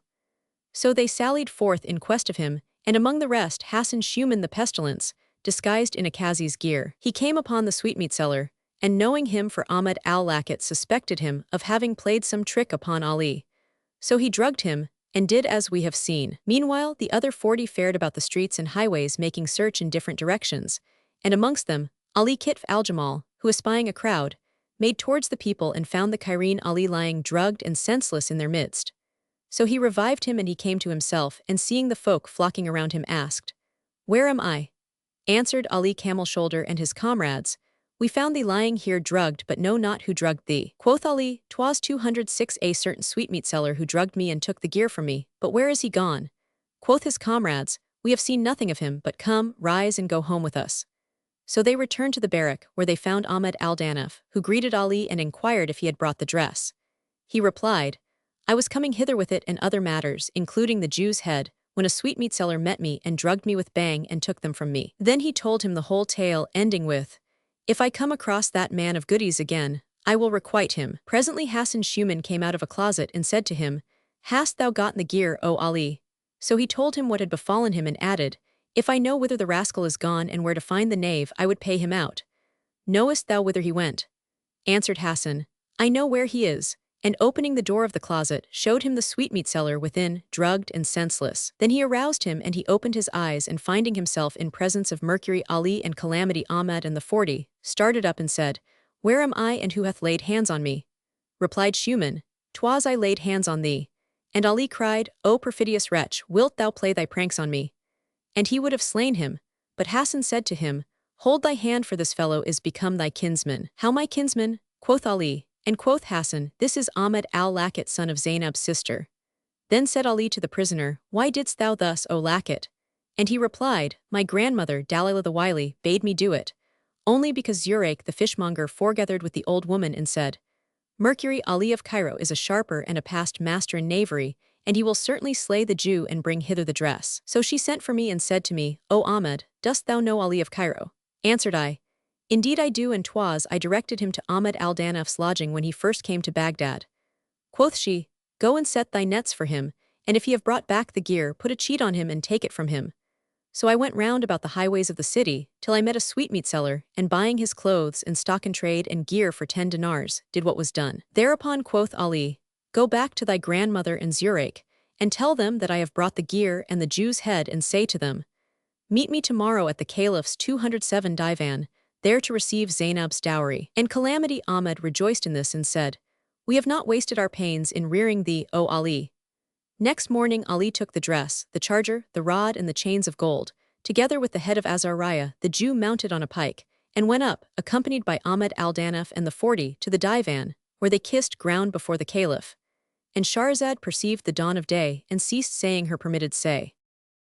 Now when it was the 719th night, she said, It hath reached me, O auspicious king, that when Ali the Cairene went up to the Caliph's divan, accompanied by his uncle Ahmad al-Danaf and his lads, they kissed ground before the Caliph, who turned and seeing a youth of the most valiant aspect, inquired of Calamity Ahmad concerning him, and he replied, O Commander of the Faithful, this is Mercury Ali, the Egyptian captain of the brave boys of Cairo, and he is the first of my lads. And the Caliph loved him for the valor that shone from between his eyes, testifying for him, and not against him. Ali rose, and casting the Jew's head down before him said, May thine every enemy be like this one, O Prince of true believers. Quoth Al-Rashid, Whose head is this? And quoth Ali, 'Tis the head of Azariah the Jew. Who slew him? Asked the Caliph. So Ali related to him all that had passed from first to last, and the Caliph said, I had not thought thou wouldst kill him, for that he was a sorcerer. Ali replied, O Commander of the Faithful, my lord made me prevail to his slaughter. Then the Caliph sent the chief of police to the Jew's palace, where he found him lying headless. So he laid the body on a bier, and carried it to Al-Rashid, who commanded to burn it. Whereat, behold, up came Kamar, and kissing the ground before the Caliph, informed him that she was the daughter of Jew Azariah, and that she had become a Moslema. Then she renewed her profession 208 of faith before the Commander of the Faithful, and said to him, Be thou my intercessor with Sharper Ali, that he take me to wife. She also appointed him her guardian to consent to her marriage with the Cairene, to whom he gave the Jew's palace and all its contents, saying, Ask a boon of me. Quoth Ali, I beg of thee to let me stand on thy carpet and eat of thy table. And quoth the Caliph, O Ali, hast thou any lads? He replied, I have 40 lads, but they are in Cairo. Rejoined the Caliph, Send to Cairo and fetch them hither, presently adding, But O Ali, hast thou a barrack for them? No, answered Ali, and Hassan Shuman said, I make him a present of my barrack with all that is therein, O Commander of the Faithful. However, the Caliph retorted, saying, Thy lodging is thine own, O Hassan. And he bade his treasurer give the court architect 10,000 dinars, that he might build Ali a hall with 4 daises and 40 sleeping closets for his lads. Then said he, O Ali, hast thou any further wish, that we may command its fulfillment? And said Ali, O King of the age, be thou my intercessor with Dalila the Wily, that she give me her daughter Zainab to wife, and take the dress and gear of Azariah's girl in lieu of dower. Dalila accepted the Caliph's intercession, and accepted the charger and dress and what not. And they drew up the marriage contracts between Ali and Zainab and Kamar, the Jew's daughter, and the broker's daughter and the handmaid. Moreover, the Caliph assigned him a solde with a table morning and evening, and stipends and allowances for fodder, all of the most liberal. Then Ali the Cairene fell to making ready for the wedding festivities, and after 30 days, he sent a letter to his comrades in Cairo, wherein he gave them to know of the favors and honors which the Caliph had bestowed upon him, and said, I have married 4 maidens and needs, must ye come to the wedding. So, after a reasonable time, the 40 lads arrived, and they held high festival. He homed them in his barrack, and entreated them with the utmost regard, and presented them to the Caliph, who bestowed on them robes of honor and largesse. Then the tiring woman displayed Zainab before Ali in the dress of the Jew's daughter, and he went in unto her, and found her a pearl unthridden, and a filly by all save himself unridden.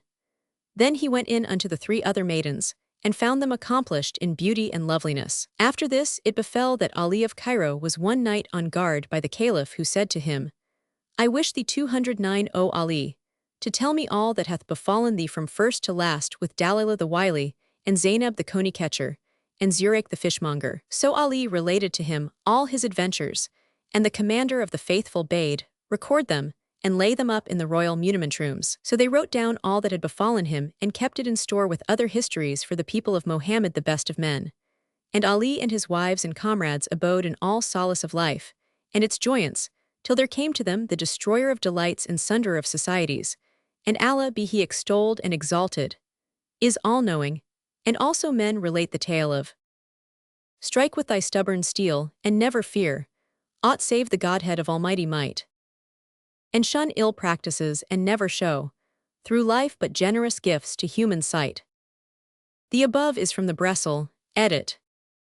Les capotes melancholiques. Qui pendant chez les gros millon. Enflant dels memes, lubriques. Et dechargent NC gonflant. Passage satirique. Also in Louis Pralet. Il fait, me lacent une capoto cul. The articles are now of 2 kinds, mostly of baudruche sheep's gut, and a few of caoutchouc. They are made almost exclusively in the faubourgs of Paris, giving employment to many women and young girls. Grenelle turns out the baudruche, and Grenelle and Lilas the India rubber article, and of the 3 or 4 makers M. Deschamps is best known. The sheep's gut is not joined in any way, but of single piece, as it comes from the animal after, of course, much manipulation to make it thin and supple. The inferior qualities are stuck together at the sides. Prices vary fro 2 to 36 francs per gross. Those of India rubber are always joined at the side, with a solution especially prepared for the purpose. I have also heard of fish bladders, but can give no details on the subject. The condom was unknown to the ancients of Europe, although syphilis was not. Even prehistoric skeletons show traces of its ravages. Ardashir and Hayat al-Nufus. There was once in the city of Shiraz a mighty king called Saif al-Azam Shah, who had grown old, without being blessed with a son. So he summoned the physicists and physicians and said to them, I am now in years, and ye know my case and the state of the kingdom and its ordinance, and I fear for my subjects after me, for that up to this present I have not been vouchsafed a son. Thereupon they replied, We will compound thee a somewhat of drugs wherein shall be efficacy, if it please Almighty Allah. So they mixed him drugs, which he used, and knew his wife carnally, and she conceived by leave of the Most High Lord, who saith to a thing, Be, and it becometh. When her months were accomplished, she gave birth to a male child like the moon, whom his father named Ardashir, and he grew up and throve and applied himself to the study of learning and letters, till he attained the age of 15. Now there was in Al-Iraq a king called Abd al-Qadir who had a daughter, by name Hayat al-Nufus, and she was like the rising full moon. But she had an hatred for men, and the folk very hardly dared name mankind in her presence. The kings of the Chosroes had sought her in 210 marriage of her sire, but when he spoke with her thereof, she said, Never will I do this, and if thou force me thereto, I will slay myself. Now Prince Ardashir heard of her fame and fell in love with her, and told his father, who, seeing his case, took pity on him and promised him day by day that he should marry her. So he dispatched his wazir to demand her in wedlock. But King Abd al-Qadir refused, and when the minister returned to King Saif al-Azam and acquainted him with what had befallen his mission and the failure thereof, he was wroth with exceeding wrath and cried, Shall the like of me send to one of the kings on a requisition, and he accomplish it not? Then he bade a herald make proclamation to his troops, bidding them bring out the tents and equip them for war with all diligence, though they should borrow money for the necessary expenses. And he said, I will on no wise turn back, till I have laid waste King Abd al-Qadir's dominions, and slain his men and plundered his treasures and blotted out his traces. When the report of this reached Ardashir, he rose from his carpet bed, and going in to his father, kissed ground between his hands and said, O mighty king, trouble not thyself with aught of this thing. and Shahrazad perceived the dawn of day, and ceased to say her permitted say. Now when it was the 720th night, she continued, It hath reached me, O auspicious king, that when report of this reached the prince he went in to his sire the king, and kissing ground between his hands said, O mighty king, trouble not thy soul with aught of this thing, and levy not thy champions and armies, neither spend thy moneys. Thou art stronger than he, and if thou loose upon him this thy host, thou wilt lay waste his cities and dominions, and spoil his good, and slay his strong men and himself. But when his daughter shall come to know what hath befallen her father and his people by reason of her, she will slay herself, and I shall die on her account, for I can never live after her, no, never. Asked the king, And what 211 then thinkest thou to do, O my son? And the prince answered, I will don a merchant's habit, and cast about how I may win to the princess, and compass my desire of her. Quoth Saif al-Azam, Art thou determined upon this? And quoth the prince, Yes, O my sire. Whereupon the king called to his wazir and said to him, Do thou journey with my son, the core of my heart, and help him to win his will, and watch over him and guide him with thy sound judgment, for thou standest to him even in my stead. I hear and obey, answered the minister. And the king gave his son 300,000 dinars in gold, and great store of jewels and precious stones and goldsmiths, ware and stuffs and other things of price. Then Prince Ardashir went in to his mother, and kissed her hands and asked her blessing. She blessed him, and forthright opening her treasures, brought out to him necklaces and trinkets and apparel, and all manner of other costly objects hoarded up from the time of the bygone kings, whose price might not be evened with coin. Moreover, he took with him of his Mamelukes and Negro slaves, and cattle all that he needed for the road, and clad himself, and the wazir and their company in traders' gear. Then he farewelled his parents and kinsfolk and friends, and setting out, fared on overwolds and wastes all hours of the day and watches of the night. And weenas the way was longsome upon him, he improvised these couplets. My longing bred of love with mine unease for ever grows, nor against all the wrongs of time one succor arose. When Pleiads and the fishes show in sky the rise I watch, as worshipper within whose breast a pious burning glows. For star, O mourn I spear until at last when it is seen, I'm madded with my passion, and my fancy's woes and throes. I swear by you that never from your love have I been loosed, not am I save a watcher, who of slumber nothing knows. Though hard appear my hope to win, though languor I increase, and after thee my patience fails and ne'er a helper shows. Yet will I wait till Allah shall be pleased to join our loves, I'll mortify the jealous, and I'll mock me of my foes. When he ended his verse he swooned away, and the wazir sprinkled rose water on him, till the prince came to himself, when the minister said to him, O king's son, possess thy soul in patience, for the consequence of patience is consolation, and behold, thou art on the way to whatso thou wishest. And he ceased not to bespeak him fair and comfort him, till his trouble 212 subsided, and they continued their journey with all diligence. Presently, the prince again became impatient of the length of the way, and bethought him of his beloved, and recited these couplets. Longsome is absence, restlessness increaseth and despite, and burn my vitals in the blaze my love and longing's light. Grows my hair grey from pains and pangs which I am doomed bear, for pine, while tear floods stream from eyes and sore offend my sight. I swear, O hope of me, O end of every wish and will, by him who made mankind, and every branch with leafage dight. A passion load for thee, O my desire, I must endure, and boast I that to bear such load no lover hath the might. Question the night of me, and night thy soul shall satisfy, mine eyelids never close in sleep throughout the livelong night. Then he wept with sore weeping, and plained of that he suffered for stress of love longing, but the wazir comforted him and spoke him fair, promising him the winning of his wish. After which they fared on again for a few days, when they drew near to the White City, the capital of King Abd al-Qadir, soon after sunrise. Then said the minister to the prince, Rejoice, O king's son, in all good, for see, yonder is the White City, that which thou seekest. Whereat the prince rejoiced with exceeding joy and recited these couplets. My friends, I yearn in heart distraught for him, longing abides and with sore pains I brim. I mourn like childless mother, nor can find one to console me when the light grows dim. Yet when the breezes blow from off thy land, I feel their freshness shed on heart and limb. And rail mine eyes like water-laden clouds, while in a tear sea shed by heart I swim. Now when they entered the White City they asked for the merchant's khan, a place of moneyed men, and when shown the hostelry they hired 3 magazines, and on receiving the keys they laid up therein all their goods and gear. They abode in the khan till they were rested, when the wazir applied himself to devise a device for the prince. And Shahrazad perceived the dawn of day, and ceased saying her permitted say. Now when it was the 721st night, she pursued, It hath reached me, O auspicious king, that the prince and the minister alighted at the khan and lodged their goods in the ground-floor magazines, and there settled their servants.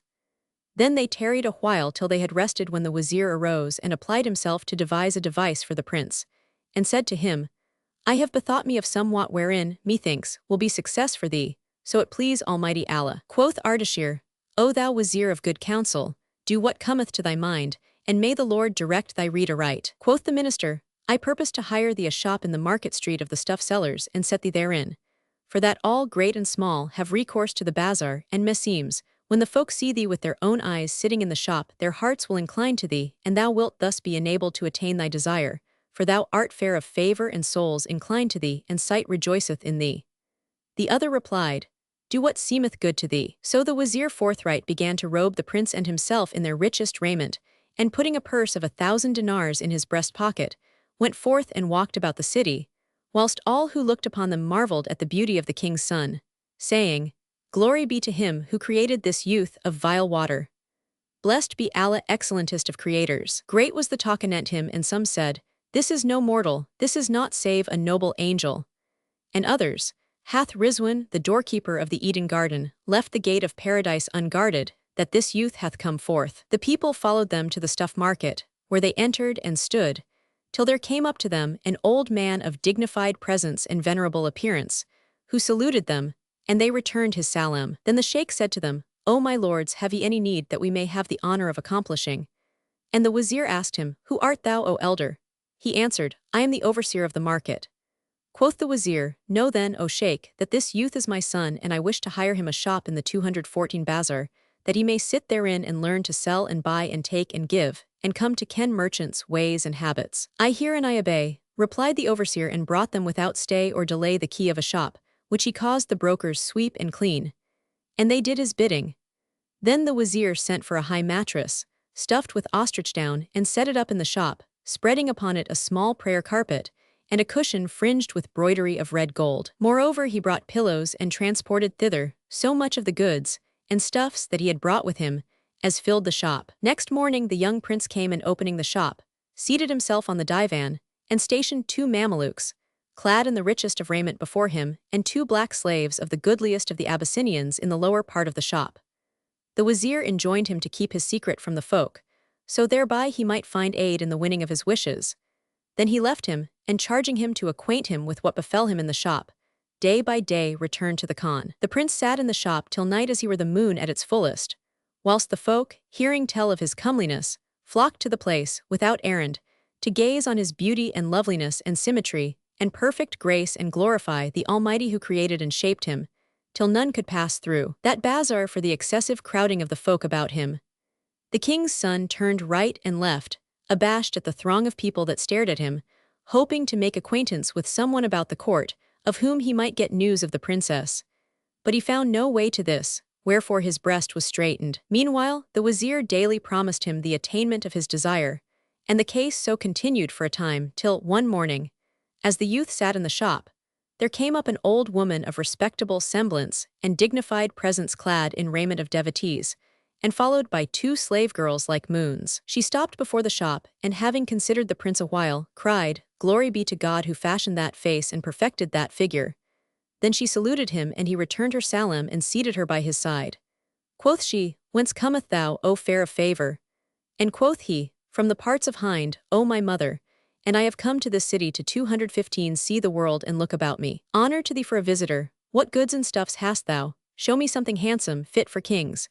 If thou wish for handsome stuffs, I will show them to thee, for I have wares that beseem persons of every condition.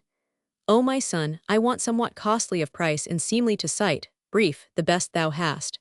Thou must needs tell me for whom thou seekest it, that I may show thee goods according to the rank of the requirer. Thou speakest sooth, O my son, said she. I want somewhat for my mistress Hayat al-Nufus, daughter of Abd al-Qadir, lord of this land and king of this country.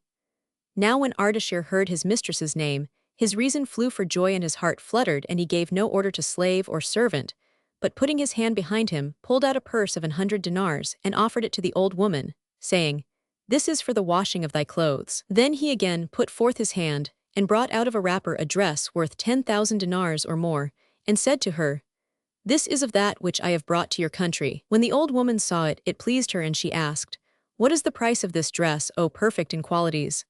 Answered he, "I will take no price for it." Whereupon she thanked him and repeated her question, but he said, "By Allah, I will take no price for it. I make thee a present of it, and the princess will not accept it, and 'tis a guest gift from me to thee. Alhamdulillah, glory be to God, who hath brought us together, so that, if one day I have a want, I shall find thee a helper to me in winning it." She marveled at the goodliness of his speech and the excess of his generosity and the perfection of his courtesy, and said to him, "What is thy name, O my lord?"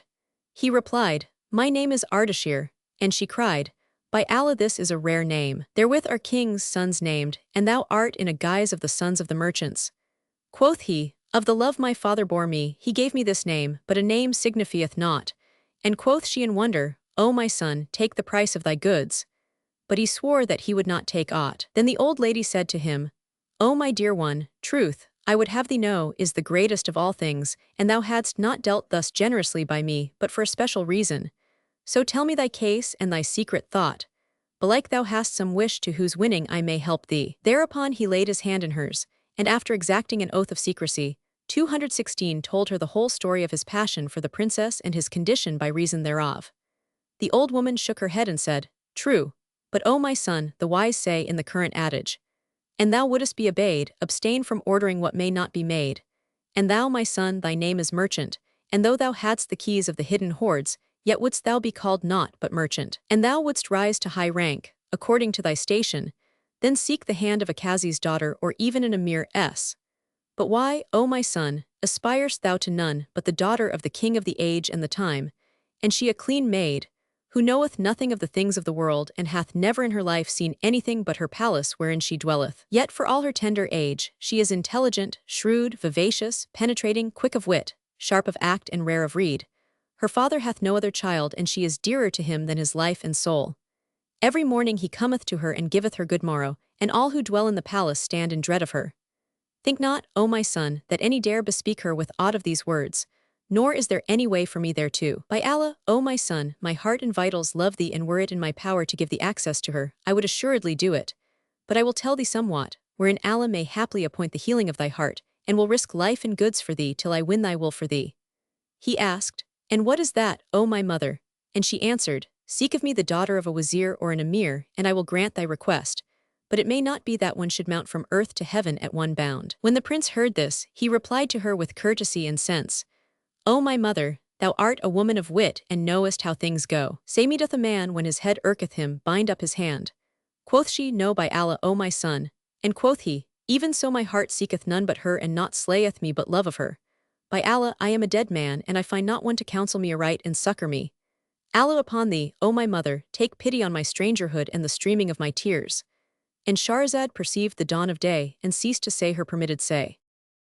Now when it was the 722nd night, she resumed, "It hath reached me, O auspicious king, that Ardashir, the king's son, said to the old woman, Allah upon thee, O 217 my mother, take pity on my strangerhood and the streaming of my tears." Replied she, "By Allah, O my son, thy words rend my heart, but my hand hath no cunning wherewith to help thee."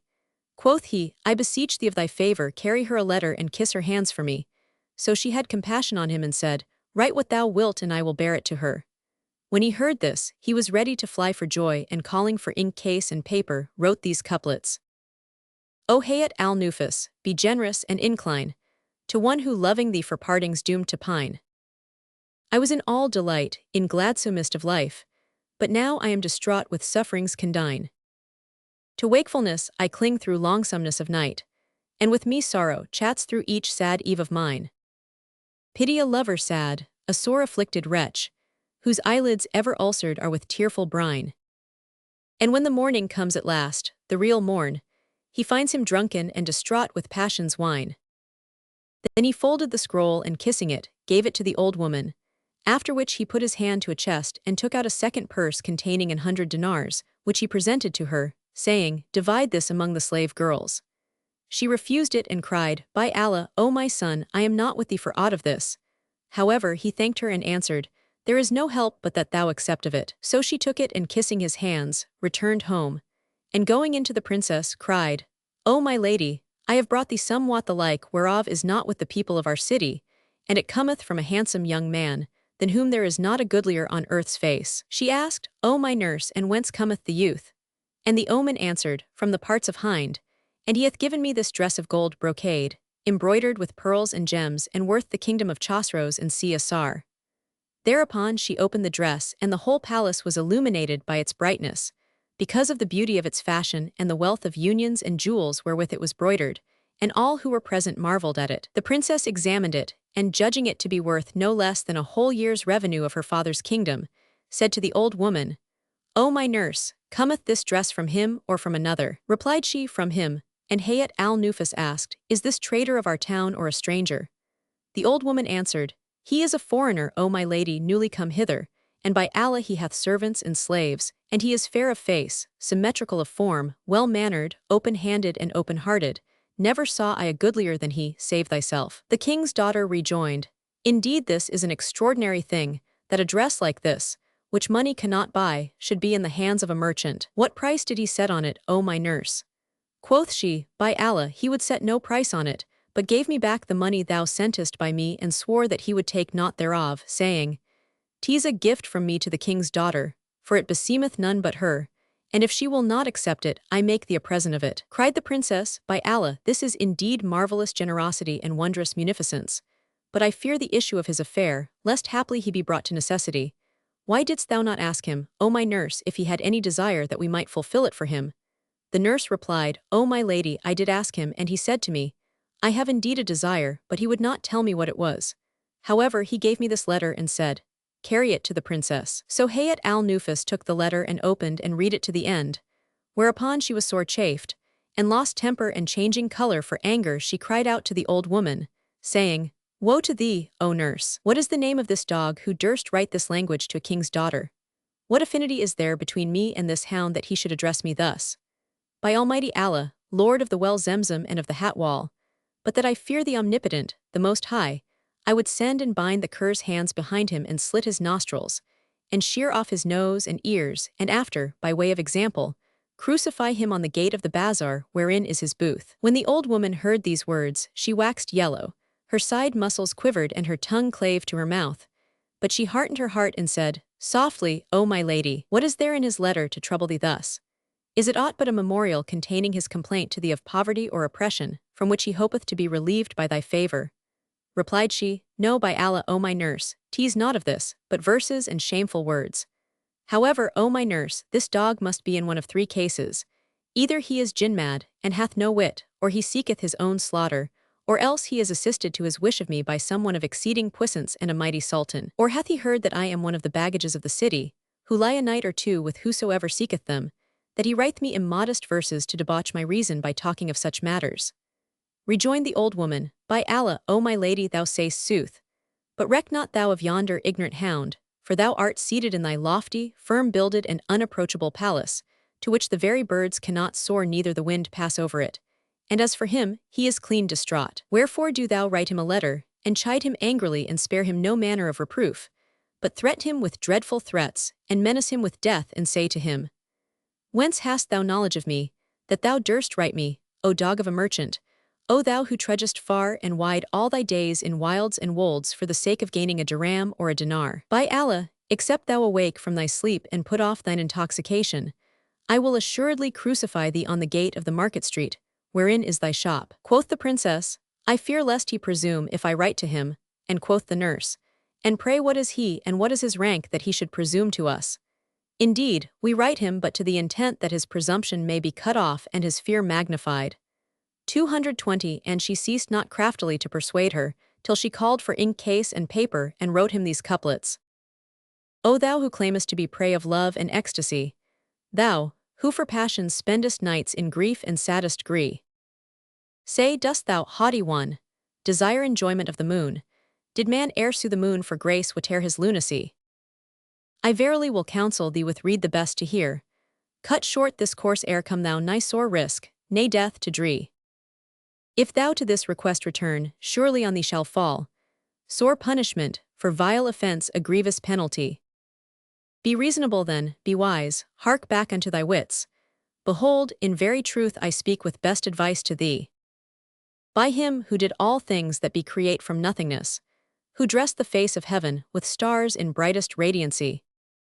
If in the like of this thy speech thou dare to sin again, I'll surely have thee crucified upon a trunk of tree. Then she rolled up the letter and gave it to the old woman, who took it, and repairing to Ardashir's shop, delivered it to him. And Shahrazad perceived the dawn of day, and ceased saying her permitted say. Now when it was the 723rd night, she said, It hath reached me, O auspicious king, that when the old woman took that letter from Hayat al-Nufus, she fared forth till she found the youth who was sitting in his shop, and gave it to him, saying, Read thine answer, and know that when she perused thy paper she was wroth with exceeding wrath. But I soothed her and spake her fair, till she consented to write thee a reply. He took the letter joyfully, but when he had read it and understood its drift, he wept sore, whereat the old woman's heart ached, and she cried, O my son, Allah never cause thine eyes to weep nor thy heart to mourn. What can be more gracious than that she should answer thy letter when thou hast done what thou didst? He replied, O my mother, what shall I do for a subtle device? Behold, she writeth to me, threatening me with death and crucifixion, and forbidding me from writing to her. And I, by Allah, see my death to be better than my life. But I beg thee of thy grace to carry her another letter from me. She 221 said, Write, and I warrant I'll bring thee an answer. By Allah, I will assuredly venture my life to win for thee thy wish, though I die to pleasure thee. He thanked her, and kissing her hands, wrote these verses. Do you threaten me? Why, death, for my loving you so well? When death to me were rest, and all dying is by fate. And man's death is but a boon, when so longsome to him grows his life, and rejected he lives in lowest state. Then visit ye a lover who hath ne'er a soul to aid, for on pious works of men heaven's blessing shall await. But an ye be resolved on this deed, then up and on. I'm in bonds to you, a bondsman confined within your gate. What path have I whose patience without you is no more? How is this, when a lover's heart in stress of love is strait? O my lady, show me ruth, who by passion am misused, for all who love the noble stand for evermore excused. He then folded the scroll and gave it to the old woman, together with 2 purses of 200 dinars, which she would have refused, but he conjured her by oath to accept of them. So she took them both and said, Needs must I bring thee to thy desire, despite the noses of thy foes. Then she repaired to the palace and gave the letter to Hayat al-Nufus, who said, What is this, O my nurse? Here are we in a correspondence, and thou coming and going. Indeed, I fear lest the matter get wind and we be disgraced. Rejoined the old woman, How so, O my lady, who dare speak such word? So she took the letter, and after reading and understanding it she smote hand on hand, saying, Verily, this is a calamity which is fallen upon us, and I know not whence this young man came to us. Quoth the old woman, O my lady, Allah upon thee, write him another letter, but be rough with him this time, and say to him, And thou write me another word after this, I will have thy head struck off. Quoth the princess, O my nurse, I am assured that the matter will not end on such wise. 'Twere better to break off this exchange of letters, and except the puppy take warning by my previous threats, I will strike off his head. The old woman said, Then write him a letter and give him to know this condition. So Hayat al-Nufus called for pencase and paper and wrote these couplets. Ho, thou heedless of time and his sore despite. Ho, thou heart whom hopes of my favors excite. 222 Think, O prideful, wouldst ye win for thyself the skies? Wouldst ye attain to the moon shining clear and bright? I will burn thee with fire that shall ne'er be quenched, or will slay thee with cimeter's sharpest bite. Leave it, friend, and scape the tormenting pains, such as turn hair partings from black to white. Take my warning and fly from the road of love. Draw thee back from a course nor seemly nor right. Then she folded the scroll and gave it to the old woman, who was puzzled and perplexed by the matter. She carried it to Ardashir, and the prince read the letter and bowed his head to the earth, making as if he wrote with his finger and speaking not a word. Quoth the old woman, How is it I see thee silent stay and not say thy say? And quoth he, O my mother, what shall I say, seeing that she doth but threaten me and redoubleth in hard-heartedness and aversion? rejoined the nurse, write her a letter of what thou wilt. I will protect thee, nor let thy heart be cast down, for needs must I bring you twain together. He thanked her for her kindness and kissing her hand, wrote these couplets. A heart by Allah, never soft to lover white, who sighs for union only with his friends his sprite. Who with tear-ulcered eyelids evermore must bide, when falleth upon earth first darkness of the night. Be just, be generous, lend thy ruth and deign give alms, to love-molested lover, parted, forced to flight. He spends the length of longsome night without a doze, fire-brent and drent in tear-flood flowing infinite. Ah, cut not off the longing of my fondest heart, now disappointed, wasted, fluttering for its blight. Then he folded the scroll and gave it to the old woman, together with 300 dinars, saying, This is for the washing of thy hands. She thanked him and kissed his hands, after which she returned to the palace and gave the letter to the princess, who took it and read it and throwing it from her fingers, sprang to her feet. Then she walked, shod as she was with patens of gold, set with pearls and jewels, till she came to her sire's palace, whilst the vein of anger started out between her eyes, and none darius her of her case. When she reached the palace, she inquired for the king, and the slave girls and concubines replied to her, O my lady, he is gone forth a-hunting and sporting. So she returned, as she were a rending lioness, and bespake none for the space of 3 hours, when her brow cleared and her wrath cooled. As soon as the old woman saw that her irk and anger were past, she went up to her, and kissing ground between her hands, asked her, O my lady, whither went those noble steps? The princess answered, To the palace of the king my sire. And could no one do thine errand? Inquired the nurse. Replied the princess, No, for I went to acquaint him of that which hath befallen me with yonder cur of a merchant, so he might lay hands on him, and on all the merchants of his bazaar, and crucify them over their shops, nor suffer a single foreign merchant to tarry in our town. Quoth the old woman, And was this thine only reason, O my lady, for going to thy sire? And quoth Hayat al-Nufus, Yes, but I found him absent a-hunting and sporting, and now I await his return. Cried the old nurse, I take refuge with Allah, the all-hearing, the all-knowing, praised be he. O my lady, thou art the most sensible of women, and how couldst thou think of telling the king these fond words, which it behoveth none to publish? Asked the princess, And why so? And the nurse answered, Suppose thou had found the king in his palace, and told him all this tale, and he had sent after the merchants, and commanded to hang them over their shops. The folk would have seen them hanging and asked the reason, and it would have been answered them. They sought to seduce the king's daughter. And Shahrazad perceived the dawn of day, and ceased to say her permitted say.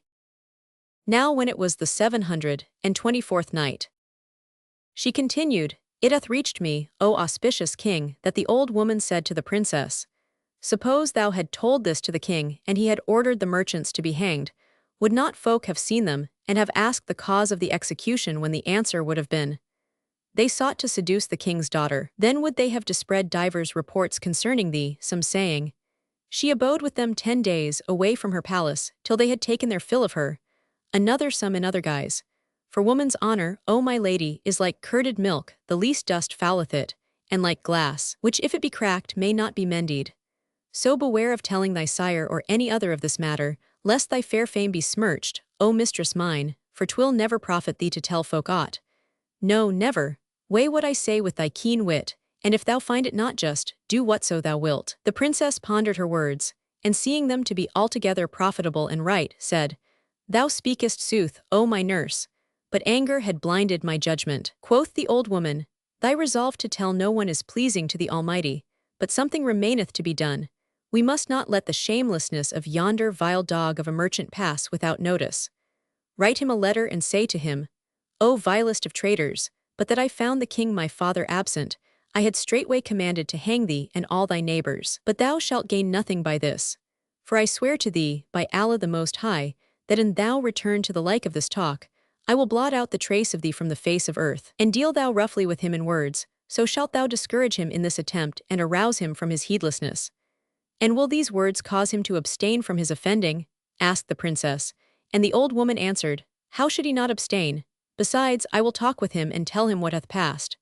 So the princess called for ink case and paper and wrote these couplets.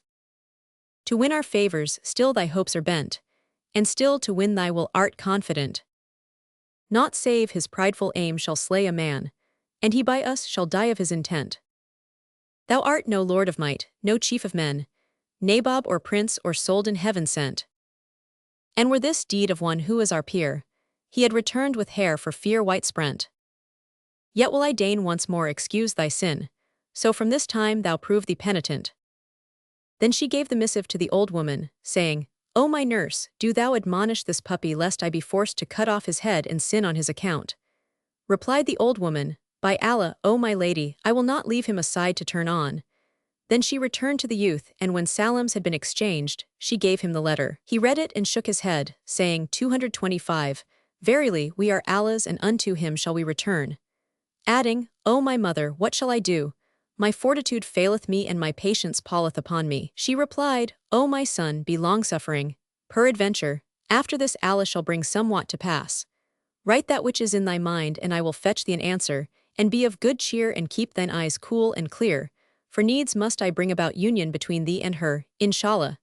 He blessed her and wrote to the princess a note containing these couplets. Since none will lend my love a helping hand, and I by passion's bale in death low lain. I bear a flaming fire within my heart, by day and night nor place of rest attain. How cease to hope in thee my wishes term, or with my longings to be glad and fain. The Lord of highmost heaven to grant my prayer, pray I, whom love of lady fair hath slain. And as I'm clean o'erthrown by love and fear, to grant me speedy union deign, O deign. Then he folded the scroll and gave it to the old woman, bringing out at the same time a purse of 400 dinars. She took the whole and returning to the palace sought the princess to whom she gave the letter, but the king's daughter refused to take it and cried, What is this? Replied the old woman, O my lady, this is only the answer to the letter thou sentest to that merchant dog. Quoth Hayat al-Nufus, Didst thou forbid him as I told thee? And quoth she, Yes, and this is his reply. So the princess took the letter and read it to the end.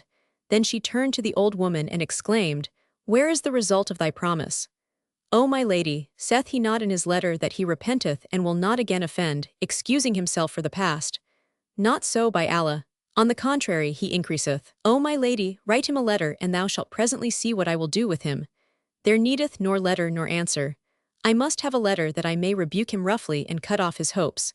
Thou canst do that without a letter. I cannot do it without the letter. So Hayat al-Nufus called for pencase and paper and wrote these verses.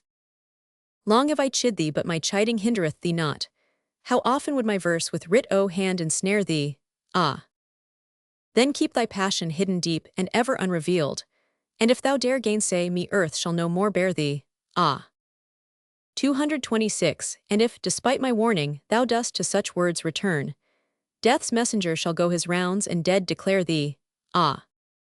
Soon shall the wold's fierce chilling blast o'erblow that course o' thine, and birds o' the wild with ravening bills and beaks shall tear thee.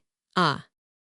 Return to righteous course, perchance that same will profit thee, if bent on wilful aims and lewd I fain forswear thee. Ah! When she had made an end of her writing this, she cast the writ from her hand in wrath, and the old woman picked it up and went with it to Ardashir. When he read it to the last, he knew that she had not softened to him, but only redoubled in rage against him, and that he would never win to meet her, so he bethought himself to write her an answer invoking Allah's help against her. Thereupon he indited these couplets. O Lord, by the 5 sheikhs I pray deliver me from love, which gars me bear such grief and misery. Thou knowest what I bear for passion's fiery flame, what stress of sickness for that merciless maid I dree. She hath no pity on the pangs to me decreed. How long on weakly wight shall last her tyranny? I am distraught for her with passing agonies, and find no friend, O folk, to hear my plaint and plea. How long, when night hath drooped her pinions o'er the world, shall I lament in public as in privacy? For love of you I cannot find forgetfulness, and how forget when patience taketh wings to flee? O thou wild parting bird, say, is she safe and sure from shift and change of time and the world's cruelty? Then he folded the scroll and gave it to the old woman, adding a purse of 500 dinars. And she took it and carried it to the princess, who read it to the end and learned its purport. Then, casting it from her hand, she cried, Tell me, O wicked old woman, the cause of all that hath befallen me from thee, and from thy 227 cunning and thine advocacy of him, so that thou hast made me write letter after letter, and thou ceasest not to carry messages, going and coming between us twain, till thou hast brought about a correspondence and a connection. Thou leavest not to say, I will ensure thee against his mischief, and cut off from thee his speech. But thou speakest not thus save only to the intent that I may continue to write thee letters, and thou to fetch and carry between us, evening and morning, till thou ruin my repute. Woe to thee, ho eunuchs, seize her. Then Hayat al-Nufus commanded them to beat her, and they lashed her till her whole body flowed with blood, and she fainted away. Whereupon the king's daughter caused her slave women to drag her forth by the feet, and cast her without the palace, and bade one of them stand by her head till she recovered, and say to her, The princess hath sworn an oath that thou shalt never return to and re-enter this palace, and she hath commanded to slay thee without mercy, and thou dare return hither. So, when she came to herself, the damsel told her what the king's daughter said, and she answered, Hearkening and obedience. Presently the slave girls fetched a basket and a porter whom they caused carry her to her own house, and they sent after her a physician, bidding him tend her assiduously till she recovered.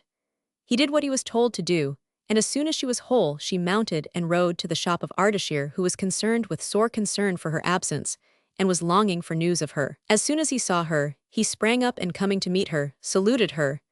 Then he noticed that she was weak and ailing, so he questioned her of her case, and she told him all that had befallen her from her nursling. When he heard this, he found it grievous and smote hand upon hand, saying, By Allah, O my mother, this that hath betided thee straiteneth my heart. But what, O my mother, is the reason of the princess's hatred to men? Replied the old woman, Thou must know, O my son, that she hath a beautiful garden, than which there is not goodlier on earth's face, and it chanced that she lay there one night. In the joyance of sleep, she dreamt a dream, and 'twas this, that she went down into the garden, where she saw a fowler set up his net and strew corn thereabout, after which he withdrew and sat down afar off to await what game should fall into it. Ere an hour had passed, the birds flocked to pick up the corn, and a male pigeon 228 fell into the net, and struggled in it, whereat all the others took fright and fled from him. His mate was amongst them, but she returned to him after the shortest delay, and coming up to the net, sought out the mesh wherein his foot was entangled, and ceased not to peck at it with her bill, till she severed it and released her husband, with whom she flew away. All this while the fowler sat dozing, and when he awoke, he looked at the net and found it spoilt. So he mended it and strewed fresh grain, then withdrew to a distance, and sat down to watch it again. The birds soon returned and began to pick up the corn, and among the rest the pair of pigeons. Presently the she-pigeon fell into the net and struggled to get free, whereupon all the other birds flew away, and her mate, whom she had saved, fled with the rest and did not return to her. Meantime, sleep had again overcome the fowler, and when he awoke after long slumbering, he saw the she-pigeon caught in the net. So he went up to her and, freeing her feet from the meshes, cut her throat. The princess, startled by the dream, awoke troubled and said, Thus do men with women, for women have pity on men and throw away their lives for them when they are in difficulties. But if the Lord decree against a woman and she fall into calamity, her mate deserteth her and rescueth her not, and wasted is that which she did with him of kindness. Allah curse her who putteth her trust in men, for they ill requite the fair offices which women do them. And from that day she conceived an hatred to men. Said the king's son, O my mother, doth she never go out into the highways? And the old woman replied, Nay, O my son, but I will tell thee somewhat wherein, Allah willing, there shall be profit for thee. She hath a garden which is of the goodliest pleasaunces of the age. And every year, at the time of the ripening of the fruits, she goeth thither and taketh her pleasure therein only one day, nor layeth the night but in her pavilion.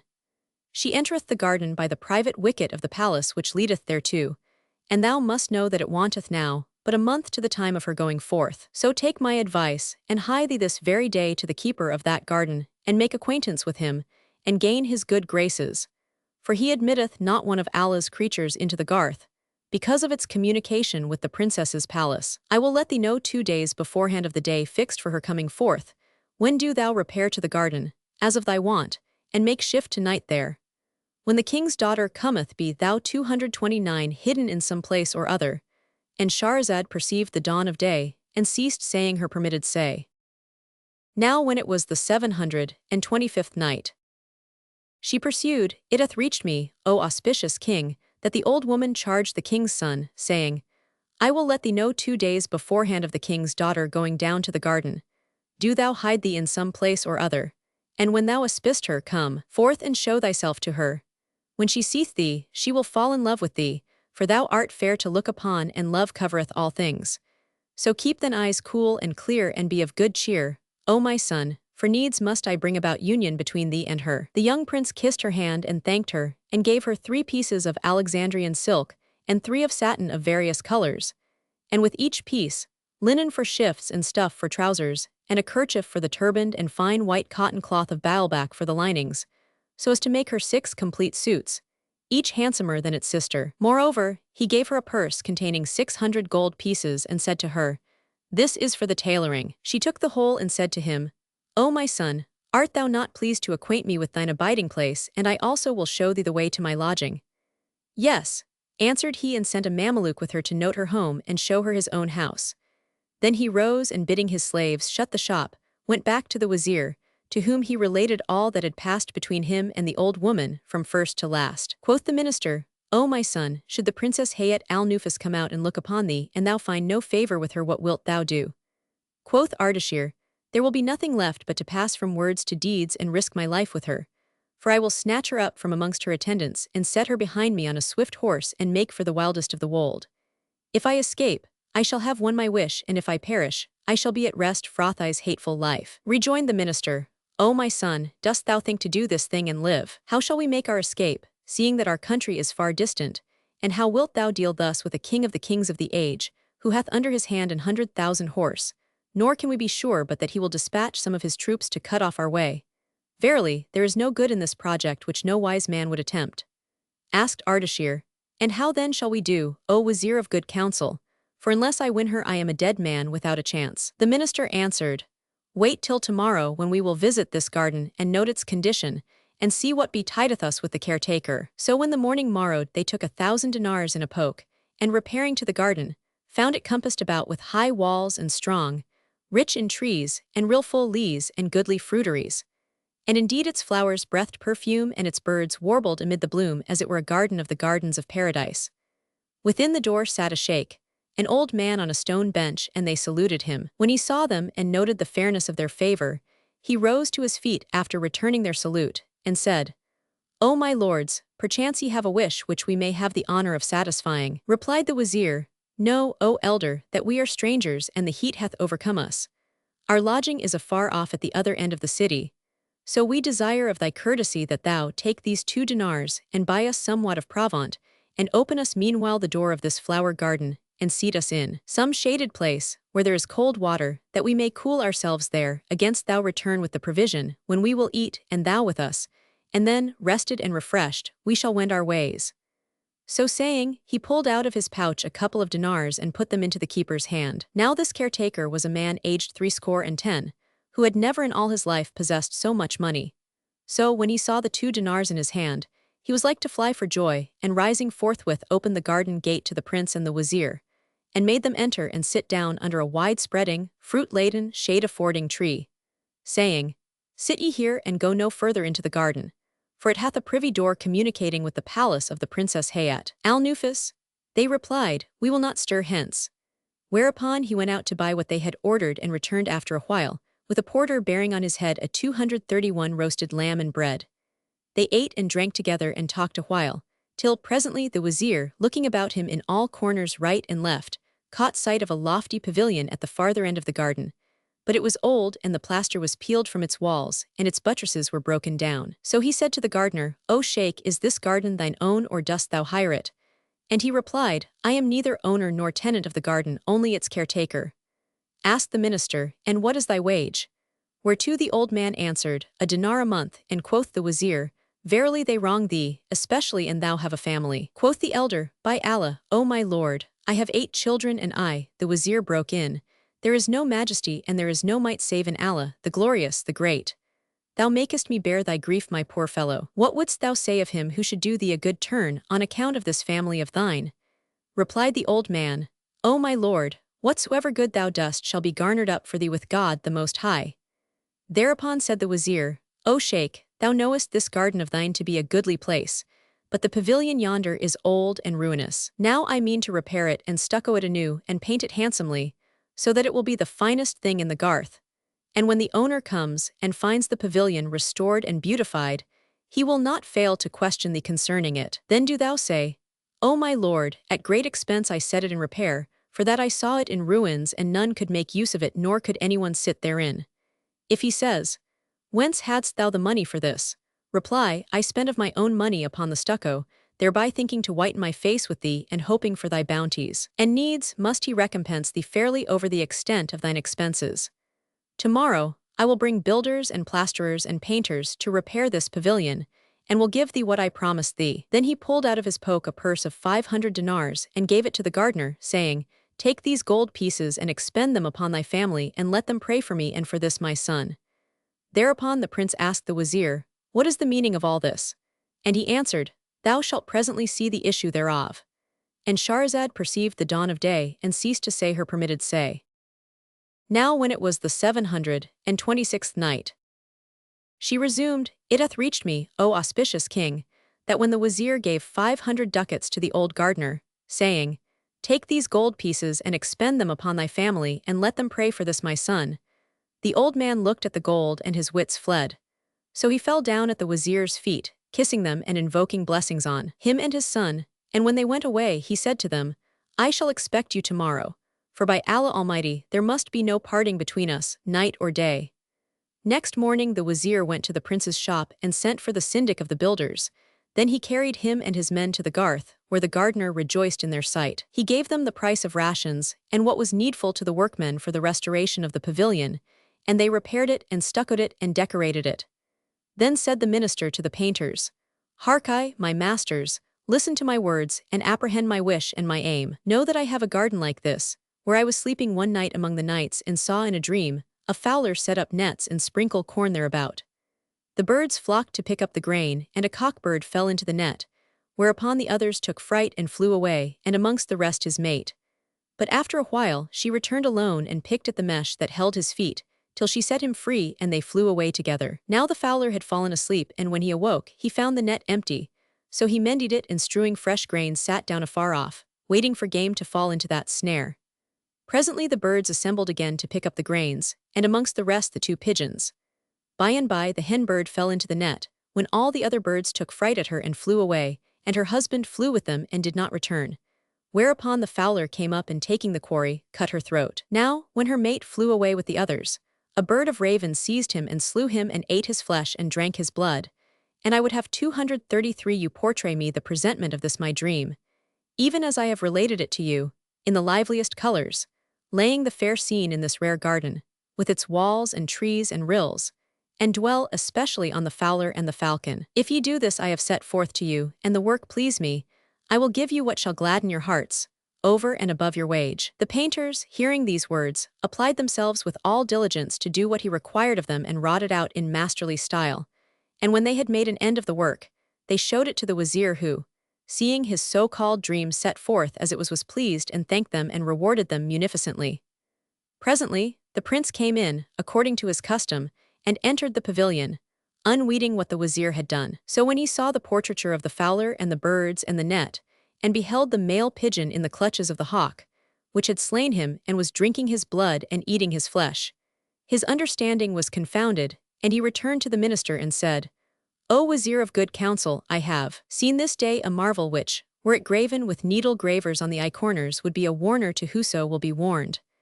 Asked the minister, And what is that, O my lord? And the prince answered, Did I not tell thee of the dream the princess had, and how it was the cause of her hatred for men? Yes, replied the wazir, and Ardashir rejoined, By Allah, O minister, I have seen the whole dream portrayed in painting, as I had eyed it with mine own eyes. But I found therein a circumstance which was hidden from the princess, so that she saw it not, and 'tis upon this that I rely, for the winning of my wish. Quoth the wazir, And what is that, O my son? And quoth the prince, I saw that when the male bird flew away, and leaving his mate entangled in the net, failed to return and save her, a falcon pounced on him and slaying him, ate his flesh and drank his blood. Would to heaven the princess had seen the whole of the dream, and had beheld the cause of his failure to return and rescue her. Replied the wazir, By Allah, 234 O auspicious king, this is indeed a rare thing and a wonderful. And the king's son ceased not to marvel at the picture and lament that the king's daughter had not beheld the dream to its end, saying in himself, Would she had seen it to the last, or might see the whole over again, though but in the imbroglio of sleep. Then quoth the wazir to him, Thou saidst to me, Why wilt thou repair the pavilion? And I replied, Thou shalt presently see the issue thereof. And behold, now its issue thou seest. For it was I did this deed and bade the painters portray the princess's dream thus, and paint the male bird in the pounces of the falcon which eateth his flesh and drinketh his blood, so that when she cometh to the pavilion, she will behold her dream depicted, and see how the cock-pigeon was slain, and excuse him, and turn from her hate for men. When the prince heard the wazir's words, he kissed his hands and thanked him, saying, Verily, the like of thee is fit to be minister to the most mighty king. And by Allah, and I win my wish and return to my sire, rejoicing, I will assuredly acquaint him with this, that he may redouble in honoring thee, and advance thee in dignity, and hearken to thine every word. So the wazir kissed his hand, and they both went to the old gardener and said, Look at yonder pavilion and see how fine it is. And he replied, This is all of your happy thought. Then said they, O elder, when the owners of the place question thee concerning the restoration of the pavilion, say thou, 'Twas I did it of my own monies, to the intent that there may betide thee fair favor and good fortune. He said, I hear and I obey, and the prince continued to pay him frequent visits. Such was the case with the prince and the wazir. But as regards Hayat al-Nufus, when she ceased to receive the prince's letters and messages, and when the old woman was absent from her, she rejoiced with joy exceeding, and concluded that the young man had returned to his own country. One day there came to her a covered tray from her father, so she uncovered it, and finding therein fine fruits, asked her waiting women, Is the season of these fruits come? Answered they, Yes. Thereupon she cried, Would we might make ready to take our pleasure in the flower garden. And Shahrazad perceived the dawn of day, and ceased saying her permitted say. Now when it was the 727th night, she said, It hath reached me, O auspicious king, that the princess, after receiving the fruit from her sire, asked, Is the season of these fruits set in? And they answered, Yes. Thereupon she cried, Would we might make ready to take our pleasure in the flower garden. O my lady, they replied, Thou sayest well, and by Allah we also long for the garden. So she inquired, How shall we do, seeing that every year it is none save my nurse who taketh us to walk in the garden and who pointeth out to us the various trees and plants, and I have beaten her and forbidden her from me. Indeed, I repent me of what was done by me to her, for that, in any case, she is my nurse and hath over me the right of fosterage. But there is no majesty and there is no might save in Allah, the glorious, the great. When her handmaids heard this, they all sprang up, and kissing the ground between her hands, exclaimed, Allah upon thee, O my lady, do thou pardon her and bid her to the presence. And quoth she, By Allah, I am resolved upon this, but which of you will go to her, for I have prepared her a splendid robe of honor. Hereupon two damsels came forward, by name Bulbul and Siwat Alain, who were comely and graceful and the principals among the princess's women and her favorites. And they said, We will go to her, O king's daughter. And she said, Do what seemeth good to you. So they went to the house of the nurse and knocked at the door and entered. And she, recognizing the twain, received them with open arms and welcomed them. When they had sat a while with her, they said to her, O nurse, the princess pardoneth thee and desireth to take thee back into favor. Replied, This may never be, though I drink the cup of ruin.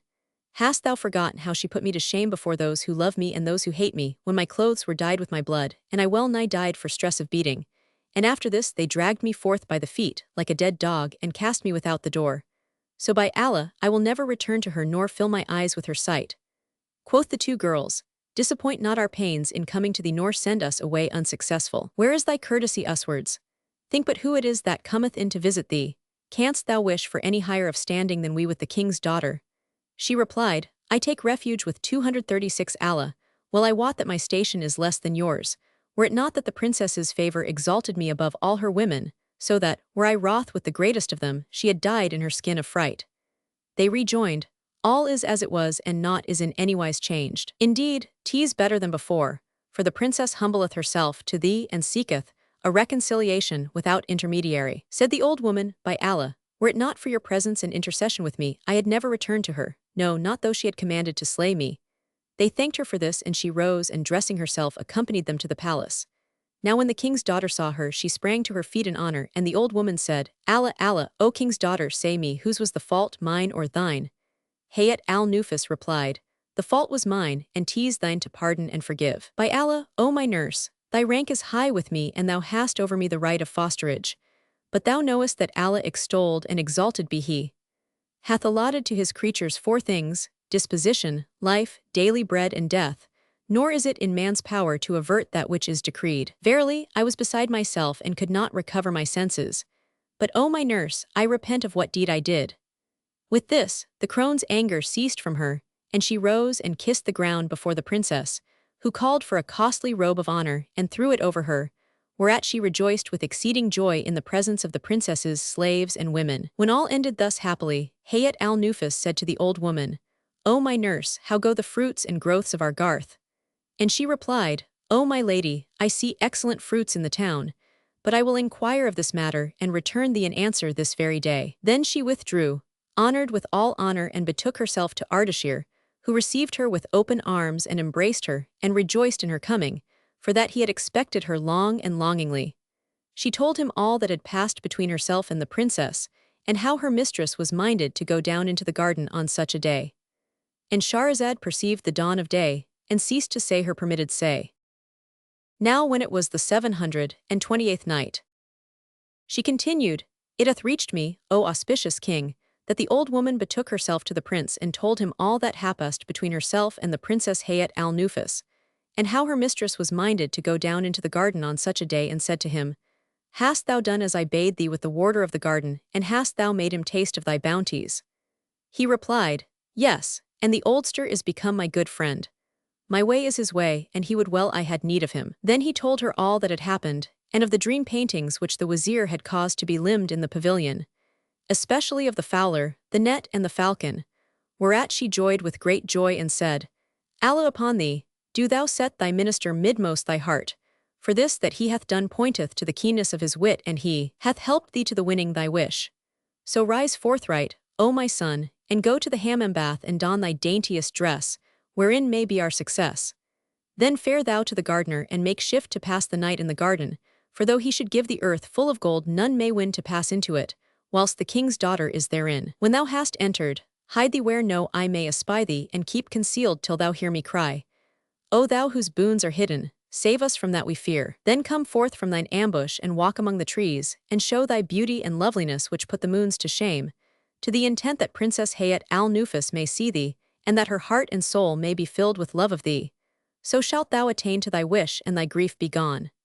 To hear is to obey, replied the young prince, and gave her a purse of 1,000 dinars, which she took and went away. Thereupon Ardashir fared straight for the bath and washed, after which he arrayed himself in the richest of robes of the apparel of the kings of the Chosroes, and girt his middle with a girdle, wherein were conjoined all manner precious stones, and donned a turband, inwoven with red gold and purfled with pearls and gems.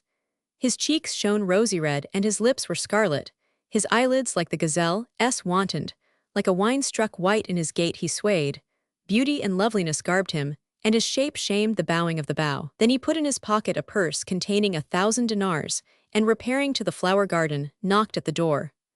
The gardener opened to him, and rejoicing with great joy salaamed to him in most worshipful fashion.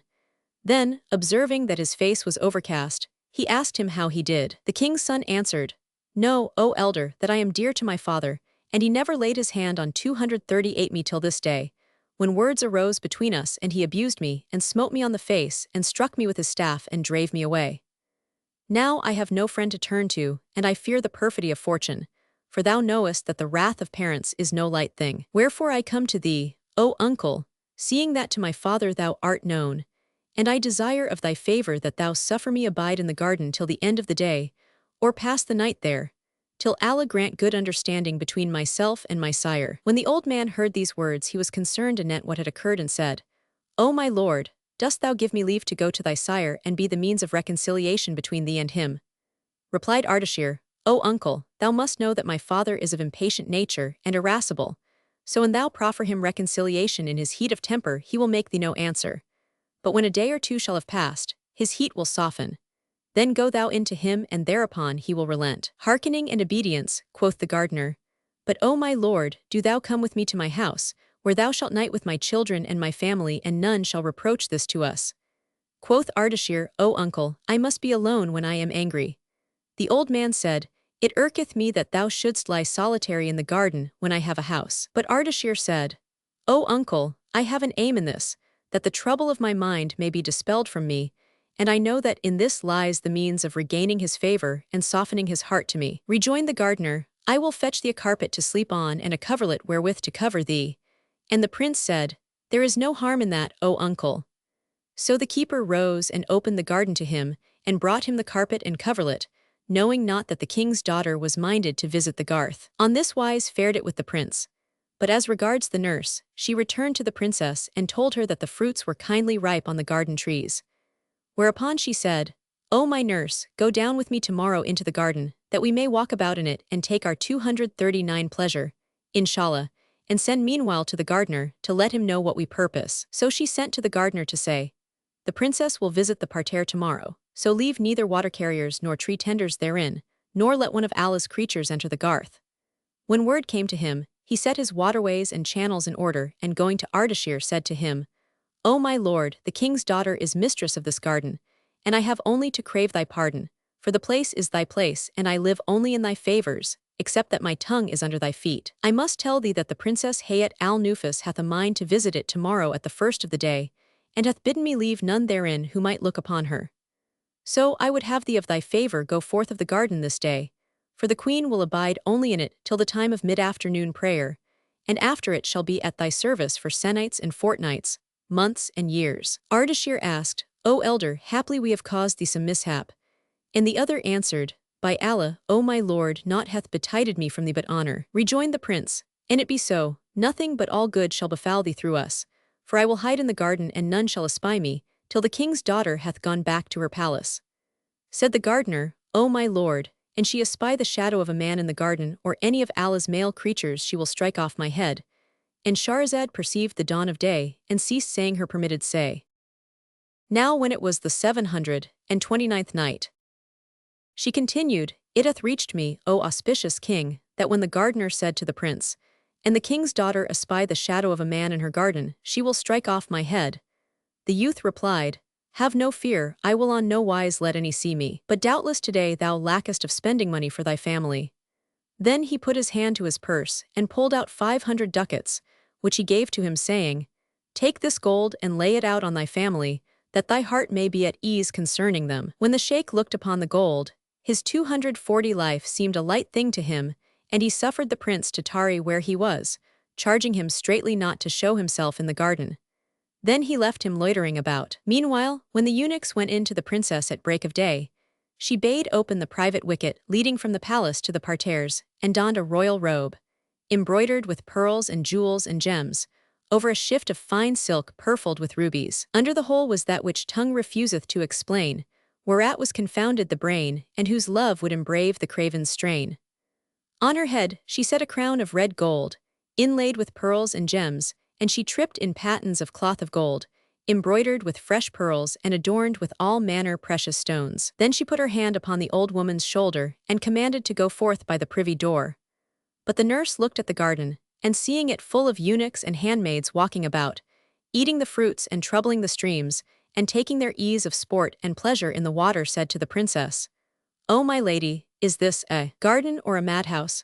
Quoth the princess, "What meaneth thy speech, O nurse?" And quoth the old woman, "Verily the garden is full of slave girls and eunuchs, eating of the fruits and troubling the streams and scaring the birds and hindering us from taking our ease and sporting and laughing and what not else, and thou hast no need of them. Wert thou going forth of thy palace into the highway, this would be fitting, as an honor and award to thee. But now, O my lady, thou goest forth of the wicket into the garden, where none of Almighty Allah's creatures may look on thee." Rejoined the princess, "By Allah, O nurse mine, thou sayst sooth, but how shall we do?" And the old woman said, "Bid the eunuchs send them all away and keep only 2 of the slave girls, that we may make merry with them." So she dismissed them all, with the exception of 2 of her handmaids who were most in favor with her. But when the old woman saw that her heart was light, and that the season was pleasant to her, she said to her, "Now we can enjoy ourselves aright, so up and let us take our pleasance in the garden." The 241 princess put her hand upon her shoulder and went out by the private door. The 2 waiting women walked in front, and she followed them, laughing at them and swaying gracefully to and fro in her ample robes, whilst the nurse forewent her, showing her the trees and feeding her with fruits. And so they fared on from place to place, till they came to the pavilion, which when the king's daughter beheld and saw that it had been restored, she asked the old woman, "O my nurse, seest thou yonder pavilion? It hath been repaired and its walls whitened." She answered, "By Allah, O my lady, I heard say that the keeper of the garden had taken stuffs of a company of merchants, and sold them and bought bricks and lime and plaster and stones, and so forth with the price. So I asked him what he had done with all this, and he said, I have repaired the pavilion which lay in ruins, presently adding, and when the merchants sought their due of me, I said to them, Wait till the princess visit the garden and see the repairs and they satisfy her. Then will I take of her what she is pleased to bestow on me, and pay you what is your due. Quoth I, What moved thee to do this thing? And quoth he, I saw the pavilion in ruins, the coins thrown down and the stucco peeled from the walls, and none had the grace to repair it. So I borrowed the coin on my own account and restored the place, and I trust in the king's daughter to deal with me as befitteth her dignity. I said, The princess is all goodness and generosity, and will no doubt requite thee. And he did all this but in hopes of thy bounty. Replied the princess, By Allah, he hath dealt nobly in rebuilding it and hath done the deed of generous men. Call me my purse-keeperess.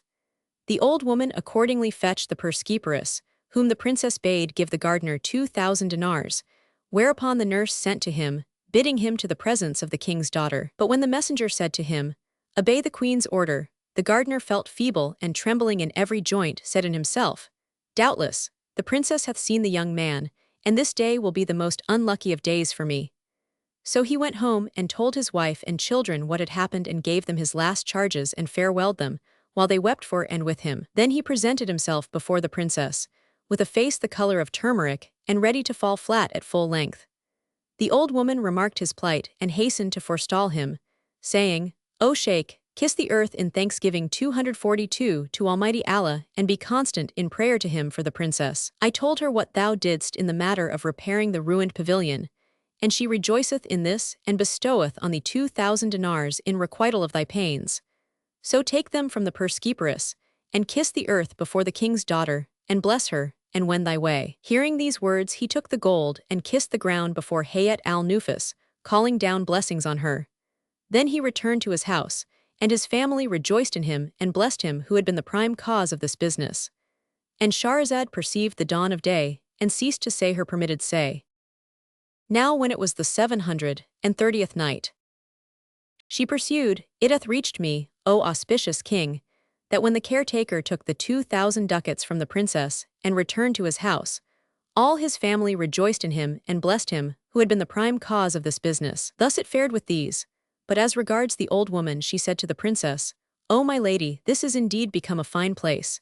Never saw I a purer white than its plastering nor proper than its painting. I wonder if he have also repaired it within, else hath he made the outside white and left the inside black. Come, let us enter and inspect. So they went in, the nurse preceding, and found the interior painted and gilded in the goodliest way. The princess looked right and left, till she came to the upper end of the estrade, when she fixed her eyes upon the wall and gazed long and earnestly thereat.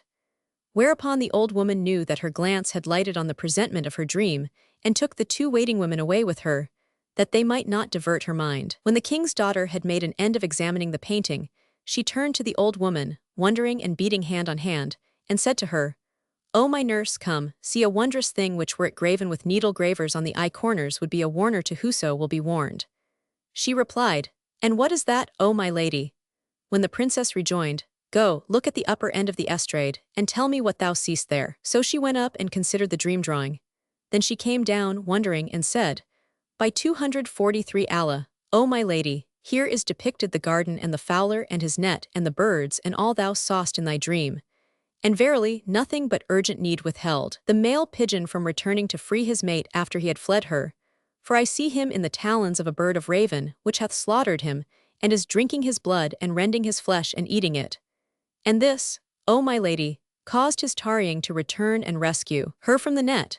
But O my mistress, the wonder is how thy dream came to be thus depicted, for wert thou minded to set it forth in painture, thou hadst not availed to portray it. By Allah, this is a marvel which should be recorded in histories.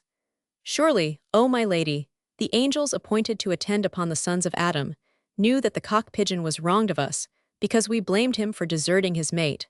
So they embraced his cause and made manifest his excuse.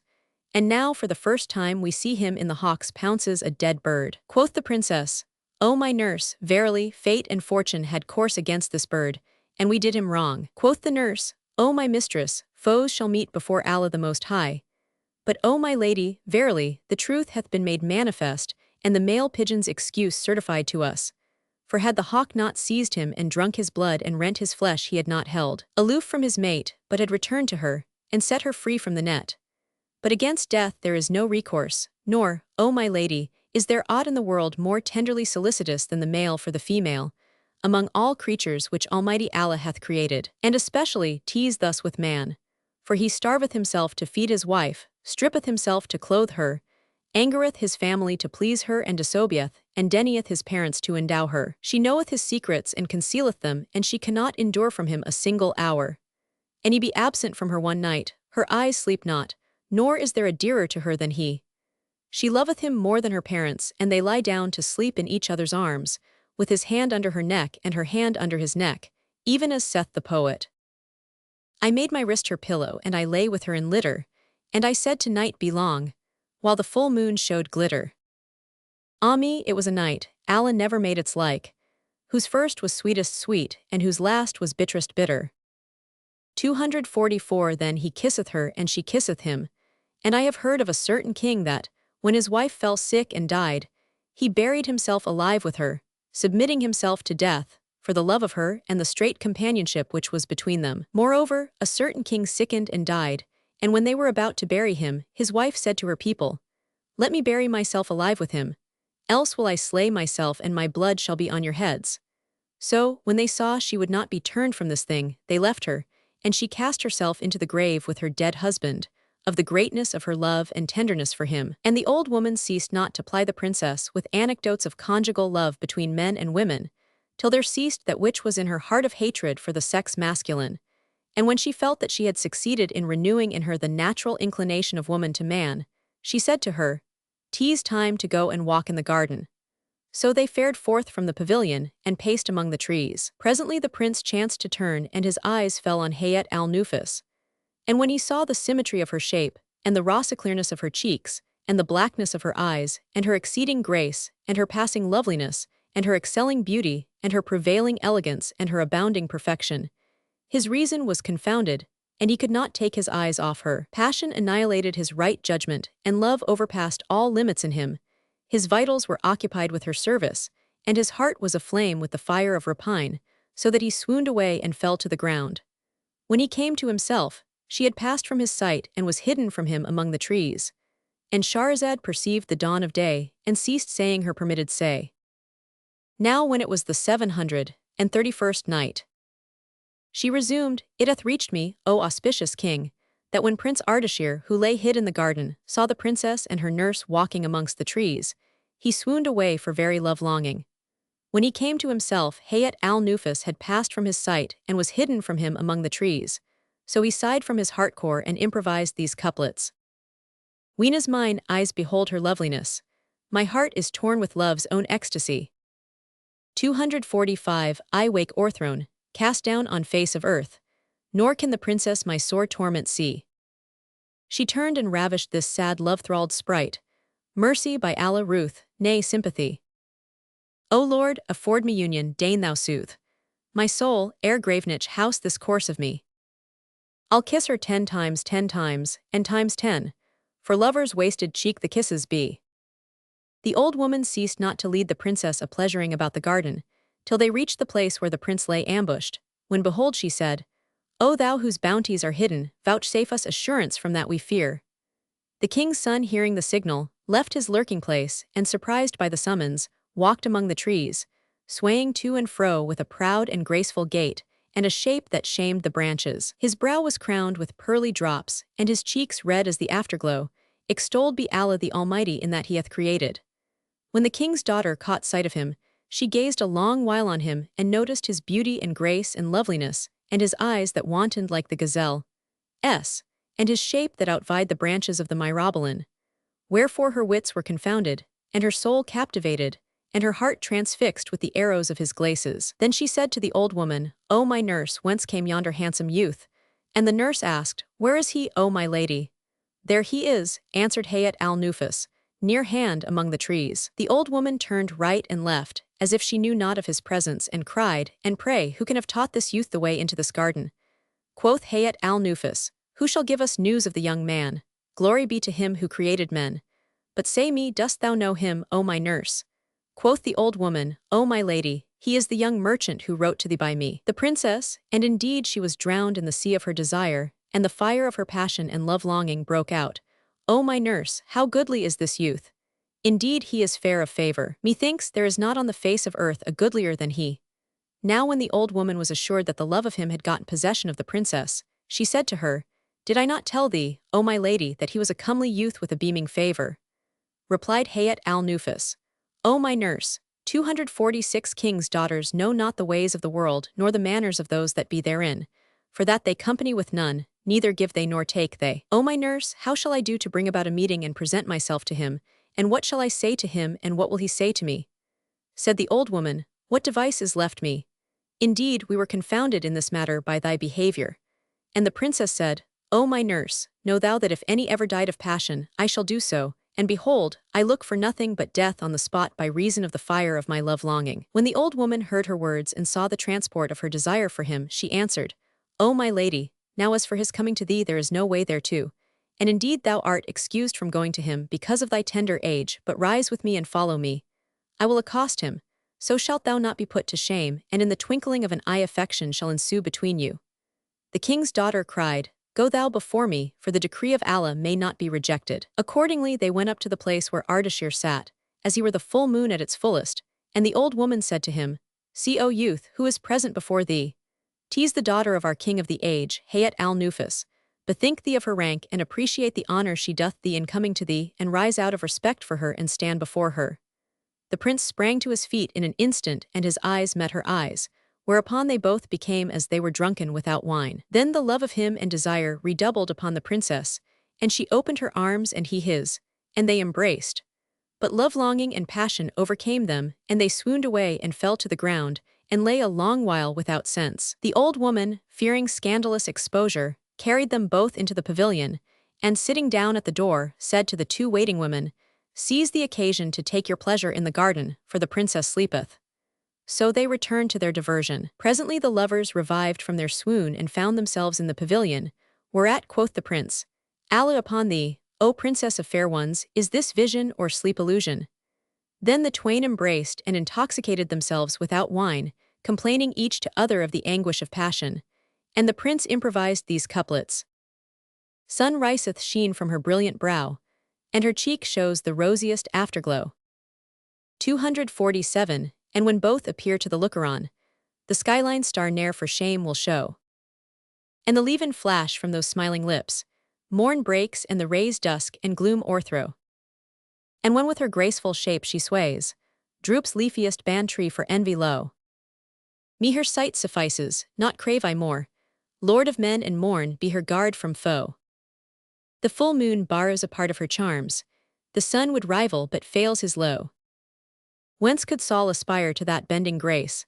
Whence should Luna see such wit, and such mine gifts know? Who shall blame me for being all love to her? Twixt accord and discord I doomed to woe.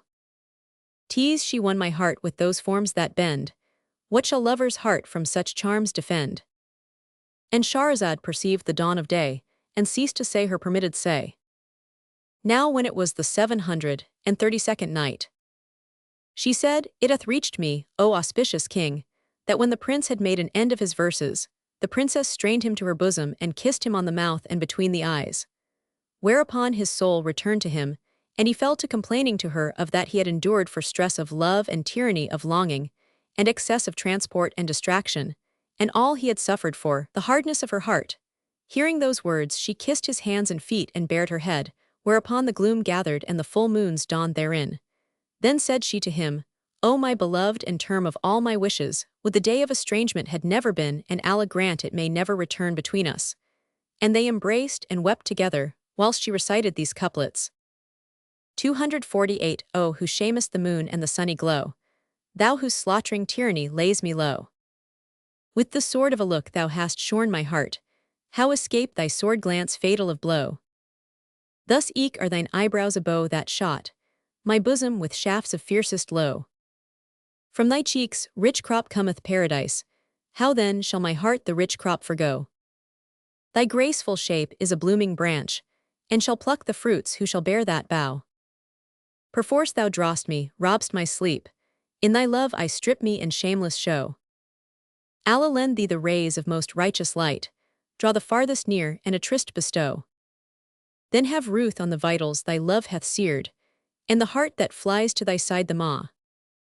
And when she ended her recitation, passion overcame her, and she was distraught for love and wept copious tears, rain-like streaming down. This burnt the prince's heart, and he in turn became troubled and distracted for love of her. So he drew nearer to her and kissed her hands, and wept with sore weeping, and they ceased not from love reproaches and converse and versifying, until the call to mid-afternoon prayer, nor was there aught between them other than this. When they bethought them of parting, and she said to him, O light of mine eyes and core of my heart, the time of severance has come. Between us twain, when shall we meet again? By Allah, replied he, and indeed her words shot him as with shafts, to mention of parting I am never fain. Then she went forth of the pavilion, and he turned and saw her sighing sighs would melt the rock and weeping shower-like tears, whereupon he for love was sunken in the sea of desolation and improvised these couplets. O my heart's desire, grows my misery, from the stress of love, and what cure for me?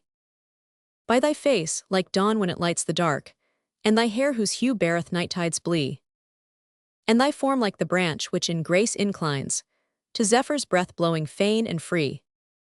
By the glance of thine eyes like the fawn's soft gaze, when she views pursuer of high degree.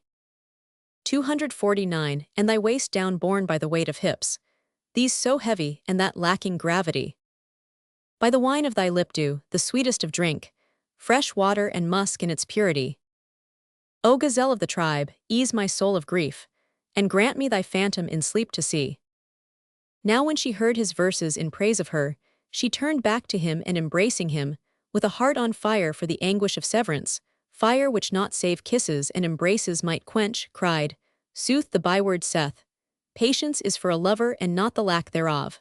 There is no help for it but I contrive a means for our reunion. Then she farewelled him and fared forth, knowing not where she set her feet, for stress of her love, nor did she stay her steps till she found herself in her own chamber. When she was gone, passion and love-longing redoubled upon the young prince, and the delight of sleep was forbidden him, and the princess in her turn tasted not food, and her patience failed, and she sickened for desire. As soon as dawned the day, she sent for the nurse, who came and found her condition changed, and she cried, Question me not of my case, for all I suffer is due to thy handiwork. Where is the beloved of my heart? O my lady, when did he leave thee? Hath he been absent from thee more than this night? Can I endure absence from him an hour? Come, find some means to bring us together speedily, for my soul is like to flee my body. O my lady, have patience till I contrive thee some subtle device, whereof none shall beware. By the great God, except thou bring him to me this very day, I will tell the king that thou hast corrupted me, and he will cut off thy head. I conjure thee by Allah, have patience with me, for this is a dangerous matter. And the nurse humbled herself to her, till she granted her 3 days' delay, saying, O my nurse, the 3 days will be 3 years to me, and if the 4th day pass and thou bring him not, I will go about to slay thee. So the old woman left her and returned to her lodging, where she abode till the morning of the 4th day, when she summoned the tirewomen of the town and sought of them fine dyes, and rouge for the painting of a virgin girl and adorning, and they brought her cosmetics of the best. Then she sent for the prince, and opening her chest, brought out a bundle containing a suit of woman's apparel, worth 5,000 dinars, and a head kerchief fringed with all manner gems. Then 250 said she to him, O my son, hast thou a mind to foregather with Hayat al-Nufus? And he replied, Yes. So she took a pair of tweezers and pulled out the hairs of his face and penciled his eyes with kohl. Then she stripped him and painted him with henna from his nails to his shoulders, and from his insteps to his thighs, and tattooed him about the body, till he was like red roses upon alabaster slabs. After a little she washed him and dried him, and bringing out a shift and a pair of petticoat trousers made him put them on. Then she clad him in the royal suit aforesaid, and binding the kerchief about his head, veiled him and taught him how to walk, saying, Advance thy left and draw back thy right. He did her bidding and forewent her, as he were a houri faring abroad from paradise. Then said she to him, Fortify thy heart, for thou art going to the king's palace, where there will without fail be guards and eunuchs at the gate. And if thou be startled at them and show doubt or dread, they will suspect thee and examine thee, and we shall both get into grievous trouble and haply lose our lives. Wherefore and thou feel thyself unable to this tell me. He answered, In very sooth this thing hath no terrors for me, so be of good cheer and keep thine eyes cool and clear. Then she went out preceding him till the twain came to the palace gate, which was full of eunuchs. She turned and looked at him as much as to say, Art thou troubled or no? and finding him all unchanged went on. The chief eunuch glanced at the nurse and knew her, but seeing a damsel following her, whose charms confounded the reason, he said in his mind, "As for the old woman, she is the nurse. But as for the girl who is with her, there is none in our land resembleth her in favor or approacheth her in fairness save the Princess Hayat al-Nufus, who is secluded, and never goeth out. Would I knew how she came into the streets, and would heaven I wot whether or no 'twas by leave of the king." Then he rose to learn somewhat concerning her, and well nigh 30 castratos followed him, which when the old woman saw, her reason fled for fear, and she said, "Verily, we are Allah's, and to him we shall return. Without recourse we are dead folk this time." And Shahrazad perceived the dawn of day, and ceased saying her permitted say. Now when it was the 733rd night, she continued, "It hath reached me, O auspicious king, that when the old nurse saw the head of the eunuchry and his assistants making for her, she was in exceeding fear and cried, There is no majesty and there is no might save in Allah, the glorious, the great. Verily we are God's, and unto him we shall return. Without recourse we be dead folk this time." When the head eunuch heard her speak thus, fear gat hold upon him, by reason of that which he knew of the princess's violence, and that her father was ruled by her, and he said to himself, "Belike the king hath commanded the nurse to carry his daughter forth upon some occasion of hers, whereof she would have none know. And if I oppose her, she will be wroth with me and will say, This eunuch fellow stopped me, that he might pry into my affairs. So she will do her best to kill me, and I have no call to meddle in this matter." So saying, he turned back, and with him the 30 assistants who drove the people from the door of the 252 palace.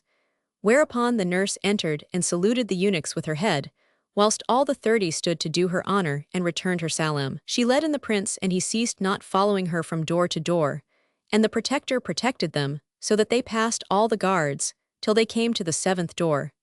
It was that of the great pavilion, wherein was the king's throne, and it communicated with the chambers of his women and the saloons of the harem, as well as with his daughter's pavilion. So the old woman halted and said, "Here we are, O my son, and glory be to him who hath brought us thus far in safety. But O my son, we cannot foregather with the princess except by night, for night enveileth the fearful." He replied, "True, but what is to be done?" Quoth she, "Hide thee in this black hole," showing him behind the door a dark and deep cistern with a cover thereto. So he entered the cistern, and she went away and left him there till ended day, when she returned and carried him into the palace, till they came to the door of Hayat al-Nufus's apartment. The old woman knocked, and a little maid came out and said, "Who is at the door?" Said the nurse, "'Tis I." Whereupon the maid returned and craved permission of her lady, who said, "Open to her, and let her come in with any who may accompany her." So they entered, and the nurse, casting a glance around, perceived that the princess had made ready the sitting chamber, and ranged the lamps in row and lighted candles of wax in chandeliers of gold and silver, and spread the divans and estrades with carpets and cushions. Moreover, she had set on trays of food and fruits and confections, and she had perfumed the place with musk and aloes wood and ambergris. She was seated among the lamps and the tapers, and the light of her face outshone the luster of them all. When she saw the old woman, she said to her, "O nurse, where is the beloved of my heart?" And the other replied, "O my lady, I cannot find him, nor have mine eyes espied him, but I have brought thee his own sister, and here she is." Cried the princess, "Art thou jinn mad?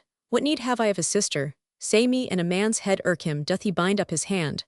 The old woman answered, "No, by Allah, O my lady, but look on her, and if she pleases thee, let her be with thee." Then she uncovered the prince's face, whereupon Hayat al-Nufus knew him, and running to him, pressed him to her bosom, and he pressed her to his breast. 253 Then, they both fell down in a swoon and lay without sense a long while. The old woman sprinkled rose water upon them till they came to themselves, when she kissed him on the mouth more than 1,000 times, and improvised these couplets. Sought me this heart's dear love at gloom of night. I rose in honor till he sat forthright, and said, "O aim of mine, O sole desire, in such night visit hast of guards no fright." Replied he, "Yes, I feared much, but love robbed me of all my wits and reft my sprite. We clipped with kisses, and a while clung we, for here 'twas safe, nor feared we watchmen white. Then rose we parting without doubtful deed, and shook out skirts where none a stain could sight." And Shahrazad perceived the dawn of day, and ceased to say her permitted say. Now when it was the 734th night, she pursued, "It hath reached me, O auspicious king, that when her lover visited Hayat al-Nufus in her palace, the twain embraced, and she improvised some happy couplets beseeming the occasion. And when she had ended her extempore lines, she said, "Is it indeed true that I see thee in my abode, and that thou art my cup-mate and my familiar?" Then passion grew on her, and love was grievous to her, so that her reason well-nigh fled for joy, and she improvised these couplets. "With all my soul I'll ransom him who came to me in gloom of night, whilst I had waited long to see his figure loom. And naught aroused me save his weeping voice of tender tone, and whispered I, fair fall thy foot and welcome. His cheek I kissed 1,000 times, and yet 1,000 more, then clipped and clung about his breast and veiled in darkling room. And cried, now verily I've won the aim of every wish, so praise and prayers to Allah for this grace now best become. Then slept we even as we would the goodliest of nights, till morning came to end our night, and light up earth with bloom. As soon as it was day, she made him enter a place in her apartment unknown to any, and he abode there till nightfall, when she brought him out, and they sat in converse and carouse. Presently 254 he said to her, I wish to return to my own country, and tell my father what hath passed between us, that he may equip his wazir to demand thee in marriage of thy sire. She replied, O my love, I fear, and thou return to thy country and kingdom, thou wilt be distracted from me and forget the love of me, or that thy father will not further thy wishes in this matter, and I shall die. Meseems the better rede were that thou abide with me and in my hand grasp, I looking on thy face, and thou on mine, till I devise some plan, whereby we may escape together some night and flee to thy country, for I have cut off my hopes from my own people and I despair of them. He rejoined, I hear and obey, and they fell again to their carousal and conversing. He tarried with her thus for some time till one night the wine was pleasant to them, and they lay not down nor did they sleep till break of day. Now it chanced that one of the kings sent her father a present, and amongst other things, a necklace of union jewels, 29 grains, to whose price a king's treasures might not suffice. Quoth Abd al-Kadir, this riviere beseemeth none but my daughter Hayat al-Nufus.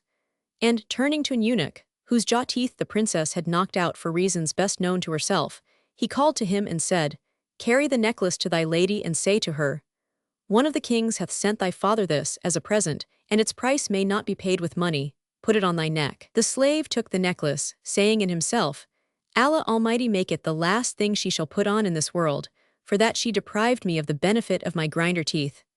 And repairing to the princess's apartment, found the door locked, and the old woman asleep before the threshold. He shook her and she awoke in a fright and asked, What dost thou want? To which he answered, The king hath sent me on an errand to his daughter. Quoth the nurse, The key is not here, go away whilst I fetch it. But quoth he, I cannot go back to the king without having done his 255 commandment. So she went away as if to fetch the key, but fear overtook her and she sought safety in flight. Then the eunuch awaited her a while. Then, finding she did not return, he feared that the king would be angry at his delay. So he rattled at the door and shook it, whereupon the bolt gave way and the leaf opened. He entered and passed on, till he came to the 7th door, and walking into the princess's chamber found the place splendidly furnished, and saw candles and flagons there. At this spectacle he marveled, and going close up to the bed, which was curtained by a hanging of silk, embroidered with a network of jewels, drew back the curtain from before the princess, and saw her sleeping with her arms about the neck of a young man handsomer than herself. Whereat he magnified Allah Almighty, who had created such a youth of vile water, and said, How goodly be this fashion for one who hateth men! How came she by this fellow? Methinks 'twas on his account that she knocked out my back teeth. Then he drew the curtain and made for the door, but the king's daughter awoke in a fright, and seeing the eunuch, whose name was Kafir, called to him. He made her no answer, so she came down from the bed on the estrade, and catching hold of his skirt laid it on her head and kissed his feet, saying, Veil what Allah veileth. Quoth he, May Allah not veil thee nor him who would veil thee. Thou didst knock out my grinders and saidst to me, Let none make mention to me aught of men and their ways. So saying, he disengaged himself from her grasp and running out, locked the door on them and set another eunuch to guard it. Then he went in to the king, who said to him, Hast thou given the necklace to Hayat al-Nufus? The eunuch replied, By Allah, thou deservest altogether a better fate. And the king asked, What hath happened? Tell me quickly. Whereto he answered, I will not tell thee save in private and between our eyes. But the king retorted, saying, Tell me at once and in public. Cried the eunuch, Then grant me immunity. So the king threw him the kerchief of immunity, and he said, O king, I went into the princess Hayat al-Nufus, and found her asleep in a carpeted chamber, and on her bosom was a young man.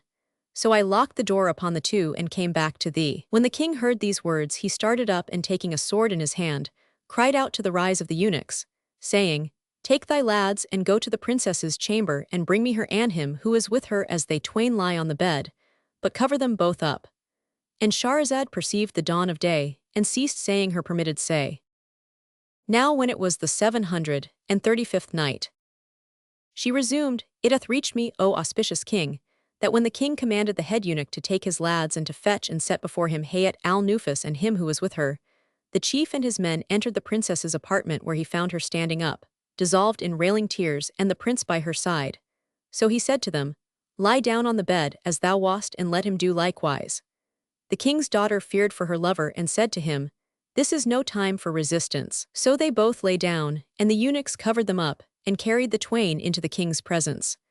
Thereupon Abd al-Qadir pulled off the coverings, and the princess sprang to her feet. He looked at her and would have smitten her neck.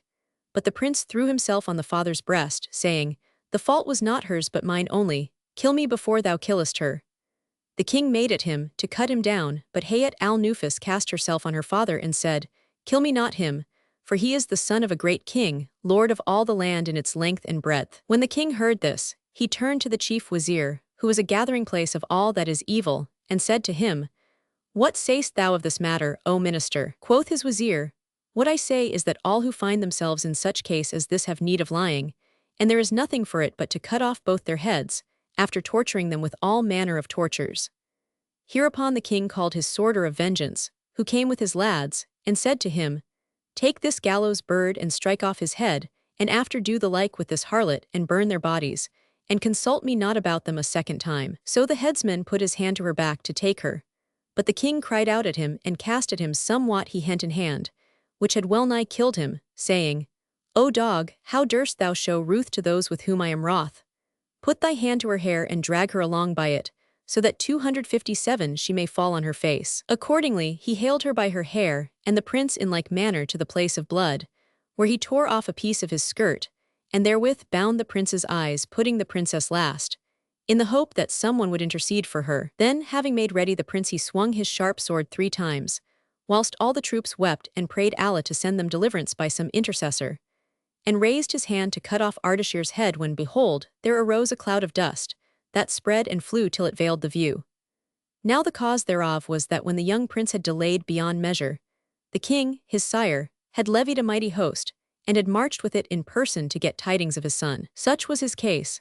But as regards King Abd al-Qadir, when he saw this, he said, O whites, what is the meaning of yonder dust that dimmeth sights? The grand wazir sprang up and went out to reconnoitre, and found behind the cloud men like locusts, of whom no count could be made nor aught avail of aid, filling the hills and plains and valleys. So he returned with the report to the king, who said to him, Go down and learn for us what may be this host, and the cause of its marching upon our country. Ask also of their commander, and salute him for me, and inquire the reason of his coming. And he came in quest of aught, we will aid him, and if he have a blood feud with one of the kings, we will ride with him, or, if he desire a gift, we will hansel him, for this is indeed a numerous host and a power uttermost, and we fear for our land from its mischief. So the minister went forth, and walked among the tents and troopers and bodyguards, and ceased not faring on from the first of the day till near sundown, when he came to the warders with gilded swords in tents star-studded. Passing these, he made his way through emirs and wazirs and nabobs and chamberlains to the pavilion of the sultan, and found him a mighty king. When the king's officers saw him, they cried out to him, saying, Kiss ground, kiss ground.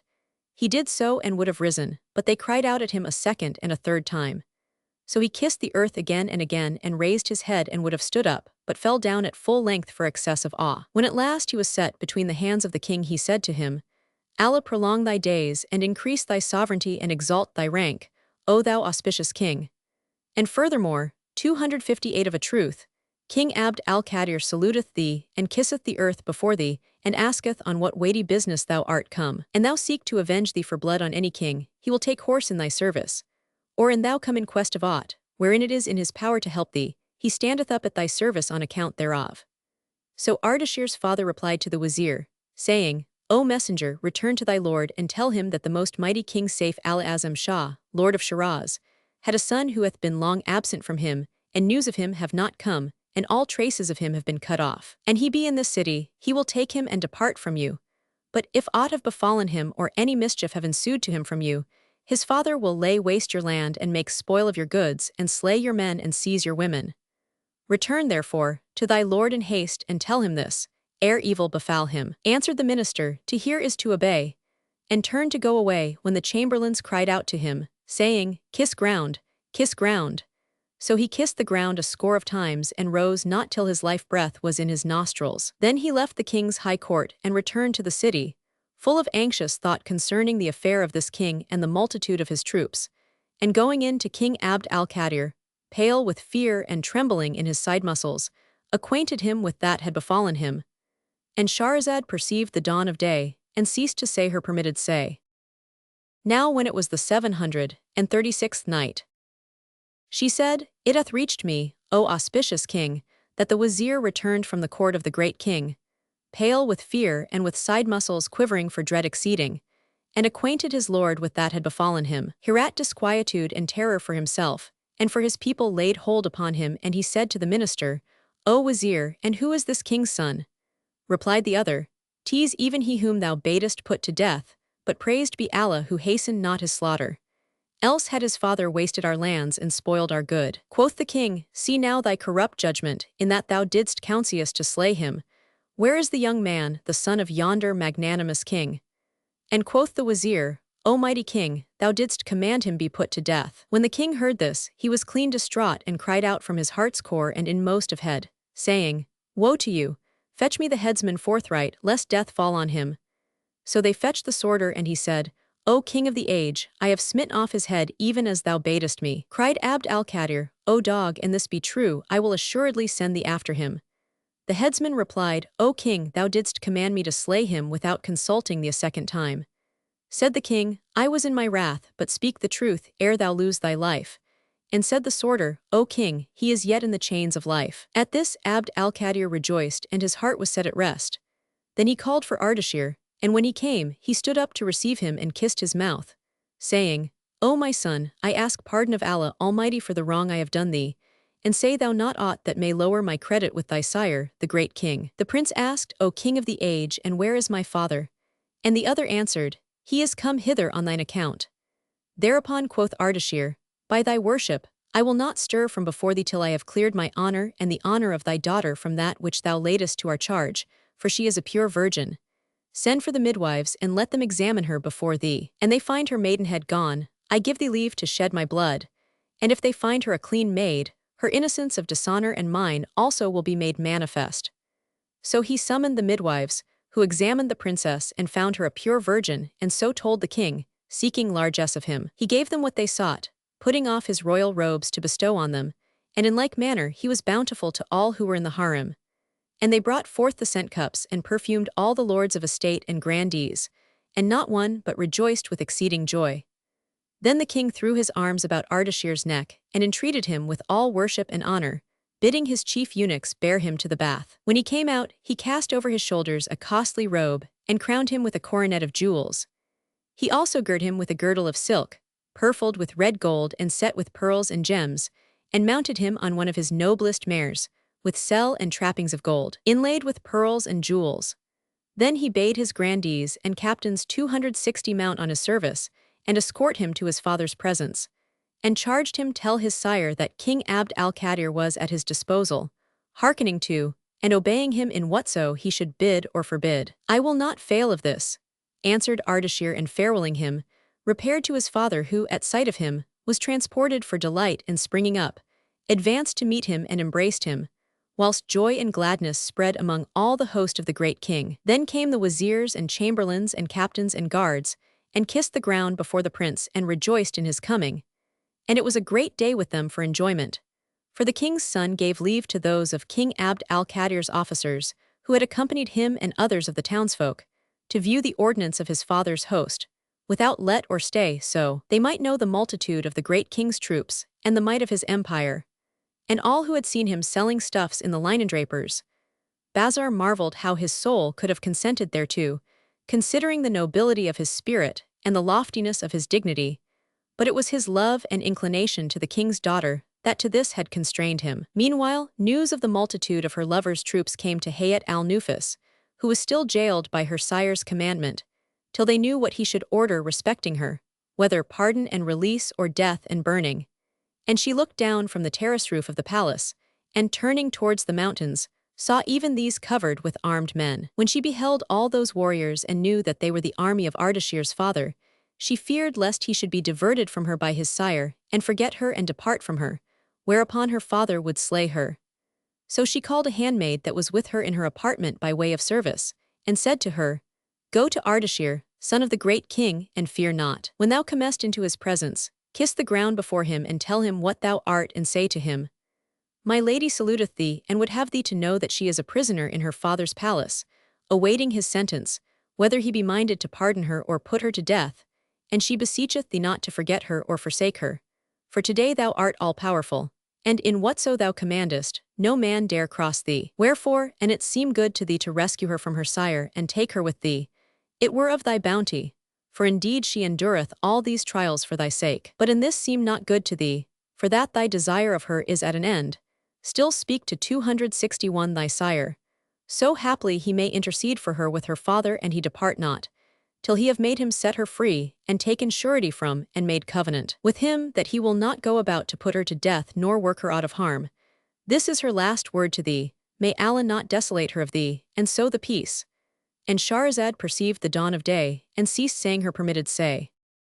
Now when it was the 737th night, she continued, It hath reached me, O auspicious king, that the bondmaid sent by Hayat al-Nufus made her way to Ardashir and delivered him her lady's message, which when he heard, he wept with sore weeping and said to her, Know that Hayat al-Nufus is my mistress, and that I am her slave and the captive of her love. I have not forgotten what was between us nor the bitterness of the parting day. So do thou say to her, after thou hast kissed her feet, that I will speak with my father of her, and he shall send his wazir, who sought her aforetime in marriage for me, to demand her hand once more of her sire, for he dare not refuse. So if he send to her to consult her, let her make no opposition, for I will not return to my country without her. Then the handmaid returned to Hayat al-Nufus, and kissing her hands, delivered to her the message, which when she heard, she wept for very joy and returned thanks to Almighty Allah. Such was her case. But as regards Ardashir, he was alone with his father that night, and the great king questioned him of his case, whereupon he told him all that had befallen him, first and last. Then quoth the king, What wilt thou have me do for thee, O my son? And thou desire Abd al-Qadir's ruin, I will lay waste his lands and spoil his hoards and dishonor his house. Replied Ardashir, I do not desire that, O my father, for he hath done nothing to me deserving thereof, but I wish for union with her. Wherefore I beseech thee of thy favor to make ready a present for her father, but let it be a magnificent gift, and send it to him by thy minister, the man of just judgment. Quoth the king, I hear and consent. And sending for the treasures he had laid up fraught past, brought out all manner precious things and showed them to his son, who was pleased with them. Then he called his wazir and bade him bear the present with him to King Abd al-Qadir and demand his daughter in marriage for Ardashir, saying, Accept the present and return him a reply. Now from the time of Ardashir's departure, King Abd al-Qadir had been troubled, and ceased not to be heavy at heart, fearing the laying waste of his reign and the spoiling of his realm. When behold, the wazir came in to him and saluting him, kissed ground before him. He rose up standing and received him with honor. But the minister made haste to fall at his feet, and kissing them cried, Pardon, O king of the age, the like of thee should not rise to the like of me, for I am the least of servants' slaves. Know, O king, that Prince Ardashir hath acquainted his father with some of the favors and kindnesses thou hast done him. Wherefore he thanketh thee and sendeth thee in company of thy servant who standeth before thee, a present, saluting thee and wishing thee especial blessings and prosperities. Abd al-Qadir could not believe what he heard of the excess of his fear, till the wazir laid the present before him, when he saw it to be such gift as no money could purchase nor could one of the kings of the earth avail to the like thereof. Wherefore he was belittled in his own eyes, and springing to his feet, praised Almighty Allah and glorified him, and thanked the prince. Then said the minister to him, O noble king, give ear to my word and know that the great king sendeth to thee desiring thine alliance, and I come to thee seeking and craving the hand of thy daughter, the chaste dame and treasured gem Hayat al-Nufus, in wedlock for his son Ardashir. Wherefore, if thou consent to this proposal and accept of him, do thou agree with me for her marriage portion?" Abd al-Qadir, hearing these words, replied, "I hear and obey. For my part, I make no objection, and nothing can be more pleasurable to me. But the girl is of full age and reason, and her affair is in her own hand. So be assured that I will refer it to her, and she shall choose for herself." Then he turned to the chief eunuch and bade him go and acquaint the princess with the event. So he repaired to the harem, and kissing the princess's hands, acquainted her with the great king's offer, adding, "What 263 sayest thou in answer?" "I hear and I obey," replied she. And Shahrazad perceived the dawn of day, and ceased to say her permitted say. Now when it was the 738th night, she pursued, "It hath reached me, O auspicious king, that the chief eunuch of the harem, having informed the princess how she had been demanded in marriage by the great king, and having heard her reply, 'I hear and I obey,' returned therewith to the king and gave him this answer, whereat he rejoiced with exceeding joy, and calling for a costly robe of honor, threw it over the wazir's shoulders. Furthermore, he ordered him 10,000 dinars and bade him carry the answer to the great king and crave leave for him to pay him a visit.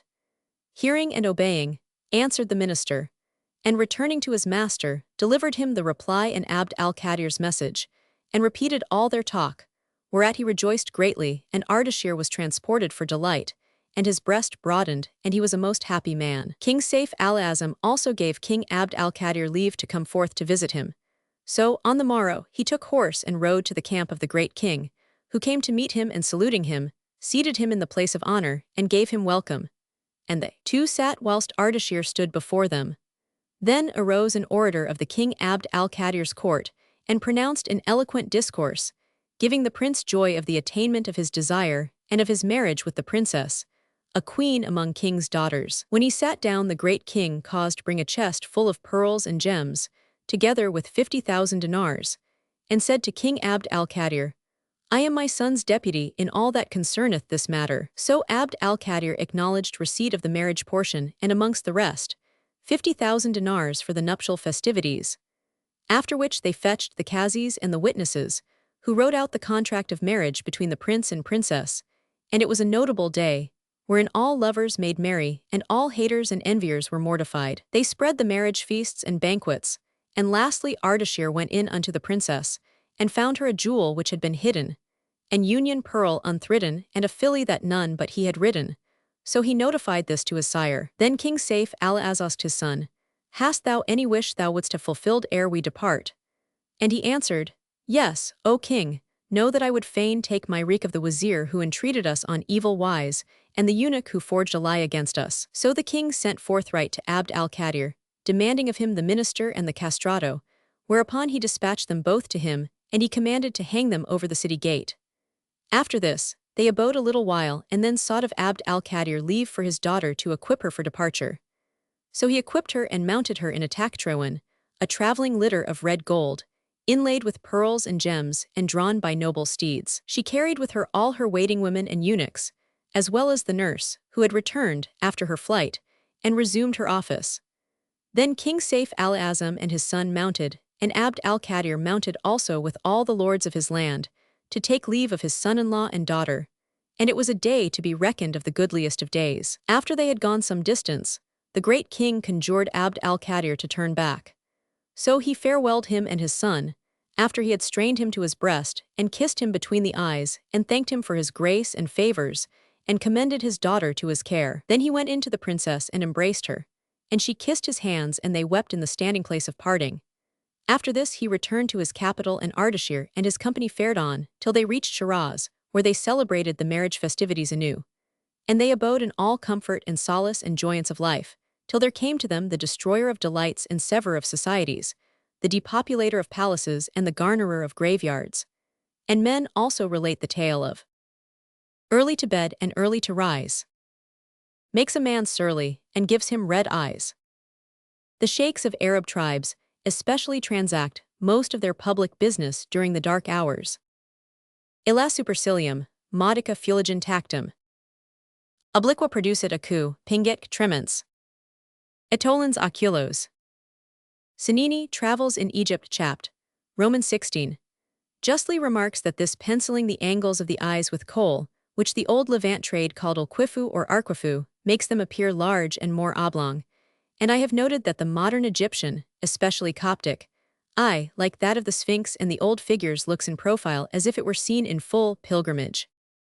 Julnar the Sea-born and her son, King Badr Basim of Persia. There was once in days of yore and in ages and times long gone before in Ajam land, a king Shahriman hight, whose abiding place was Khorasan. He owned 100 concubines, but by 265 none of them had he been blessed with boon of child, male or female, all the days of his life. One day, among the days, he bethought him of this and fell lamenting for that the most part of his existence was past, and he had not been vouchsafed a son, to inherit the kingdom after him, even as he had inherited it from his fathers and forebears, by reason whereof there betided him sore cark and care and chagrin exceeding. As he sat thus one of his Mamelukes came in to him and said, O my lord, at the door is a slave girl with her merchant, and fairer than she eye hath never seen. Quoth the king, Hither to me with merchant and maid. And both came in to him. Now when Shahriman beheld the girl, he saw that she was like a Rudanian lance, and she was wrapped in a veil of gold-purfled silk. The merchant uncovered her face, whereupon the place was illumined by her beauty, and her 7 tresses hung down to her anklets like horses' tails. She had nature-cold eyes, heavy hips and thighs and waist of slenderest guise. Her sight healed all maladies and quenched the fire of sighs, for she was even as the poet cries. I love her madly, for she is perfect fair, complete in gravity and gracious way. Nor overtall nor overshort, the while, too full for trousers are those hips that sway. Her shape is midmost, twixt o'er small and tall, nor long to blame nor little to gainsay. O'erfall her anklets tresses black as night, yet in her face resplends eternal day. The king seeing her marveled at her beauty and loveliness, her symmetry and perfect grace, and said to the merchant, O Sheikh, how much for this maiden? Replied the merchant, O my lord, I bought her for 2,000 dinars of the merchant who owned her before myself, since when I have travelled with her 3 years, and she hath cost me, up to the time of my coming hither, other 3,000 gold pieces. But she is a gift from me to thee. The king robed him with a splendid robe of honor and ordered him 10,000 ducats, whereupon he kissed his hands, thanking him for his bounty and beneficence, and went his ways.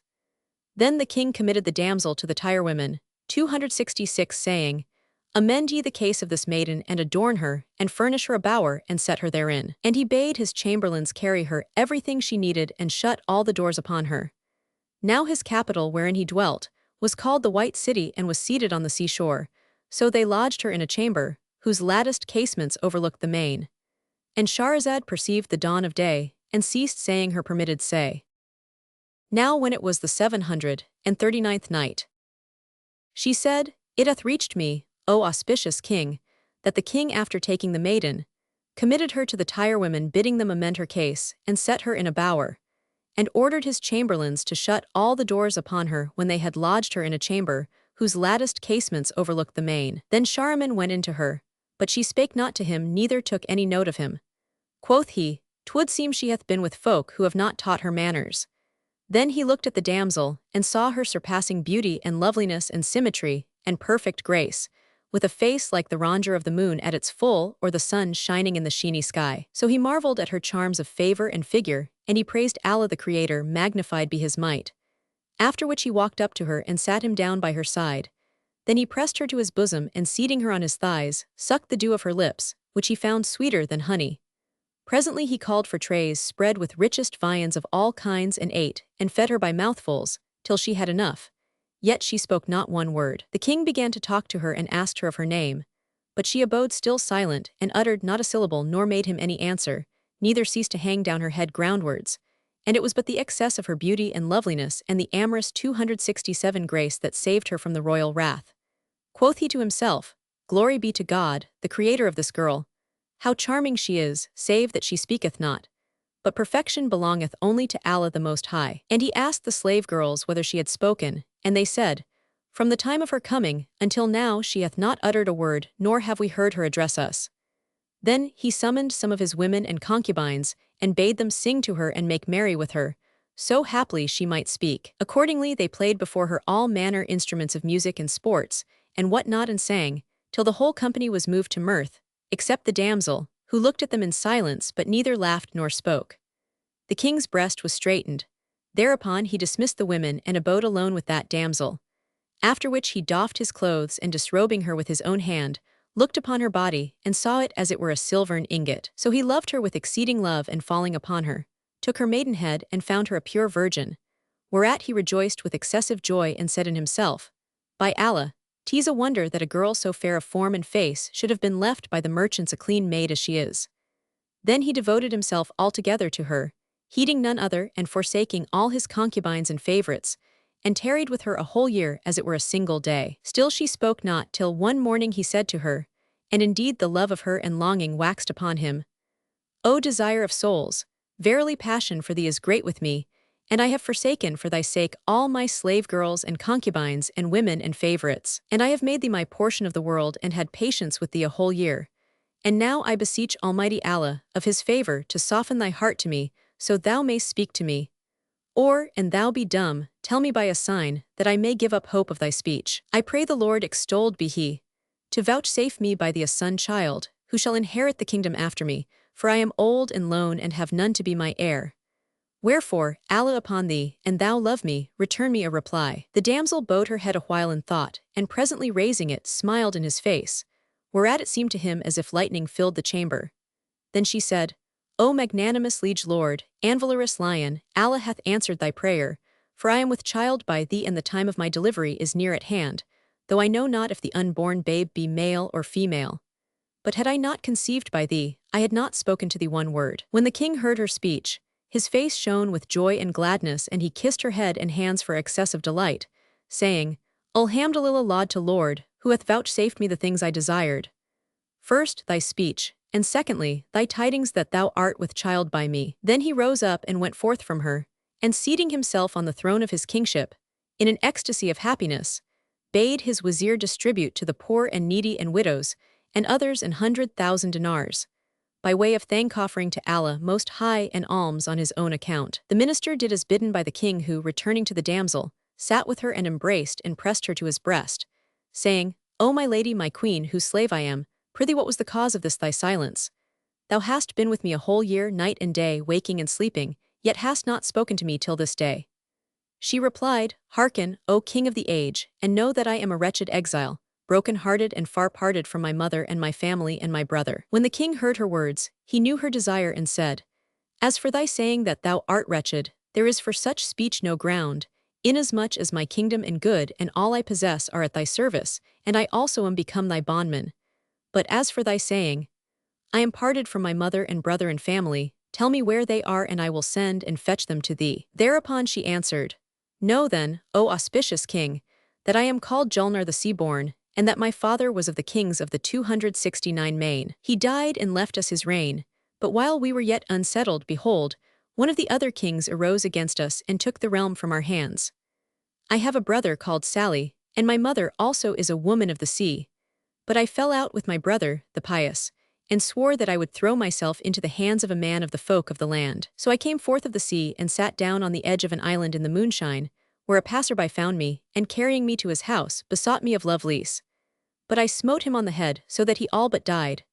Whereupon he carried me forth and sold me to the merchant from whom thou hadst me, and this was a good man and a virtuous, pious, loyal, and generous. Were it not that thy heart loved me, and that thou promotest me over all thy concubines, I had not remained with thee a single hour, but had cast myself from this window into the sea and gone to my mother and family.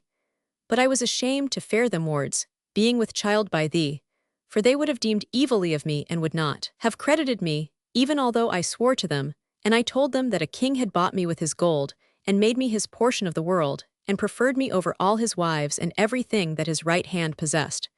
This then is my story and the piece. And Shahrazad perceived the dawn of day, and ceased to say her permitted say. Now when it was the 740th night, she resumed, It hath reached me, O auspicious king, that when Julnar the Sea-born, answering the question of King Shahriman, told him her past from first to last, the king thanked her and kissed her between the eyes, saying, By Allah, O my lady and light of mine eyes, I cannot bear to be parted from thee 1 hour, and given thou leave me, I shall die forthright. What then is to be done? Replied she, O my lord, the time of my delivery 270 is at hand, and my family needs must be present, that they may tend me. For the women of the land know not the manner of childbearing of the women of the sea, nor do the daughters of the ocean know the manner of the daughters of the earth. And when my people come, I shall be reconciled to them, and they will be reconciled to me. Quoth the king, How do the people of the sea walk therein, without being wetted? And quoth she, O king of the age, we walk in the waters with our eyes open, as do ye on the ground, by the blessing of the names graven upon the seal ring of Solomon David's son, on whom be peace. But O king, when my kith and kin come, I will tell them how thou boughtest me with thy gold, and hast entreated me with kindness and benevolence. It behoveth that thou confirm my words to them, and that they witness thine estate with their own eyes, and they learn that thou art a king, son of a king. He rejoined, O my lady, do what seemeth good to thee and what pleaseth thee, and I will consent to thee in all thou wouldst do. The damsel continued, Yes, we walk in the sea and see what is therein and behold the sun, moon, stars, and sky, as it were on the surface of earth, and this irketh us not. Know also that there be many peoples in the main, and various forms and creatures of all kinds that are on the land, and that all that is on the land compared with that which is in the main is but a very small matter. And the king marveled at her words. Then she pulled out from her bosom 2 bits of Comoran line aloes, and kindling fire in a chafing dish, chose somewhat of them and threw it in. Then she whistled a loud whistle and spake words none understood. Thereupon arose a great smoke, and she said to the king who was looking on, O my lord, arise and hide thyself in a closet, that I may show thee my brother and mother and family, whilst they see thee not. For I design to bring them hither, and thou shalt presently espy a wondrous thing, and shalt marvel at the several creatures and strange shapes which Almighty Allah hath created. So he arose without stay or delay, and entering a closet, fell a-watching what she should do. She continued her fumigations and conjurations, till the sea foamed and frothed turbid, and there rose from it a handsome young man of a bright favour, as he were the moon at its full, with brow flower-white, cheeks of ruddy light, and teeth like the marguerite. He was the likest of all creatures to his sister, and the tongue of the case spoke in his praise these 2 couplets. 271. The full moon groweth perfect once a month, but thy face each day we see perfected. And the full moon dwelleth in single sign, but to the all hearts be a dwelling stead. After him there came forth of the sea an ancient dame with hair speckled grey and 5 maidens, as they were moons, bearing a likeness to the damsel hight Julnar. The king looked upon them as they all walked upon the face of the water, till they drew near the window and saw Julnar, whereupon they knew her and went into her. She rose to them and met them with joy and gladness, and they embraced her and wept with sore weeping. Then said they to her, O Julnar, how couldst thou leave us 4 years, and we unknowing of thine abiding place? By Allah the world hath been straitened upon us for stress of severance from thee, and we have had no delight of food or drink.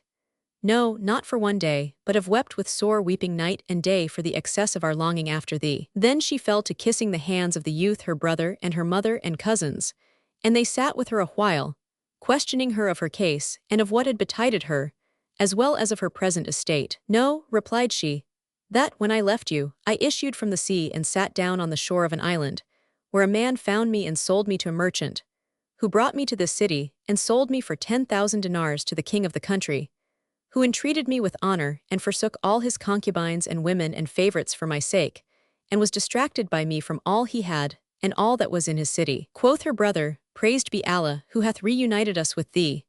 But now, O my sister, 'tis my purpose that thou arise and go with us to our country and people. When the king heard these words, his wits fled him for fear lest the damsel accept her brother's words, and he himself avail not to stay her, albeit he loved her passionately, and he became distracted with fear of losing her.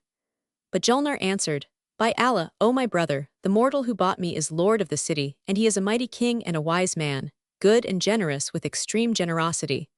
Moreover, he is a personage of great worth and wealth, and hath neither son nor daughter. He hath entreated me with honor, and done me all manner of favor and kindness. Nor, from the day of his buying me to this time have I heard from him an ill word to hurt my heart. But he hath never ceased to use me courteously, doing nothing save with my counsel, and I am in the best of case 272 with him, and in the perfection of fair fortune. Furthermore, were I to leave him, he would perish, for he cannot endure to be parted from me an hour. And if I left him, I also should die, for the excess of the love I bear him, by reason of his great goodness to me during the time of my sojourn with him. For, were my father alive, my estate with him would not be like my estate with this great and glorious and puissant potentate. And verily, ye see me with child by him, and praise be to Allah, who hath made me a daughter of the kings of the sea, and my husband the mightiest of the kings of the land, And Allah, in very sooth, He hath compensated me for whatso I lost. And Shahrazad perceived the dawn of day, and ceased saying her permitted say. Now when it was the 741st night, she said, It hath reached me, O auspicious king, that Julnar the sea-born told her brother all her tale, adding, Allah hath not cut me off, but hath compensated me for whatso I lost. Now this king hath no issue, male or female, so I pray the Almighty to vouchsafe me a son, who shall inherit of this mighty sovereign, that which the Lord hath bestowed upon him of lands and palaces and possessions. Now when her brother and the daughters of her uncle heard this her speech, their eyes were cooled thereby, and they said, O Julnar, thou knowest thy value with us, and thou wottest the affection we bear thee, and thou art certified that thou art to us the dearest of all creatures, and thou art assured that we seek but ease for thee, without travail or trouble.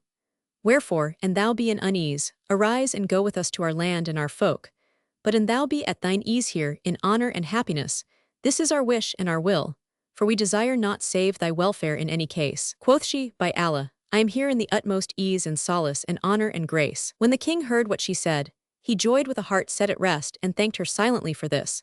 The love of her redoubled on him and entered his heart core, and he knew that she loved him as he loved her, and that she desired to abide with him, that she might see his child by her. Then Julnar bade her women lay the tables and set on all sorts of viands, which had been cooked in kitchen under her own eyes, 273 and fruits and sweetmeats, whereof she ate, she and her kinsfolk. But presently they said to her, O Julnar, thy lord is a stranger to us, and we have entered his house without his leave or weeting. Thou hast extolled to us his excellence, and eke thou hast set before us of his victual whereof we have eaten. Yet have we not companied with him nor seen him, neither hath he seen us nor come to our presence and eaten with us, so there might be between us bread and salt.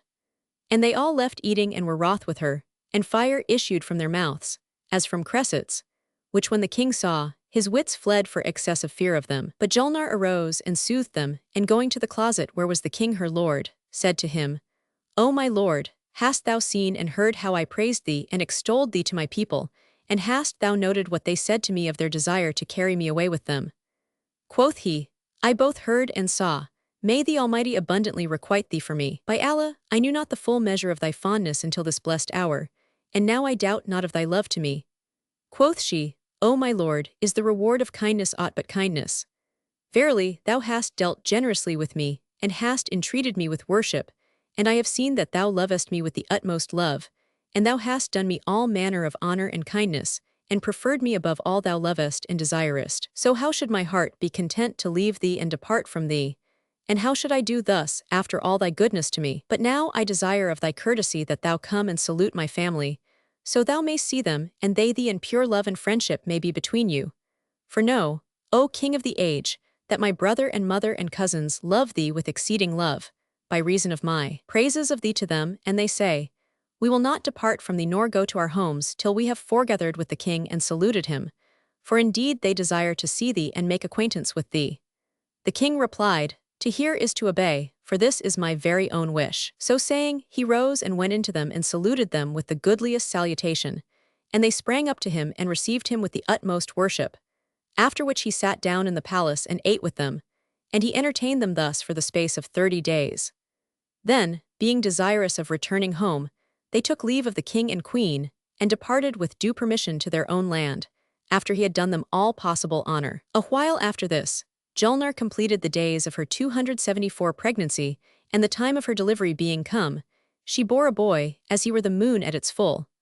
Whereat the utmost joy betided the king, for that he had never in his life been vouchsafed son or daughter. So they held high festival and decorated the city 7 days, in the extreme of joy and jollity. And on the 7th day came Queen Julnar's mother, Faresh Ahite, and brother and cousins, weenas they knew of her delivery. And Shahrazad perceived the light of day, and ceased to say her permitted say. Now when it was the 742nd night, she said, It hath reached me, O auspicious king, that when Julnar was brought to bed and was visited by her people, the king received them with joy at their coming and said to them, I said that I would not give my son a name till you should come and name him of your knowledge. So they named him Badr Basim, and all agreed upon this name. Then they showed the child to his uncle Sally, who took him in his arms and arising began to walk about the chamber with him in all directions right and left. Presently he carried him forth of the palace, and going down to the salt sea, fared on with him, till he was hidden from the king's sight. Now when Shahriman saw him take his son and disappear with him in the depth of the sea, he gave the child up for lost and fell to weeping and wailing. But Julnar said to him, O king of the age, fear not, neither grieve for thy son, for I love my child more than thou, and he is with my brother. So reck thou not of the sea, neither fear for him drowning. Had my brother known that aught of harm would betide the little one, he had not done this deed. And he will presently bring thee thy son safe, inshallah, and it please the Almighty. Nor was an hour passed before the sea became turbid and troubled, and King Salih came forth and flew from the sea till he came up to them with the child lying quiet, and showing a face like the moon on the night of fullness. Then, looking at the king, he said, Haply thou fearedst harm for thy son, weenas I plunged into the sea with him. Replied the father, Yes, O my lord, I did indeed fear for him, and thought he 275 would never be saved therefrom. Rejoined Salih, O king of the land, we penciled his eyes with an eye powder we know of, and recited over him the names graven upon the seal ring of Solomon David's son, on whom be the peace. For this is what we used to do with children newly born among us. And now thou needst not fear for him drowning or suffocation in all the oceans of the world, if he should go down into them. For even as ye walk on the land, so walk we in the sea. Then he pulled out of his pocket a casket, graven and sealed, and breaking open the seals, emptied it, whereupon there fell from it strings of all manner jacinths and other jewels, besides 300 bugles of emerald and other 300 hollow gems, as big as ostrich eggs, whose light dimmed that of sun and moon. Quoth Salih, O king of the age, these jewels and jacinths are a present from me to thee. We never yet brought thee a gift, for that we knew not Julnar's abiding place, neither had we of her any tidings or trace. But now that we see thee to be united with her, and we are all become one thing, we have brought thee this present, and every little while we will bring thee the like thereof, inshallah. For that these jewels and jacinths are more plentiful with us than pebbles on the beach, and we know the good and the bad of them and their whereabouts and the way to them, and they are easy to us. When the king saw the jewels, his wits were bewildered and his sense was astounded, and he said, By Allah, one single gem of these jewels is worth my realm. Then he thanked for his bounty Salih the sea-born, and looking towards Queen Julnar said, I am abashed before thy brother, for that he hath dealt munificently by me, and bestowed on me this splendid gift, which the folk of the land were unable to present. So she thanked her brother for his deed, and he said, O king of the age, thou hast the prior claim on us, and it behoves us to thank thee, for thou hast entreated our sister with kindness, and we have entered thy dwelling and eaten of thy victual. And the poet saith, Had I wept before she did in my passion for Sada, I had healed my soul before repentance came. But she wept before I did, her tears drew mine, and I said, The merit belongs to the precedent. And resumed Salih the pious, If we stood on our faces in thy 276 service, O king of the age, 1,000 years, yet had we not the might to requite thee, and this were but a scantling of thy due. The king thanked him with heartiest thanks, and the merman and merwoman abode with him 40 days' space, at the end of which Salih arose and kissed the ground before his brother-in-law, who asked, What wantest thou, O Salih? He answered, O king of the age, indeed thou hast done us overabundant favors, and we crave of thy bounties that thou deal charitably with us and grant us permission to depart. For we yearn after our people and country and kinsfolk and our homes. So will we never forsake thy service nor that of my sister and my nephew. And by Allah, O king of the age, 'tis not pleasant to my heart to part from thee. But how shall we do, seeing that we have been reared in the sea, and that the sojourn of the shore liketh us not? When the king heard these words, he rose to his feet, and farewelled Salih the sea-born and his mother and his cousins, and all wept together, because of parting, and presently they said to him, Anon we will be with thee again, nor will we forsake thee, but will visit thee every few days. Then they flew off, and descending into the sea, disappeared from sight. And Shahrazad perceived the dawn of day, and ceased saying her permitted say. Now when it was the 743rd night, she continued, It hath reached me, O auspicious king, that the relations of Julnar the sea-born farewelled the king and her, weeping together because of parting. Then they flew off, and descending into the depths disappeared from sight. After this, King Shahriman showed the more kindness to Julnar, and honored her with increase of honor.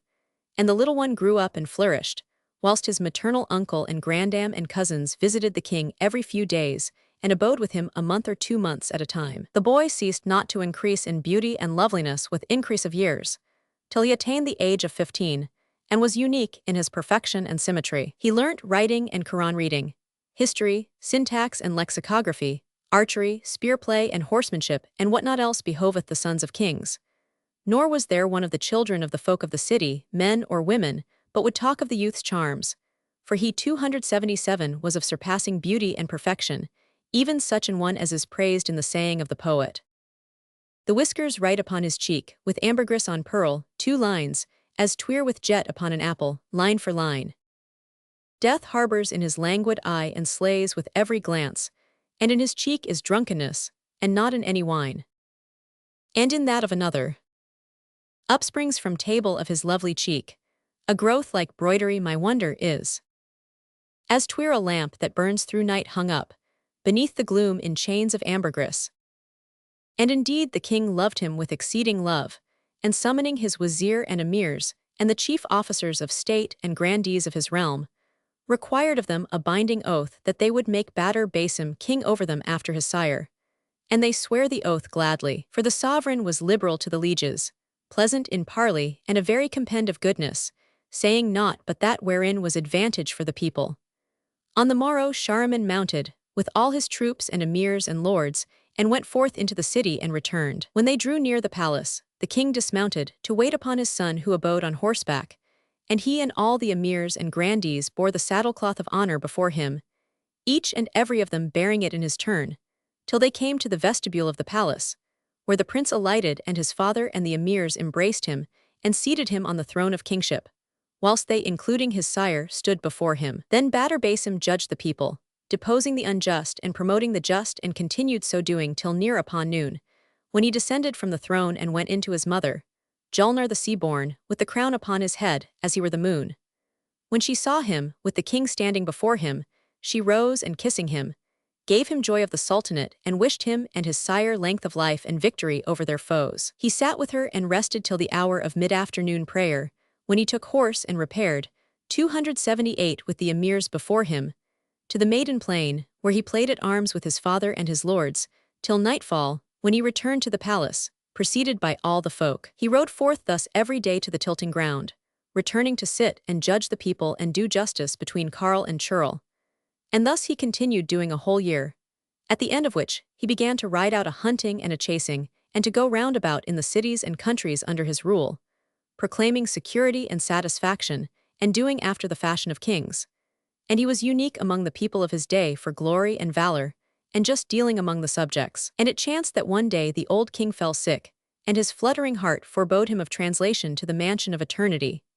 His sickness grew upon him till he was nigh upon death, when he called his son, and commended his mother and subjects to his care, and caused all the emirs and grandees once more swear allegiance to the prince, and assured himself of them by strongest oaths. After which he lingered a few days, and departed to the mercy of Almighty Allah. His son and widow, and all the emirs and wazirs and lords mourned over him, and they built him a tomb and buried him therein. They ceased not ceremonially to mourn for him a whole month, till Sally and his mother and cousins arrived and condoled with their grieving for the king, and said, O Julnar, though the king be dead, yet hath he left this noble and peerless youth, and not dead is whoso leaveth the like of him, the rending lion and the shining moon. And Shahrazad perceived the dawn of day, and ceased to say her permitted say.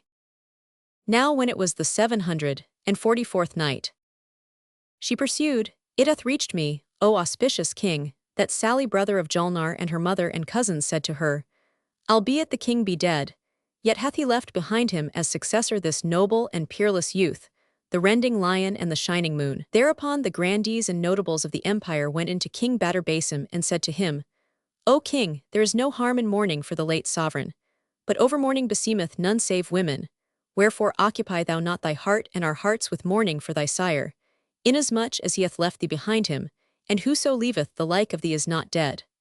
Then they comforted him and diverted him, and lastly carried him to the bath. 279 When he came out of the hammam, he donned a rich robe, purfled with gold and embroidered with jewels and jacinths, and setting the royal crown on his head, sat down on his throne of kingship and ordered the affairs of the folk, doing equal justice between strong and weak, and exacting from the prince the dues of the pauper, wherefore the people loved him with exceeding love. Thus he continued doing for a full year, whilst every now and then his kinsfolk of the sea visited him, and his life was pleasant and his eye was cooled.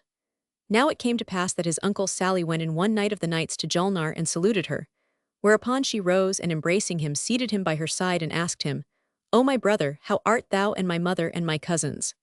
He answered, O my sister, they are well and glad and in good case, lacking naught save a sight of thy face. Then she set somewhat of food before him and he ate, after which talk ensued between the twain and they spake of King Badr Basim, and his beauty and loveliness, his symmetry and skill in cavalarice and cleverness, and good breeding. Now Badr was propped upon his elbow hard by them, and hearing his mother and uncle speak of him, he feigned sleep and listened to their talk.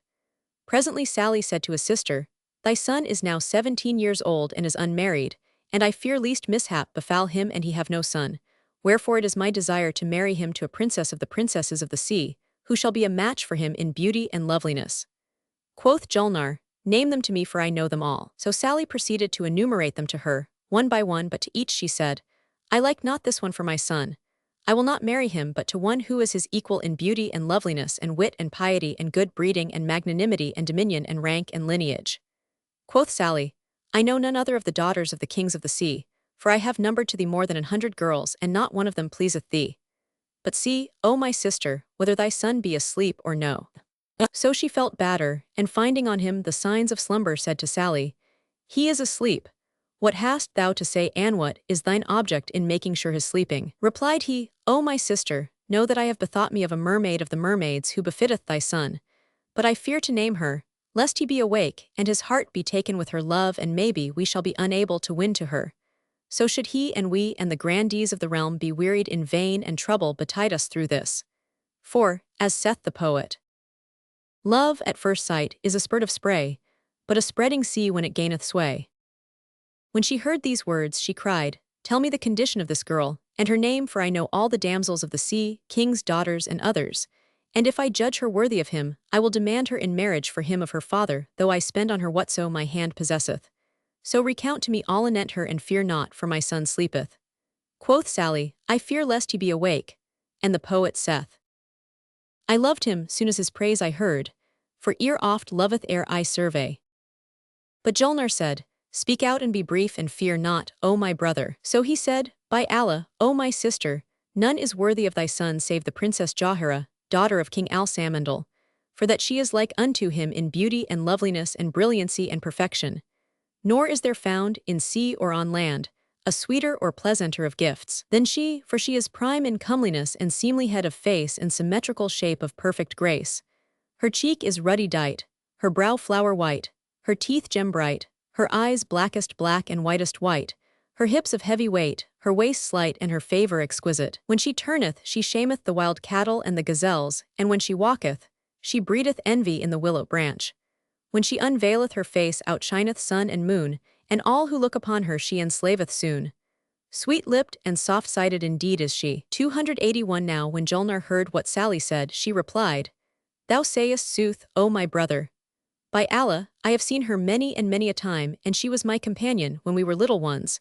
But now we have no knowledge of each other, for constraint of distance, nor have I set eyes on her for 18 years. By Allah, none is worthy of my son but she. Now Badr heard all they said, and mastered what had passed, first and last of these praises bestowed on Jawahira, daughter of King Al-Samandal. So he fell in love with her on hearsay, pretending sleep the while, wherefore fire was kindled in his heart on her account full sore, and he was drowned in a sea without bottom or shore. And Shahrazad perceived the dawn of day, and ceased saying her permitted say. Now when it was the 745th night, she resumed, It hath reached me, O auspicious king, that when King Badr Basim heard the words of his uncle Sally and his mother Julnar, praising the daughter of King Al-Samandal, a flame of fire burnt in his heart full sore, and he was drowned in a sea which hath nor bottom nor shore. Then Sally, looking at his sister, exclaimed, By Allah, O my sister, there is no greater fool among the kings of the sea than her father, nor one more violent of temper than he. So name thou not the girl to thy son, till we demand her in marriage of her father. If he favor us with his assent, we will praise Allah Almighty, and if he refuse us and will not give her to thy son to wife, we will say no more about it and seek another match. Answered Julnar, Right is thy rede, and they parleyed no more, but Badr passed the night with a heart on fire with passion for Princess Jawahira. However he concealed his case and spake not of her to his mother or his uncle, albeit he was on coals of fire for love of her.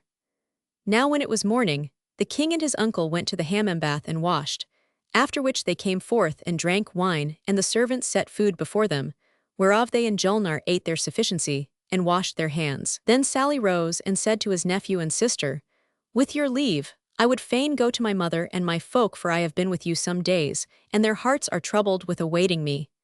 But Badr Basim said to him, "Tarry with us this day," and he consented. Then quoth the king, "Come, O my uncle, let us go forth to the garden." So 282 they sallied forth and promenaded about the pastures and took their solace a while, after which King Badr lay down under a shady tree, thinking to rest and sleep. But he remembered his uncle's description of the maiden and her beauty and loveliness and shed railing tears, reciting these two couplets. "Were it said to me while the flame is burning within me, and the fire blazing in my heart and bowels, wouldst thou rather that thou shouldest behold them, or a draught of pure water, I would answer them." Then he sighed and wept and lamented, reciting these verses also. "Who shall save me from love of a lovely gazelle, brighter browed than the sunshine, my bonnable? My heart, erst free from her love, now burns with fire for the maid of Al-Samandal." When Sally heard what his nephew said, he smote hand upon hand and said, "There is no God but the God. Mohammed is the apostle of God, and there is no majesty and there is no might save in Allah, the glorious, the great." Adding, "O my son, heardest thou what passed between me and thy mother respecting Princess Jawhara?" Replied Badr Basim, "Yes, O my uncle, and I fell in love with her by hearsay through what I heard you say. Indeed, my heart cleaveth to her, and I cannot live without her." Rejoined his uncle, "O king, let us return to thy mother and tell her how the case standeth, and crave her leave that I may take thee with me and seek the princess in marriage of her sire, after which we will farewell her, and I and thou will return. Indeed, I fear to take thee and go without her leave, lest she be wroth with me, and verily the right would be on her side, for I should be the cause of her separation from us. Moreover, the city would be left without king, and there would be none to govern the citizens and look to their affairs. So should the realm be disordered against thee, and the kingship depart from thy hands." But Badr Basim, hearing these words, cried, "O my uncle, if I return to my mother and consult her on such matter, she will not suffer me to do this, wherefore I will not return to 283 my mother nor consult her." And he wept before him and presently added, "I will go with thee and tell her not, and after will return." When Sally heard what his nephew said, he was confused anent his case and said, "I crave help of the Almighty in any event." Then, seeing that Badr Basim was resolved to go with him, whether his mother would let him or no, he drew from his finger a seal ring, whereon were graven certain of the names of Allah the Most High, and gave it to him, saying, "Put this on thy finger, and thou shalt be safe from drowning and other perils, and from the mischief of sea beasts and great fishes." So King Badr Basim took the ring and set it on his finger. Then they drove into the deep, and Shahrazad perceived the dawn of day, and ceased to say her permitted say. Now when it was the 746th night, she said, "It hath reached me, O auspicious king, that Badr Basim and his uncle, after diving into the deep, fared on till they came to Salah's palace, where they found Badr Basim's grandmother, the mother of his mother, seated with her kinsfolk, and going into them kissed their hands. When the old queen saw Badr, she rose to him and embracing him, kissed him between the eyes and said to him, "A blessed coming, O my son, how didst thou leave thy mother Julnar?" He replied, "She is well in health and fortune, and saluteth thee and her uncle's daughters." Then Sally related to his mother what had occurred between him and his sister, and how King Badr Basim had fallen in love with the Princess Jawhara, daughter of Al-Samandal, by report, and told her the whole tale from beginning to end, adding, "He hath not come save to demand her in wedlock of her sire." Which when the old queen heard, she was wroth against her son with exceeding wrath and sore troubled and concerned, and said, "O Sally, O my son, in very sooth thou didst wrong to name the princess before thy nephew, knowing as thou dost that her father is stupid and violent, little of wit and tyrannical of temper, grudging his daughter to every suitor, for all the monarchs of the main have sought her hand, but he rejected them all, nay, he would none of them, saying, Ye are no match for her in beauty or in loveliness or in aught else. Wherefore we fear to demand her in wedlock of him, lest he reject us, even as he hath rejected others. And we are a folk of high spirit and should return broken-hearted." Hearing these words, Sally answered, "O my mother, what is to do? For King Badr Basim saith, There is no help but that I seek her in marriage of her sire, though I expend my whole kingdom. And he avoucheth that, an he take her not to wife, he will die of love for her and longing. And Sally continued, he is handsomer and goodlier than she. His father was king of all the Persians, whose king he now is, and none is worthy of Jawhara save Badr Basim. Wherefore I purpose to carry her father a gift of jacinths and jewels befitting his dignity, and demand her of him in marriage. And he object to us that he is a king, behold, our man also is a king and the son of a king. Or, if he object to us her beauty, behold our man is more beautiful than she.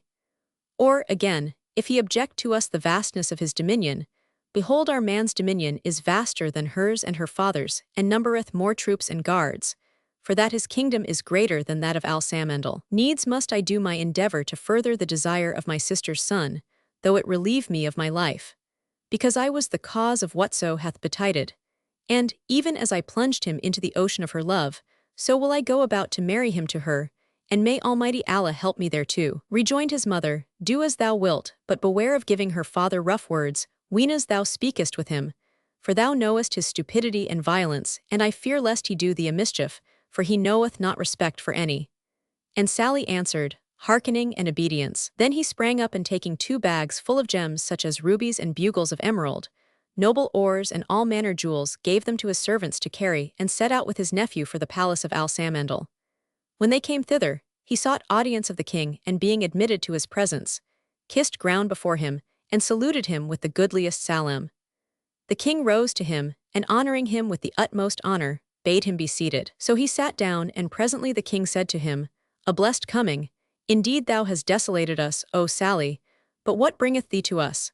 Tell me thine errand that we may fulfill it to thee. Whereupon Sally arose, and kissing the ground a second time, said, O king of the age, my errand is to Allah and the magnanimous liege lord and the valiant lion, the report of whose good qualities the caravans far and near have dispread, and whose renown for benefits and beneficence and clemency and graciousness, and liberality to all climes and countries hath sped.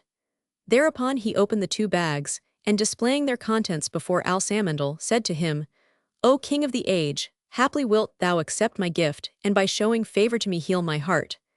And Shahrazad perceived the dawn of day, and ceased saying her permitted say. Now when it was the 747th night, she continued, it hath reached me, O auspicious king, that when Sally offered his gift to the king, saying, my aim and end is that the sovereign show favor to me and heal my heart by accepting my present, King Al-Samandal asked, with what object dost thou gift me? With this gift, tell me thy tale and acquaint me with thy requirement. And its accomplishment be in my power, I will straightway accomplish it to thee, and spare thee toil and trouble. And if I be unable thereunto, Allah compelleth not any soul aught beyond its power. So Sally rose and kissing ground 3 times said, O king of the age, that which I desire thou art indeed able to do. It is in thy power and thou art master thereof. And I impose not on the king a difficulty, nor am I demented, that I should crave of the king a thing whereto he availeth not, for one of the sages saith, and thou wouldst be complied with ask that which can be readily supplied. Wherefore that of which I am come in quest, the king, whom Allah preserve, is able to grant. The king replied, ask what thou wouldst have, and state thy case and seek thy need. Then said Sally, O king of the age, know that I come as a suitor, seeking the unique pearl and the hoarded jewel, the princess Jawhara, daughter of our lord the king. Wherefore, O king, disappoint thou not thy suitor. Now when the king heard this, he laughed till he fell backwards in mockery of him and said, O Sally, I had thought thee a man of worth and a youth of sense, seeking not save what was reasonable and speaking not save advisedly. What then hath befallen thy reason, and urged thee to this monstrous matter, and mighty hazard? 286 That thou seekest in marriage daughters of kings, lords of cities and climates. Say me, art thou of a rank to aspire to this great eminence, and hath thy wit failed thee to this extreme pass that thou affrontest me with this demand? Replied Sally, Allah amend the king, I seek her not for myself, albeit, and I am her match and more than her match, for thou knowest that my father was king of the kings of the sea, for all thou art this day our king. But I seek her for King Badr Basim, lord of the lands of the Persians and son of King Shahriman, whose puissance thou knowest. And thou object that thou art a mighty great king, King Badr is a greater. And if thou object thy daughter's beauty, King Badr is more beautiful than she and fairer of form, and more excellent of rank and lineage, and he is the champion of the people of his day. Wherefore if thou grant my request, O king of the age, thou wilt have set the thing in its stead. But if thou deal arrogantly with us, thou wilt not use us justly nor travel with us the road which is straight. Moreover, O king, thou knowest that the Princess Jahira, the daughter of our lord the king, must needs be wedded and bedded. For the sage saith, a girl's lot is either grace of marriage or the grave. Wherefore, an thou mean to marry her, my sister's son is worthier of her than any other man. Now when King Alsamandal heard Salah's words, he was wroth with exceeding wrath. His reason well nigh fled, and his soul was like to depart his body for rage. And he cried, O dog, shall the like of thee dare to bespeak me thus, and name my daughter in the assemblies, saying that the son of thy sister Julnar is a match for her? Who art thou, and who is this sister of thine, and who is her son, and who was his father, that thou durst say to me such say, and address me with such address? What are ye all in comparison with my daughter but dogs? And he cried out to his pages, saying, Take yonder gallows bird's head. So they drew their swords and made for Sally, but he fled and for the palace gate sped. And reaching the entrance, he found of his cousins and kinsfolk and servants more than 1,000 horse armed capapi in iron and close niddy mail coats, hending in hand spears, and naked swords glittering white. And these when they saw Sally come running out of the palace, they having been sent by his mother to his succor, questioned him, and he told them what was to do, whereupon they knew that the king was a fool and violent-tempered to boot. So they dismounted, and bearing their blades, went in to the king Alsamandal, whom they found seated upon the throne of his kingship, unaware of their coming and enraged against Sally with furious rage. And they beheld his eunuchs and pages and officers unprepared. When the king saw them enter, drawn brand in hand, he cried out to his people, saying, Woe to you, take me the heads of these hounds. But ere an hour had sped, Alsamandal's party were put to the rout and relied upon flight, and Sally and his kinsfolk seized upon the king and pinioned him. And Shahrazad perceived the dawn of day, and ceased to say her permitted say. Now when it was the 748th night, she pursued, It hath reached me, O auspicious king, that when Sally and his kingfolk pinioned the king, Princess Jahira awoke, and knew that her father was a captive and his guards slain. So she fled forth the palace to a certain island, and climbing up into a high tree, hid herself in its summit. Now when the two parties came to blows, some of King Alsamandal's pages fled, and Badr Basim meeting them, questioned them of their case, and they told him what had happened. But when he heard that the king was a prisoner, Badr feared for himself and fled, saying in his heart, Verily, all this turmoil is on my account, and none is wanted but I. So he sought safety in flight, security to sight, knowing not whither he went. But destiny from eternity foreordained drave him to the very island where the princess had taken refuge, and he came to the very tree whereon she sat and threw himself down, like a dead man, thinking to lie and repose himself, and knowing not there is no rest for the pursued, for none knoweth what fate hideth for him in the future.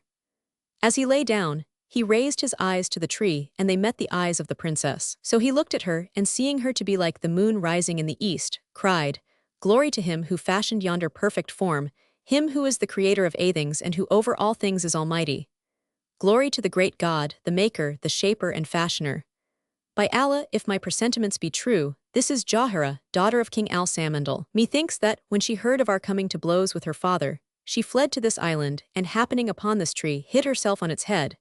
But if this be not the princess herself, 'tis one yet goodlier than she.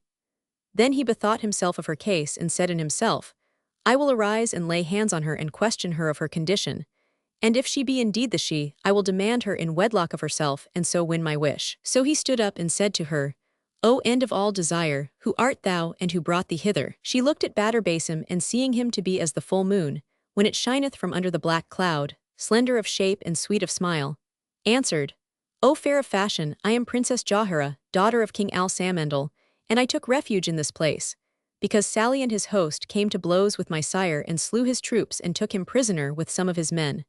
Wherefore I fled, fearing for my very life, presently adding, And I weet not what fortune hath done with my father. When King Badr Basim heard these words, he marveled with exceeding marvel at this strange chance, and thought, Doubtless, I have won my wish by the capture of her sire. Then he looked at Jahira and said to her, Come down, O my lady, for I am slain for love of thee, and thine eyes have captivated me. On my account and thine are all these broils and battles. For thou must know that I am King Badr Basim, lord of the Persians, and Sally is my mother's brother, and he it is who came to thy sire to demand thee of him in marriage.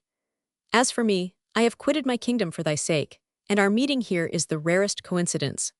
So come down to me, and let us twain fare for thy father's palace, that I may beseech Uncle Sally to release him, and I may make thee my lawful wife." When Jawahara heard his words, she said in herself, "'Twas on this miserable gallows bird's account, then, that all this hath befallen, and that my father hath fallen prisoner, and his chamberlains and suite have been slain, and I have been departed from my palace, a miserable exile, and have fled for refuge to this island. But an I devise not against him some device to defend myself from him, he possess himself of me, and take his will of me.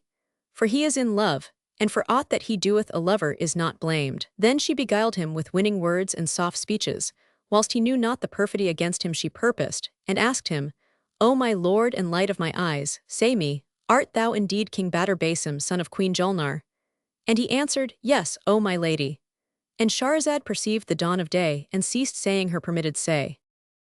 Now when it was the 749th night, she resumed, "It hath reached me, O auspicious king, that Jawahara, daughter of King Al-Samandal, asked the youth, Art thou in very sooth King Badr Basim, son of Queen Julnar? And he answered, Yes, O my lady. Then she, May Allah cut off my father and gar his kingdom cease from him, and heal not his heart neither avert from him strangerhood, if he could desire a comelier than thou or aught goodlier than these fair qualities of thine. By Allah, he is of little wit and judgment. Presently adding, But O King of the age, punish him not for that he hath done, more by token that an thou love me a span, verily I love thee a cubit. Indeed, I have fallen into the net of thy love, and am become of the number of thy slain. The love that was with thee hath transferred itself to me, and there is left thereof with thee but a tithe of that which is with me. So saying, she came down from the tree and drawing near him strained him to her bosom and fell to kissing him, whereat passion and desire for her redoubled on him, and doubting not but she loved him, he trusted in her, and returned her kisses and caresses. Presently he said to her, By Allah, O princess, my uncle Sally set forth to me not a 40th part of thy charms, no, nor a quarter carat of the 24. Then Jawahara pressed him to her bosom and pronounced some unintelligible words, then spat on his face, saying, Quit this form of man and take shape of bird, the handsomest of birds, white of robe, with red bill and legs. Hardly had she spoken, when 290 King Badr Basim found himself transformed into a bird, the handsomest of birds, who shook himself and stood looking at her. Now Jawahara had with her one of her slave girls by name Marsana, so she called her and said to her, By Allah, but that I fear for the life of my father who is his uncle's prisoner I would kill him. Allah never requite him with good. How unlucky was his coming to us, for all this trouble is due to his hard-headedness. But do thou, O slave girl, bear him to the thirsty island and leave him there to die of thirst. So Marsana carried him to the island in question and would have returned and left him there. But she said in herself, By Allah, the Lord of such beauty and loveliness deserveth not to die of thirst. So she went forth from that island and brought him to another abounding in trees and fruits and rills, and setting him down there, returned to her mistress and told her, I have left him on the thirsty island. Such was the case with Badr Basim. But as regards King Sally, he sought for Jawahara after capturing the king and killing his folk, but finding her not, returned to his palace and said to his mother, Where is my sister's son, King Badr Basim? By Allah, O my son, replied she, I know nothing of him. For when it reached him that you and King Al-Samandal had come to blows and that strife and slaughter had betided between you, he was affrighted and fled. When Sally heard this, he grieved for his nephew and said, O my mother, by Allah, we have dealt negligently by King Badr, and I fear lest he perish or lest one of King Al-Samandal's soldiers or his daughter Jawahara fall in with him. So should we come to shame with his mother, and no good betide us from her, for that I took him without her leave. Then he dispatched guards and scouts throughout the sea and elsewhere to seek for Badr, but they could learn no tidings of him. So they returned and told King Sally, wherefore cark and care redoubled on him, and his breast was straitened for King Badr Basim. So far concerning nephew and uncle. But as for Julnar the sea-born, after their departure she abode in expectation of them, but her son returned not, and she heard no report of him. So when many days of fruitless waiting had gone by, she arose and going down into the sea, repaired to her mother, who sighting her rose to her and kissed her and embraced her, as did the mermaids her cousins. 291 Then she questioned her mother of King Badr Basim, and she answered, saying, O my daughter, of a truth he came hither with his uncle, who took jacinths and jewels and carrying them to King Al-Samandal, demanded his daughter in marriage for thy son. But he consented not, and was violent against thy brother in words. Now I had sent Sally nigh upon 1,000 horse, and a battle befell between him and King Al-Samandal. But Allah aided thy brother against him, And he slew his guards and troops, and took himself prisoner. Meanwhile, tidings of this reached thy son, and it would seem as if he feared for himself. Wherefore he fled forth from us, without our will, and returned not to us, nor have we heard any news of him. Then Julnar inquired for King Salih, and his mother said, He is seated on the throne of his kingship, in the stead of King Al-Samandal, and hath sent in all directions to seek thy son and Princess Jahira. When Julnar heard the maternal words, she mourned for her son with sad mourning, and was highly incensed against her brother Salih, for that he had taken him and gone down with him into the sea without her leave. And she said, O my mother, I fear for our realm, as I came to thee without letting any know, and I dread tarrying with thee, lest the state fall into disorder, and the kingdom pass from our hands. Wherefore I deem best to return and govern the reign, till it please Allah to order our son's affair for us. But look ye forget him not, neither neglect his case, for should he come to any harm, it would infallibly kill me, since I see not the world save in him and delight but in his life. She replied, With love and gladness, O my daughter, ask not what we suffer by reason of his loss and absence. Then she sent to seek for her grandson, whilst Julnar returned to her kingdom, weeping-eyed and heavy-hearted, and indeed the gladness of the world was straitened upon her. And Shahrazad perceived the dawn of day, and ceased to say her permitted say. Now when it was the 750th night, she said, It hath reached me, O auspicious king, that when Queen Julnar returned from her mother to her own realm, her breast was straitened, and she was in ill case. So fared it with her. But as regards King Badr Basim, after Princess Jahira had ensorcelled him, and had sent him with her handmaid to the thirsty island, 292 saying, Leave him there to die of thirst. And Marsana had set him down in a green islet. He abode days and nights in the semblance of a bird, eating of its fruits and drinking of its waters, and knowing not whither to go nor how to fly, till one day there came a certain fowler to the island to catch somewhat wherewithal to get his living. He espied King Badr Basim in his form of a white-robed bird, with red bill and legs, captivating the sight and bewildering the thought, and looking thereat said in himself, Verily, yonder is a beautiful bird.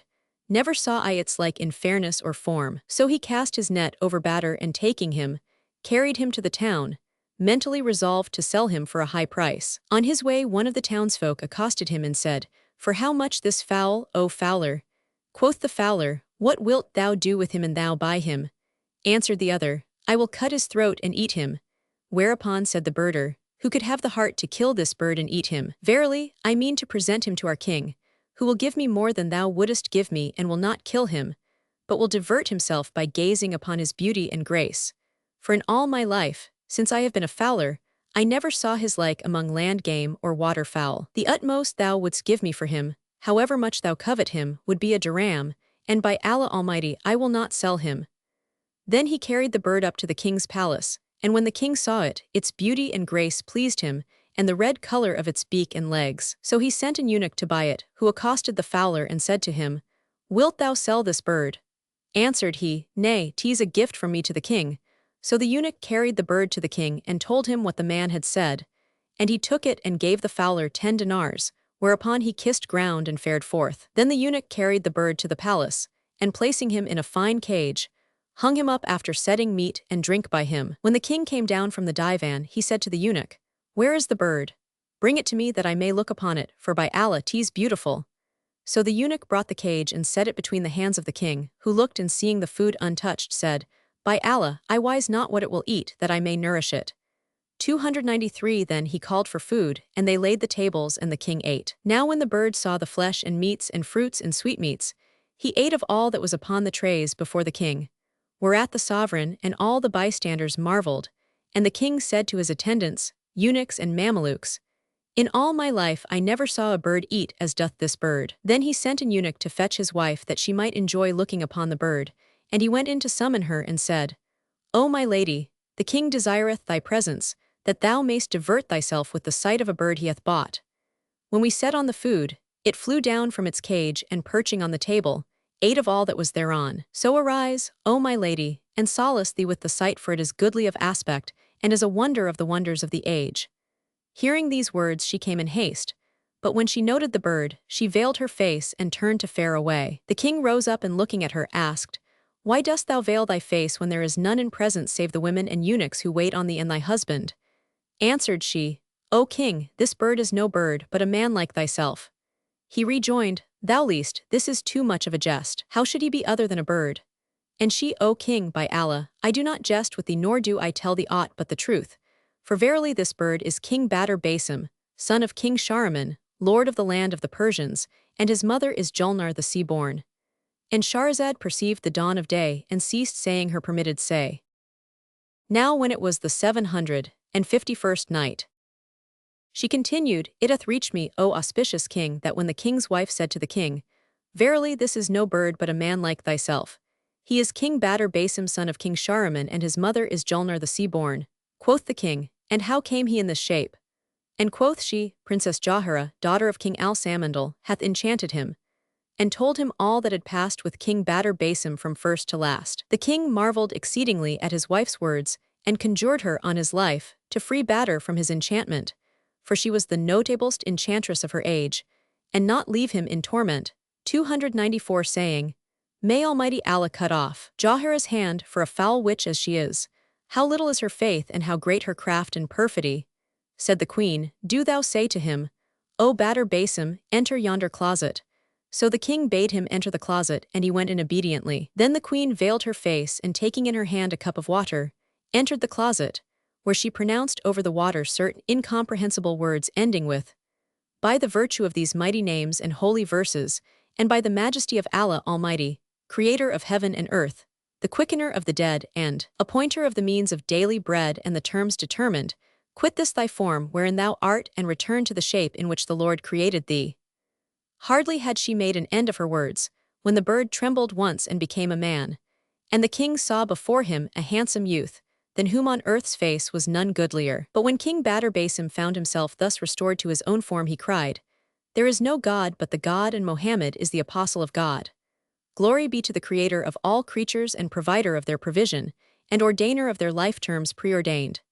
Then he kissed the king's hand and wished him long life, and the king kissed his head and said to him, O Badr Basim, tell me thy history from commencement to conclusion. So he told him his whole tale, concealing naught, and the king marveled thereat and said to him, O Badr Basim, Allah hath saved thee from the spell. But what hath thy judgment decided, and what thinkest thou to do? Replied he, O king of the age, I desire of thy bounty that thou equip me a ship with a company of thy servants and all that is needful. For 'tis long since I have been absent, and I dread lest the kingdom depart from me. And I misdoubt me, my mother is dead of grief for my loss. And this doubt is the stronger for that she knoweth not what is come of me nor whether I am alive or dead. Wherefore, I beseech thee, O king, to crown thy favors to me by granting me what I seek. The king, after beholding the beauty and grace of Badr Basim, and listening to his sweet speech, said, I hear and obey. So he fitted him out a ship, to which he transported all that was needful, and which he manned with a company of his servants. And Badr Basim set sail in it, after having taken leave of the king. They sailed over the sea 10 successive days with a favoring wind. But on the 11th day, the ocean became troubled with exceeding trouble, the ship rose and fell, and the sailors were powerless to govern her. So they drifted at the mercy of the waves, till the craft neared a rock in mid-sea, which fell upon her and broke her up, and all on board were drowned, save King Badr Basim, who got astride one of the planks of the vessel, after having been nigh upon destruction. The plank ceased not to be borne by the set of the sea, whilst he knew not whither he went, and had no means of directing its motion, as the wind and waves wrought for 3 whole days. But on the 4th the plank grounded with him on the seashore, where he sighted a white city, as it were a dove passing white, builded upon a tongue of land that jutted out into the deep, and it was goodly of ordinance, with high towers and lofty walls against which the waves beat. When Badr Basim saw this, he rejoiced with exceeding joy, for he was well nigh dead of hunger and thirst, and dismounting from the plank, would have gone up the beach to the city. But there came down to him mules and asses and horses, in number as the sea sands, and fell to striking at him and staying him from landing. So he swam round to the back of the city, where he waded to shore, and entering the place, found none therein, and marveled at this, saying, Would I knew to whom doth this city belong, wherein is no lord nor any liege, and whence came these mules and asses and horses that hindered me from landing? And he mused over his case. Then he walked on at hazard, till he espied an old man, a grocer. So he saluted him, and the other returned his salam, and seeing him to be a handsome young man, said to him, O youth, whence camest thou, and what brought thee to this city? Badr told him his story, at which the old man marveled and said, O my son, didst thou see any on thy way? He replied, Indeed, O my father, I wondered in good sooth to sight a city void of folk. Quoth the 296th Shaykh, O my son, come up into the shop, lest thou perish. So Badr Basim went up into the shop and sat down, whereupon the old man set before him somewhat of food, saying, O my son, enter the inner shop, glory be to him who hath preserved thee from yonder she-sathanas. King Badr Basim was sore affrighted at the grocer's words, but he ate his fill and washed his hands, then glanced at his host and said to him, O my lord, what is the meaning of these words? Verily thou hast made me fearful of this city and its folk. Replied the old man, Know, O my son, that this is the city of the magicians, and its queen is as she were a she-Satan, a sorceress and a mighty enchantress, passing crafty and perfidious exceedingly. All thou sawest of horses and mules and asses were once sons of Adam like thee and me. They were also strangers, for whoever entereth this city, being a young man like thyself, this miscreant witch taketh him and hometh him for 40 days, after which she enchanteth him, and he becometh a mule or a horse or an ass, of those animals thou sawest on the seashore. And Shahrazad perceived the dawn of day, and ceased to say her permitted say. Now when it was the 752nd night, she pursued, It hath reached me, O auspicious king, that the old grocer related to King Badr Basim the history of the enchantress ending with, All these people hath she spelled, and when it was thy intent to land they feared lest thou be transmewed like themselves. So they counselled thee by signs that said, Land not, of their solicitude for thee, fearing that haply she should do with thee like as she had done with them. She possessed herself of this city, and seized it from its citizens by sorcery, and her name is Queen Lab, which being interpreted, meaneth in Arabic Almanac of the Sun. When Badr Basim heard what the old man said, he was affrighted with sore affright, and trembled like reed in wind, saying in himself, Hardly do I feel me free from the affliction wherein I was by reason of sorcery, when destiny casteth me into yet sorrier 297 case. And he fell amusing over his condition, and that which had betided him. When the Shaykh looked at him and saw the violence of his terror, he said to him, O my son, come, sit at the threshold of the shop and look upon yonder creatures and upon their dress and complexion, and that wherein they are by reason of gramarye and dread not. For the queen and all in the city love and tender me and will not vex my heart or trouble my mind. So King Badr Basim came out and sat at the shop door, looking out upon the folk, and there passed by him a world of creatures without number. But when the people saw him, they accosted the grocer and said to him, O elder, is this thy captive and thy prey gotten in these days? The old man replied, He is my brother's son. I heard that his father was dead, so I sent for him and brought him here that I might quench with him the fire of my homesickness. Quoth they, Verily he is a comely youth, but we fear for him from Queen Lab, lest she turn on thee with treachery and take him from thee, for she loveth handsome young men. Quoth the Shaykh, The queen will not gainsay my commandment, for she loveth and tendereth me, and when she shall know that he is my brother's son, she will not molest him or afflict me in him, neither trouble my heart on his account. Then King Badr Basim abode some months with the grocer, eating and drinking, and the old man loved him with exceeding love. One day, as he sat in the shop according to his custom, behold, there came up 1,000 eunuchs, with drawn swords and clad in various kinds of raiment, and girt with jeweled girdles. All rode Arabian steeds and bore in baldric Indian blades. They saluted the grocer, as they passed his shop, and were followed by 1,000 damsels like moons, clad in various raiments of silks and satins, fringed with gold, and embroidered with jewels of sorts, and spears were slung to their shoulders. In their midst rode a damsel mounted on a rabbite mare, saddled with a saddle of gold set with various kinds of jewels and jacinths, and they reached in a body the Shaykh's shop. The damsels saluted him and passed on, till, lo and behold, up came Queen Lab in great state, and seeing King Badr Basim sitting in the shop as he were the moon at its full, was amazed at his beauty and loveliness, and became passionately enamored of him, and distraught with desire of him. So she alighted, and sitting down by King Badr Basim said to the old man, Whence hadst thou this handsome one? And the Shaykh replied, He is my brother's son, and is lately come to 298 me. Quoth Lab, Let him be with me this night, that I may talk with him. And quoth the old man, Wilt thou take him from me and not enchant him? Said she, Yes, and said he, Swear to me. So she sware to him that she would not do him any hurt or ensorcel him, and bidding bring him a fine horse, saddled and bridled with a golden bridle, and decked with trappings all of gold set with jewels, gave the old man 1,000 dinars, saying, Use this. Then she took Badr Basim and carried him off, as he were the full moon on its 14th night, whilst all the folk, seeing his beauty, were grieved for him and said, By Allah, verily, this youth deserveth not to be bewitched by yonder sorceress, the accursed. Now King Badr Basim heard all they said, but was silent, committing his case to Allah Almighty, till they came to. And Shahrazad perceived the dawn of day and ceased saying her permitted say. Now when it was the 753rd night, she resumed, It hath reached me, O auspicious king, that King Badr Basim ceased not faring with Queen Lab and her suite till they came to her palace gate, where the emirs and eunuchs and lords of the realm took foot, and she bade the chamberlains dismiss her officers and grandees, who kissed ground and went away, whilst she entered the palace with Badr Basim and her eunuchs and women. Here he found a place, whose like he had never seen at all, for it was builded of gold, and in its midst was a great basin brimful of water midmost a vast flower garden. He looked at the garden, and saw it abounding in birds of various kinds and colours, warbling in all manner tongues and voices, pleasurable and plaintive. And everywhere he beheld great state and dominion, and said, Glory be to God, who of his bounty and longsuffering provideth those who serve other than himself. The queen sat down at a latticed window overlooking the garden on a couch of ivory, whereon was a high bed, and King Badr Basim seated himself by her side. She kissed him, and pressing him to her breast, bade her women bring a tray of food. So they brought a tray of red gold, inlaid with pearls and jewels, and spread with all manner of viands, and he and she ate, till they 299 were satisfied, and washed their hands. After which the waiting women set on flagons of gold and silver and glass, together with all kinds of flowers and dishes of dried fruits. Then the queen summoned the singing women, and there came 10 maidens, as they were moons, hending all manner of musical instruments. Queen Lab crowned a cup, and drinking it off, filled another and passed it to King Badr Basim, who took it and drank, and they ceased not to drink till they had their sufficiency.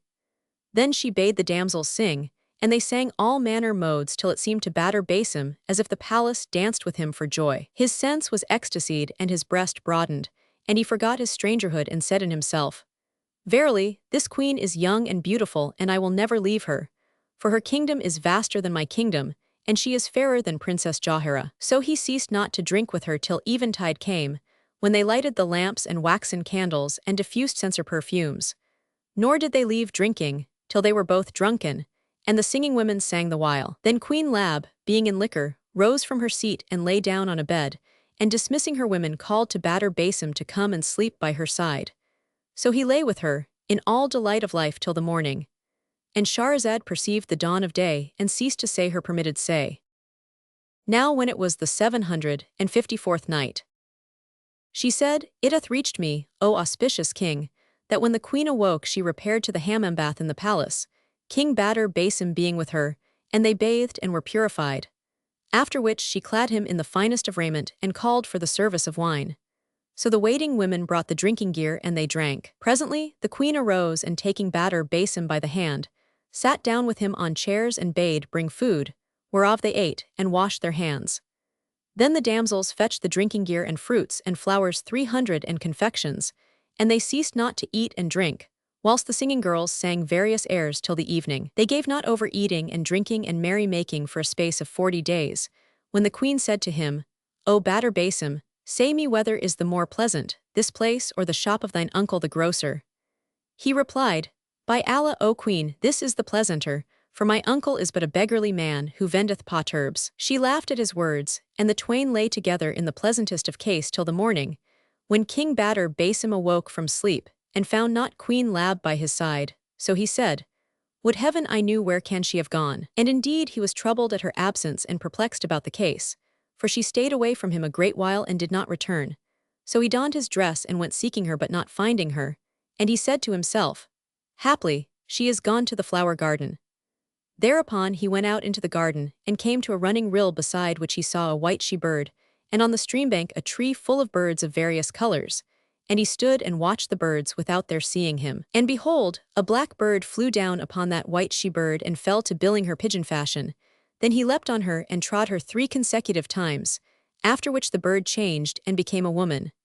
Badr looked at her, and lo, it was Queen Lab. So he knew that the black bird was a man transmued, and that she was enamored of him, and had transformed herself into a bird, that he might enjoy her.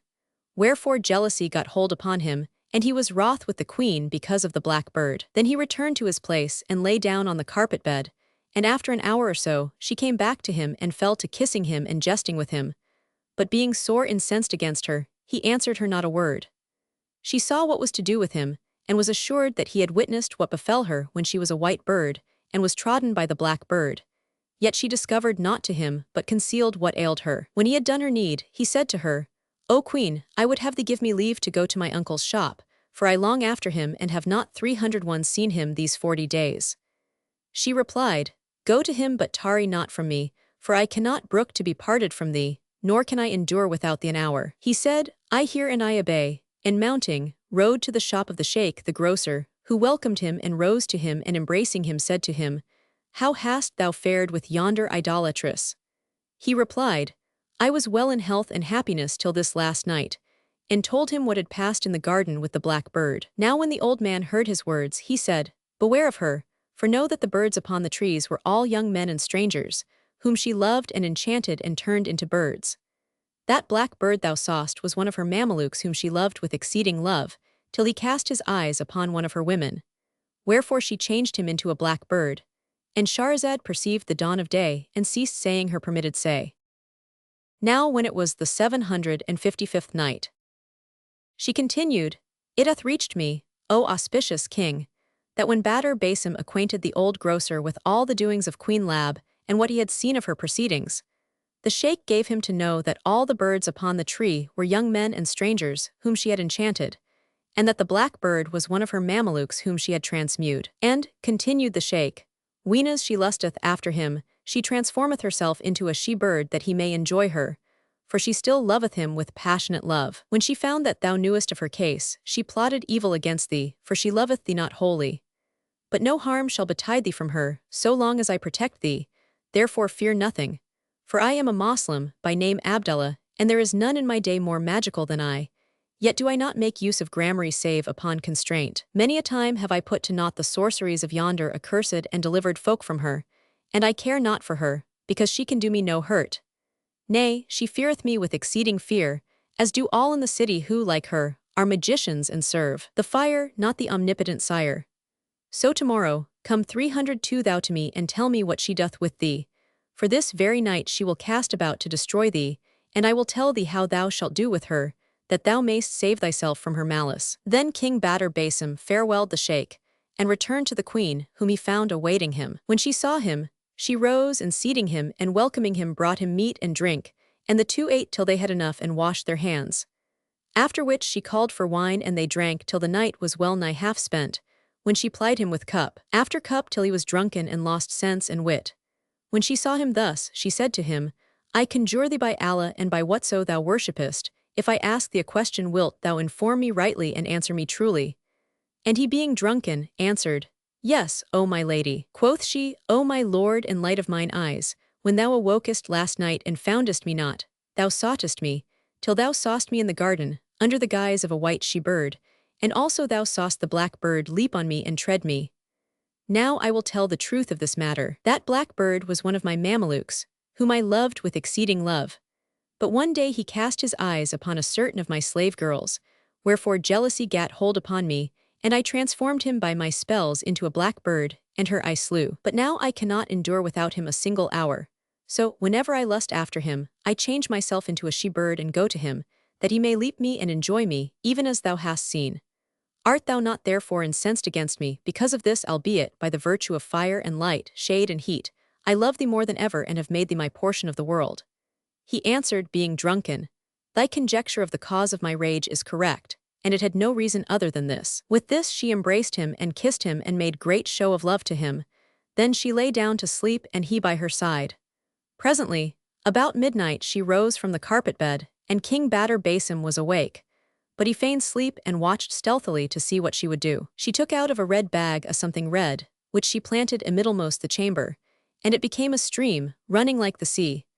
After which she took a handful of barley and strewing it on the ground, watered it with water froth river, whereupon it became wheat in the ear, and she gathered it and ground it into flour. Then she set it aside and returning to bed, lay down by Badr Basim till morning when he arose and washed his face, and asked her leave to visit the sheikh his uncle. She gave him permission, and he repaired to Abdallah and told him what had passed. The old man laughed and said, By Allah, this miscreant witch plotteth mischief against thee, but reck thou not of her ever. Then he gave him a pound of parched corn and said to him, Take this with thee and know that, when she seeth it, she will ask thee, What is this and what wilt thou do with it? Do thou answer, Abundance of good things is good, and eat of it. Then will she bring forth to thee parched grain of her own and say to thee, Eat of this sawick, and do thou feign to her that thou eatest thereof, but eat of this instead, and beware and have a care lest thou eat of hers even a grain. For an thou eat so much as a grain thereof, her spells will have power over thee, and she will enchant thee and say to thee, Leave this form of a man. Whereupon thou wilt quit thine own shape for what shape she will. But an thou eat not thereof, her enchantments will be null and void, and no harm will betide thee therefrom, whereat she will be shamed with shame exceeding and say to thee, I did but jest with thee.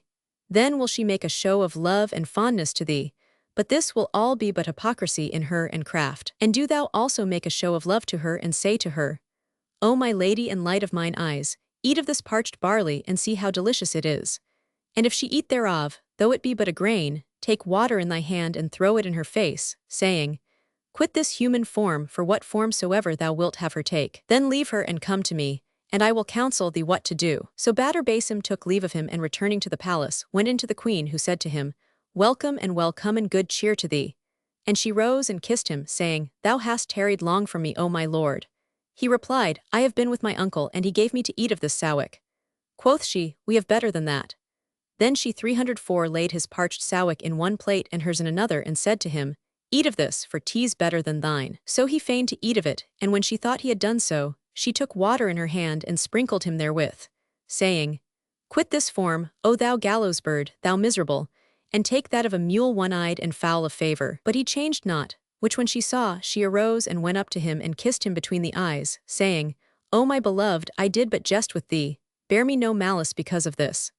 Quoth he, O my lady, I bear thee no whit of malice, nay, I am assured that thou lovest me, but eat of this my parched barley. So she eat a mouthful of Abdallah's sawick, but no sooner had it settled in her stomach than she was convulsed, and King Badr Basim took water in his palm and threw it in her face, saying, Quit this human form, and take that of a dapple mule. No sooner had he spoken than she found herself changed into a she-mule, whereupon the tears rolled down her cheeks, and she fell to rubbing her muzzle against his feet. Then he would have bridled her, but she would not take the bit, so he left her, and going to the grocer, told him what had passed.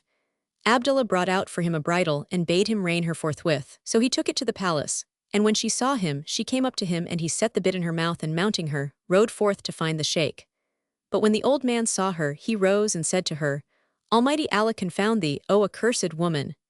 Then quoth he to Badr, O my son, there is no more tarrying for thee in this city, so ride her and fare with her whither thou wilt, and beware lest thou commit the bridle to any. King Badr thanked him, and farewelling him, fared on 3 days without ceasing, till he drew near another city, and there met him an old man, grey-headed and comely, who said to him, Whence comest thou, O my son? Badr replied, From the city of this witch. And the old man said, Thou art my guest tonight. He consented and went with him. But by the way, behold, they met an old woman, who wept when she saw the mule, 305, and said, There is no God but the God. Verily, this mule resembleth my son's she-mule, which is dead, and my heart ached for her, so Allah upon thee, O my lord, do thou sell her to me. He replied, By Allah, O my mother, I cannot sell her. But she cried, Allah upon thee, do not refuse my request, for my son will surely be a dead man except I buy him this mule. And she importuned him, till he exclaimed, I will not sell her save for 1,000 dinars, saying in himself, Whence should this old woman get 1,000 gold pieces? Thereupon she brought out from her girdle a purse containing 1,000 ducats, which when King Badr Basim saw, he said, O my mother, I did but jest with thee, I cannot sell her. But the old man looked at him and said, O my son, in this city none may lie, for whoso lieth they put to death. So King Badr Basim lighted down from the mule. And Shahrazad perceived the dawn of day, and ceased to say her permitted say. Now when it was the 756th night, she pursued, It hath reached me, O auspicious king, that when Badr Basim dismounted from and delivered the mule to the old woman, she drew the bit from her mouth, and taking water in her hand, sprinkled the mule therewith, saying, O my daughter, quit this shape for that form wherein thou wast aforetime. Upon this she was straightway restored to her original semblance, and the two women embraced and kissed each other. So King Badr Basim knew that the old woman was Queen Lab's mother, and that he had been tricked and would have fled. When, lo, The old woman whistled a loud whistle, and her call was obeyed by an Ifrit as he were a great mountain, whereat Badr was affrighted and stood still. Then the old woman mounted on the Ifrit's back, taking her daughter behind her and King Badr Basim before her, and the Ifrit flew off with them. Nor was it a full hour ere they were in the palace of Queen Lab, who sat down on the throne of kingship and said to Badr, "Gallows bird that thou art, now am I come hither and have attained to that I desired, and soon will I show thee how I will do with thee, and with yonder old man the grocer. How many favors have I shown him? Yet he doth me frowardness. For thou hast not attained thine end but by means of him." Then she took water and sprinkled him therewith, saying, 306, "Quit the shape wherein thou art for the form of a foul-favored fowl, the foulest of all fowls." And she set him in a cage and cut off from him meat and drink. But one of her women, seeing this cruelty, took compassion on him and gave him food and water without her knowledge. One day the damsel took her mistress at unawares, and going forth the palace, repaired to the old grocer, to whom she told the whole case, saying, "Queen Lab is minded to make an end of thy brother's son." The sheikh thanked her and said, "There is no help but that I take the city from her and make thee queen thereof in her stead."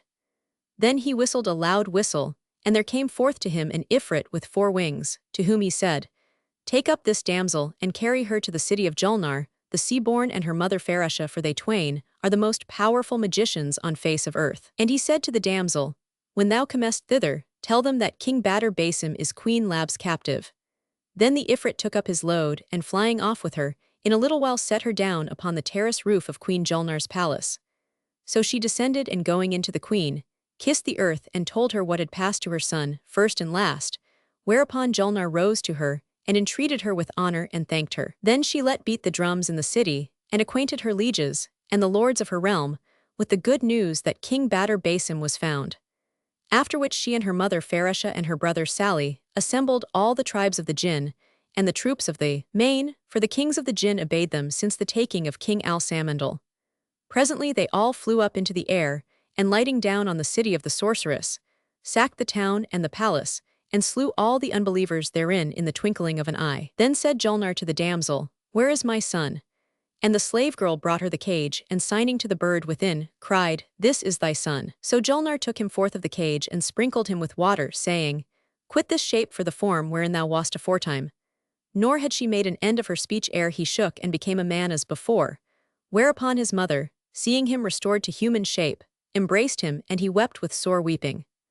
On like wise did his uncle Sally 307, and his grandmother and the daughters of his uncle, and fell to kissing his hands and feet. Then Julnar sent for Sheikh Abdallah, and thanking him for his kind dealing with her son, married him to the damsel, whom he had dispatched to her with news of him, and made him king of the city. Moreover, she summoned those who survived of the citizens, and they were Moslems, and made them swear fealty to him, and take the oath of loyalty, whereto they replied, hearkening and obedience.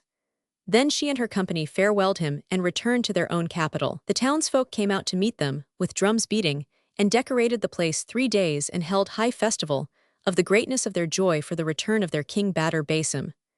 After this Badr said to his mother, "O my mother, naught remains but that I marry and we be all united." She replied, "Right is thy rede, O my son, but wait till we ask who befitteth thee among the daughters of the kings." And his grandmother Farasha, and the daughters of both his uncles said, "O Badr Basim, we will help thee to win thy wish forthright." Then each of them arose and fared forth questing in the lands, whilst Julnar sent out her waiting women on the necks of Ifrits, bidding them leave not a city nor a king's palace without noting all the handsome girls that were therein. But when King Badr Basim saw the trouble they were taking in this matter, he said to Julnar, "O my mother, leave this thing, for none will content me save Jahira, daughter of King Al-Samandal, for that she is indeed a jewel, according to her name." Replied Julnar, "I know that which thou seekest," and bade forthright bring Al-Samandal the king. As soon as he was present, she sent for Badr Basim and acquainted him with the king's coming, whereupon he went in to him. Now when Al-Samandal was aware of his presence, he rose to him and saluted him and bade him welcome, and King Badr Basim demanded of him his daughter Jahira in marriage. Quoth he, "She is thine handmaid and at thy service and disposition," and dispatched some of his suite bidding them seek her abode, and after telling her that her sire was in the hands of King Badr Basim, to bring her forthright. So they flew up into the air and disappeared, and they returned after a while, with the princess who, as soon as she saw her father, went up to him and threw her arms round his neck. Then looking at her he said, O my 308 daughter, know that I have given thee in wedlock to this magnanimous sovereign, and valiant lion King Badr Basim, son of Queen Julnar the Sea-born, for that he is the goodliest of the folk of his day and most powerful, and the most exalted of them in degree and the noblest in rank. He befitteth none but thee and thou none but him. Answered she, I may not gainsay thee, O my sire, do as thou wilt, for indeed chagrin and despite are at an end, and I am one of his handmaids. So they summoned the Kazi and the witnesses who drew up the marriage contract between King Badr Basim and the Princess Jahara, and the citizens decorated the city and beat the drums of rejoicing, and they released all who were in the jails, whilst the king clothed the widows and the orphans and bestowed robes of honor upon the lords of the realm and emirs and grandees. And they made bright feasts, and held high festival night, and mourned 10 days, at the end of which time they displayed the bride in 9 different dresses, before King Badr Basim, who bestowed an honorable robe upon King Al-Samandal and sent him back to his country and people and kinsfolk. And they ceased not from living the most delectable of life and the most solaceful of days, eating and drinking and enjoying every luxury, till there came to them the destroyer of delights and the sunder of societies. And this is the end of their story. May Allah have mercy on them all. Moreover, O auspicious king, a tale is also told anent King Mohammed bin Sabik and the merchant Hassan. There was once, in days of yore and in ages and times long gone before, a king of the kings of the Persians, by name Mohammed bin Sabik, who ruled over Khorasan land and used every year to go on razzia into the countries of the miscreants in Hind and Sind and China, and the lands of Mawarannar beyond the Oxus and other regions of the barbarians, and what not else. He was a 309 just king, a valiant and a generous, and loved table talk and tales and verses and anecdotes and histories, and entertaining stories and legends of the ancients. Whoso knew a rare recital, and related it to him in such fashion as to please him, he would bestow on him a sumptuous robe of honor, and clothe him from head to foot, and give him 1,000 dinars, and mount him on a horse saddled and bridled besides other great gifts. And the man would take all this and went his way. Now it chanced that one day there came an old man before him and related to him a rare story, which pleased the king and made him marvel. So he ordered him a magnificent present, amongst other things 1,000 dinars of Khorasan and a horse with its housings and trappings. After this, the brood of the king's munificence was blazed abroad in all countries, and there heard of him a man, Hassan the merchant hight, who was generous, open-handed and learned, a scholar and an accomplished poet. Now that king had an envious wazir, a multiman parvo of ill, loving no man, rich nor poor, and whoso came before the king, and he gave him aught he envied him and said, Verily, this fashion annihilateth wealth and ruineth the land, and such is the custom of the king. But this was not save envy and despite in that minister. Presently the king heard talk of Hassan the merchant, and sending for him, said to him as soon as he came into the presence, O merchant Hassan, this wazir of mine vexeth and thwarteth me concerning the money I give to poets and boon companions and storytellers and gleemen, and I would have thee tell me a goodly history and a rare story, such as I have never before heard. And it please me, I will give thee lands galore, with their forts, in free tenure, in addition to thy fiefs and untaxed lands, besides which I will put my whole kingdom in thy hands and make thee my chief wazir. So shalt thou sit on my right hand and rule my subjects. But an thou bring me not that which I bid thee, I will take all that is in thy hand and banish thee my realm. Replied Hassan, hearkening and obedience to our lord the king, but thy slave beseecheth thee to have patience with him a year, then will he tell thee a tale, such as thou hast never in thy life heard, neither hath other than thou heard its like, not to say a better than it. Quoth the king, I grant thee a 310 whole years' delay. And he called for a costly robe of honor wherein he robed Hassan, saying, Keep thy house and mount not horse, neither go nor come for a year's time, till thou bring me that I seek of thee. And thou bring it, especial favor awaiteth thee, and thou mayst count upon that which I have promised thee. But an thou bring it not, thou art not of us nor are we of thee. And Shahrazad perceived the dawn of day and ceased saying her permitted say. Now when it was the 757th night, she said, It hath reached me, O auspicious king, that when King Mohammed son of Sabik said to Hassan the merchant, And thou bring me that I seek of thee, especial favor awaiteth thee, and thou mayest now rejoice in that which I have promised thee. But an thou bring it not, thou art not of us nor are we of thee. Hassan kissed ground before the king and went out from the presence. Then he chose 5 of the best of his Mamelukes, who could all write and read and were learned, intelligent, accomplished, and he gave each of them 5,000 dinars, saying, I reared you not save for the like of this day. So do ye help me to further the king's desire and deliver me from his hand. Quoth they, What wilt thou have us do? Our lives be thy ransom.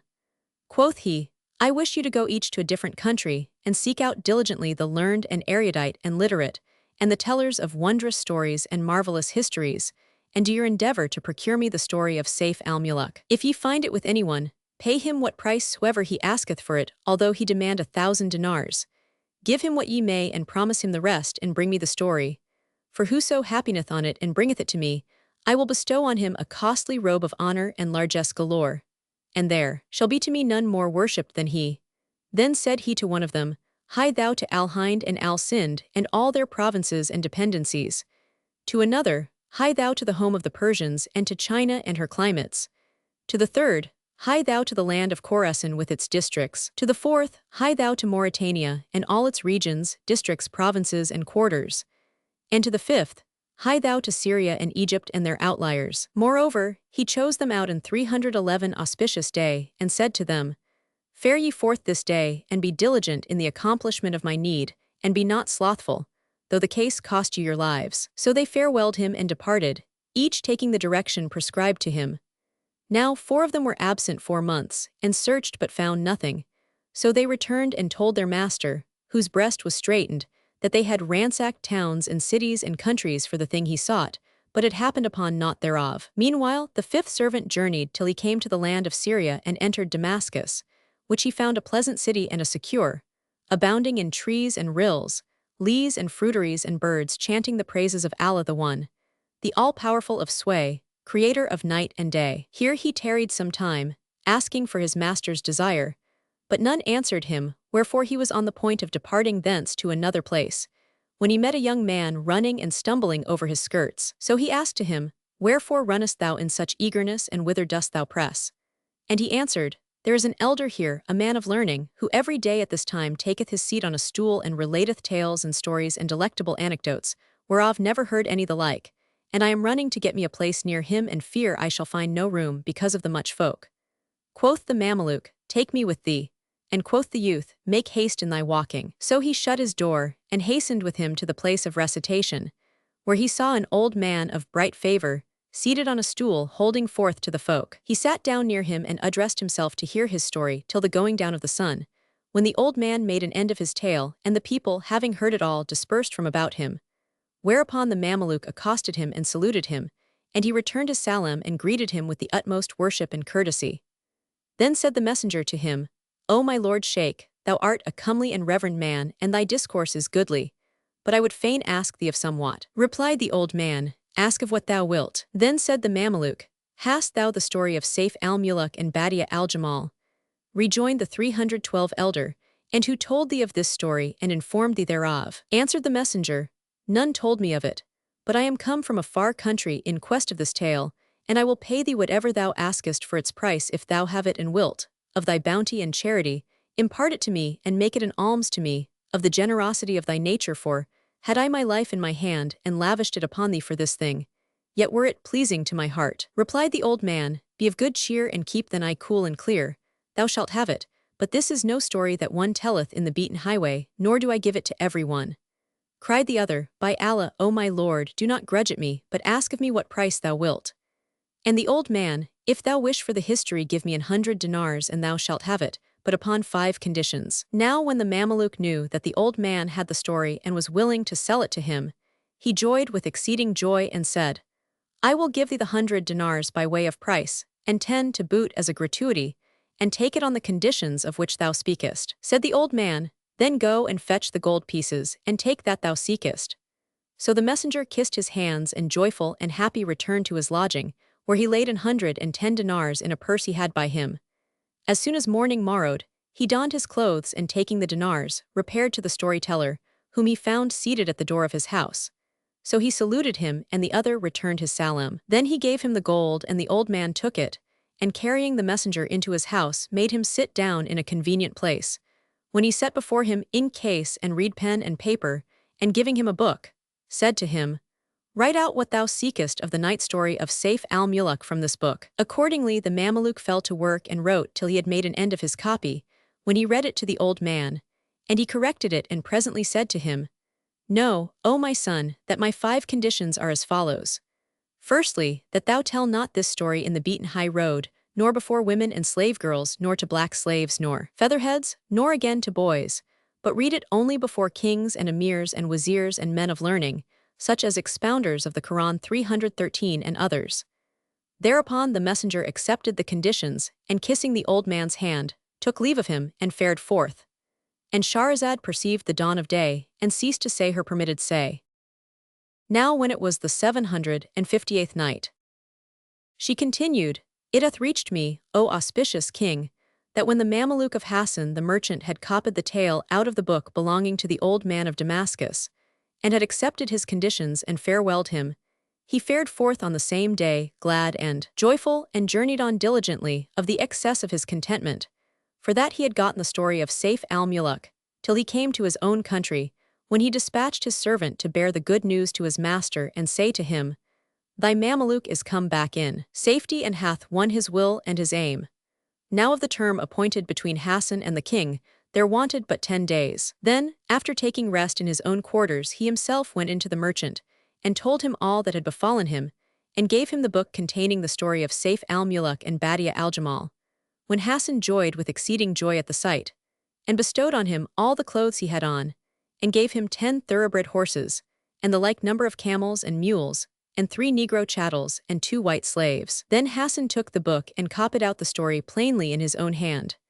After which he presented himself before the king and said to him, O thou auspicious king, I have brought thee a night story and a rarely pleasant relation, whose like none ever heard at all. When these words reached the king's ear, he sent forthright for all the emirs, who were men of understanding, and all the learned doctors and folk of erudition and culture and poets and wits.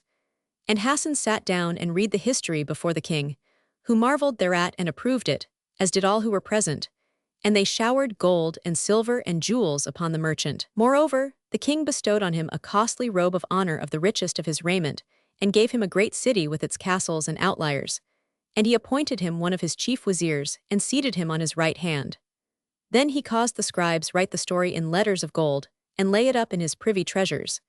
And whenever his breast was 314 straightened, he would summon Hassan, and he would read him the story, which was as follows. Story of Prince Saif al-Muluk, and the Princess Badi'a al-Jamal.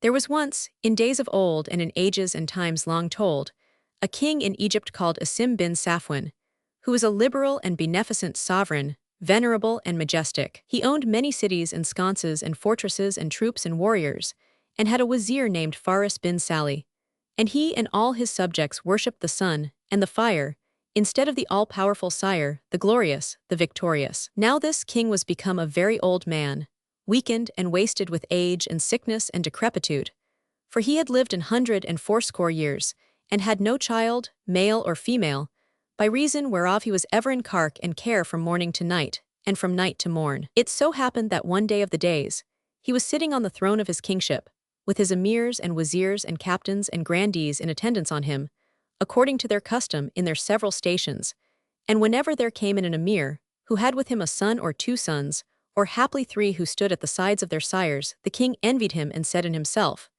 Every one of these is happy and rejoiceth in his children, whilst I have no child, and tomorrow I die and leave my reign and throne and lands and hoards, and strangers will take them, and none will bear me in memory, nor will there remain any mention of me in the world. Then he became drowned in the sea of thought, and for the much thronging of griefs and anxieties upon his heart, like travelers faring for the well, he shed tears and descending from his throne, sat down upon the floor, weeping and humbling himself before the Lord. Now when the wazir notables of the realm and others who were present in the assembly saw him do thus with his royal person, they feared for their lives, and let the pursuivants cry aloud to the lieges, saying, Hie ye to your homes and rest till the king recover from what aileth him. So they went away, leaving none in the presence save the minister who, as soon as the king came to himself, kissed ground between his hands and said, O king of the age and the time, wherefore this weeping and wailing? Tell me who hath transgressed against thee of the kings or castellans or emirs or grandees, and inform me who hath thwarted thee, O my liege lord, that we may all fall on him and tear his soul from his 2 sides. But he spake not, neither raised his head. Whereupon the minister kissed ground before him a second time and said to him, O master, I am even as thy son and thy slave, nay, I have reared thee, Yet know I not the cause of thy cark and chagrin and of this thy case. And who should know but I who should stand in my stead between thy hands? Tell me therefore why this weeping and wherefore thine affliction. Nevertheless, the king neither opened his mouth nor raised his head, but ceased not to weep and cry with a loud crying and lament, with exceeding lamentation and ejaculate. Alas! The wazir took patience with him a while, after which he said to him, Except thou tell me the cause of this thine affliction, I will set this sword to my heart, and will slay myself before thine eyes, rather than see thee thus distressed. Then King Asim raised his head and wiping away his tears said, O minister of good counsel and experience, leave me to my care and my chagrin, for that which is in my heart of sorrow sufficeth me. But Faris said, Tell me, O king, the cause of this thy weeping, haply Allah will appoint thee relief at my hands. And Shahrazad perceived the dawn of day and ceased saying her permitted say.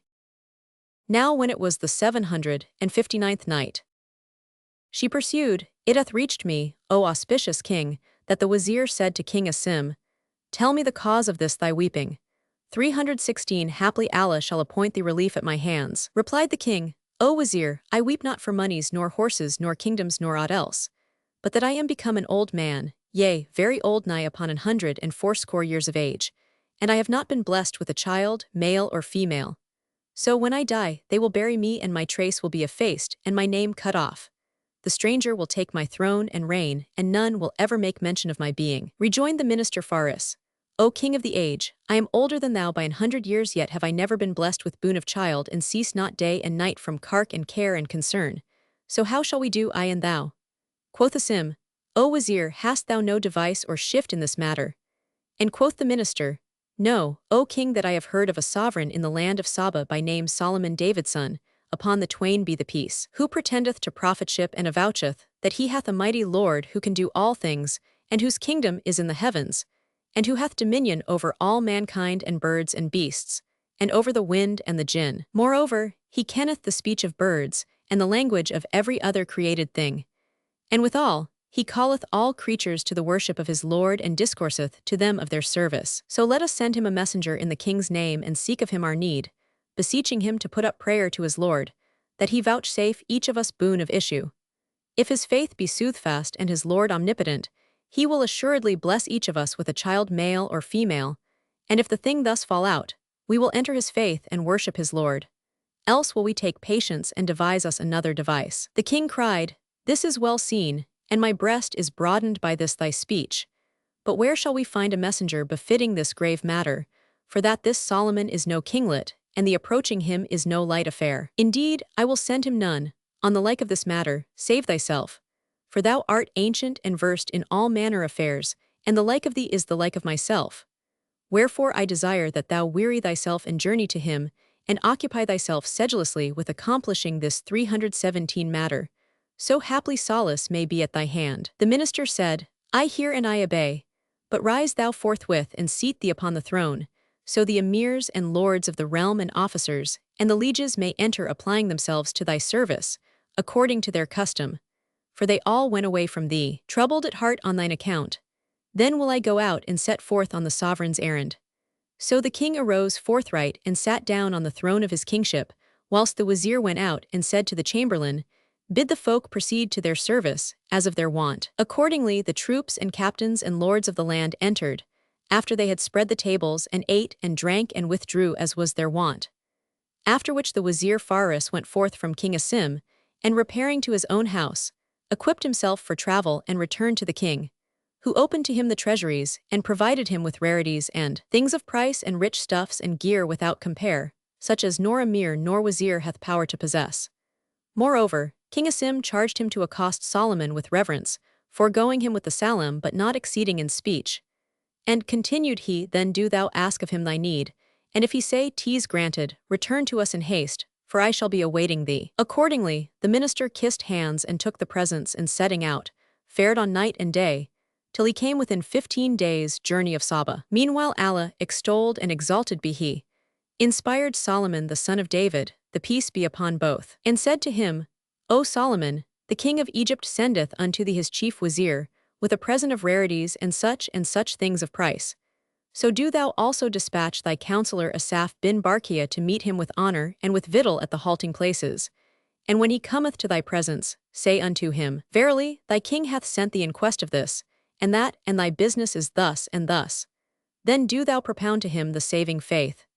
Whereupon Solomon bade his wazir make ready a company of his retainers, and go forth to meet the 318 minister of Egypt with honor and sumptuous provision at the halting places. So Asaph made ready all that was needed for their entertainment, and setting out, fared on till he fell in with Pharis, and accosted him with the salam, honoring him and his company with exceeding honor. Moreover, he brought them provant and provender at the halting places, and said to them, Welcome and fair welcome to the coming guests.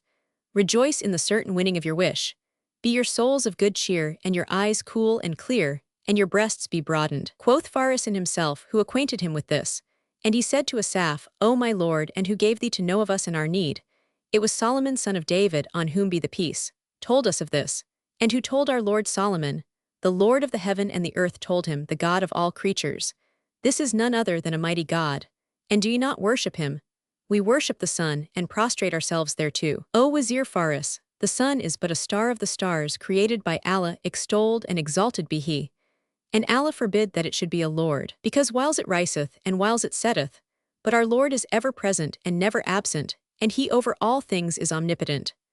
Then they journeyed on a little while till they came to the land Saba, and drew near the throne of Solomon David's son, upon the twain be peace, who commanded his hosts of men and jinn, and others to form line on their road. So the beasts of the sea, and the elephants, and leopards, and lynxes, and all beasts of the land ranged themselves in espalier on either side of the way, after their several kinds. And similarly the jinn drew out in 2 ranks, appearing all to mortal eyes without concealment, in divers forms grisly and gruesome. So they lined the road on either hand, and the birds bespread their wings over the host of creatures to shade them, warbling one to other in all manner of voices and tongues. Now when the people of Egypt came to this terrible array, they dreaded it and durst not proceed. But Asaph said to them, Pass on amidst them and walk forward, and fear them not, for they are slaves of Solomon son of David, and none of them will harm you. So saying, he 319 entered between the ranks, followed by all the folk, and amongst them the wazir of Egypt and his company, fearful. And they ceased not faring forwards till they reached the city, where they lodged the embassy in the guest house, and for the space of 3 days entertained them sumptuously, entreating them with the utmost honor. Then they carried them before Solomon, prophet of Allah, on whom be the peace. And when entering they would have kissed the earth before him, but he forbade them, saying, It besitteth not a man prostrate himself to earth save before Allah, to whom belong might and majesty, creator of earth and heaven and all other things. Wherefore whosoever of you hath a mind to sit, let him be seated in my service, or to stand, let him stand, but let none stand to do me worship. So they obeyed him, and the wazir Pharis and some of his intimates sat down, whilst certain of the lesser sort remained afoot to wait on him. When they had sat a while, the servants spread the tables, and they all, men and beasts, ate their sufficiency. Then Solomon bade Pharis expound his errand, that it might be accomplished, saying, Speak and hide not of that wherefore thou art come, for I know why ye come and what is your errand, which is thus and thus. The king of Egypt who dispatched thee Asim hight hath become a very old man, infirm, decrepit, and Allah, whose name be exalted, hath not blessed him with offspring, male or female. So he abode in cark and care and chagrin from morn to night, and from night to morn. It so happened that one day of the days, as he sat upon the throne of his kingship with his emirs and wazirs, and captains and grandees in attendance on him, he saw some of them with 2 sons, others with 1, and others with even 3 who came with their sire to do him service. So he said in himself, of the excess of his sorrow, Who shall get my kingdom after my death? Will any save a stranger take it? And thus shall I pass out of being as though I had never been. On this account he became drowned in the sea of thought, until his eyes were flooded with tears, and he covered his face with his kerchief and wept with sore weeping.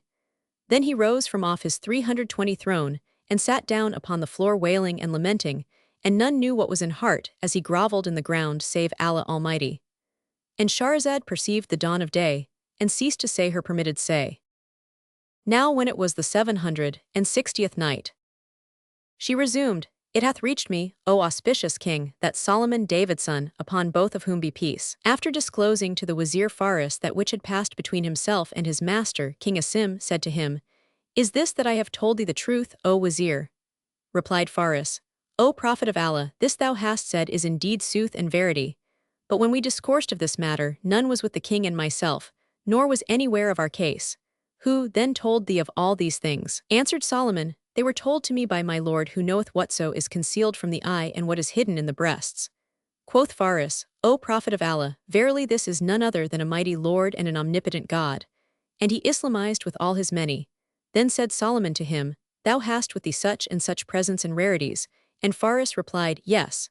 The prophet continued, I accept them all and give them in free gift unto thee. So do ye rest, thou and thy company, in the place where you have been lodging, till the fatigue of the journey shall cease from you.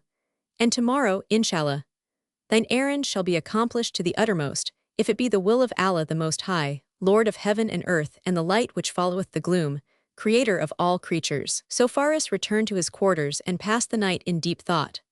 But when morning morrowed, he presented himself before the Lord Solomon, who said to him, When thou returnest to King Asim bin Safwan and you twain are reunited, do ye both go forth some day armed with bow, bolts and brand, and fare to such a place, where ye shall find a certain tree. Mount upon it and sit silent until the mid-hour between noon prayer and that of mid-afternoon, when the noontide heat hath cooled. Then descend and look at the foot of the tree, whence ye will see two serpents come forth, one with a head like an ape's, and the other with a head like an 321 ifrits. Shoot them ye twain with bolts and kill them both. Then cut off a span's length from their heads, and the like from their tails, and throw it away. The rest of the flesh cook and cook well and give it to your wives to eat. Then lie with them that night, and by Allah's leave, they shall conceive and bear male children. Moreover, he gave him a seal ring, a sword, and a wrapper containing 2 tunics embroidered with gold and jewels, saying, O Wazir Faris, when your sons grow up to man's estate, give to each of them one of these tunics. Then said he, In the name of Allah, may the Almighty accomplish your desire. And now nothing remaineth for thee but to depart, relying on the blessing of the Lord the Most High, for the king looketh for thy return night and day, and his eye is ever gazing on the road. So the Wazir advanced to the prophet Solomon son of David, upon both of whom be the peace, and farewelled him, and fared forth from him after kissing his hands. Rejoicing in the accomplishment of his errand, he travelled on with all diligence night and day, and ceased not wayfaring till he drew near to Cairo, when he dispatched one of his servants to acquaint King Asim with his approach, and the successful issue of his journey, which when the king heard he joyed with exceeding joy, he and his grandees and officers and troops, especially in the Wazir's safe return. When they met, the minister dismounted, and kissing ground before the king, gave him the glad news and at the winning of his wish in fullest fashion, after which he expounded the true faith to him, and the king and all his people embraced al-Islam with much joy and gladness.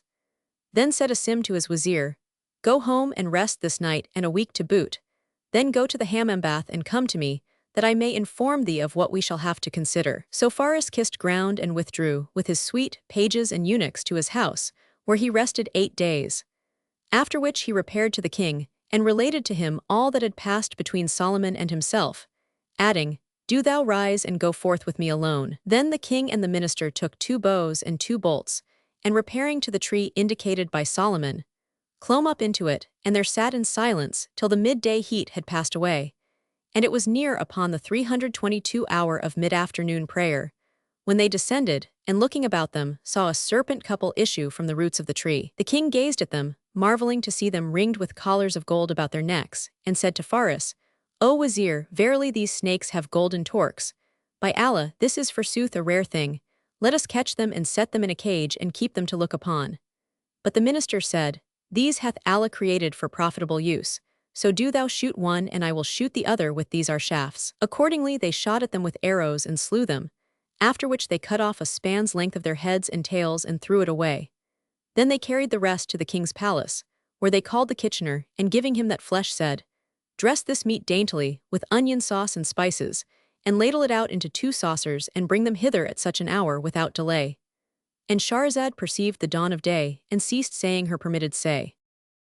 Now when it was the 761st night, she said, It hath reached me, O auspicious king, that when the king and the Wazir gave the serpent's flesh to the kitchener, saying, Cook it and ladle it out into 2 saucers and bring them hither without delay, the cook took the meat and went with it to the kitchen, where he cooked it and dressed it in skillful fashion with a mighty fine onion sauce and hot spices, after which he ladled it out into 2 saucers and set them before the king and the Wazir, who took each a dish, and gave their wives to eat of the meat. Then they went in that night unto them and knew them carnally, and by the good pleasure of Allah extolled and exalted be He. and his all-might and furtherance, they both conceived on one and the same night. The king abode 323 months, troubled in mind and saying in himself, I wonder whether this thing will prove true or untrue. Till one day, as the lady his queen was sitting, the child stirred in her womb, and she felt a pain and her color changed. So she knew that she was with child, and calling the chief of her eunuchs, gave him this command, Go to the king, wherever he may be, and congratulate him, saying, O king of the age, I bring thee the glad tidings that our lady's pregnancy is become manifest, for the child stirreth in her womb. So the eunuch went out in haste, rejoicing, and finding the king alone, with cheek on palm, pondering this thing, kissed ground between his hands and acquainted him with his wife's pregnancy. When the king heard his words, he sprang to his feet, and in the excess of his joy, he kissed the eunuch's hands and head, and doffing the clothes he had on, gave them to him. Moreover, he said to those who were present in his assembly, Whoso loveth me, let him bestow largesse upon this man. And they gave him of coin and jewels and jacinths and horses and mules and estates and gardens what was beyond count or calculation. At that moment in came the Wazir Faris and said to Asim, O my master, but now I was sitting alone at home and absorbed in thought, pondering the matter of the pregnancy and saying to myself, Would I wot and this thing be true, and whether my wife Cotton have conceived or not? When behold, an eunuch came into me and brought me the glad tidings that his lady was indeed pregnant, for that her color was changed, and the child stirred in her womb. Whereupon, in my joy, I doffed all the clothes I had on and gave them to him, together with 1,000 dinars, and made him chief of the eunuchs. Rejoined the king, O minister, Allah extolled and exalted be he, hath, of his grace and bounty and goodness and beneficence, made gift to us of the true faith and brought us out of night into light, and hath been bountiful to us, of his 324 favor and benevolence, wherefore I am minded to solace the folk and cause them to rejoice. Quoth Faris, Do what thou wilt, and quoth the king, O Wazir, go down without stay or delay, and set free all who are in the prisons, both criminals and debtors, and whoso transgresseth after this. We will requite as he deserveth, even to the striking off of his head. Moreover, we forgive the people 3 years' taxes. And do thou set up kitchens all around about the city walls, and bid the kitcheners hang over the fire all kinds of cooking pots, and cook all manner of meats, continuing their cooking night and day, and let all comers, both of our citizens and of the neighboring countries, far and near, eat and drink and carry to their houses. And do thou command the people to make holiday and decorate the city 7 days, and shut not the taverns night nor day. And if thou delay, I will behead thee. So he did as the king bade him, and the folk decorated the city and citadel and bulwarks after the goodliest fashion, and donning their richest attire, passed their time in feasting and sporting and making merry, till the days of the queen's pregnancy were accomplished, and she was taken, one night, with labor pains hard before dawn. Then the king bade summon all the ulama and astronomers, mathematicians and men of learning, astrologers, scientists and scribes in the city, and they assembled and sat awaiting the throwing of a bead into the cup which was to be the signal to the astrophils, as well as to the nurses and attendants, that the child was born. Presently, as they sat in expectation, the queen gave birth to a boy like a slice of the moon when fullest, and the astrologers fell to calculating and noted his star and nativity, and drew his horoscope. Then, on being summoned, they rose, and kissing the earth before the king, gave him the glad tidings, saying, In very sooth the newborn child is of happy augury and born under an auspicious aspect. But they 325 added, In the first of his life there will befall him a thing which we fear to name before the king. Quoth Asim, Speak and fear not. So quoth they, O king, this boy will fare forth from this land and journey in strangerhood and suffer shipwreck and hardship, imprisonment and distress. And indeed he hath before him the source of sufferings. But he shall free him of them in the end, and win to his wish and live the happiest of lives the rest of his days, ruling over subjects with a strong hand, and having dominion in the land, despite enemies and enviers. Now when the king heard the astrologer's words, he said, The matter is a mystery, but all that Allah Almighty hath written for the creature of good and bad cometh to pass, and needs must betide him from this day to that 1,000 solaces. So he paid no heed to their words or attention to their speeches, but bestowed on them robes of honor, as well upon all who were present, and dismissed them. When, behold, in came Faris the Wazir and kissed the earth before the king in huge joy, saying, Good tidings, O king, my wife hath but now given birth to a son, as he were a slice of the moon. Replied Asim, O Wazir, go, bring thy wife and child hither, that she may abide with my wife in my palace, and they shall bring up the 2 boys together. So Faris fetched his wife and son, and they committed the 2 children to the nurses wet and dry. And after 7 days had passed over them, they brought them before the king and said to him, What wilt thou name the twain? Quoth he, Do ye name them? But quoth they, None nameth the son save his sire. So he said, Name my son Saif al-Muluk after my grandfather, and the minister's son sighed. Then he bestowed robes of honor on the nurses wet and dry and said to them, Be ye ruthful over them, and rear them after the goodliest fashion. So they brought up the 2 boys diligently till they reached the age of 5, when the king committed them to a doctor of sciences, who taught them to read the Quran and write. When they were 10 years old, King Asim gave them in charge to masters, 326 who instructed them in cavalarice, and shooting with shafts and lunging with lance and play of polo, and the like till by the time they were 15 years old, they were clever in all manner of martial exercises, nor was there one to vie with them in horsemanship. For each of them would do battle with 1,000 men, and make head against them single-handed. So when they came to years of discretion, whenever King Asim looked on them he joyed in them with exceeding joy, and when they attained their 25th year, he took Faris his minister apart one day and said to him, O Wazir, I am minded to consult with thee concerning a thing I desire to do. Replied he, Whatever thou hast a mind to do, do it, for thy judgment is blessed. Quoth the king, O Wazir, I am become a very old and decrepit man, sore stricken in years, and I desire to take up my abode in an oratory, that I may worship Allah Almighty and give my kingdom and sultanate to my son Saif al-Muluk, for that he is grown a goodly youth, perfect in knightly exercises and intellectual attainments, polite letters and gravity, dignity and the art of government. What sayst thou, O minister of this project? And quoth the counselor, Right indeed is thy rede. The idea is a blessed and a fortunate, and if thou do this, I will do the like, and my son Said shall be the prince's wazir, for he is a comely young man and complete in knowledge and judgment. Thus will the 2 youths be together, and we will order their affair and neglect not their case, but guide them to goodness and in the way that is straight. Quoth the king, Write letters and send them by couriers to all the countries and cities and sconces and fortresses that be under our hands, bidding their chiefs be present on such a day at the horse-course of the elephant. So the Wazir 327 went out without stay or delay, and dispatched letters of this purport to all the deputies and governors of fortresses, and others under King Asim. And he commanded also that all in the city should be present far and near, high and low. When the appointed time drew nigh, King Asim bade the tent pitchers plant pavilions in the midst of the Champty Mars, and decorate them after the most sumptuous fashion, and set up the great throne, whereon he sat not but on festivals. And they at once did his bidding. Then he and all his nabobs and chamberlains and emirs sallied forth, and he commanded proclamation be made to the people, saying, In the name of Allah, come forth to the maiden. So all the emirs and wazirs and governors of provinces and feudatories came forth to the place of assembly, and, entering the royal pavilion, addressed themselves to the service of the king as was their wont, and abode in their several stations, some sitting and others standing, till all the people were gathered together, when the king bade spread the tables, and they ate and drank and prayed for him. Then he commanded the chamberlains to proclaim to the people that they should not depart. So they made proclamation to them, saying, Let none of you fare hence till ye have heard the king's words. So they withdrew the curtains of the royal pavilion, and the king said, Whoso loveth me, let him remain till he have heard my speech. Whereupon all the folk sat down in mind tranquil after they had been fearful, saying, Wherefore have we been summoned by the king? Then the sovereign rose to his feet, and making them swear that none would stir from his stead, said to them, O ye emirs and wazirs and lords of the land, the great and the small of you, and all ye who are present of the people, say me, wot ye not that this kingdom was an inheritance to me from my fathers and forefathers?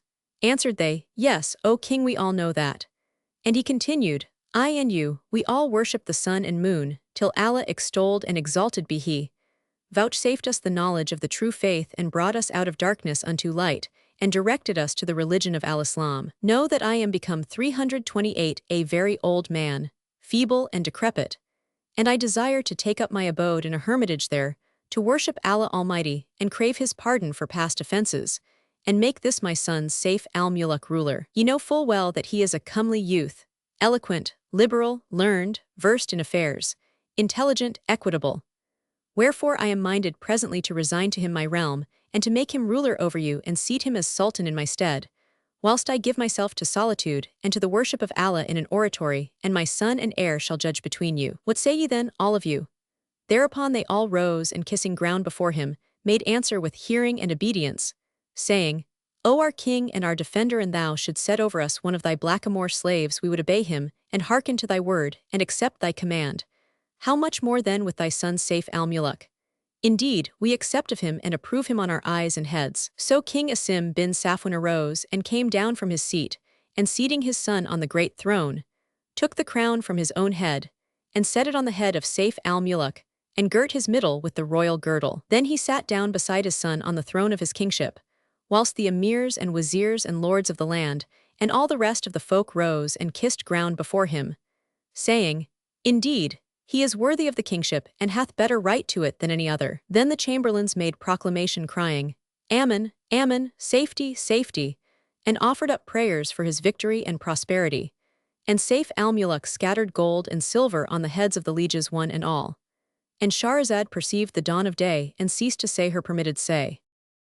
Now when it was the 762nd night, she said, It hath reached me, O auspicious king, that when King Asim seated his son, Sayf al-Muluk, upon the throne, and all the 329 people prayed for his victory and prosperity, the youth scattered gold and silver on the heads of the lieges, one and all, and conferred robes of honor and gave gifts and largesse. Then, after a moment, the Wazir Faris arose and kissing ground said, O emirs, O grandees, ye ken that I am Wazir, and that my wazirate dateth from old, before the accession of King Asim bin Safwan, who hath now divested himself of the kingship and made his son king in his stead. Answered they, Yes, we know that thy wazirate is from sire after grandsire. He continued, And now in my turn I divest myself of office and invest this my son Sa'id, for he is intelligent, quick-witted, sagacious. What say ye all? And they replied, None is worthy to be wazir to King Sayf al-Muluk but thy son Sa'id, and they befit each other. With this Faris arose and taking off his wazirial turband, set it on his son's head, and eke laid his ink case of office before him, whilst the chamberlains and the emirs said, Indeed, he is deserving of the wazirship, and the heralds cried aloud, Mubarak, Mubarak, Felix sit et Faustus. After this, King Asim and Faris the minister arose, and, opening the royal treasuries, conferred magnificent robes of honor on all the viceroys and emirs and wazirs and lords of the land and other folk, and gave salaries and benefactions, and wrote them new mandates and diplomas with the signatures of King Sayf al-Muluk and his wazir Sa'id. Moreover, he made distribution of money to the men at arms and gave guerdons, and the provincials abode in the city a full week, ere they departed each to his own country and place. Then King Asim carried his son and his wazir Sa'id back to the palace which was in the city, and bade the treasurer bring the seal ring and signet, sword and wrapper. Which being done, he said to the two young men, O my sons, come hither, and let each of you choose two of these things and take them. The first to make choice was Sayf al-Muluk, who put out his hand and took the ring and the wrapper, whilst Sa'id took the sword and the signet, after which they both kissed the king's hands and went away to their lodging. Now Sayf al-Muluk opened not the wrapper to see what was therein, but threw it on the couch where he and Sa'id slept by night, for it was their habit to lie together. Presently they spread them the bed, and the two lay down with a pair of wax candles burning over 330 them, and slept till midnight, when Sayf al-Muluk awoke, and seeing the bundle at his head, said in his mind, I wonder what thing of price is in this wrapper my father gave me. So he took it together with a candle, and descended from the couch, leaving Sa'id sleeping, and carried the bundle into a closet, where he opened it, and found within a tunic of the fabric of the Jann. He spread it out and saw on the lining of the back the portraiture wrought in gold of a girl, and marvelous was her loveliness. And no sooner had he set eyes on the figure than his reason fled his head, and he became jinn-mad for love thereof, so that he fell down in a swoon, and presently recovering, began to weep and lament, beating his face and breast and kissing her. And he recited these verses.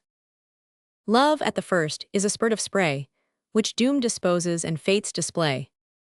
Till, when deep diveth youth in passion sea, unbearable sorrows his soul waylay. And also these two couplets. Had I known of love in what fashion he robbeth heart and soul, I had guarded me.